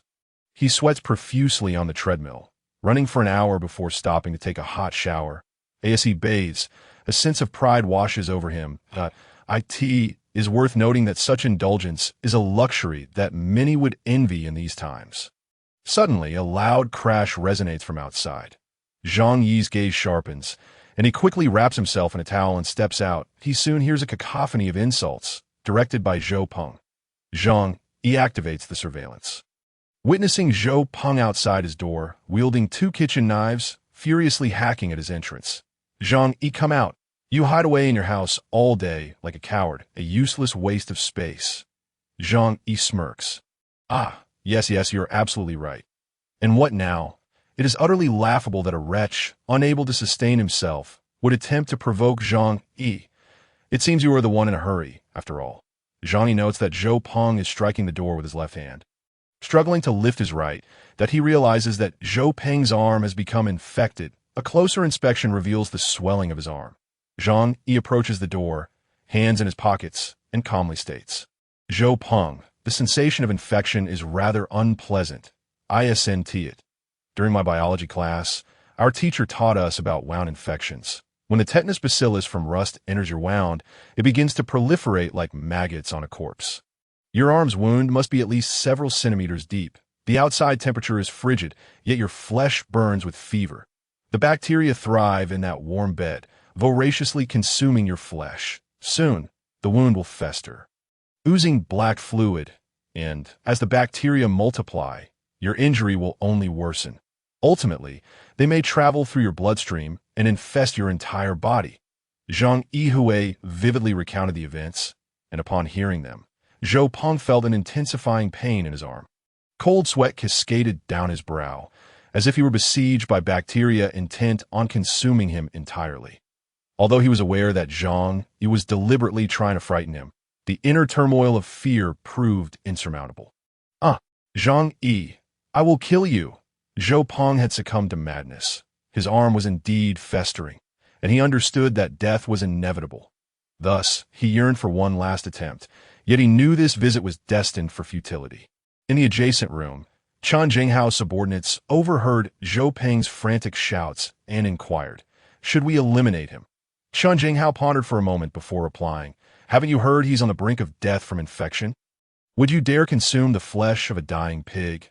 The group exchanged glances, ultimately deciding against taking such a perilous risk. Zhou Peng relentlessly battered the door and unleashed a torrent of curses.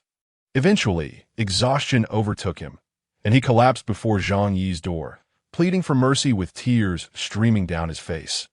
Zhang Yi, in a haunting tone, remarked, "You are doomed. Your wounds have rotted. It's terminal, and there is no saving you. You might as well take this opportunity to do what you never dared while alive." Zhou Peng's eyes brimmed with tears, and upon hearing Zhang Yi's words, he sank deeper into despair. Was death truly imminent? Fear enveloped him like an abyss, but soon rage surged forth, an unrestrained fury. "I am about to die. What is there left to fear?" He struggled to rise and delivered a fierce kick to Zhang Yi's iron door, intending to unleash a curse, only to be met with such pain from the unyielding door that he nearly fainted. Ignoring the pain, Zhou Peng staggered back down the stairs. Upon returning to his dwelling, his gaze was vacant, and through a haze, he perceived Sun Jichao roasting a knife over a candle, preparing to cauterize his own wounds. The sound of sizzling fat accompanied by curling blue smoke startled Sun Jichao, who, despite biting down on a blanket, emitted anguished wails. He seemed to believe that this would eradicate all the bacteria, as onavi and pitiable. Cousin, Wang Min gazed at Zhou Peng with heartfelt concern, unsure of how to offer solace. She knew Zhou Peng had little time left. The stench of decay permeated the room, emanating from several bodies. Though he yet lived, his flesh was already rotting. The depth of this suffering was unimaginable to an ordinary person. Zhou Peng disregarded Wang Min and charged towards the room where Fang Yuqing was confined. Upon seeing Zhou Peng, Fang Yuqing screamed in terror, "Zhou Peng, what are you doing?" Zhou Peng approached her, his bloodshot eyes fixated upon her. "Yuqing, would you marry me?" This pitiful sycophant, even as his life neared its end, harbored the singular wish of marrying Fang Yuqing. I end this apocalyptic world.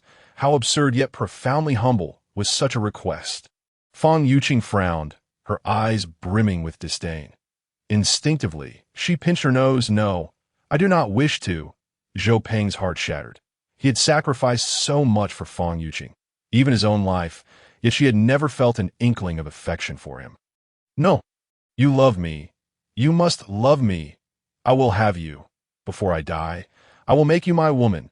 Zhou Peng lost all rationality, unwilling to accept that his sacrifices yielded nothing if he could not possess it. Then he would destroy it. Those outside the door heard the commotion but paid it no heed. To them, Fang Yuqing was the culprit behind their current plight. She deserved to die. "No, get away from me. You stink.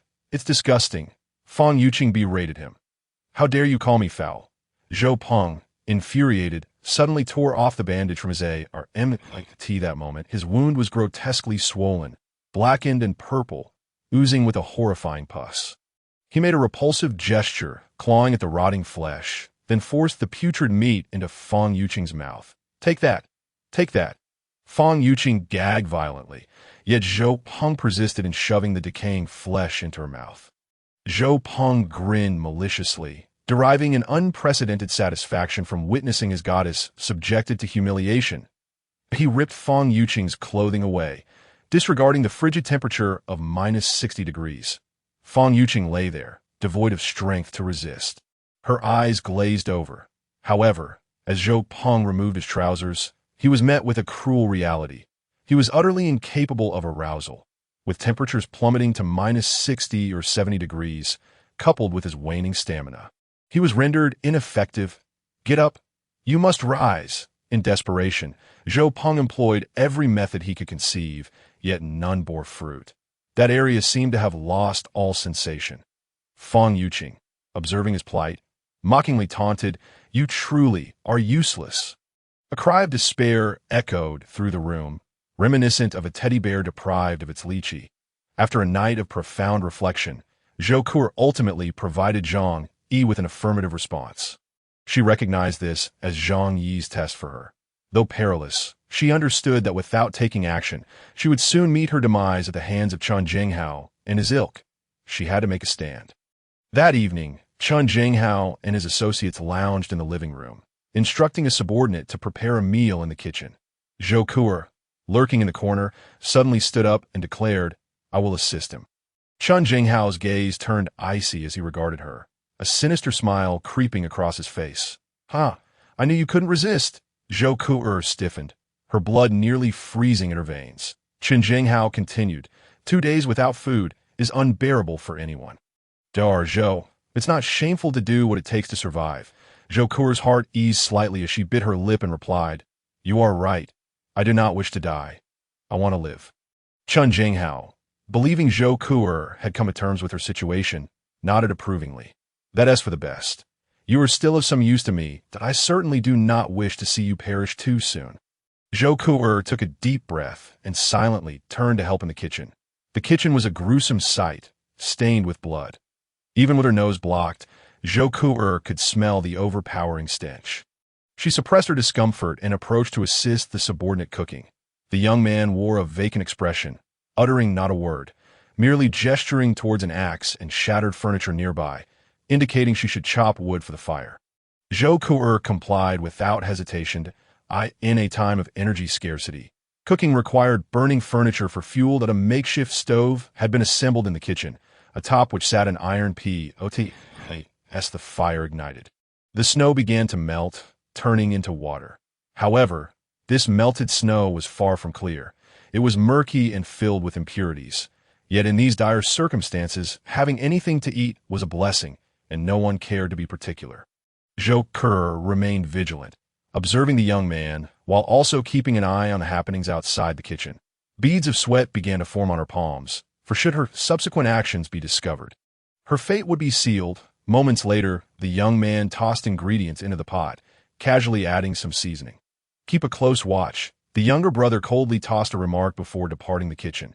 Zhou Ke waited for a considerable time, ensuring her surroundings were safe before she cautiously retrieved a small vial from her pocket. With a sense of urgency, she twisted off the cap and poured a substantial amount of white powder into the soup. Having completed this act, she hastily shoved the vial back into her pocket. That moment, she felt her heart racing like a single-cylinder engine, and her legs trembled incessantly due to overwhelming anxiety. She swallowed hard, grasped a ladle, and stirred the powder into the pot, successfully blending it. Although the entire process was fraught with peril, no unforeseen incidents transpired. This was not a film. There were no dramatic twists. Given the harshness of their living conditions, everyone had grown numb to such occurrences. They could hardly fathom that Zhou Ke would resort to drugging their food at lunchtime. Zhou Ke brought a large pot of food to the table, and they immediately rushed over, their eyes gleaming with anticipation to gain their trust. Zhou Ke also filled a bowl with soup and quietly retreated to her room. And no one paid her any mind. Everyone was solely focused on consuming a warm meal. Hot food equated to life. Each additional bite represented a glimmer of hope for survival. Once back in her room, she sat on the bed with the soup in hand, awaiting the outcome. The contents she had added to the pot were sleeping pills, more than half a bottle. These pills acted swiftly. A single dose could induce slumber within 30 minutes, particularly after a meal. When blood naturally pooled in the stomach, it was easy to succumb to drowsiness. With such a hefty dosage, even an elephant would be rendered unconscious. A doctor, Zhou was well aware of the extent to which this dosage would incapacitate them. Unless subjected to particularly intense stimuli, they would remain oblivious for a considerable time. Before long, Zhou heard the rhythmic sound of their snoring emanating from the living room. She cautiously ventured out, discovering that everyone lay sprawled on the sofas and chairs, fast asleep. Holding her breath, she sent a message to Zhang Yi. I have administered a large quantity of sleeping pills. They are all in a deep slumber. What do you intend to do next? Just a wall away was Zhang Yi's residence. He had been awaiting Zhou update to ascertain whether she could fulfill her task. Only by proving her worth would she become a pawn in Zhang Yi's game. Upon receiving the message, Zhang Yi raised an eyebrow and instructed her, drag them out onto the balcony. He had no intention of going over, wary of a potential trap set by the others. Zhou bit her lip and finally replied, all right. Under normal circumstances, anyone would be terrified, as a sudden awakening by Chen Zhenghao and his companions could lead to her demise. However, as a professional doctor, Zhou held a firm grasp on the effects of the drugs. Complying with Zhang Yi's orders, she painstakingly dragged Chen Zhenghao and the others one by one onto the balcony. Despite the bitter cold outside, they would remain unconscious for a while, as those in deep slumber tend to do. In fact, the frigid weather would prompt their bodies to lower their temperature, extending their lives in a hibernation-like state. Zhou actions were observed by Zhang Yi from the window, where he had a clear view. He was well aware of the number of men under Chen Zhenghao's command. Nothing could escape his notice through the surveillance. After seeing Zhou panting as she brought out each individual, he nodded in satisfaction. What shall I do next? Zhou asked, her voice trembling. That will suffice. Wait for me a moment, Zhang Yi replied, setting down his phone and returning to his bedroom.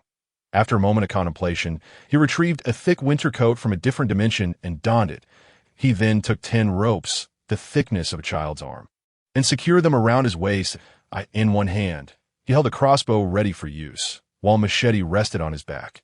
Zhang Yi pondered for a moment, feeling that he still lacked adequate safety. He retrieved a handgun that he had purchased but never had the chance to use, disengaged the safety, and gripped it firmly. With this preparation, he finally felt a sense of security, approaching the floor-to-ceiling window for the first time since the apocalypse. He reached out to unlock the door. The mechanism was intricate, comprising a fingerprint lock, an electronic lock, and a physical lock, 3 layers in total. Once he had unlocked it, Zhang Yi stepped out onto the balcony. The biting wind swept past him, but through his winter gear, it felt bearable. He couldn't help but marvel at the quality of professional-grade winter clothing. Zhou stood, shivering by the window, hugging herself tightly. Are you going to kill them? Zhang Yi smirked, raising the gun to aim at the unconscious thugs below, subtly directing it toward Zhou as well. He casually tossed the ropes at her feet. Not me, but you. Zhang Yi stood on the balcony, his body leaning against the window frame, ready to retreat to safety at any moment should the situation turn awry. Chen Zhenghao and his minions lay sprawled on the adjacent balcony, appearing fully incapacitated. However, Zhang Yi could not ascertain their true state. What if this was a trap set in collaboration with Zhou to lure him in? Moreover, the gap between the 2 balconies measured several centimeters. The stainless steel railing was particularly slick in the heavy snowfall, but if he attempted to climb over, a single push from Zhou could send him plummeting from the 24th floor. Thus, Zhang Yi pointed his gun at the fallen Chen Zhenghao and the others. Use these ropes to bind their hands behind their backs. Also, I recall Chen Zhenghao had a gun. Hand it over. Zhou wore an expression of exasperation. She had gone without food for 2 days, only managing to drink a little water, and now lacked the strength to drag 10 people onto the balcony.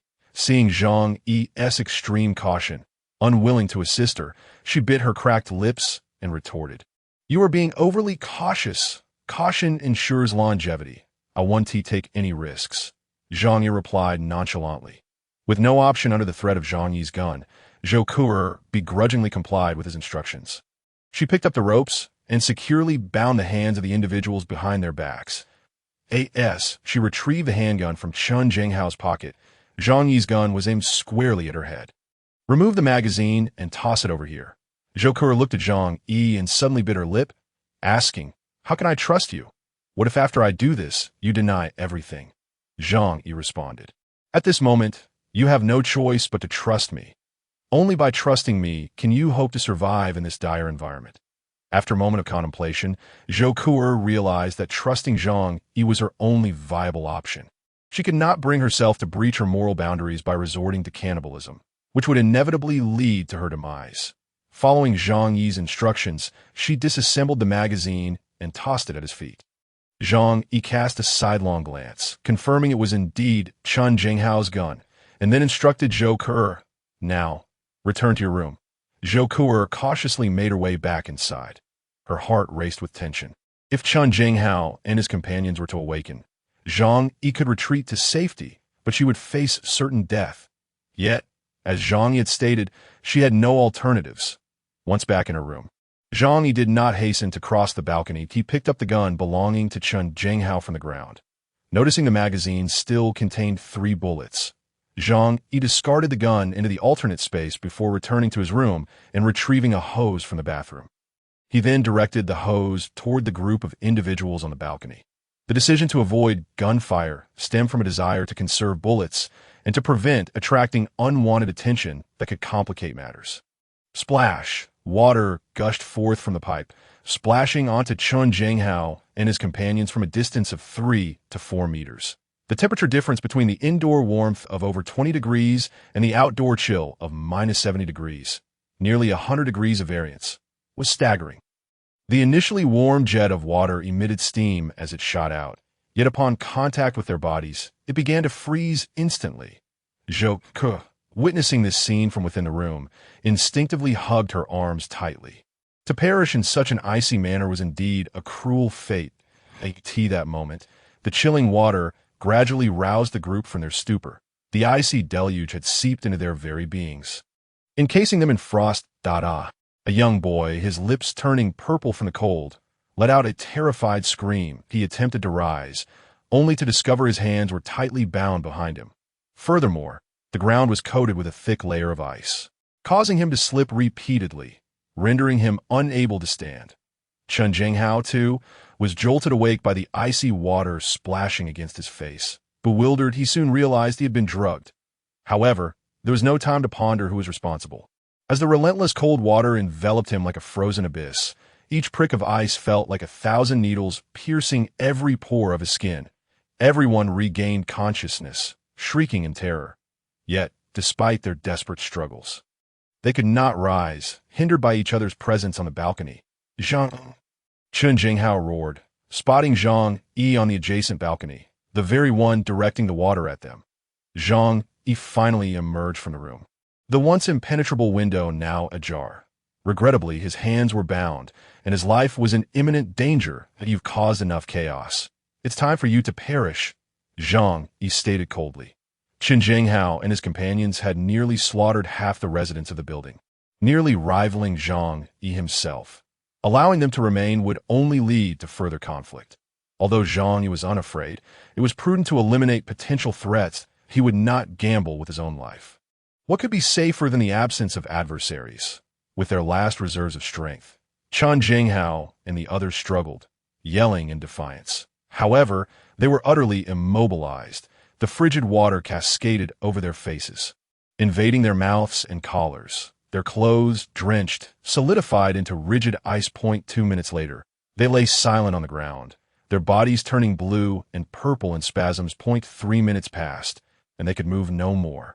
Having transformed into 10 large ice sculptures. 5 minutes later, the massive ice had coalesced into an even larger, solid block. Conserve water. Zhang Yi ceased the flow in such a state, without modern medical intervention. Survival was impossible. He returned to his room, firmly locking the floor-to-ceiling windows before donning a thick winter coat and calling Zhou, "You have passed the test. You may come over in the adjacent room." Upon hearing Zhang Yi's voice, Zhou felt her anxieties lift. Okay, I'll be there right away, she replied, trembling as she grabbed her medical kit and hurriedly opened the door, escaping the hellish confines of her previous surroundings. Zhang Yi unlocked the heavy security door's 4 locks, stepping back as he raised his gun. Aiming at the entrance, he glanced at the surveillance feed, confirming Zhou Kuer's well-being before using a mobile app to unlock the final electronic door. You may enter. Zhou Kuer, hearing the invitation, lifted her cold, pale hand and pushed with all her might. The door was heavy, and she exerted considerable effort. Yet, as a sliver of space opened, a wave of warmth surged forth. Enveloping her, a glimmer of excitement sparkled in her eyes. She had not felt such warmth in ages. With renewed vigor, she pushed the door wide open and stepped inside. I could see that moment. It felt as though she had entered paradise. The icy grip that had enveloped her entire being dissipated rapidly, replaced by an intoxicating warmth akin to a soothing bath. Gradually, she began to feel an overwhelming heat, for she was clad in 6 layers of clothing, 2 of which were down jackets. In the 27°C warmth of Zhang Yi's home, the heat became unbearable. Disregarding Zhang Yi's firearm aimed at her, she hastily shed her outer garments. The room was simply too warm. Zhou Kuer felt like she was roasting in an oven, and the discomfort was unbearable. She gasped for breath, tears welling in her eyes, revealing her emotional turmoil. It was warmth, exquisite warmth. This comfortable indoor climate was the ideal environment for human existence, and she had long been deprived of such ordinary bliss. Have you forgotten something? For instance, this is my home, and you have yet to fully pass my test, Zhang Yi remarked coldly that moment. Zhou Kuer was reminded of the man before her. Zhang Yi's gun remained pointed at her. She forced a smile. You are indeed very cautious. I have followed your instructions and dealt with your enemies. Is that not enough to earn your trust? Zhang Yi replied nonchalantly. Those individuals were a significant burden for you as well. Your motivation to eliminate them was not solely for me. Your own survival was at stake. Removing them merely demonstrates your utility, satisfying the basic criteria for being my assistant. However, now you must prove your harmlessness. Zhang Yi articulated the crux of the matter. Having endured a prolonged existence in a post-apocalyptic world, he was reluctant to trust anyone easily. Regardless of past character, anyone could lose their humanity in such dire circumstances. He could only rely on himself. That was the only way to survive. Zhou Kuer felt a sense of helplessness. She had complied with Zhang Yi's demands, but was uncertain how to convince him of her trustworthiness. Yet, she was unwilling to leave this warm haven. What must I do for you to believe I mean you no harm? Zhou Kuer gazed at Zhang Yi, her eyes pleading, almost in a state of desperation. Zhang Yi scrutinized her, cautiously inquiring, You aren't hiding any weapons, are you? Zhou Kuer exasperatedly raised her hands. Look at me. In this state, I could hardly conceal any dangerous weapon. Zhang Yi's expression remained indifferent as he shook his gun. Raise your hands. His intent was clear. He needed to search her to ensure she bore no weapons. Zhou Kuer felt a twinge of embarrassment. Yet, she understood that she had no bargaining power at this moment. Zhang Yi's home was far too inviting. In contrast to her previous living conditions, it felt like heaven. To obtain certain things, one must be willing to pay an equivalent price. She was well aware of this. All right, I understand. Zhou Kuer mustered her courage and complied with Zhang Yi's request. She was a clever woman, aware of what she needed to give in order to receive something in return.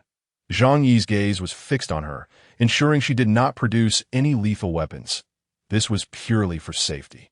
He was not a man of ulterior motives. Zhou Kuer slowly raised her hands, placing them behind her head, pressing her body against the door as portrayed in television dramas. Zhang Yi cautiously approached and conducted a thorough search. Is this sufficient now? Zhou Kuer inquired after he had finished. Zhang Yi confirmed that she bore no weapons and then glanced at the medical kit on the floor. That I suggest you take a shower first. Zhou Kuer's cheeks flushed a deeper shade of crimson. Indeed, she had gone an extended period without bathing. It was entirely plausible that she bore an unpleasant odor. However, such circumstances were unavoidable.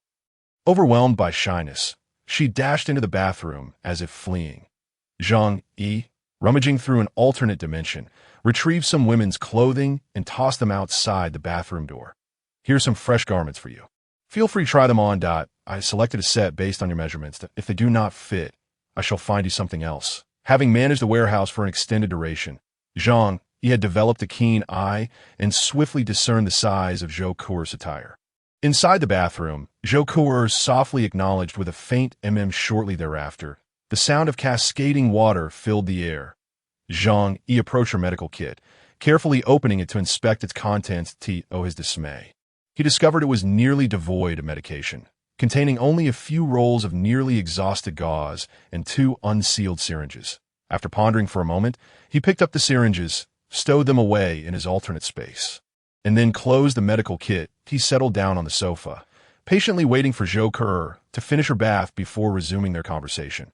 Within the confines of the bathroom, as Zhou Kuer turned on the shower, the warm water cascading over her head brought forth tears of joy to her eyes.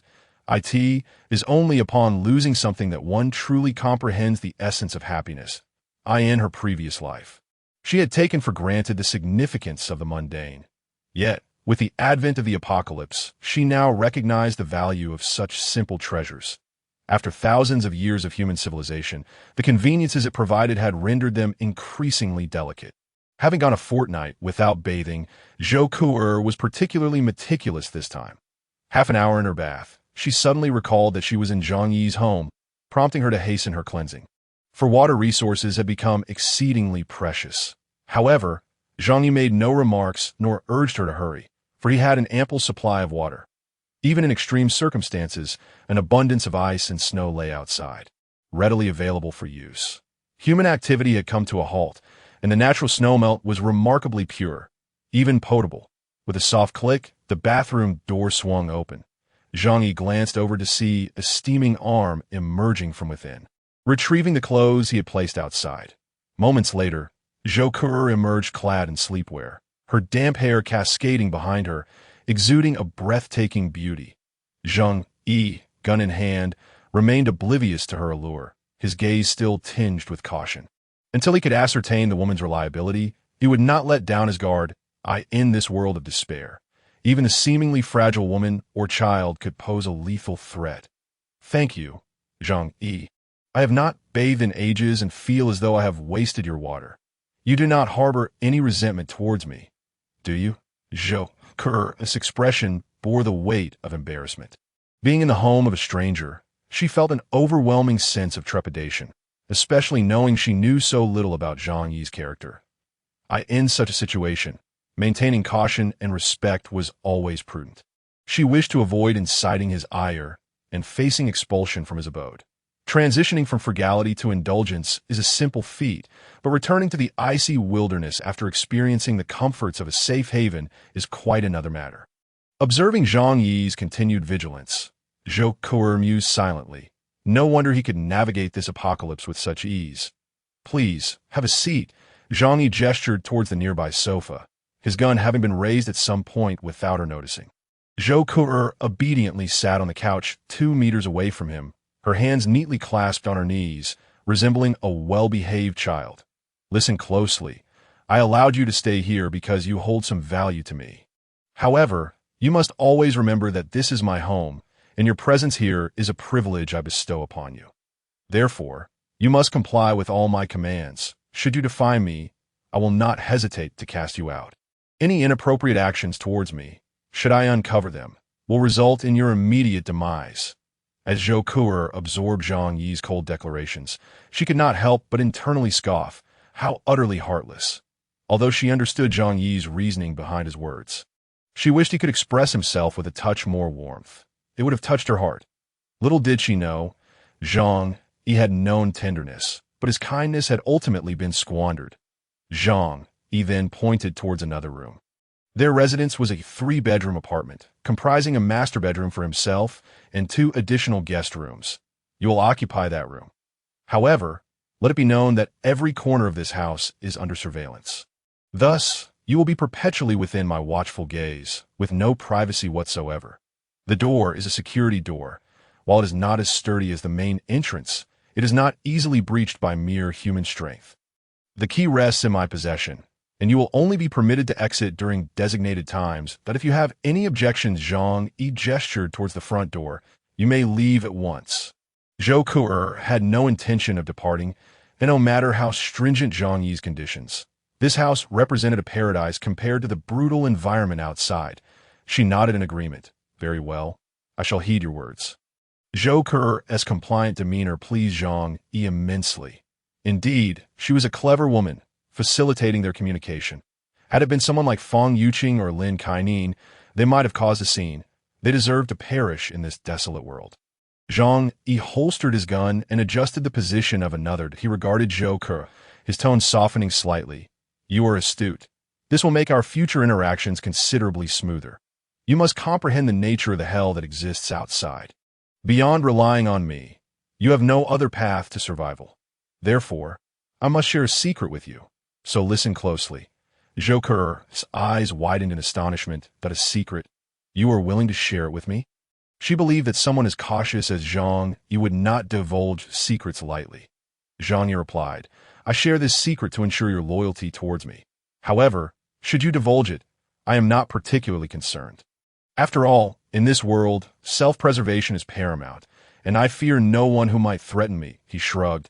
Those who sought to end my life have already met their demise, as you have witnessed. Zhou Ku'er nodded, gazing earnestly at Zhang Yi, eager to hear what he would disclose.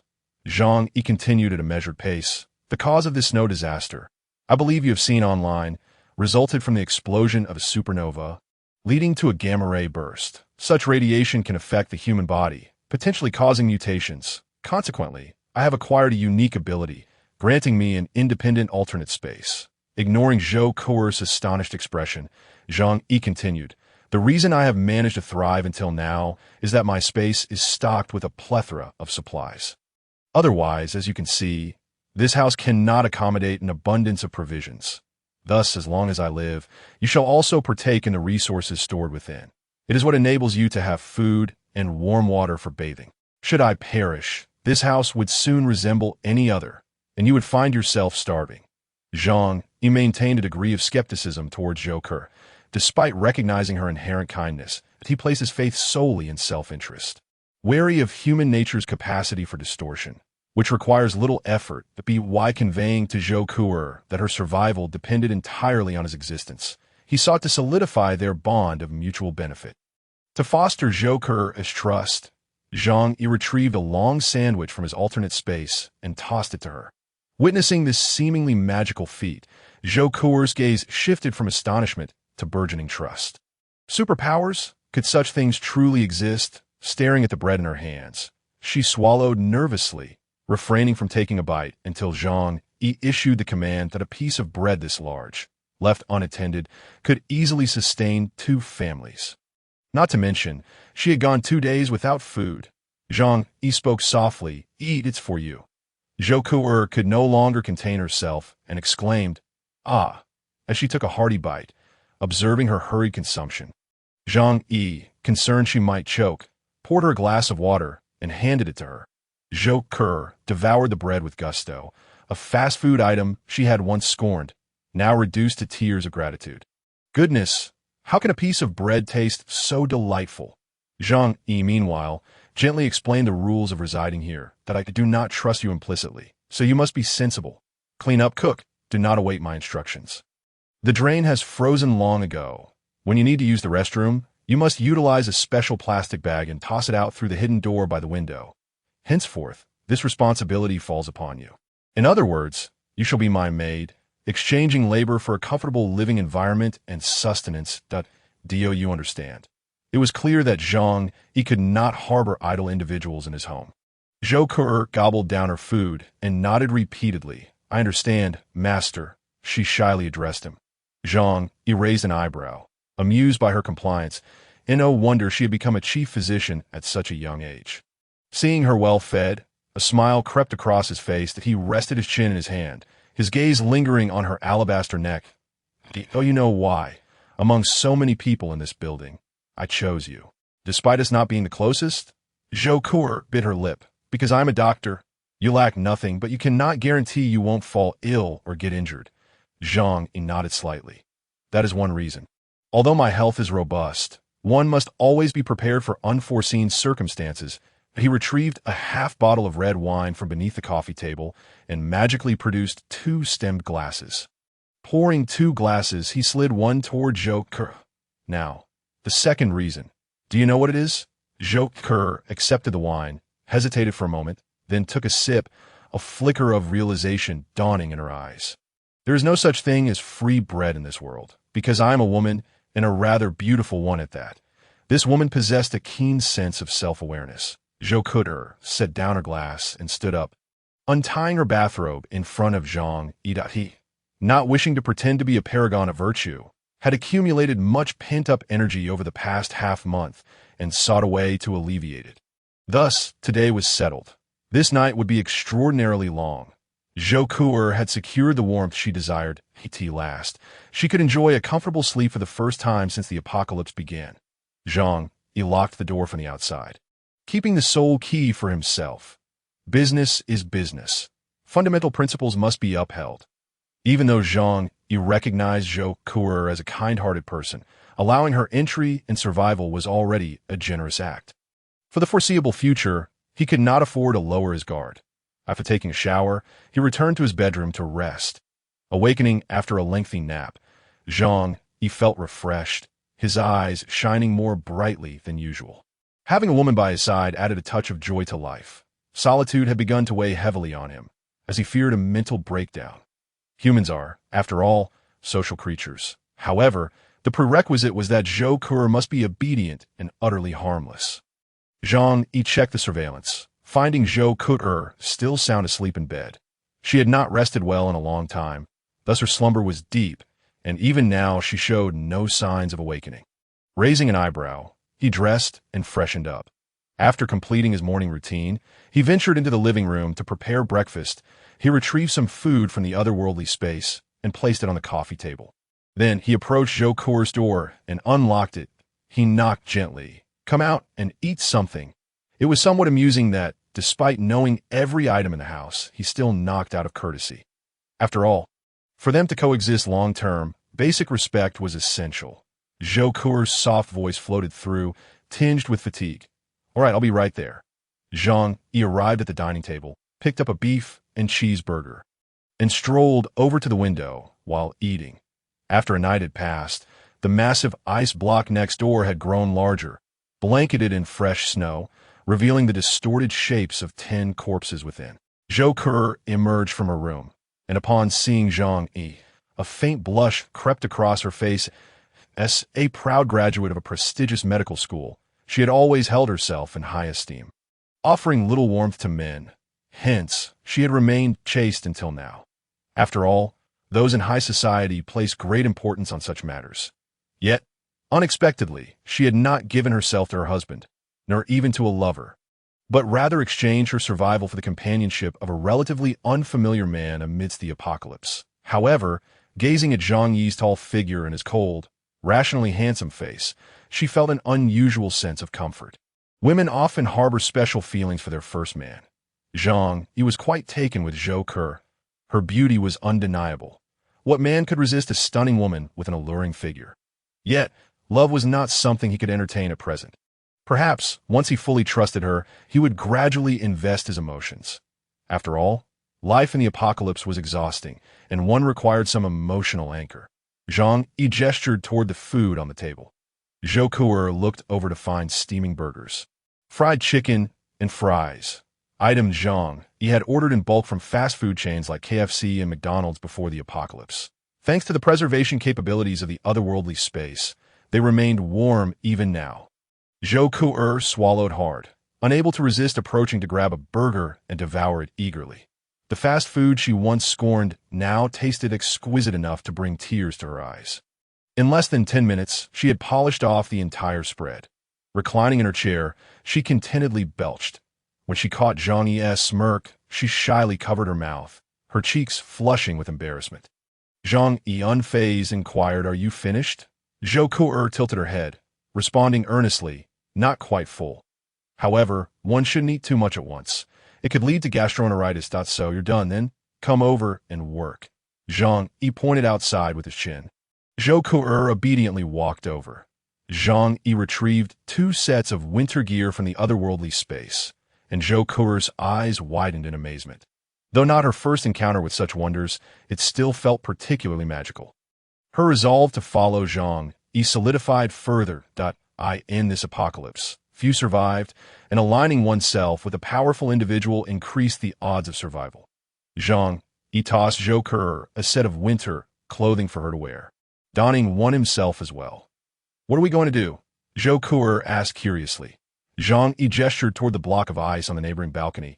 "Go smash that ice." Zhou Ke's body trembled. The bodies within had become one with the ice. If it were shattered, their corpses would surely splinter. They were undoubtedly dead. Why pursue this course of action? Zhang Yi shrugged. "Perhaps it's simply because I genuinely dislike them." Seeing Zhou Ke's astonished expression, Zhang Yi chuckled. "Almost everyone in this building wants me dead to seize my room and resources. I must do something to make them realize I'm not to be trifled with. They previously thought of me as a mere turtle hiding in its shell, homed out of course. I don't mind their opinions of me. However, over time, it becomes rather tiresome. A lesson for them might be in order. There exists another layer of reason that Zhang Yi has chosen not to disclose, nor does he wish to share it with Zhou Ke. Zhang Yi is a man who believes in settling scores. Chen Jinghao has made multiple attempts on his life, igniting a considerable fury within him. Merely freezing them to death, Zhang Yi deems, would be too lenient. Zhou Ke seems to sense something amiss and points to herself, exclaiming, "You wouldn't want me to do it again, would you?" She is utterly speechless, feeling as though she has been the sole force behind the demise of Chen Jinghao and his ilk from the very beginning. Now that Chen Jinghao and the others are dead, why does Zhang Yi still appear so timid? Zhang Yi replied sternly, "This is called being prudent." "Nonsense. What if I go over there and you shut the window on me?" Although Zhang Yi's supplies are safely stored away, alleviating his fears of starvation, who would willingly seek out such hardship after enjoying a comfortable life? Zhou Ke rolled her eyes, utterly exasperated. Internally, she scoffed at the notion of someone being so cautious. She wasn't foolish enough to engage in actions that would only harm herself while benefiting others. Ignoring her protests, Zhang Yi gestured for her to proceed and then handed her a baseball bat. Zhou Ke noticed that as Zhang Yi passed her the bat, his body was clearly in a defensive stance. Infuriated, she found Zhang Yi's excessive caution absurd. However, despite her verbal reluctance, her body obediently accepted the baseball bat, and she vaulted over the railing to the neighboring balcony. Zhang Yi, on the other hand, retrieved his phone and began recording. Zhou Ke raised the bat, gazing at the enormous ice block before her. Gritting her teeth, she resolutely swung down with force. Having studied medicine, she was not particularly squeamish about corpses. With a resounding crack, the ice block shattered. The recoil caused her hands to sting, and she exclaimed, dropping the bat. Zhou Ke frowned slightly, massaging her palm so hard. Without waiting for Zhang Yi to respond, she stepped inside and returned wielding a large iron hammer. "This will do nicely," she declared with determination. Zhang Yi paused, sensing that he may have underestimated the woman before him. Zhou Ke raised the hammer and struck down fiercely. Since the water spread was not excessive, the ice layer was not overly thick, and Zhou Ke possessed considerable strength. She managed to break off a substantial chunk. Zhang Yi filmed the entire process with his phone. After her first strike, Zhou Ke grew increasingly bold, shedding her fear. With a series of crack sounds, the ice pile was reduced to splinters. That moment, the contents within were barely discernible, revealing a kaleidoscope of colors. Yet Zhang Yi knew exactly what lay inside. Once Zhou Ke fulfilled Zhang Yi's request, she climbed back. "What purpose does this recording serve?" she inquired curiously while changing clothes. Zhang Yi smirked, sending the video to the neighborhood group chat. Zhou Ke suddenly understood. "You intend to establish your authority in the group, so they won't dare to bother you again." Zhang Yi smiled faintly. "Not only that, I aim to replace Chen Jinghao in their minds." The neighbors feared Chen Jinghao far more than they did him. After all, Chen Jinghao wielded a gun and would not hesitate to break down their doors, stealing their supplies. Yet no matter how many people Zhang Yi killed, the impression he left was still that of a furtive individual lurking at home. Relying on ambushes, Zhang Yi sought to seize the initiative, preparing for the eventuality of needing to leave his home. Zhou Ke nodded, expressing her support for Zhang Yi's approach. Zhang Yi settled onto the sofa to rest while glancing at the chat group's activity. Zhou Ku'er snuggled up beside him, her legs together, resembling a cute kitten. Her head rested against him as they both observed the reactions in the neighborhood group. The two appeared like a pair of love-struck lovers. Zhou Ku'er's feelings for Zhang Yi stemmed from dependency, a natural inclination for women to admire strength. However, to Zhang Yi, she still bore more of a servant's role as for romantic feelings. Those could be addressed later. He would not mind if they developed, but he also did not expect them to flourish significantly. Recently, the internet seemed to have grown sluggish. It took a full minute for Zhang Yi to upload the video. It appeared that the surrounding communication towers were affected by the heavy snowfall. Nevertheless, as a nation renowned for its infrastructure prowess, China's communication systems remained among the best globally. Thus, they had not yet reached a stage of total communication breakdown, though long-distance signals were notably disrupted. Upon viewing the video, the neighbors eagerly clicked to play it. When they witnessed the gruesome fate of Chen Zhenghao and his cohorts, they erupted into laughter, tears mingling with their mirth. Chen Zhenghao, that demon is finally dead. Xiao Chui, you can now rest in peace. He's finally gone. We can venture outside. That wretched creature, good riddance. Ha! Wah! The neighbors harbored an intense hatred for Chen Zhenghao, had it not been for his instigation of bloodshed. Many within the building would still be alive. Their relatives, friends, and loved ones had been brutally slain at the hands of Chen Zhenghao and his gang. Such enmity was beyond the bounds of language to convey. Zhang Yi posted a message in the chat. Chen Zhenghao is dead.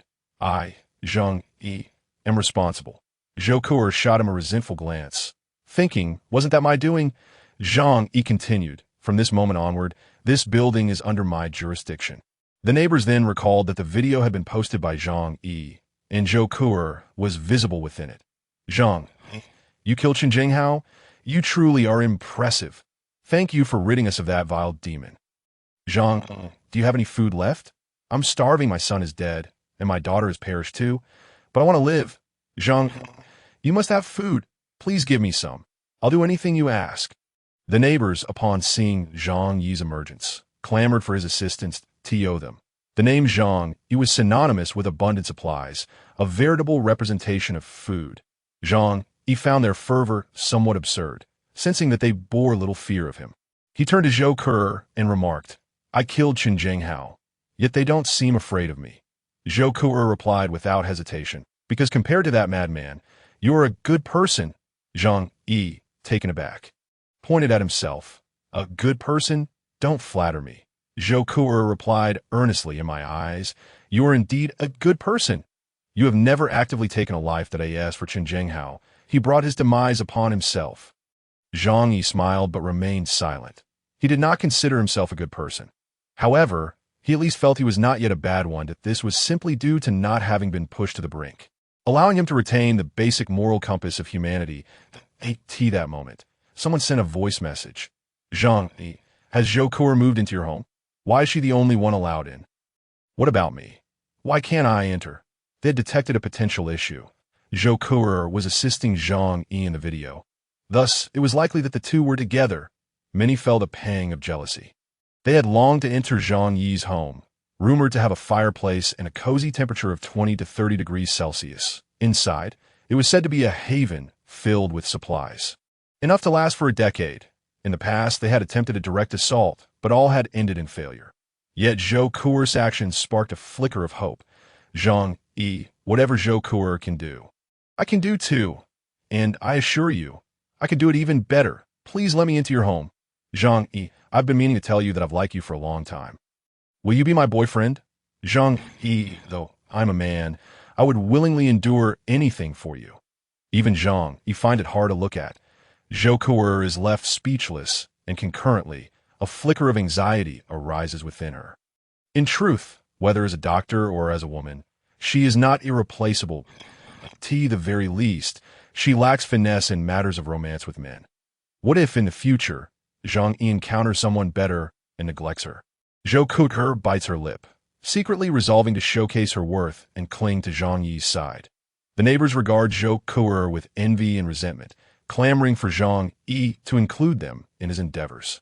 Especially Fang Yuqing, who nearly goes mad upon witnessing these developments. Fang Yuqing, Zhang Yi, are you now with Zhou Ke? Zhang Yi dismisses her entirely. Fang Yuqing grows frantic. I could see that moment. She is huddled in a foul-smelling room, disheveled and resembling a mad woman. Sun Jichao, Zhou Peng, and good Jiaoyang have been dead for several days. Yet within Fang Yuqing's heart, there remains a glimmer of hope. She believes that one day she will enter Zhang Yi's abode and relish a life of beauty. With her cracked hands, she trembles as she types. Zhang Yi, now that Chen Jinghao is deceased, can Qing'er come to your place? Did you not say you would create a wonderful life together? Did you not promise to ensure I am well fed and warmly clothed, living in happiness? You swore to me. You must have me. You cannot be with any other woman. You are mine, and all of you belongs to me. Zhang Yi is taken aback to discover that Fang Yuqing is still alive. He lets out a cold laugh and retorts. You're still alive? Fang Yuqing's eyes brightened. So, Zhang Yi thought I was dead, which is why he allowed that wretched Zhou Ke to stay in their home. It must be so. Now that he knows I am alive, he will surely choose me over her. Her lips quiver with excitement as she addresses Zhang. Zhang Yi, I am still here. You once adored me. You want to change your heart, will you? Do not let Zhou Ke remain in your home. Let me in. I am the one who loves you most. Cast her out. At that moment, the disheveled Wang Min and Lin Kaini notice Fang Yuqing's unusual demeanor. Upon seeing the light in Fang Yuqing's eyes, they immediately comprehend that she is conversing with Zhang Yi. They rush over, their expressions twisted with malice. Fang Yuqing, do not think you can abandon us to live a good life on your own. The three of them grapple for a single phone, desperately sending messages to Zhang Yi, Lin Kainin. Zhang Yi, I am no less than Fang Yuqing. I could do everything she can, that I am far more considerate and would never treat you as a backup. Wang Min, Zhang Yi, although I am a bit older, it is precisely my age that has taught me to cherish others. Young girls do not understand what it means to be gentle and caring. Grant me a chance. Zhang Yi regards the scene as a spectacle, amused by their frantic messages and the cacophony of their bickering. Meanwhile, Zhou Ke feels an even greater sense of urgency, clinging tightly to Zhang Yi's arm as if afraid he might flee. Zhou Ke's proactive closeness brings a flicker of happiness and warmth to Zhang Yi's heart. Although he is not easily influenced by women, he too yearns for tenderness and affection. Without a doubt, Zhou Ke is a beauty, making her allure more than reasonable. He relishes her advances. A mischievous thought crosses Zhang Yi's mind. If Fang Yuqing were to witness his intimacy with Zhou Ke, would she not go mad? With this in mind, Zhang Yi promptly picks up his phone and sends a selfie to the two women to eye in the frame. Zhou Ke is nestled beside him, her arm tightly around his. He then sends the photo to Fang Yuqing. Qing'er, you are a good person. Alas, you have come too late. I have now encountered someone better. You will wish us well, will you not? Fang Yuqing continues to fight for her phone. Ding dong. The three women hear the notification sound and hurriedly turn to check. Each message from Zhang Yi represents a glimmer of hope for them. However, they are met with the sight of Zhou Ke and Zhang Yi in an affectionate pose, clearly a couple. Zhou Ke surpasses them in education, talent, and beauty, leaving them feeling inferior. Fang Yuqing, with her low educational background and mere clerical job, is utterly eclipsed by Zhou Ke, the epitome of a wealthy and beautiful woman. Thus, a fierce jealousy ignites within her. Zhang Yi, no, you cannot do this to me. Qing'er loves you. She loves you the most. She must be deceiving you. She does not truly care for you. Grant me a chance, and I will prove that I am the one who truly loves you. Zhang Yi scoffs and replies, no need. My love for Ke is genuine. She is far superior to you. How could I abandon her for you? Do you think you are worthy? Therefore, let us cease all contact. I fear she may misunderstand. Zhang Yi knows that his words will undoubtedly drive Fang Yuqing to madness, as he understands he is her last hope in this desolate world. To personally extinguish someone's hopes is a delight beyond measure, especially in such a manner. Fang Yuqing has always perceived herself as a goddess, believing she deserves to be adored by men. Yet today, she finds herself usurped by another woman for the man she thought was hers. The cruel irony lies in the fact that this woman is indeed more accomplished and beautiful than she. The anguish and despair she feels are doubled. Regret floods her mind as she wishes to lash out at herself, questioning why she was so blind as to not marry such a wonderful man as Zhang Yi. As Zhang Yi anticipated, Fang Yuqing is on the brink of insanity, emitting a hysterical scream from her throat. I refuse to believe it. I refuse to believe it. Zhang Yi, you were my devoted admirer. You adored me for 2 years, yet why? Now that I am so proactive, do you no longer pursue me? That wretched woman, why must she steal what belongs to me? She deserves to die. Yes, Zhouke. It is all that wretched woman's fault. Lin Kainan and Wang Min, upon seeing Zhang Yi's messages, point at Fang Yuqing and burst into laughter. Ha ha, silly harlot, merely self-indulgent. This is your comeuppance.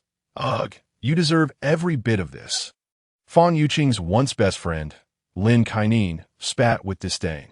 Fang Yuqing's eyes blaze with anger, but when she attempts to message Zhang Yi again, she discovers she has been blocked. This signifies that Zhang Yi has completely chosen to disregard her. Soon, she will perish in this apocalyptic world, and the torment and humiliation Zhang Yi has inflicted upon her will provide him with satisfaction. Zhang Yi sets down his phone, a blissful smile gracing his face. The more pain this wretched woman endures, the happier he becomes. Zhou snuggles closely against him, gazing up at him with curiosity. Zhang Yi turns his head, their eyes locking in a moment of connection. Suddenly, he furrows his brow, gripping her delicate hand firmly. Oh, you think I am cruel? Zhou's breath quickens, her face flushing with a mix of nervousness and excitement. You surely have your reasons for doing this. Zhang Yi's gaze deepens. He recalls how Fang Yuqing treated him in his past life. He gave her everything, only to be betrayed, lured into opening his door, resulting in him being devoured by the neighbors. That excruciating pain is beyond human comprehension. After all, you must witness them using blunt knives to sever your limbs, piece by piece, as long as you understand. Zhang Yi was reluctant to provide extensive explanations, as he found himself unable to articulate them clearly. After all, those matters had no direct connection to Zhou. Following their decisive defeat of Chun Jinghao, Zhang Yi and Zhou experienced a notable tranquility. At the very least, there were no longer daily disturbances from incessant knocks or surveillance from outside. Little did Chun Jinghao know that a significant motivation behind Zhang Yi's decision to eliminate him was simply the incessant annoyance he had caused. The atmosphere in the 25th sector had relaxed somewhat, lacking the previous oppressive weight. Zhang Yi was aware that this was merely superficial. As the apocalypse progressed, humanity's nature became increasingly distorted, even in Chun Jinghao's absence. Those who had tasted blood might still resort to murder. Yet, he pondered, what relevance did that have to him? That morning, after rising, Zhang Yi approached Zhou's door and assisted her in opening it. Zhou, her face flushed, hurried to the restroom before returning to prepare breakfast for Zhang Yi. Her culinary skills were rather average, yet they surpassed Zhang Yi's own, occasionally when he craved freshly prepared food. He would request her to whip something up. Naturally, before they dined, Zhang Yi would insist that Zhou taste the dish first, ensuring its quality before he partook. As they ate, Zhang Yi would browse through WeChat and some operational news outlets. Presently, only a minuscule fraction of software remained functional, primarily maintained by official entities. In the face of the frigid temperatures, the vast majority of people struggled to survive. Nevertheless, the higher-ups had contingency plans to ensure the survival of certain so-called important figures. Suddenly, Zhang Yi spotted a familiar face in the WeChat group, a figure he recognized as the notoriously troublesome Aunt Lin. Aunt Lin proclaimed, "The snow disaster will soon pass. My brother is a key figure in Jiangnan province. He informed me over the phone. You all must heed my words, or I shall have you dragged out and executed. Did you hear me? Bring me food at once." However, her frantic declarations fell on deaf ears within the group. She had lost her mind, yet it was nothing short of a miracle that she had survived this long. Zhang Yi remarked, "I recall Chun Jinghao initially targeting her." Upon hearing this, Zhou, seated across from him, subtly revealed a hint of sorrow on her face. "When I visited Lin Xiaohu for treatment, I felt pity and offered them some supplies," Zhou confessed. Zhang Yi glanced at her, and sensing his potential disapproval, She quickly added, at that time, the snow disaster had just begun, and I thought it would soon be over. Zhang Yi chuckled dismissively, placing his phone on the table and crossing his hands. That's not the issue. The supplies you provided must have long been consumed. What has she been surviving on until now? Zhou Ke, with a piece of rib in her mouth, quietly set it back in her bowl upon hearing Zhang Yi's question. Lin Xiaohu had succumbed about 10 days ago due to the lack of medication. Zhang Yi nodded, acknowledging the logic in that statement. He suddenly laughed. In the past, Lin Xuanxia would often say that Lin Xiaohu was her prized possession, as if she wished to keep him in her mouth. She certainly lived up to her words. Zhou Ke couldn't help but cover her mouth, playfully scolding Zhang Yi. I'm eating. Huh. Zhang Yi chuckled. Pleased with his little jest, he realized that having a woman to share his life with made it infinitely more interesting. At least there was someone with whom he could converse, alleviating the monotony of solitude. In the midst of their banter, a sudden commotion erupted outside. They turned to gaze out the window. Approximately 40 meters away, on the balcony of Building 18, stood a naked man, arms raised as he shouted into the wind. Moments later, to their astonishment, he plunged downwards like a diver. Zhou Ke furrowed her brow, unable to stifle a sigh. When will this snow disaster come to an end? In the depths of the apocalypse, many chose to end their lives, unable to see a glimmer of hope for the future. Zhang Yi shook his head. Who knows? The whims of nature are beyond human comprehension at our current technological level. As long as we can survive, that is what truly matters. While they were conversing, Zhang Yi's phone rang. He picked it up to find it was a call from Uncle Yu, the doorman. Due to experiences from his past life, Zhang Yi was willing to trust only two people in this life, Uncle Yu and Zhou Ke. Both had sacrificed for others and upheld the moral standards of humanity until their last breath. Thus, he permitted Zhou Ke to enter his home and serve him. Uncle Yu, on the other hand, was one of the few in the building who had stockpiled supplies rivaling Zhang Yi's own. Even now, his resources remained relatively plentiful, a single man in his 40s, without children, serving as a doorman, naturally accumulated a penchant for stockpiling inexpensive instant noodles and sausages to minimize living costs. Zhang Yi answered the call. Hello, Uncle Yu. Zhang Yi. Hey, are you doing well? Uncle Yu stuttered, his voice tinged with an awkward chuckle. Zhang Yi had known him for many years and recognized his demeanor as typically indicative of someone seeking assistance. Weighing his options, Zhang Yi considered that if Uncle Yu needed supplies, he could spare a little, especially since the doorman had served 5 years in the military and was physically capable to eye in the future. Should any issues arise, Zhang Yi could rely on him for assistance. I'm doing well, Uncle Yu. Just that with an additional person in the house, the supplies are depleting a bit faster, he remarked, glancing at Zhou, who was blushing and focused intently on her bowl of rice. That indeed poses a problem. More people means more food consumption. Uncle Yu's voice trailed off, revealing his hesitation. After a moment of indecision, he finally spoke. Zhang, I have a favor to ask. No need to be formal. Uncle Yu, just tell me what you need. I'll assist wherever I can. Uncle Yu shyly began. Well, it's about Xieli Mei. Her daughter, Tang Bao, has a fever, and I have no medicine at home. She is burning up, and both her mother and I are frantic. Do you have any medicine? As he spoke, Uncle Yu's voice trembled with urgency and desperation. Zhang Yi's eyes widened in surprise. He had not anticipated that Xieli Mei would turn to Uncle Yu for help. It was quite the revelation, considering the numerous single men in the building. Uncle Yu was the second best option after Zhang Yi himself. However, recalling Xieli Mei's situation from his previous life, Zhang Yi quickly found clarity. Though she appeared pitiful, she had ultimately outlived him, indicating that she was far from the innocent facade she presented. Xieli Mei, not yet 30, had a decent appearance but was voluptuous after childbirth. Uncle Yu, having spent his life as a bachelor, was hardly immune to the allure of such a mature woman. Zhang Yi had no intention of meddling in others' private affairs. If Xieli Mei managed to ensnare a man as a caretaker for her child, that was her accomplishment. I see. Uncle Yu, congratulations, Zhang Yi exclaimed. Uncle Yu, somewhat embarrassed, replied, Congratulations, it's just sharing a life together. You know my circumstances. Without this snow disaster, I wouldn't stand a chance of finding a partner. I still have a few boxes of medicine. Come by and collect them. Zhang Yi's tone was casual, yet the phrase "a few boxes" revealed a crucial piece of information.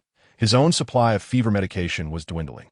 Yet in this frigid, resource-scarce environment, he still generously offered to assist Uncle Yu. One could truly appreciate Zhang Yi's loyalty and kindness. After all, how could Uncle Yu not be moved to support him in return? Indeed, Uncle Yu was so overwhelmed with gratitude that he struggled to find words. Zhang Yi, how can I ever repay you? You have assisted me on 2 significant occasions, and you, Jiguang, will set my words down here. Should the day arise when you require my aid, if I were to utter even a single refusal, I would no longer be worthy of being called a man. Uncle Yu fervently vowed.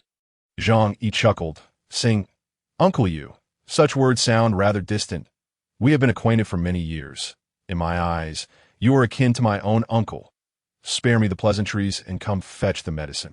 Across the table, Zhou Ku'er pouted playfully at Zhang Yi, even making a funny face at him. It was then that she realized, beneath Zhang Yi's stern and cautious exterior, lay a cunning side. After Zhang Yi hung up the phone, Zhou Ku'er curiously inquired, Is your relationship with Uncle Yu that good?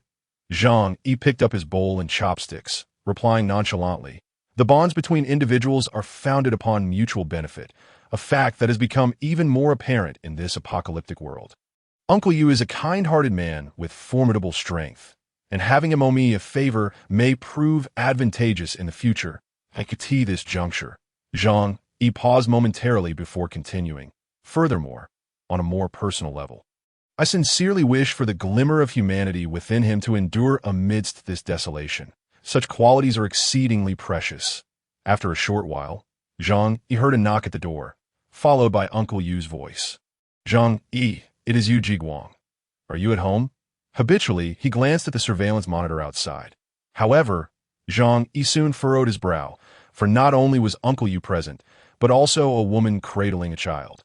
Although she was bundled in a thick down jacket, Zhang Yi knew she was undoubtedly the mother, Xiaolime. What business did she have here? Zhang Yi held a favorable impression of Uncle Yu. Yet he had no acquaintance with Xiaolime. Moreover, his past experiences led him to perceive her as rather complex. Rising from his chair, he approached the door. Zhou Ku'er merely glanced over, but did not take any action. In this household, Zhang Yi was the master. Standing at the threshold, he refrained from opening the door, feigning ignorance. Is that you, Uncle Yu? He queried knowingly. Indeed, it is I, Uncle Yu responded. Just then Xiaolime interjected, Zhang Yi, our Tangbao has a persistent high fever. Please help her. Her voice trembled with a hint of desperation. Zhang Yi retrieved a pre-prepared box of acetaminophen suspension and a box of Xiaoquihua cold medicine, tossing them through the opening.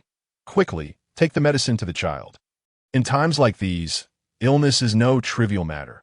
Uncle Yu hurriedly collected the medicine from the ground, his eyes brimming with gratitude. Zhang, thank you so much. I cannot express my gratitude enough. Xiaolime accepted the medicine. Uncle Yu had intended to take her away, but a strange glimmer flickered in her eyes.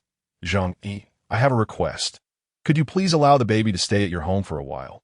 I know your place has a heater and is quite warm, whereas ours is freezing. With the baby being ill, I am concerned she may catch a chill. Could you lend us this favor? Uncle Yu was momentarily taken aback. Xiaolime had not mentioned this to him before their arrival. Feeling somewhat awkward, he had not consulted Zhang Yi beforehand. Now, with Xiaolime suddenly making such a request, he found himself caught in the middle, feeling quite embarrassed. Yet, upon seeing the sorrowful look in Xiaolime's eyes, he was at a loss for words. In the room, Zhang Yi, upon hearing Xiaolime's plea, couldn't help but smirk slightly. Are you trying to take advantage of my kindness, Sister Xia? I regret to inform you that, given the current circumstances, I cannot permit anyone to enter. Moreover, our coal supply is nearly depleted. And to be honest, the temperature inside is not much warmer than outside. Zhang would not be swayed by her words.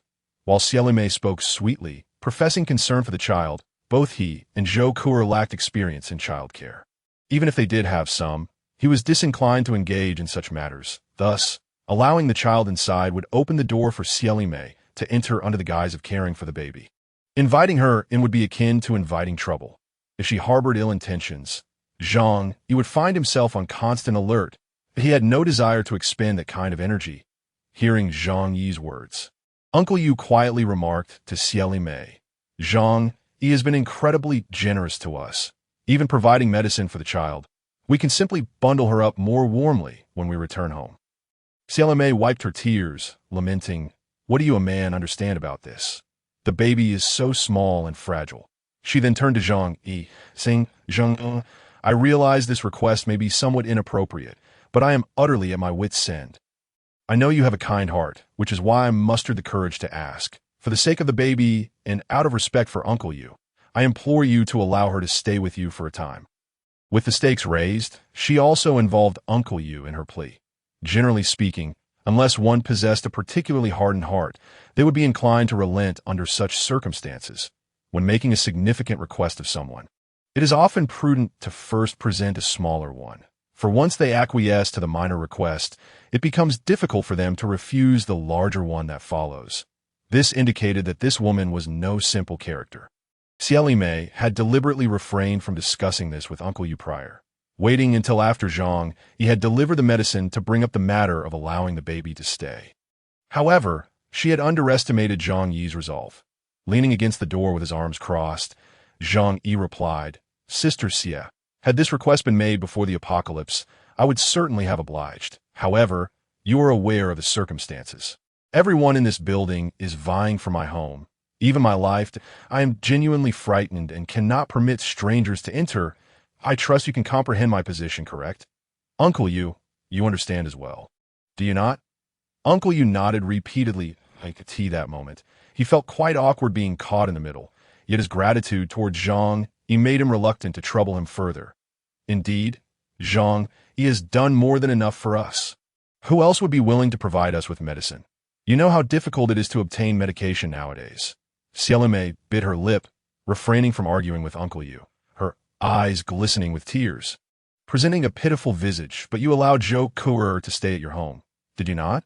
Zhang Yi scoffed dismissively. "Zhou Kuer is my girlfriend. Is there an issue with that?" Upon hearing this, Zhou Kuer felt a surge of warmth. Knowing Zhang Yi was merely placating the situation, yet her lips curled into a slight smile. In contrast to the truth, women often value a man's sweet words, even if she knew it to be insincere. She would convince herself otherwise. Xieli Mei frowned slightly, seemingly contemplating her next words. However, Uncle Yu's resolve was not as strong as hers. Zhang Yi had already extended his assistance to him multiple times. He could not afford to lose face as a man. Therefore, he firmly grasped Xieli Mei's arm and, with a serious expression, declared, "Let us go. We do not wish to trouble him further.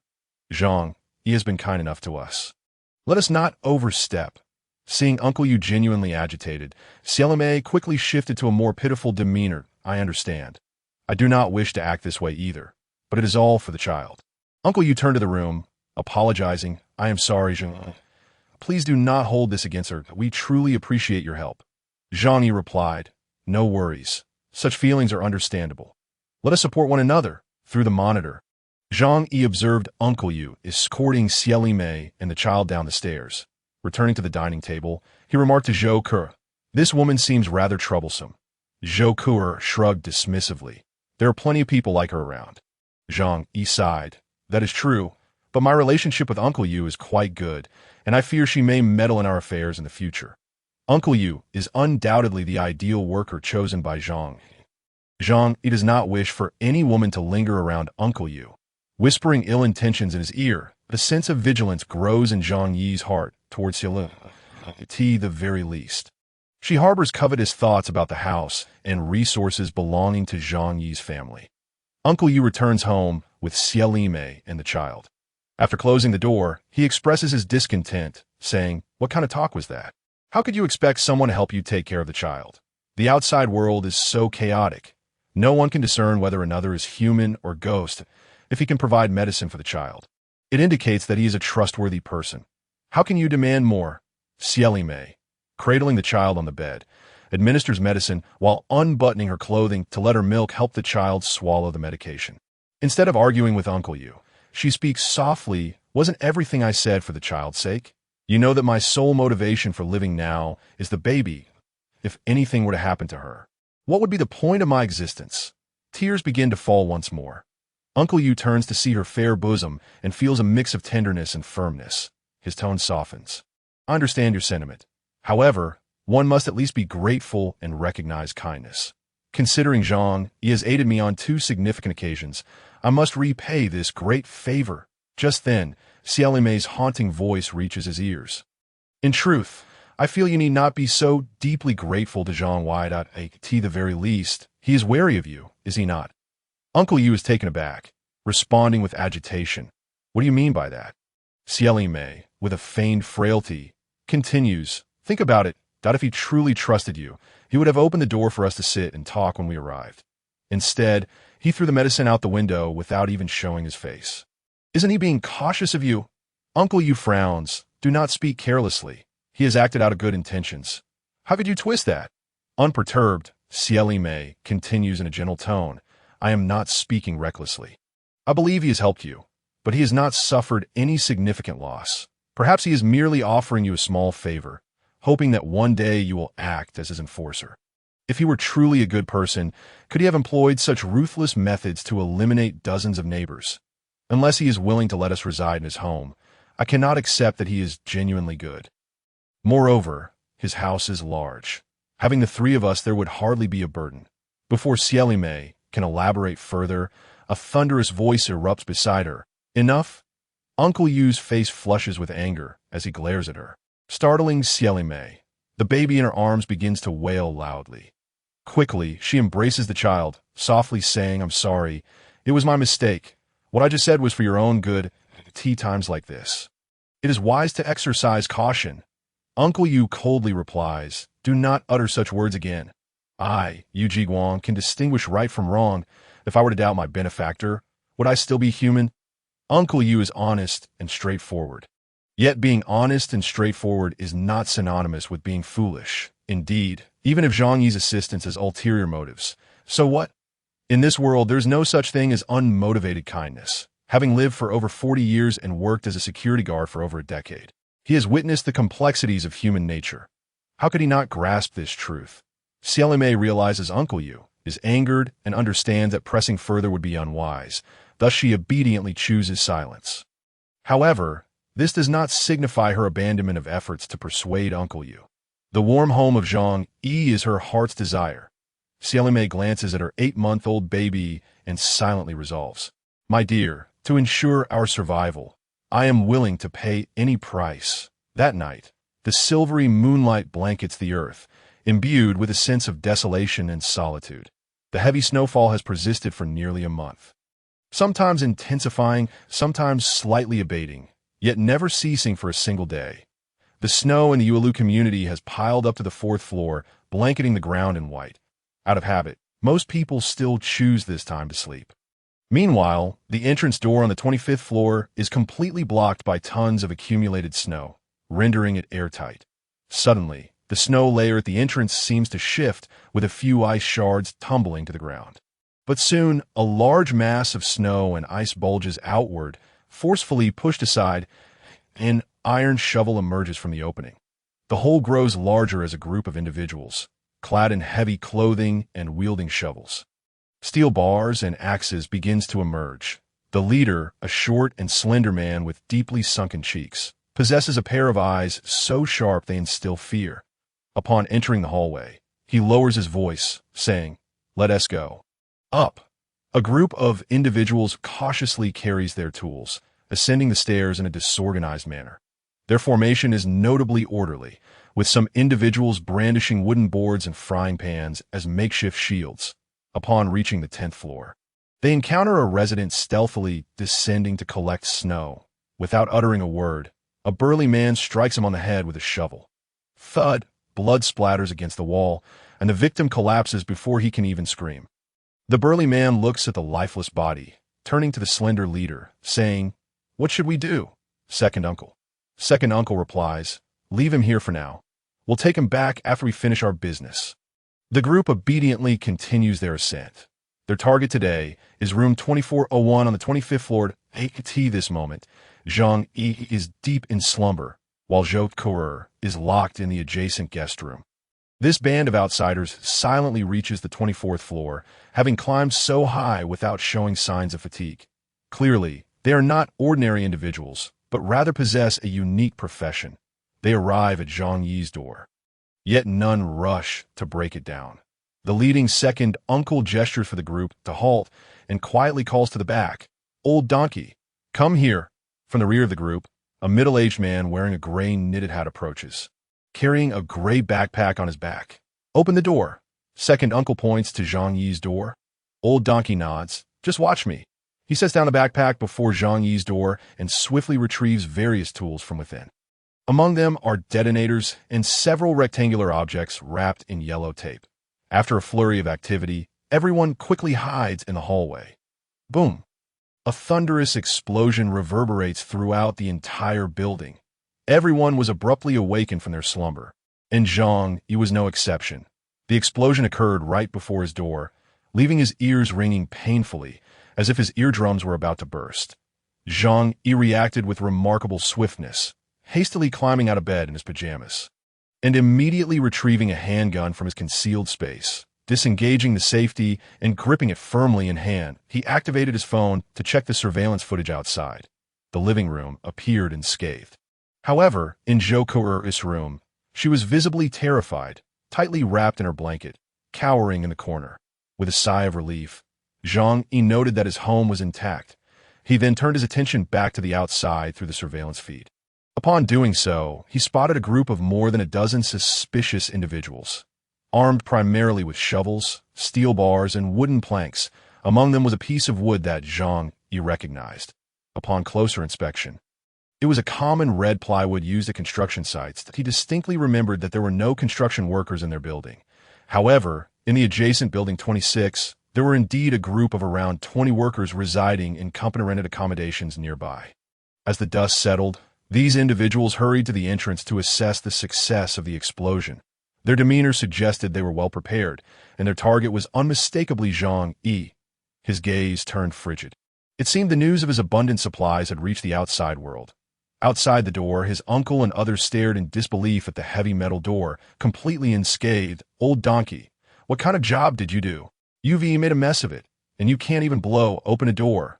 One of the workers angrily questioned Old Donkey. Surprised by the outcome, Old Donkey replied, "This isn't right. The explosives I prepared were fine. Perhaps they got damp." Old Donkey was skilled in demolition, but he relied on rudimentary methods. Thus, while the explosives made a loud noise, their power paled in comparison to those concocted by professional demolition experts. Otherwise, even if Zhang Yi's door remained intact, the walls nearby would have been obliterated. In simpler terms, the damage was minimal, but the intimidation factor was substantial. Zhang Yi confirmed through the app on his phone that his house had not sustained damage, allowing him to breathe a sigh of relief. However, simultaneously, a fierce anger ignited within him. These people wanted him dead. Then he would ensure they met their end first. Outside, the group continued to complain, with some already attempting to smash the door with their shovels. They remained oblivious to the small window that had opened above them in the iron door. Zhang Yi ignited a Molotov cocktail and hurled it outside. The flames erupted instantly. Not yet satisfied, he retrieved several small white bottles from his space, containing a nearly transparent liquid. These were bottles of white phosphorus dissolved in sulfur dioxide, essentially the simplest version of a white phosphorus bomb. Known as Hellfire, white phosphorus burns at temperatures exceeding 1000 C, capable of annihilating all living organisms within a certain radius. The explosion of a white phosphorus bomb produces intense light and scattered burning fragments, which upon contact with skin are nearly impossible to remove, leaving grotesque wounds that not only inflicts horrific damage, but also generates profound psychological terror. The use of white phosphorus bombs is prohibited internationally. However, Zhang Yi was unconcerned about such regulations. As long as it effectively eliminated the enemy, he would employ any means necessary. The Molotov cocktail landed on the ground, the fire roaring to life, yet its lethality was not substantial. The intruders, having traversed the snow, found their clothing damp, making it difficult to ignite. However, the flames on the ground quickly vaporized the sulfur dioxide, igniting the dissolved white phosphorus. In an instant, Temperatures soared into the hundreds of degrees.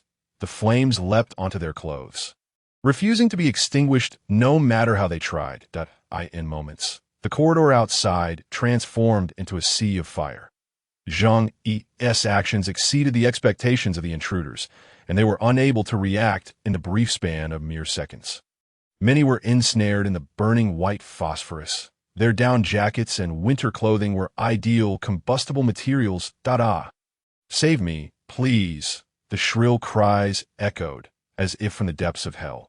Being burned alive is arguably the most excruciating way for a human to perish. Even a mere brush of a match against a finger causes excruciating pain, let alone having every inch of skin consumed by flames. Zhang Yi, feeling unsatisfied, drew his handgun and began to fire relentlessly at the outside. He paid no heed to conserving ammunition, shooting as if it were a firecracker display.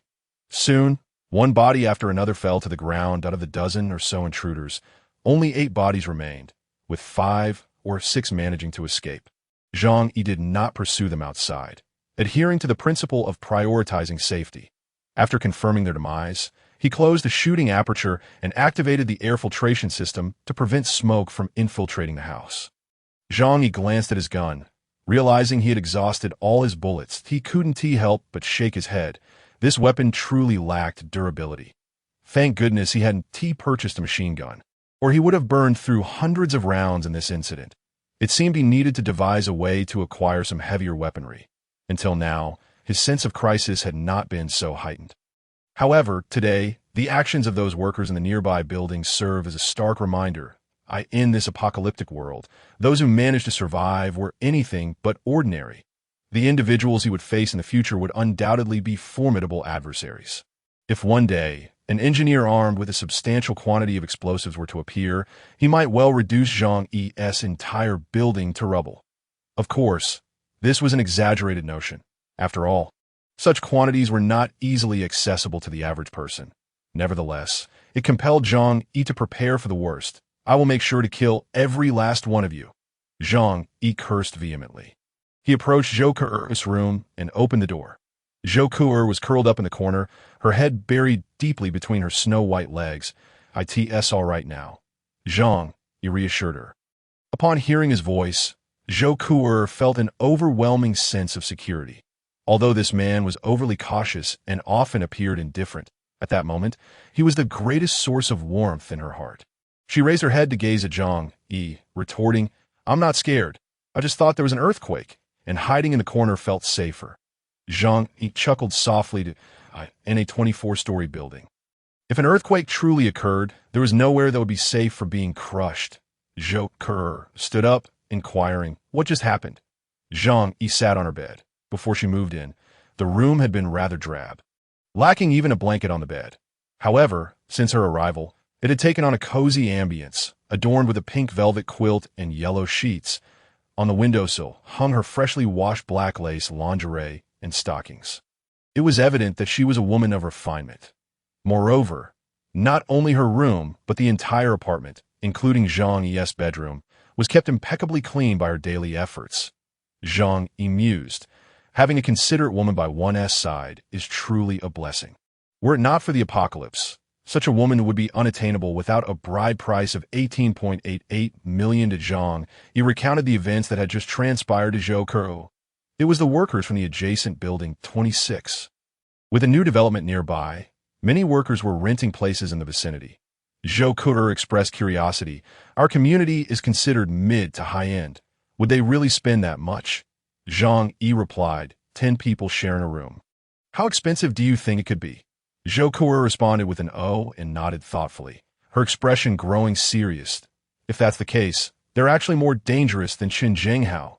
Zhang Yi nodded in agreement. Chen Zhenghao was merely a local thug.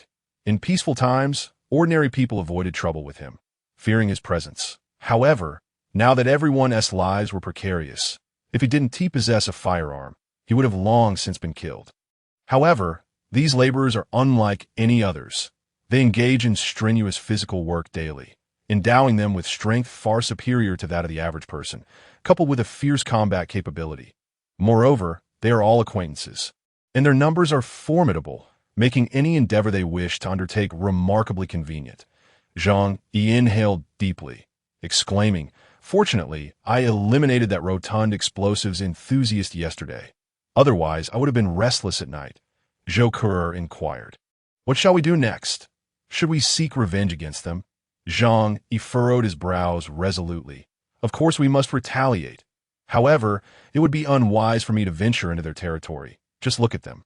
Didn't I manage to take out a significant portion of their ranks?" Zhou replied with exasperation.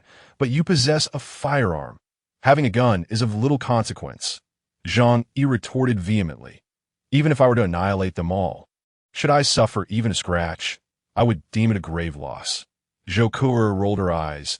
"You are far too cautious and prudent. But if you do not confront them, how can we exact our vengeance? They certainly do not appear to be the type to fear death. They seem akin to desperate rogues. After all, who in their right mind would engage in explosive activities within an apartment complex? A single misstep could lead to their own demise." Zhang Yi stroked his chin, a plan already forming in his mind. It appears that in order to secure a tranquil existence moving forward, he must enlist some individuals to serve as cannon fodder. Contemplating this, Zhang Yi retrieved his phone and opened the owner's group for Unit 25T that moment. Due to the recent explosion, the neighbors had all been jolted awake, causing a flurry of chaos in the group chat. What was that sound just now? An earthquake? Or perhaps a bombardment? The noise originated from above. Could have been a meteorite. It's entirely possible, if it weren't for a meteor falling from the sky. How could there be such an unusual temperature? Who knows? Humanity might face extinction like the dinosaurs. The chat was a cacophony of speculation. Zhang Yi interjected, "Just now, a group of workers from Unit 26 invaded our building, intent on murder and plundering resources.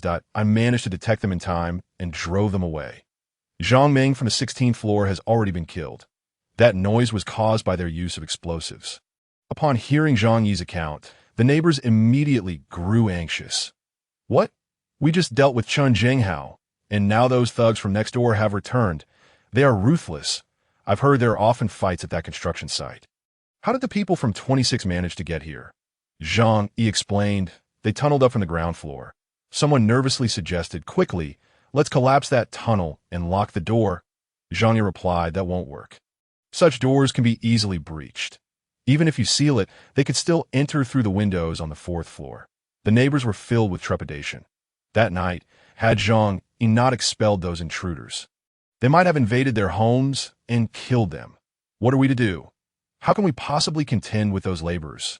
Half of the residents in our building are already dead, and the remainder consists mostly of the elderly, women, and children. Indeed, most of those who were once capable of physical labor have perished near Zhang Yi's residence. That moment, someone remarked, "Thank goodness we have Zhang Yi with us. Zhang Yi, you're incredible. You single-handedly drove them all away. With you here, our safety is assured. Zhang Yi, you are our hero." Following the earlier reminders from a few individuals, the others suddenly realized the gravity of the situation. Zhang Yi was now their strongest force, armed with a firearm. Sending him to confront the workers from the neighboring building was undoubtedly the wisest course of action. Zhang Yi found the scene rather amusing. Previously, they had berated him in the chat, labeling him selfish and shameless. The majority of them had lost loved ones at Zhang Yi's hands, harboring deep-seated animosity towards him. Yet now, they sought his assistance, heralding him as a hero. Did they truly take Zhang Yi for a fool? He smirked slightly and remarked, "I have expended considerable resources dealing with them. It is challenging enough for me to ensure my own safety. Good luck to you all." What a farce. Why should I protect you? Your lives or deaths bear no consequence to me. After uttering this, Zhang Yi fell silent. The group erupted with pleas for Zhang Yi to protect them. "Zhang Yi, you cannot just stand by and watch us perish. If we all die, it will only leave the two of you alive. Won't you feel isolated? If we all perish, you will eventually become the target as well. Countless eyes will be upon you." Upon reading these words, Zhang Yi's gaze turned icy. That statement held truth. Countless individuals were indeed watching him. After all, the video he had shared in the group had undoubtedly been circulated among the neighbors. Those from the outside world might merely feel envy. However, The residents of the surrounding buildings had the opportunity to invade Unit 25 and seize everything he possessed, yet he remained silent. Conversely, Uncle Yu sent Zhang Yi a private message, inquiring with concern whether he required assistance. I recognized those scoundrels from 26. I even shared drinks with them before. Those bastards dare to set their sights on you. I will not let them go unpunished. Zhang Yi, if you have any plans, let me know, and I will help you deal with them. Zhang Yi chuckled. Uncle Yu, their numbers are quite considerable, aren't they? Uncle Yu affirmed yes, they originally had over 30 members. However, around 10 have recently perished, leaving approximately 20 or so that I know their leader, Huang Tianfeng. We were chatting not long ago. But those scoundrels have caused considerable harm at 26. Ba. I would never associate with such a rabble. Uncle Yu and those laborers hailed from rural backgrounds. However, the workers were entrenched in the social sphere, while Uncle Yu had spent many years in the military. Their mindsets simply did not align. Based on Uncle Yu's descriptions, Zhang Yi gained some understanding of those individuals. The group of workers operated under a construction company known as Tianhe Group. They were not formal employees, but rather contracted workers under a foreman, who oversaw their tasks. Nonetheless, they boasted of being Tianhe Group employees for the sake of reputation. Thus, they referred to themselves as the Tianhe Gang, with their leader being the wiry, short man, Huang Tianfeng. Zhang Yi, do you have any plans regarding them? If you need my assistance, just say the word. Uncle Yu offered. Zhang Yi smiled lightly. It was impossible for him to confront this so-called Tianhe Gang directly. His greatest asset was this iron fortress. Once he stepped outside, facing that small group of nearly 20 individuals, even with a firearm, would be exceedingly perilous. Uncle Yu, for safety's sake, I currently have no plans for revenge. Primarily, it is just me. Even with your help, we cannot guarantee victory. Unless a glint of brilliance sparkled in his eyes, we can mobilize the neighbors in the building. Uncle Yu grasped Zhang Yi's intent. You mean to say, we unite everyone against Huang Tianfeng's gang? Precisely, Zhang Yi confirmed. Uncle Yu replied, all right, I will propose this in the group and see how many are willing to join. Zhang Yi chuckled. Uncle Yu, there's no need for such haste. If you push them to join the group, they may suspect your intentions and even turn against you. Uncle Yu inquired, what should we do then? Zhang Yi laughed heartily. We aren't in any rush. Are we? Our supplies at home are sufficient, so we can wait. The Tianhe Gang has come once. They will surely return. Not to mention, having lost so many of their members at my hands, they are bound to seek revenge. When the time comes, the neighbors in this building will naturally seek our aid. Uncle Yu couldn't help but express his admiration. Zhang Yi, you are truly remarkable. The two individuals found an immediate rapport and reached an agreement to temporarily disregard the members of the Tianhe Gang. Within the homeowners group, the neighbors expressed a desire for Zhang Yi and Uncle Yu to take the lead and deal with the Tianhe Gang. They were well-versed in moral coercion, simultaneously extolling Zhang Yi and Uncle Yu as virtuous individuals, though Zhang Yi perceived this as an insult. Thinking, you are the virtuous ones. Your entire family is virtuous. Meanwhile, they concocted various excuses, claiming a lack of food or energy to engage in combat, or citing their status as elderly or women to refuse involvement. Zhang Yi was all too familiar with the shamelessness of these neighbors, choosing to ignore them completely. Once the blades were at their throats, they would undoubtedly understand the pain in the following 2 days. Zhang Yi began to gather intelligence from the outside world. He would not inquire directly, as too many individuals were eyeing the supplies at his home, making it likely that any information he received would be false. Instead, he enlisted the help of Zhou Ke and Uncle Yu to investigate. One was a doctor, and the other a security guard, both of whom had extensive connections. Zhang Yi sought to ascertain which individuals among the 30 buildings of the Yulu community posed a threat to him. Such intelligence was not difficult to obtain. It was a simple matter of asking who had killed the most and who currently wielded the greatest power. Zhou Ke eagerly took out paper and pen, assisting Zhang Yi in compiling a statistical chart. Upon glancing at it, Zhang Yi noted a general description of the opposing forces' numbers and weaponry. After reviewing the information, he felt considerably reassured. After all, the Yulu community was positioned as a mid to high-end residential area, devoid of many truly malevolent individuals. Based on the intelligence gathered by Zhou Ke and Uncle Yu, The primary threats emerged from two factions. Point 1 was the Tianhe gang from the neighboring Building 26. Established around a small construction team under the Tianhe group, noted for their formidable combat prowess. Their main weapons consisted of shovels and steel bars, lacking firearms. The explosives used against Zhang Yi previously had been homemade by a worker in their company knowledgeable in demolition, though their effectiveness was limited. That worker had since perished in a fire set by Zhang Yi, rendering them unable to continue producing improvised explosives. However, it remained uncertain whether they had any remaining stockpiles. We must be cautious. Find an opportunity to send a few cannon fodder their way to deplete their reserves, Zhang Yi mused. Aside from the Tianhe gang, another faction caught his attention down on the 21st floor. A group of young people had formed a gang they called the Quanglang Gang. The name struck as rather juvenile, yet their combat abilities were not to be underestimated, according to the information Zhou Kuer had gleaned. This group consisted of students and some idle street dwellers, with an average age around 20. The leaders, Wang Chong and Xiao Lu, were both known as Zhang Yi. They were notorious slackers within the Yuelu community.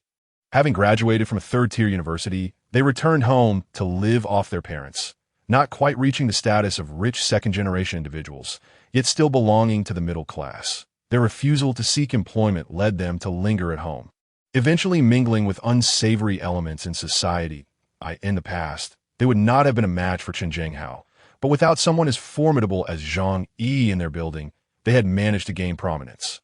For Zhang Yi, only these two factions posed a significant threat. Other buildings contained as few as 10 households, with many unable to endure the horrors of the apocalypse, succumbing to despair and choosing suicide, or engaging in brutal infighting over scarce resources, resulting in their complete demise. Zhang Yi felt a surge of confidence. He instructed Zhou Kuer, continue to gather intelligence. We must clarify the situation and minimize danger, particularly regarding their access to firearms. That is crucial. Zhou Kuer obediently nodded and resumed her inquiries. In the days that followed, Zhang Yi and Uncle Yi reached a consensus to remain indoors, eschewing any outings. The members of the Tianhe gang, having suffered significant losses previously, harbored a profound hatred for Zhang. They had lost 8 brothers over the past 8 years, and the survivors bore serious injuries from the preceding fire. 2 individuals perished that very night due to the severity of their wounds. Such losses were unprecedented for the Tianhe gang.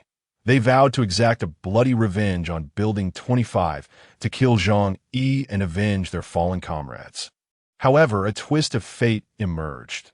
The very individuals they despised the most were also those they feared the most.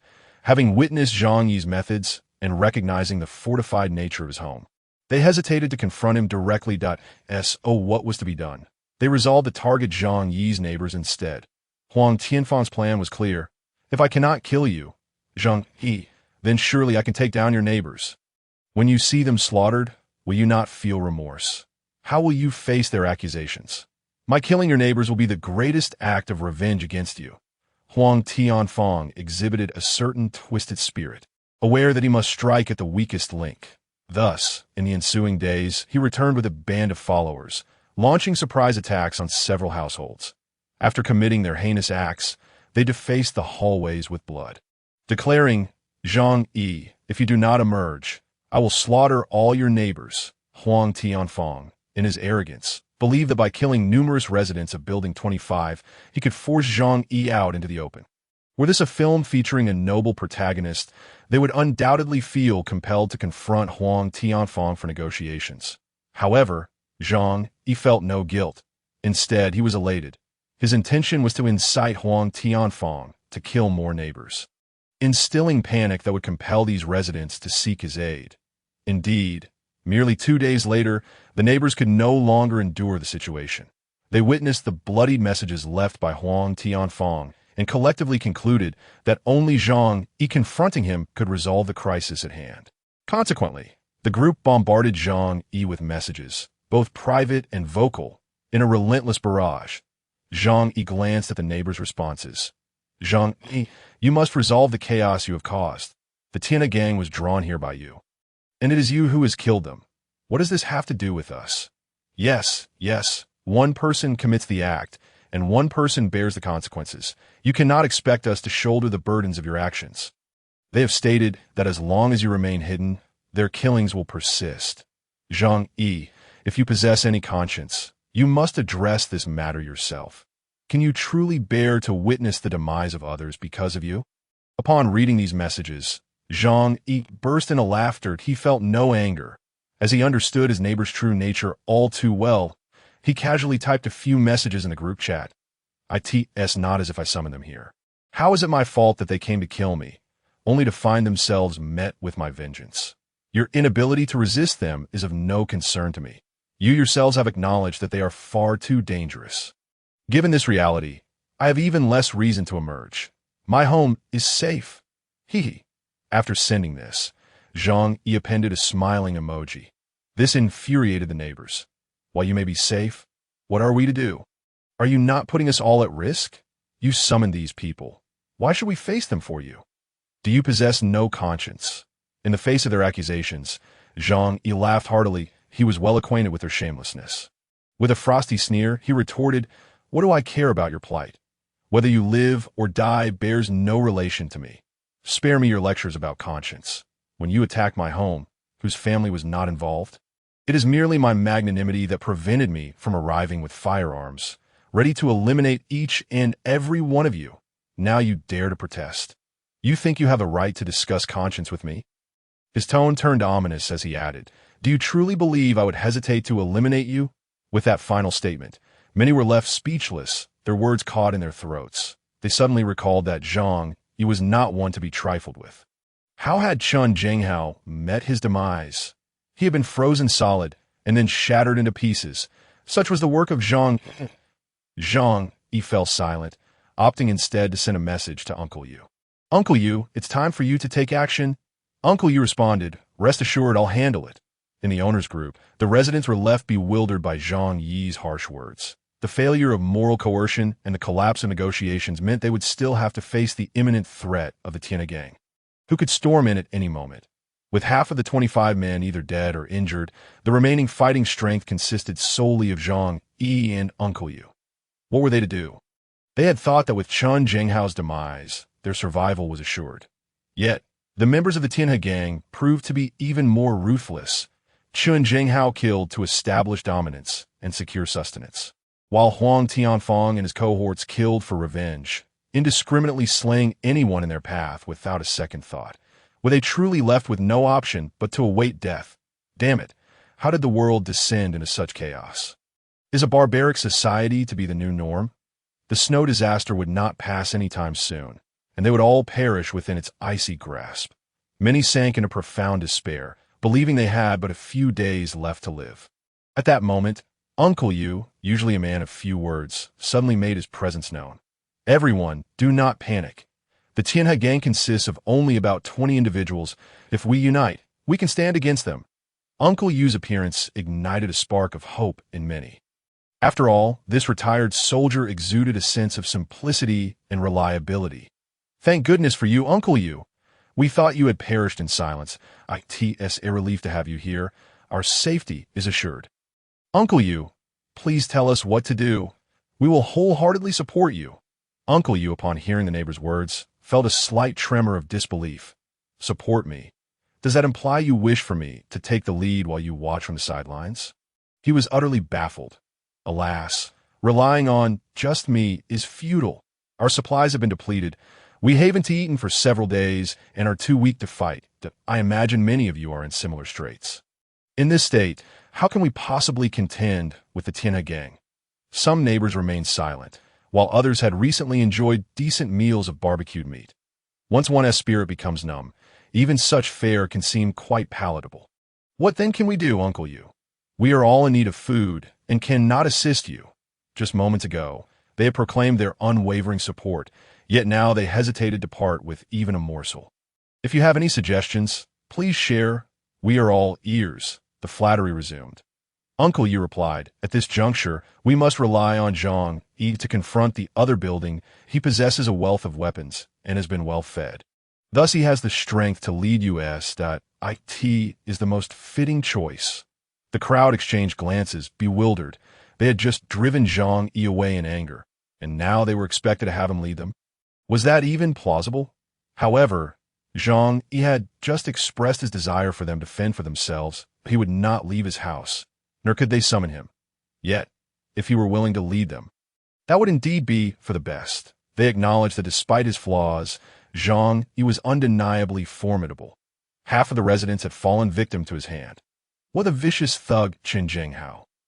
He too had been reduced to mere fragments by Zhang. Uncle Yu suggested, "Here's the plan. I'll have a word with Zhang Yi and see if I can persuade him to come forward." The crowd eagerly chimed in, "Uncle Yu, we are counting on you." Zhang Yi observed the conversations in the group chat. Uncle Yu then sent him a private message. "Zhang, what should we do now?" Zhang Yi replied, "The time is ripe. When the moment comes, lend me your support and ensure these people heed my words. A blend of persuasion and authority will keep them in line, and only then will our building be safe." Whether the others would be safe remained uncertain, but Zhang Yi was certain of his own increased security. Furthermore, many among the neighbors would be seen as expendable pawns in his strategy, as they had family members who had fallen into his hands, and they would undoubtedly seek revenge when the opportunity arose. Thus, eliminating them now was prudent. After their discussion, Uncle Yu and Zhang Yi returned to the owner's group. Uncle Yu theatrically tagged Zhang. "Everyone is in dire need of you right now. That if you were the last one left in this building, you would surely feel lonely, wouldn't you? So please, show some compassion and assist us. We will be genuinely grateful." The neighbors quickly echoed, "Yes, if you can save us, we will be eternally indebted to you. From now on, this building will follow your lead. Zhang Yi, our lives are entrusted to you." Flattering words poured forth, cheap yet plentiful. Zhang Yi smirked. "I'm only here to speak with you out of respect for Uncle Yu. Truth be told, I have no interest in your plight. I am managing just fine on my own. Why should I concern myself with your troubles? Why should I risk my life to toil for you? It hardly seems worthwhile." The more he expressed this, the more unsettled the neighbors became. "Zhang, please, we will follow your orders from now on, whatever they may be." Faced with the prospect of death, even in despair, the mere glimmer of hope for survival would keep them from surrendering to despair. Zhang Yi coldly inquired, "Oh, is that so? You will do whatever I ask. Does everyone agree?" The neighbors hesitated momentarily. Point one finally spoke up. "As long as you don't ask us to die, we can accept any other conditions." Zhang Yi retorted, "What if I ordered you to arm yourselves and confront the Tianhe gang? Would you comply?" The chat fell abruptly silent. No one spoke, each waiting for another to take the lead. Zhang Yi laughed heartily. "So you all want me to bear the brunt of the fight? Is that it? Fine, then I shall leave you to your fate. When Huang Tianfeng and his men come to slaughter you, extend your necks and let them do their work. Goodbye." Uncle Yu panicked. "Zhang Yi, don't. We will definitely listen to you, that if we're all going to die anyway, we might as well fight for a chance to survive." "I am with you." He began rallying the others. "What are you waiting for? If we band together, we still have a shot at survival. Must we wait for them to pick us off one by one?" Uncle Yu's motivational speech indeed proved effective. With the hope of fighting for survival, the residents began to voice their agreement to follow Zhang Yi's commands. Zhang Yi and Uncle Yu played off each other, thus securing control over the entire building. He stated calmly, "Very well. From this moment forth, all actions must adhere to my directives. The situation is dire, and the enemy may strike at any moment. Any sign of negligence or complacency will be regarded as a betrayal of all the owners in this building. Should that happen, do not blame me if I take lethal action against the perpetrator." Zhang Yi scanned the list of group members. Let not be said that I fail to notice anyone hiding away, unwilling to join the fight. Should I find one, I will eliminate them without hesitation. There will be no room for those who wish to hide and reap the rewards. Zhang Yi's words stemmed from his rough calculations.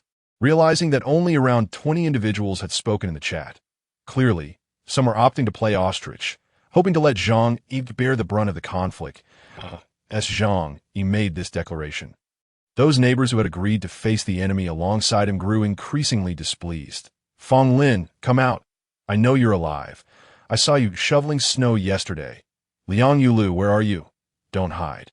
And don't pretend you haven't seen the messages in the group. We will come looking for you." The neighbors' eyes were reddened, and they pointed out those ostriches. Humanity is inherently selfish. They resolutely decided to risk their lives. unwilling to witness others cower behind them. Reluctantly, those individuals also emerged at I had just fallen asleep and only now saw the news. Huh. What is happening? Are we going to fight back? How splendid. I'm not afraid of death. I simply did not notice that a group of people spoke with a hint of guilt. Zhang Yi paid no heed to them. After all, since everyone had chosen him as the building leader, they must heed his commands. Anyone who dares to shrink back is betraying all the homeowners and deserves to die. The homeowners fell silent, for they understood that Zhang Yi was indeed capable of killing them. Those 50-odd souls served as bloody evidence. Once he had wielded the big stick, Zhang Yi pondered for a moment, preparing to offer them a carrot. Rest assured, I, Zhang Yi, am a benevolent person, unwilling to watch you starve as long as you obey. I will venture out to help you procure supplies. This plan had been on Zhang Yi's mind for some time. Given that there were construction teams employing demolition techniques, it was difficult to guarantee that more formidable enemies would not appear in the future. Residing on the 24th floor, although his home was entirely constructed of metal, a collapse below would still greatly impact his residence. Thus, he wished to keep a group of expendables below to serve as sentinels and, when necessary, assist in his demise. To support them, it was imperative to have supplies. Zhang Yi was reluctant to part with the resources in his own space, hence the need to seek out more. Furthermore, his ammunition was depleting rapidly. He had exhausted 20 rounds in the recent battle and needed to consider finding additional weapons and equipment for how to travel. That was a simple question.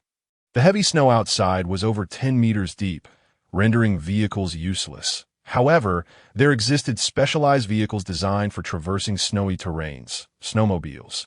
Zhang Yi had 5 in space, 2 of which were equipped with cabins. Along with 3 smaller snowmobiles. In this era of snowbound isolation, others expended tremendous effort merely to step outside their doors, while he could glide freely throughout the city. The homeowners group erupted in excitement. Zhang Yi, can you really go out to find supplies? With such heavy snow, how can you drive? Do you plan to wade through the snow? Wouldn't that freeze you to death? Zhang Yi replied. No matter how harsh the outside environment, for everyone's sake, I must venture out and give it a try. Rest assured, I have worked in warehousing for many years that I know where the warehouses are in Tianhai City, as well as the locations of large shopping malls and supermarkets. Finding supplies will not be difficult for me. The neighbors regarded him as a savior, even those who had lost all hope. Wrapped in blankets at home waiting for death, now shone with newfound light in their eyes. Zhang, can you truly go out and bring back supplies? If so, we can survive, although a blizzard has sealed the city. The vast amount of resources produced by our society over the past decades is actually sufficient for our survival.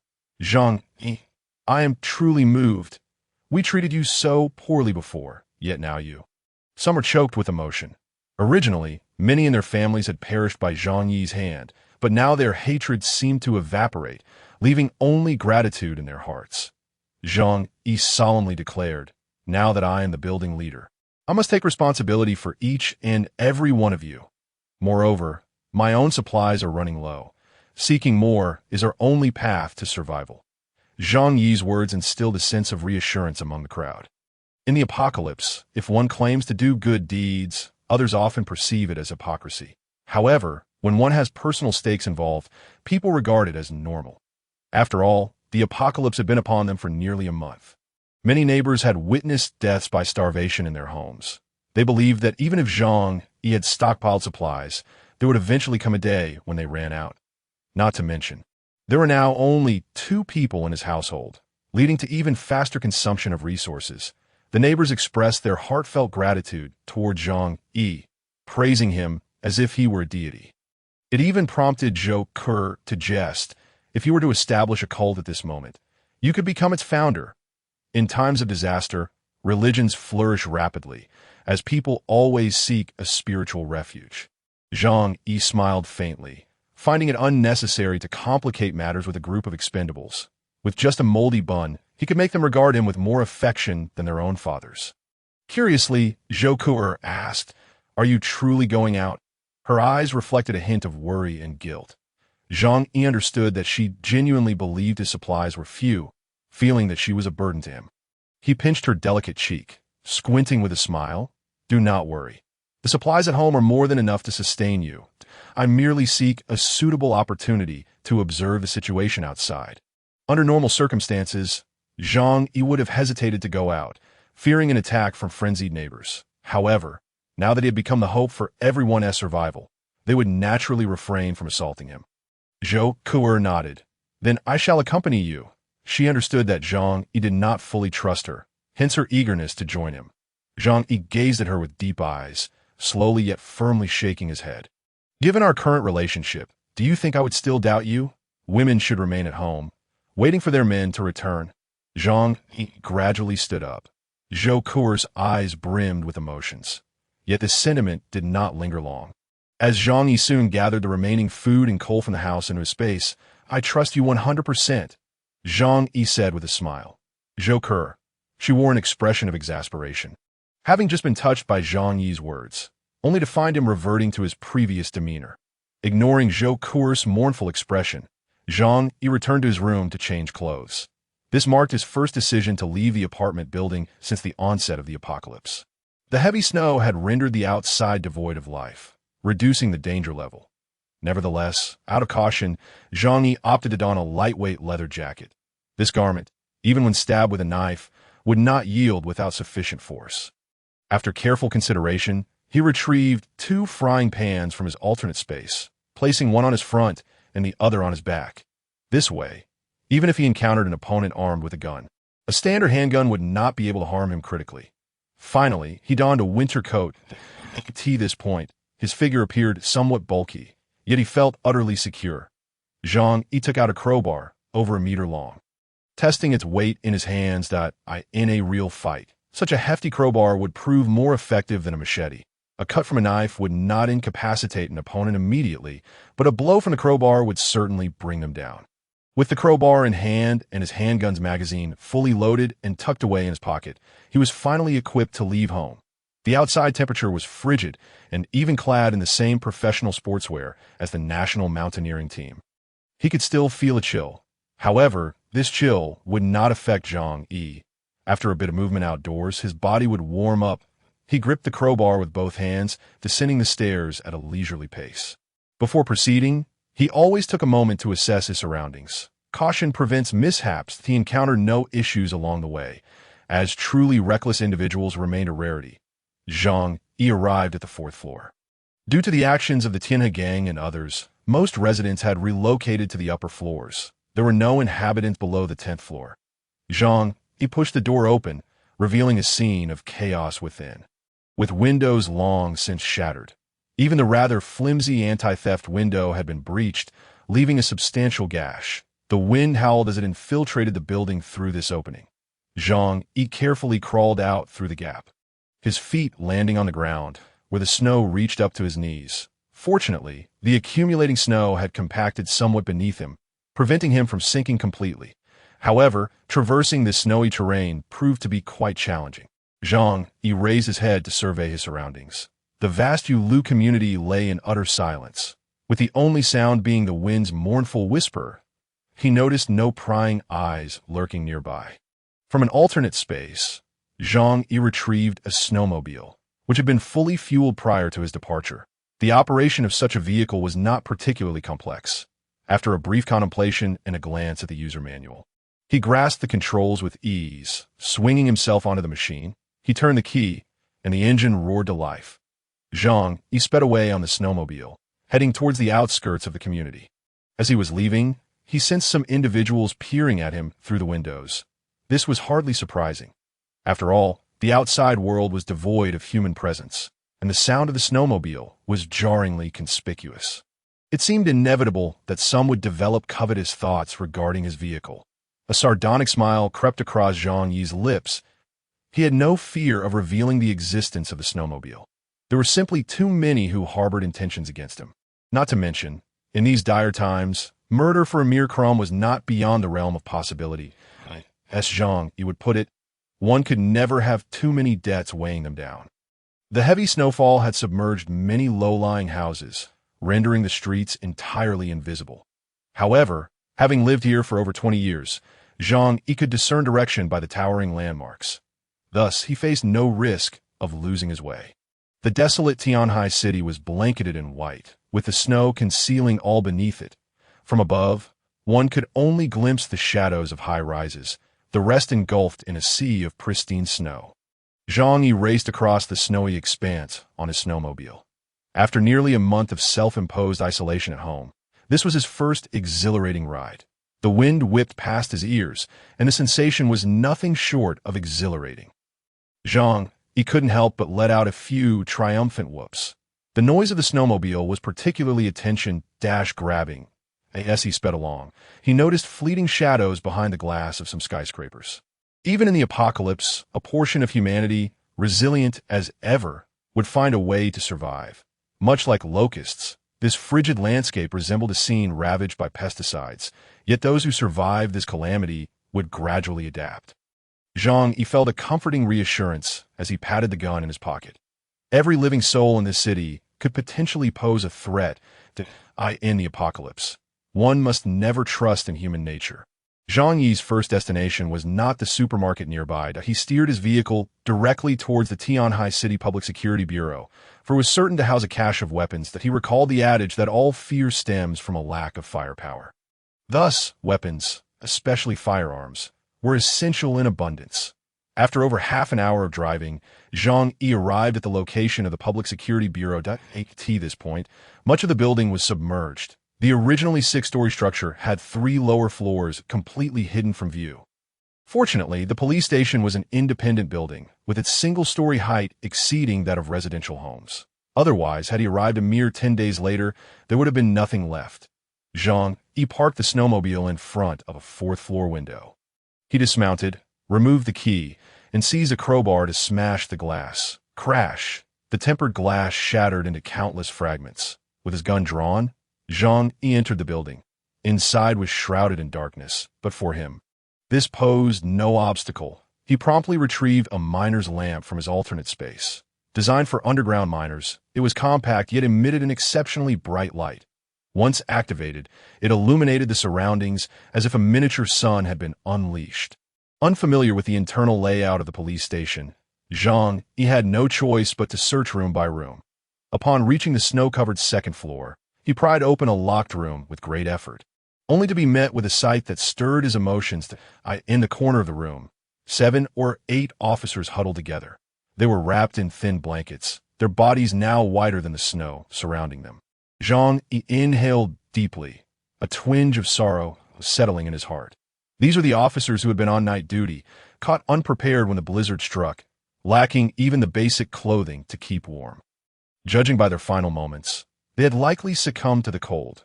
Zhang Yi wished to give them a proper burial. However, after some contemplation, he felt that being laid to rest in this place, to which they had dedicated so much of their lives, might also serve as a form of closure, and he bowed his head in respect, offering a silent tribute to those who had protected the city.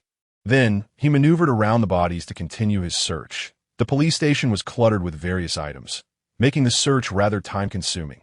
When fatigue set in, Zhang Yi retrieved a bar of pure cocoa butter chocolate from his space, devoured it, and replenished his energy to press on. Nearly 2 hours later, Zhang Yi finally located the armory, but it was secured with a heavy lock. After struggling to pry it open for some time, he smacked his forehead in realization and returned to search for the key. Fortunately, he knew it would be in the duty room, making it relatively easy to find. Upon acquiring the key, Zhang Yi successfully unlocked the door. Opening the armory was an eye-opening experience. It contained numerous firearms, including pistols and rifles, totaling in the dozens. He even discovered a sniper rifle. However, given that he had never encountered such items before, he couldn't name them or claim to have used them. Without a second thought, Zhang Yi gathered them all up, intending to study them in detail later. The sniper rifle, in particular, was a top-notch piece of equipment. In the future, it would be immensely satisfying to use it to take down unsuspecting targets. Even if his aim wasn't perfect, the intimidation factor would still be effective. Zhang Yi considered himself quite skilled with firearms, almost a semi-professional, especially proficient with handguns, since his rebirth, perhaps due to a more resolute mindset. His shooting had become increasingly decisive. During his previous encounter with the Tina gang, he had hardly missed a shot. I am a shooting prodigy. Zhang Yi chuckled, half in pride and half in self-mockery. Soon after, he discovered over 1,000 rounds of ammunition in the armory, as well as some antique firearms that had likely been stored for many years, their functionality uncertain. Zhang Yi had no qualms about taking them all. This outing had proven to be incredibly fruitful for him. In addition to the firearms and ammunition, Zhang Yi also found a dozen bulletproof vests and a complete set of riot gear, including a riot helmet, a ballistic shield, and a baton. With these items, he could easily assemble a formidable team. Zhang Yi was overjoyed. Having secured all these resources, he felt that his trip had not been in vain. His expedition to the police station yielded a bountiful harvest, confirming that a wealth of supplies still existed outside. After all, the heavy snowfall that had blanketed the area on the night of December 12th had resulted in over a meter of snow accumulating by the time people awoke the next day, with temperatures plummeting to several degrees below zero.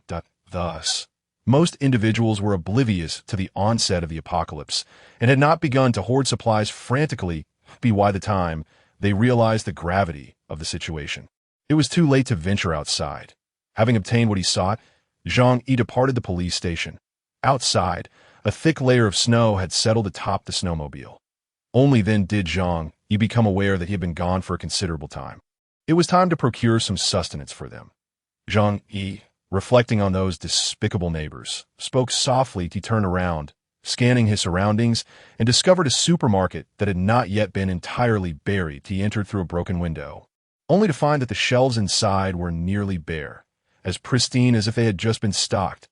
The floor, however, was littered with frozen vegetable scraps. Stroking his chin, Zhang Yi remarked, given its proximity to the residential area, "It is not surprising that this convenience store has been completely looted. However, the large malls in the city center and suburbs are likely untouched.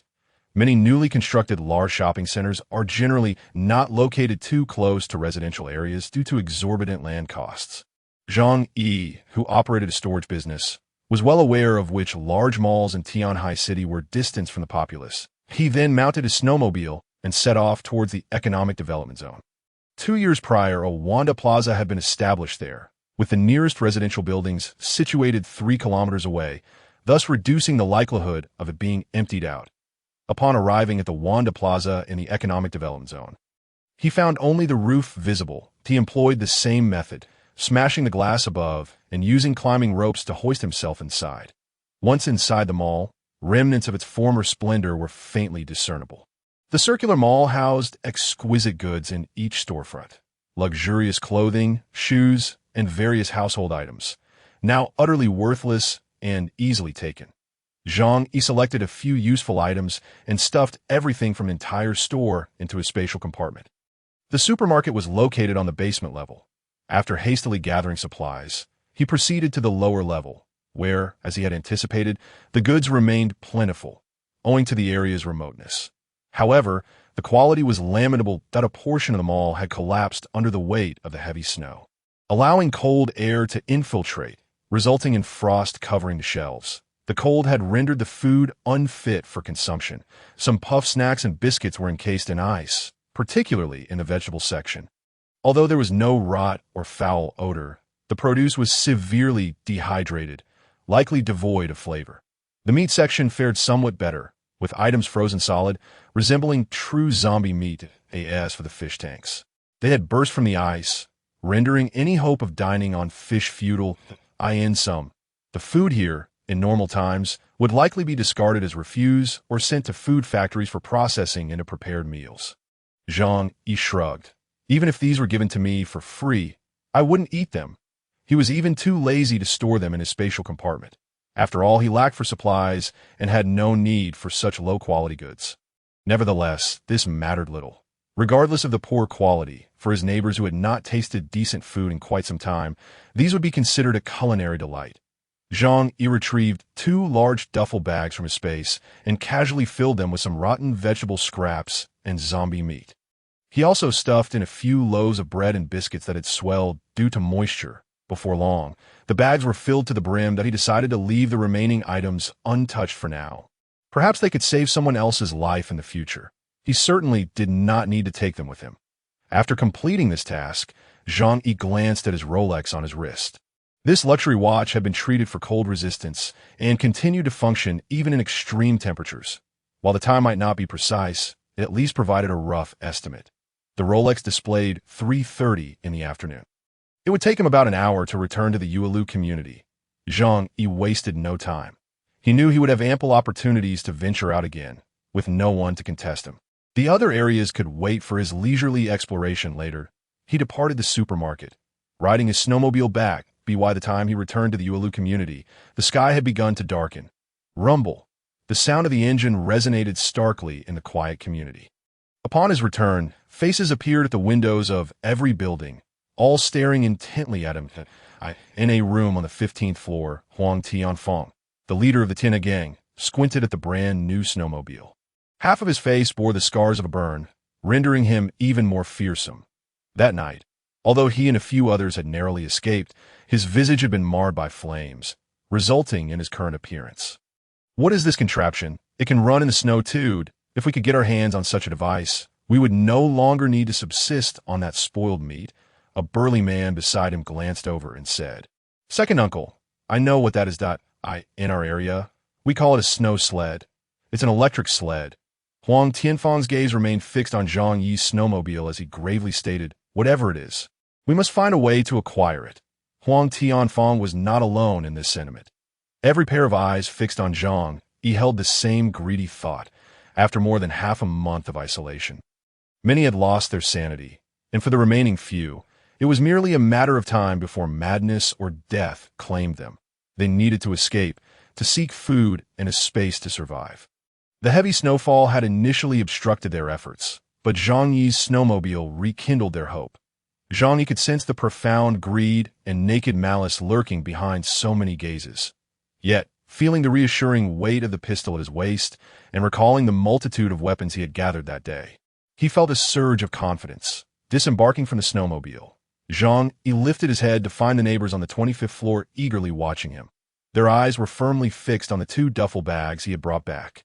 A smirk crept onto Zhang Yi's lips as he pretended to drive the snowmobile into the underground parking garage in the back, carefully avoiding their line of sight before storing the snowmobile in his space. He then returned, carrying the 2 bags. The weight of the bags left deep impressions in the snow, fueling the excitement of the neighbors on the 25th floor who leaned out of their windows, exclaiming with joy. Huang Tianfeng and his companions next door were equally captivated. "Second uncle, could that be food?" the burly man asked excitedly, pointing at Zhang. Huang Tianfeng retorted, "What do you think? At a time like this, are we out looking for women instead of food?" The Tiana gang workers nearby swallowed hard, gathering around. Their food. Did he find food outside? How marvelous. There is still food out there. We are saved. They clamored. "What are we waiting for? Let us take him down, grab everything, including that vehicle." Their eyes gleamed with fervor. Huang Tianfeng pondered for a moment before coldly stating, "Hold on. This kid is likely Zhang Yi, the one who took out Chun Zhenghao. He is ruthless. Last time he cost us many brothers. We need to be cautious. Besides, I've heard he is armed if we're going to make a move. We must do it quietly." Huang Tianfeng was exceedingly cautious. Although the 2 buildings were adjacent, there was still a considerable gap between them. Running across that distance, covered in thick snow, would make them easy targets. Thus, despite their intense desire for the supplies Zhang Yi had brought back, they refrained from acting recklessly. Yet where there were calm minds, there were also impulsive ones that a few workers were dissatisfied with Huang Tianfeng's plan. After some discussion, they believed that if they did not act now, they would lose their chance once Zhang Yi returned to his residence. So, several of them stealthily armed with knives and wrenches descended the stairs. Zhang Yi entered the building through a window, carrying the supplies, and took out his phone to inform Uncle Yu that he had returned, requesting him to come and assist. In truth, it was unnecessary for him to call. Uncle Yu had already heard the sound of the snowmobile and had hurried over to meet Zhang. "You found so many supplies," as Zhang Yi stood there, holding 2 large luggage bags. Uncle Yu's eyes brimmed with astonishment and admiration. Outside, the snow fell relentlessly. Had it been anyone else, they might have lost their way. Indeed, matters of expertise should be entrusted to those who are adept at them. Zhang Yi remarked nonchalantly, "It is indeed quite challenging to procure supplies out there. The The moment I stepped outside, I scoured every supermarket and mall I could recall in the vicinity. Unfortunately, all the local stores had been thoroughly looted, leaving nothing behind. However, I did not relent. I understood that everyone was depending on me to ensure they had enough to eat, even if I had to scour the entirety of Tianhai City. I was determined to find food to bring back for all. Reluctantly, I had to roam the city, and after much effort, I managed to gather these supplies from Mall. Zhang Yi handed the 2 bags to Uncle Yu and returned to open the door for Zhou Ke. Walking alongside her down the corridor, the IT was then that he sent a message in the group chat, calling for the neighbors to come and collect the food. Before long, the neighbors arrived in droves. The stairwell was filled with people, their gaunt, hungry faces fixated on the luggage bags in front of Zhang Yi, their eyes gleaming with anticipation and greed. Some individuals were restless, even contemplating snatching the bags. Yet, when they glimpsed the ominous iron lump in Zhang Yi's right hand, fear washed over them. Zhang Yi narrowed his eyes and chuckled. I exerted considerable effort to procure these supplies for you. He gestured for Zhou Ke to open the luggage. Complying, she unzipped the bags and spilled their contents onto the floor. With a clatter, a veritable bounty of food appeared before the crowd. Vegetables, meat, bread, and biscuits. Although the quality left much to be desired, most of it would have been deemed unfit for even a dog in the past. These long-starved neighbors gazed upon the feast with eyes alight with excitement. Uncle Yu raised his fist and shouted, "Long live Zhang! Long live Zhang Yi!" The neighbors quickly grasped the sentiment and joined in, raising their fists and echoing, "Long live Zhang Yi! Long live Zhang Yi! Zhang Yi, you are our great hero, brother from now on. You are my true brother. Allow me to pay my respects." At that moment, Zhang Yi could have commanded them to crawl like dogs, and they would have complied without hesitation. Such was the allure of the food. Among the throng, Fang Yuqing and Lin Kainin struggled to break free. The two appeared quite disheveled, their hair greasy and unkempt, resembling 2 wild women. Upon seeing the copious amounts of food Zhang Yi had procured, Fang Yuqing excitedly waved and called out, "Brother Zhang Yi, it's me, Qing." She gazed at the heroic figure of Zhang Yi, her heart swelling with delight. She believed wholeheartedly that Zhang Yi harbored feelings for her. Convinced that despite Zhou Ke's presence, he must still have lingering affections for her. Thus, she assumed he would generously share some of the food with her. Lin Kainin, trailing beside her, pleaded earnestly, "Yuqing, we are best friends. Please, could you ask Zhang Yi to spare me a little more food?" Fang Yuqing shot her a disdainful glance and shoved her aside. "Get away from me, you wretched woman." The commotion drew Zhang Yi's attention, causing him to furrow his brow. Instantly, someone growled at them, "Stop causing trouble and listen to Brother Zhang." The crowd glared at Fang Yuqing and Lin Kainin, prompting them to quiet down significantly. Fang Yuqing muttered under her breath, "What are you glaring at? Do you even know my relationship with Brother Zhang Yi?" Seeing that the crowd had settled, Zhang Yi spoke up. "This time, I exerted considerable effort to secure these supplies. My intention is, of course, to share them with all of you. However," his tone suddenly turned cold, "in these dire times, I will not support idlers. Anyone who consumes these provisions must take up arms to defend against our foes. Should anyone dare to feast without contributing, I shall ensure they regurgitate far more than they consume." As they beheld the gun in Zhang Yi's hand and the food strewn across the ground, everyone nodded in agreement, submitting to Zhang Yi's authoritative approach. "Very well. Let us distribute the food," Zhang Yi declared, preparing to call out names. Just then, 2 arms emerged from the 4th-floor window, and a few workers from the Tianhe gang burst in. Their eyes widened with excitement upon seeing the abundance of food on the floor. "Zhao Gu, look at all this food. We've hit the jackpot," exclaimed one worker. "What is there to discuss? Let us seize it." The 4 workers brandished their weapons and charged at Zhang Yi. These individuals were indeed ruthless. Even facing dozens of people, they showed no fear. They had discerned that the others were merely sheep, with only a handful of capable fighters among them. Zhang Yi's pupils constricted as he instinctively drew his gun, aiming it at them. Yet suddenly, he reconsidered. He refrained from firing and instead retreated, shouting, "This food is for you. Don T, let them take it away. Anyone who takes down one of them will receive food for 5. At this declaration, the neighbors, who had initially been fearful and inclined to flee, halted in their tracks. Indeed, this food was a gift from Zhang. If it were to be seized, how would they survive? Food equated to life. Without it, they were as good as dead. Moreover, Zhang Yi had promised a bounty of food for each adversary vanquished. The neighbors exchanged glances. They were many, and they had nothing to fear. A few young men, emboldened, gritted their teeth, drew their weapons, and surged forward. Everyone had taken to carrying their weapons when leaving, making it convenient now.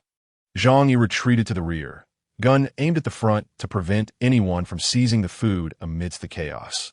The 4 Tianhe gang members, caught off guard, had expected the soft targets to flee, but were instead met with an unexpected surge of aggression. In an instant, the scene devolved into a melee. The cramped space of the 4th floor became a battleground, with dozens of people jostling together. The sounds of shovels, steel pipes, and kitchen knives clashing resounding through the AI in their desperation for food. The crowd was driven to a frenzy, and the biting cold numbed their senses to pain. Even when injured, in short order, injuries were sustained, yet those still standing continued to wield their weapons with ferocity. Uncle Yu emerged as a formidable combatant, swinging a metal rod with ferocity, roaring as he struck down upon his foes. The 4 members of the Tianhe gang, though fearless, could not withstand the sheer number of opponents. They were soon overwhelmed and toppled to the ground. The air was thick with the roar of the crowd, a cathartic release of pent-up emotions. After all, they had lived in constant fear of death, besieged daily by the Tianhe gang. Thus, swiftly dispatching the 4 adversaries brought them a sense of relief and diminished their dread of the gang. When the skirmish concluded, 6 bodies lay on the ground, 4 from the Tianhe gang and 2 of the neighbors. Zhou Ku'er observed this scene with a slight frown. As a professional surgeon, she knew these 2 might still be saved. But such a feat required sterile surgical conditions, ample medication, and blood transfusions. Given the current survival environment, that was a near impossibility. She sighed, contemplating, was this truly the world in decline? Zhang Yi surveyed the neighbors before him, nodding in satisfaction. With the bloodshed, these individuals could now serve as competent vanguards, mere cannon fodder for future encounters with other units. The price he had to pay was but a handful of inferior food and a slew of empty promises. Clapping his hands, Zhang Yi smiled. Well done. Did you all see? As long as we stand united, what do we have to fear from them? He beckoned to the 2 most diligent young men in the front. You 2, come here. The 2 young men, faces alight with joy, hurried over without a thought to wipe the blood from their faces. Zhang Yi reached down, scooping a generous handful of food from the ground and stuffing it into one young man's arms. 1 handful isn't enough. Let us get you another. The inflated, puffed bread, the moldy biscuits, the desiccated vegetable leaves, and a large chunk of pallid zombie meat. These are indeed authentic treasures. The other neighbors, witnessing this scene, could hardly contain their envy, their mouths watering at the thought of possessing such bounty. Zhang generously bestowed a great heap of provisions upon the 2 young men, then patted them on the shoulder. Work diligently, and as long as you maintain this fervor, I shall not treat you unjustly. The 2 youths were overcome with excitement, their bodies trembling with anticipation. This food would suffice for several days. Tears welled in their eyes, for it had been far too long since they had tasted proper sustenance. Brother Zhang Yi, we will surely follow your lead and work hard from now on. We are all at your command. You are like a true brother to us. The pair, namely Chongbin and Jiang Lei, shouted with fervor that moment. Their gazes toward Zhang Yi were filled with gratitude. Meanwhile, the other neighbors, witnessing this glimmer of hope, felt a twinge of regret, pondering why they hadn't exerted themselves more. This spectacle was precisely what Zhang Yi had hoped to witness. After rewarding the 2 most industrious young men, Zhang Yi addressed the rest. Now, it is time to distribute the food. Step forward, one by one. He had observed the performance of each individual closely. Those who had exerted themselves were to receive a bit more, while those who had faltered would receive less. However, the majority were allotted merely a piece of bread or a couple of small bags of biscuits, no larger than a child's palm. Having once raised dogs, Zhang Yi understood a fundamental principle. If a dog is overfed daily, it becomes lethargic and less obedient. Therefore, the optimal approach is to ensure it does not starve, yet remains in a state of hunger. Only in this manner can one maintain a dog's compliance. Humans are no different. The neighbors, upon receiving their meager rations, felt a pang of disappointment, yet dared not voice their discontent. For Zhang, he had first presented two exemplary cases for their scrutiny. You claim your portions are scant, yet you have only yourselves to blame for your lack of effort. Look at Li Chengbin and Jiang Lei. Why do they have so much food? Shift the blame from others, and instead examine your own shortcomings. Su Hao, Zhang Yi called, gesturing towards the affluent Su Hao, who hurried over, extending his hands. Where is my food? Zhang Yi regarded him with disdain, scraping the ground with his foot before casually tossing a piece of fruit candy into his palm. This is your food. The surrounding neighbors erupted in derisive laughter. Even those who had received little found solace in the fact that at least someone had fared worse. Look, though my portion is small, there are others who have received even less. Ha! Su Hao is truly unfortunate. Su Hao's eyes widened, a profound sense of humiliation washing over him. He shouted in anger, "Are you kidding me? Why do I only get a single piece of candy?" Zhang Yi retorted with a cold smirk. Do you even have the audacity to complain? While others were toiling, you merely loitered at the back. You didn't even dare to engage with those few. Bestowing you this morsel is already an act of kindness on my part. Su Hao, sly and cunning, had been vociferous upon his arrival, brandishing a stick and shouting threats to kill them.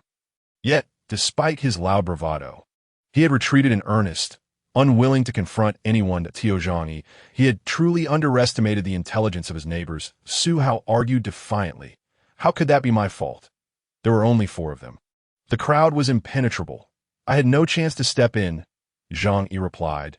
That is not my concern, that I care not for the process. I demand results. Su Hao, exasperated and unwilling to concede, protested. This is unfair.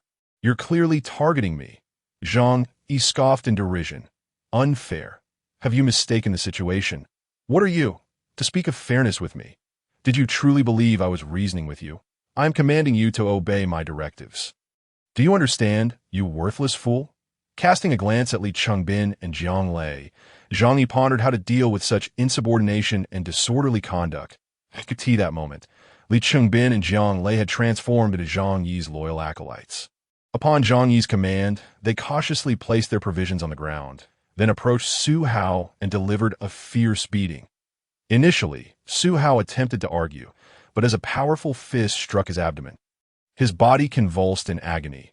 Those who still clung to the notion of reasoning in a post-apocalyptic world were truly naive. There was no need for further words. The lesson would be imparted through their fists. Su Hao endured a lengthy assault, gasping for breath, before Zhang Yi finally instructed Li Chengbin and Jiang Lei to cease their assault. Though Su Hao was ineffectual, even wielding a weapon could render him a mere pawn. Zhang Yi pointed at Su Hao, addressing the crowd. This is the fate that awaits those who defy the commands of the leader. Do not accuse me of tyranny. I am, in fact, quite fair. If any of you believe I am being oppressive, feel free to abandon your food and leave with dignity. I will not pursue you. The neighbors exchanged glances, yet not a single soul stepped forward. Ridiculous. Food was their lifeline. How could they part with it? Zhang Yi nodded, satisfied. Excellent, then we have reached a consensus. He approached Su Hao, who, despite being battered and curled up like a shrimp, still clutched tightly onto something. A single piece of candy might very well be the key to his survival. With an icy gaze, Zhang Yi stomped down on Su Hao's hand. His snow boots, rugged and sturdy, caused Su Hao's skin to tear. Blood streaming forth, ah! Su Hao cried out in agony, instinctively releasing his grip. Zhang Yi kicked the candy away and, gazing into Su Hao's despairing eyes, remarked, Next time, I hope you learn to behave. Zhang Yi. Do not entertain useless individuals. Following this display of authority, all present fell silent, awaiting Zhang Yi's distribution of food, none daring to voice dissent. Soon, Zhang Yi completed the allocation, with only a few individuals left without rations. Well then, the provisions have been distributed. Zhang Yi instructed Zhou Ke to gather the remaining supplies. Just then, a voice pierced through the crowd, filled with urgency. Brother Zhang, I haven't received mine yet. The voice belonged to Fang Yuqing. She had always believed that Zhang Yi would treat her with special consideration, providing her with the largest share of food. Yet, after waiting in vain, disappointment washed over her. Beside her, Lin Kainin echoed her concern. "Brother Zhang, how could you forget me too?" Zhang Yi regarded the two with a teasing expression. "I haven't forgotten you at all." Their faces lit up with hope, thinking he had intentionally saved them for last. However, Zhang Yi's next words plunged them into despair. "Neither of you were allotted anything." Fang Yuqing and Lin Kainin stood in stunned silence, eyes wide, as if struggling to comprehend their ears. Lin Kainin blurted out, "Why not? Everyone else has received food. Why not me?" Fang Yuqing could scarcely accept this reality. She rushed to Zhang Yi, tears streaming down her face, pleading, "Brother Zhang, you're just joking with me, right? This isn't real. You wouldn't treat me like this. You said you liked me, didn't you?" Zhang Yi crossed his arms, arching an eyebrow. "I did say I liked you. However, you didn't take that seriously, did you? I treat many girls this way. We all know the game we are playing. My interest in you has waned, so please do not bother me anymore. I already have a girlfriend." As he spoke, he deliberately pulled Zhou Ku'er into an embrace, standing next to Fang Yuqing. Zhou Ku'er starkly contrasted with her, one a graduate of a prestigious university and a chief physician at a top-tier hospital. Regardless of physique, beauty, or charm, there is nothing to criticize. Point one is an employee of a small company, engaging in flirtations with various men daily, incessantly fishing for women in nightclubs and dance halls. It is clear which choice one should make. Moreover, at this moment, Fang Yuqing appears disheveled and utterly wretched, while Zhou Ku'er is adorned with exquisite makeup and dressed impeccably. In comparison, it is as if one is a celestial being and the other a beggar. Fang Yuqing cannot withstand such a blow. Her most cherished attributes of beauty and allure have been ruthlessly trampled and scuffed by Zhang Yi. With tears streaming down her face, she points accusingly at Zhang Yi, exclaiming, "No, this cannot be true. Just a while ago, you invited me to stay at your home. Why are you treating me like this now?" Zhang Yi smirks disdainfully. "What are you talking about? I was merely toying with you. Just look at how ridiculous you appear now." He then turns to Wang Min and Lin Kainin, saying, "Hey, doesn't she tell you every day that I like her? That would let her through the door?" Wang Min and Lin Kainin nod vigorously. Indeed, this woman is utterly delusional, lost in her daydreams. She has no awareness of her own worth, and she even caused the demise of my cousin. She truly deserves it. Zhang Yi publicly humiliates Fang Yuqing, stripping her of her dignity completely. The gazes of those around her are filled with contempt. Fang Yuqing's complexion pales as she clutches her head, pleading, "No, please stop. I beg you. Do not say any more." Unfazed by her pleas, Zhang Yi continues, "You, such a woman, still consider yourself a fairy, dreaming daily of ensnaring a wealthy second-generation heir. Yet, you are notorious in the circles of wealthy heirs in Tianhai City. Who does not know you are merely a lowly creature who could be bought for a few coins?" Zhang Yi looks at Su Hao and asks, "Su Hao, what is her nickname?" Su Hao, curled up on the ground, grits his teeth and replies, "The self-righteous gold digger." Laughter erupts around them. "Huh, who would have thought we had such talent in our apartment building? I even had a crush on her before. Damn, it seems a few $100 could have sufficed. Had I known, I wouldn't have wasted my efforts. What a shameless, wretched woman." The waves of mockery and derision completely engulf Fang Yuqing. Even as she desperately covers her ears, she cannot drown out the cacophony. She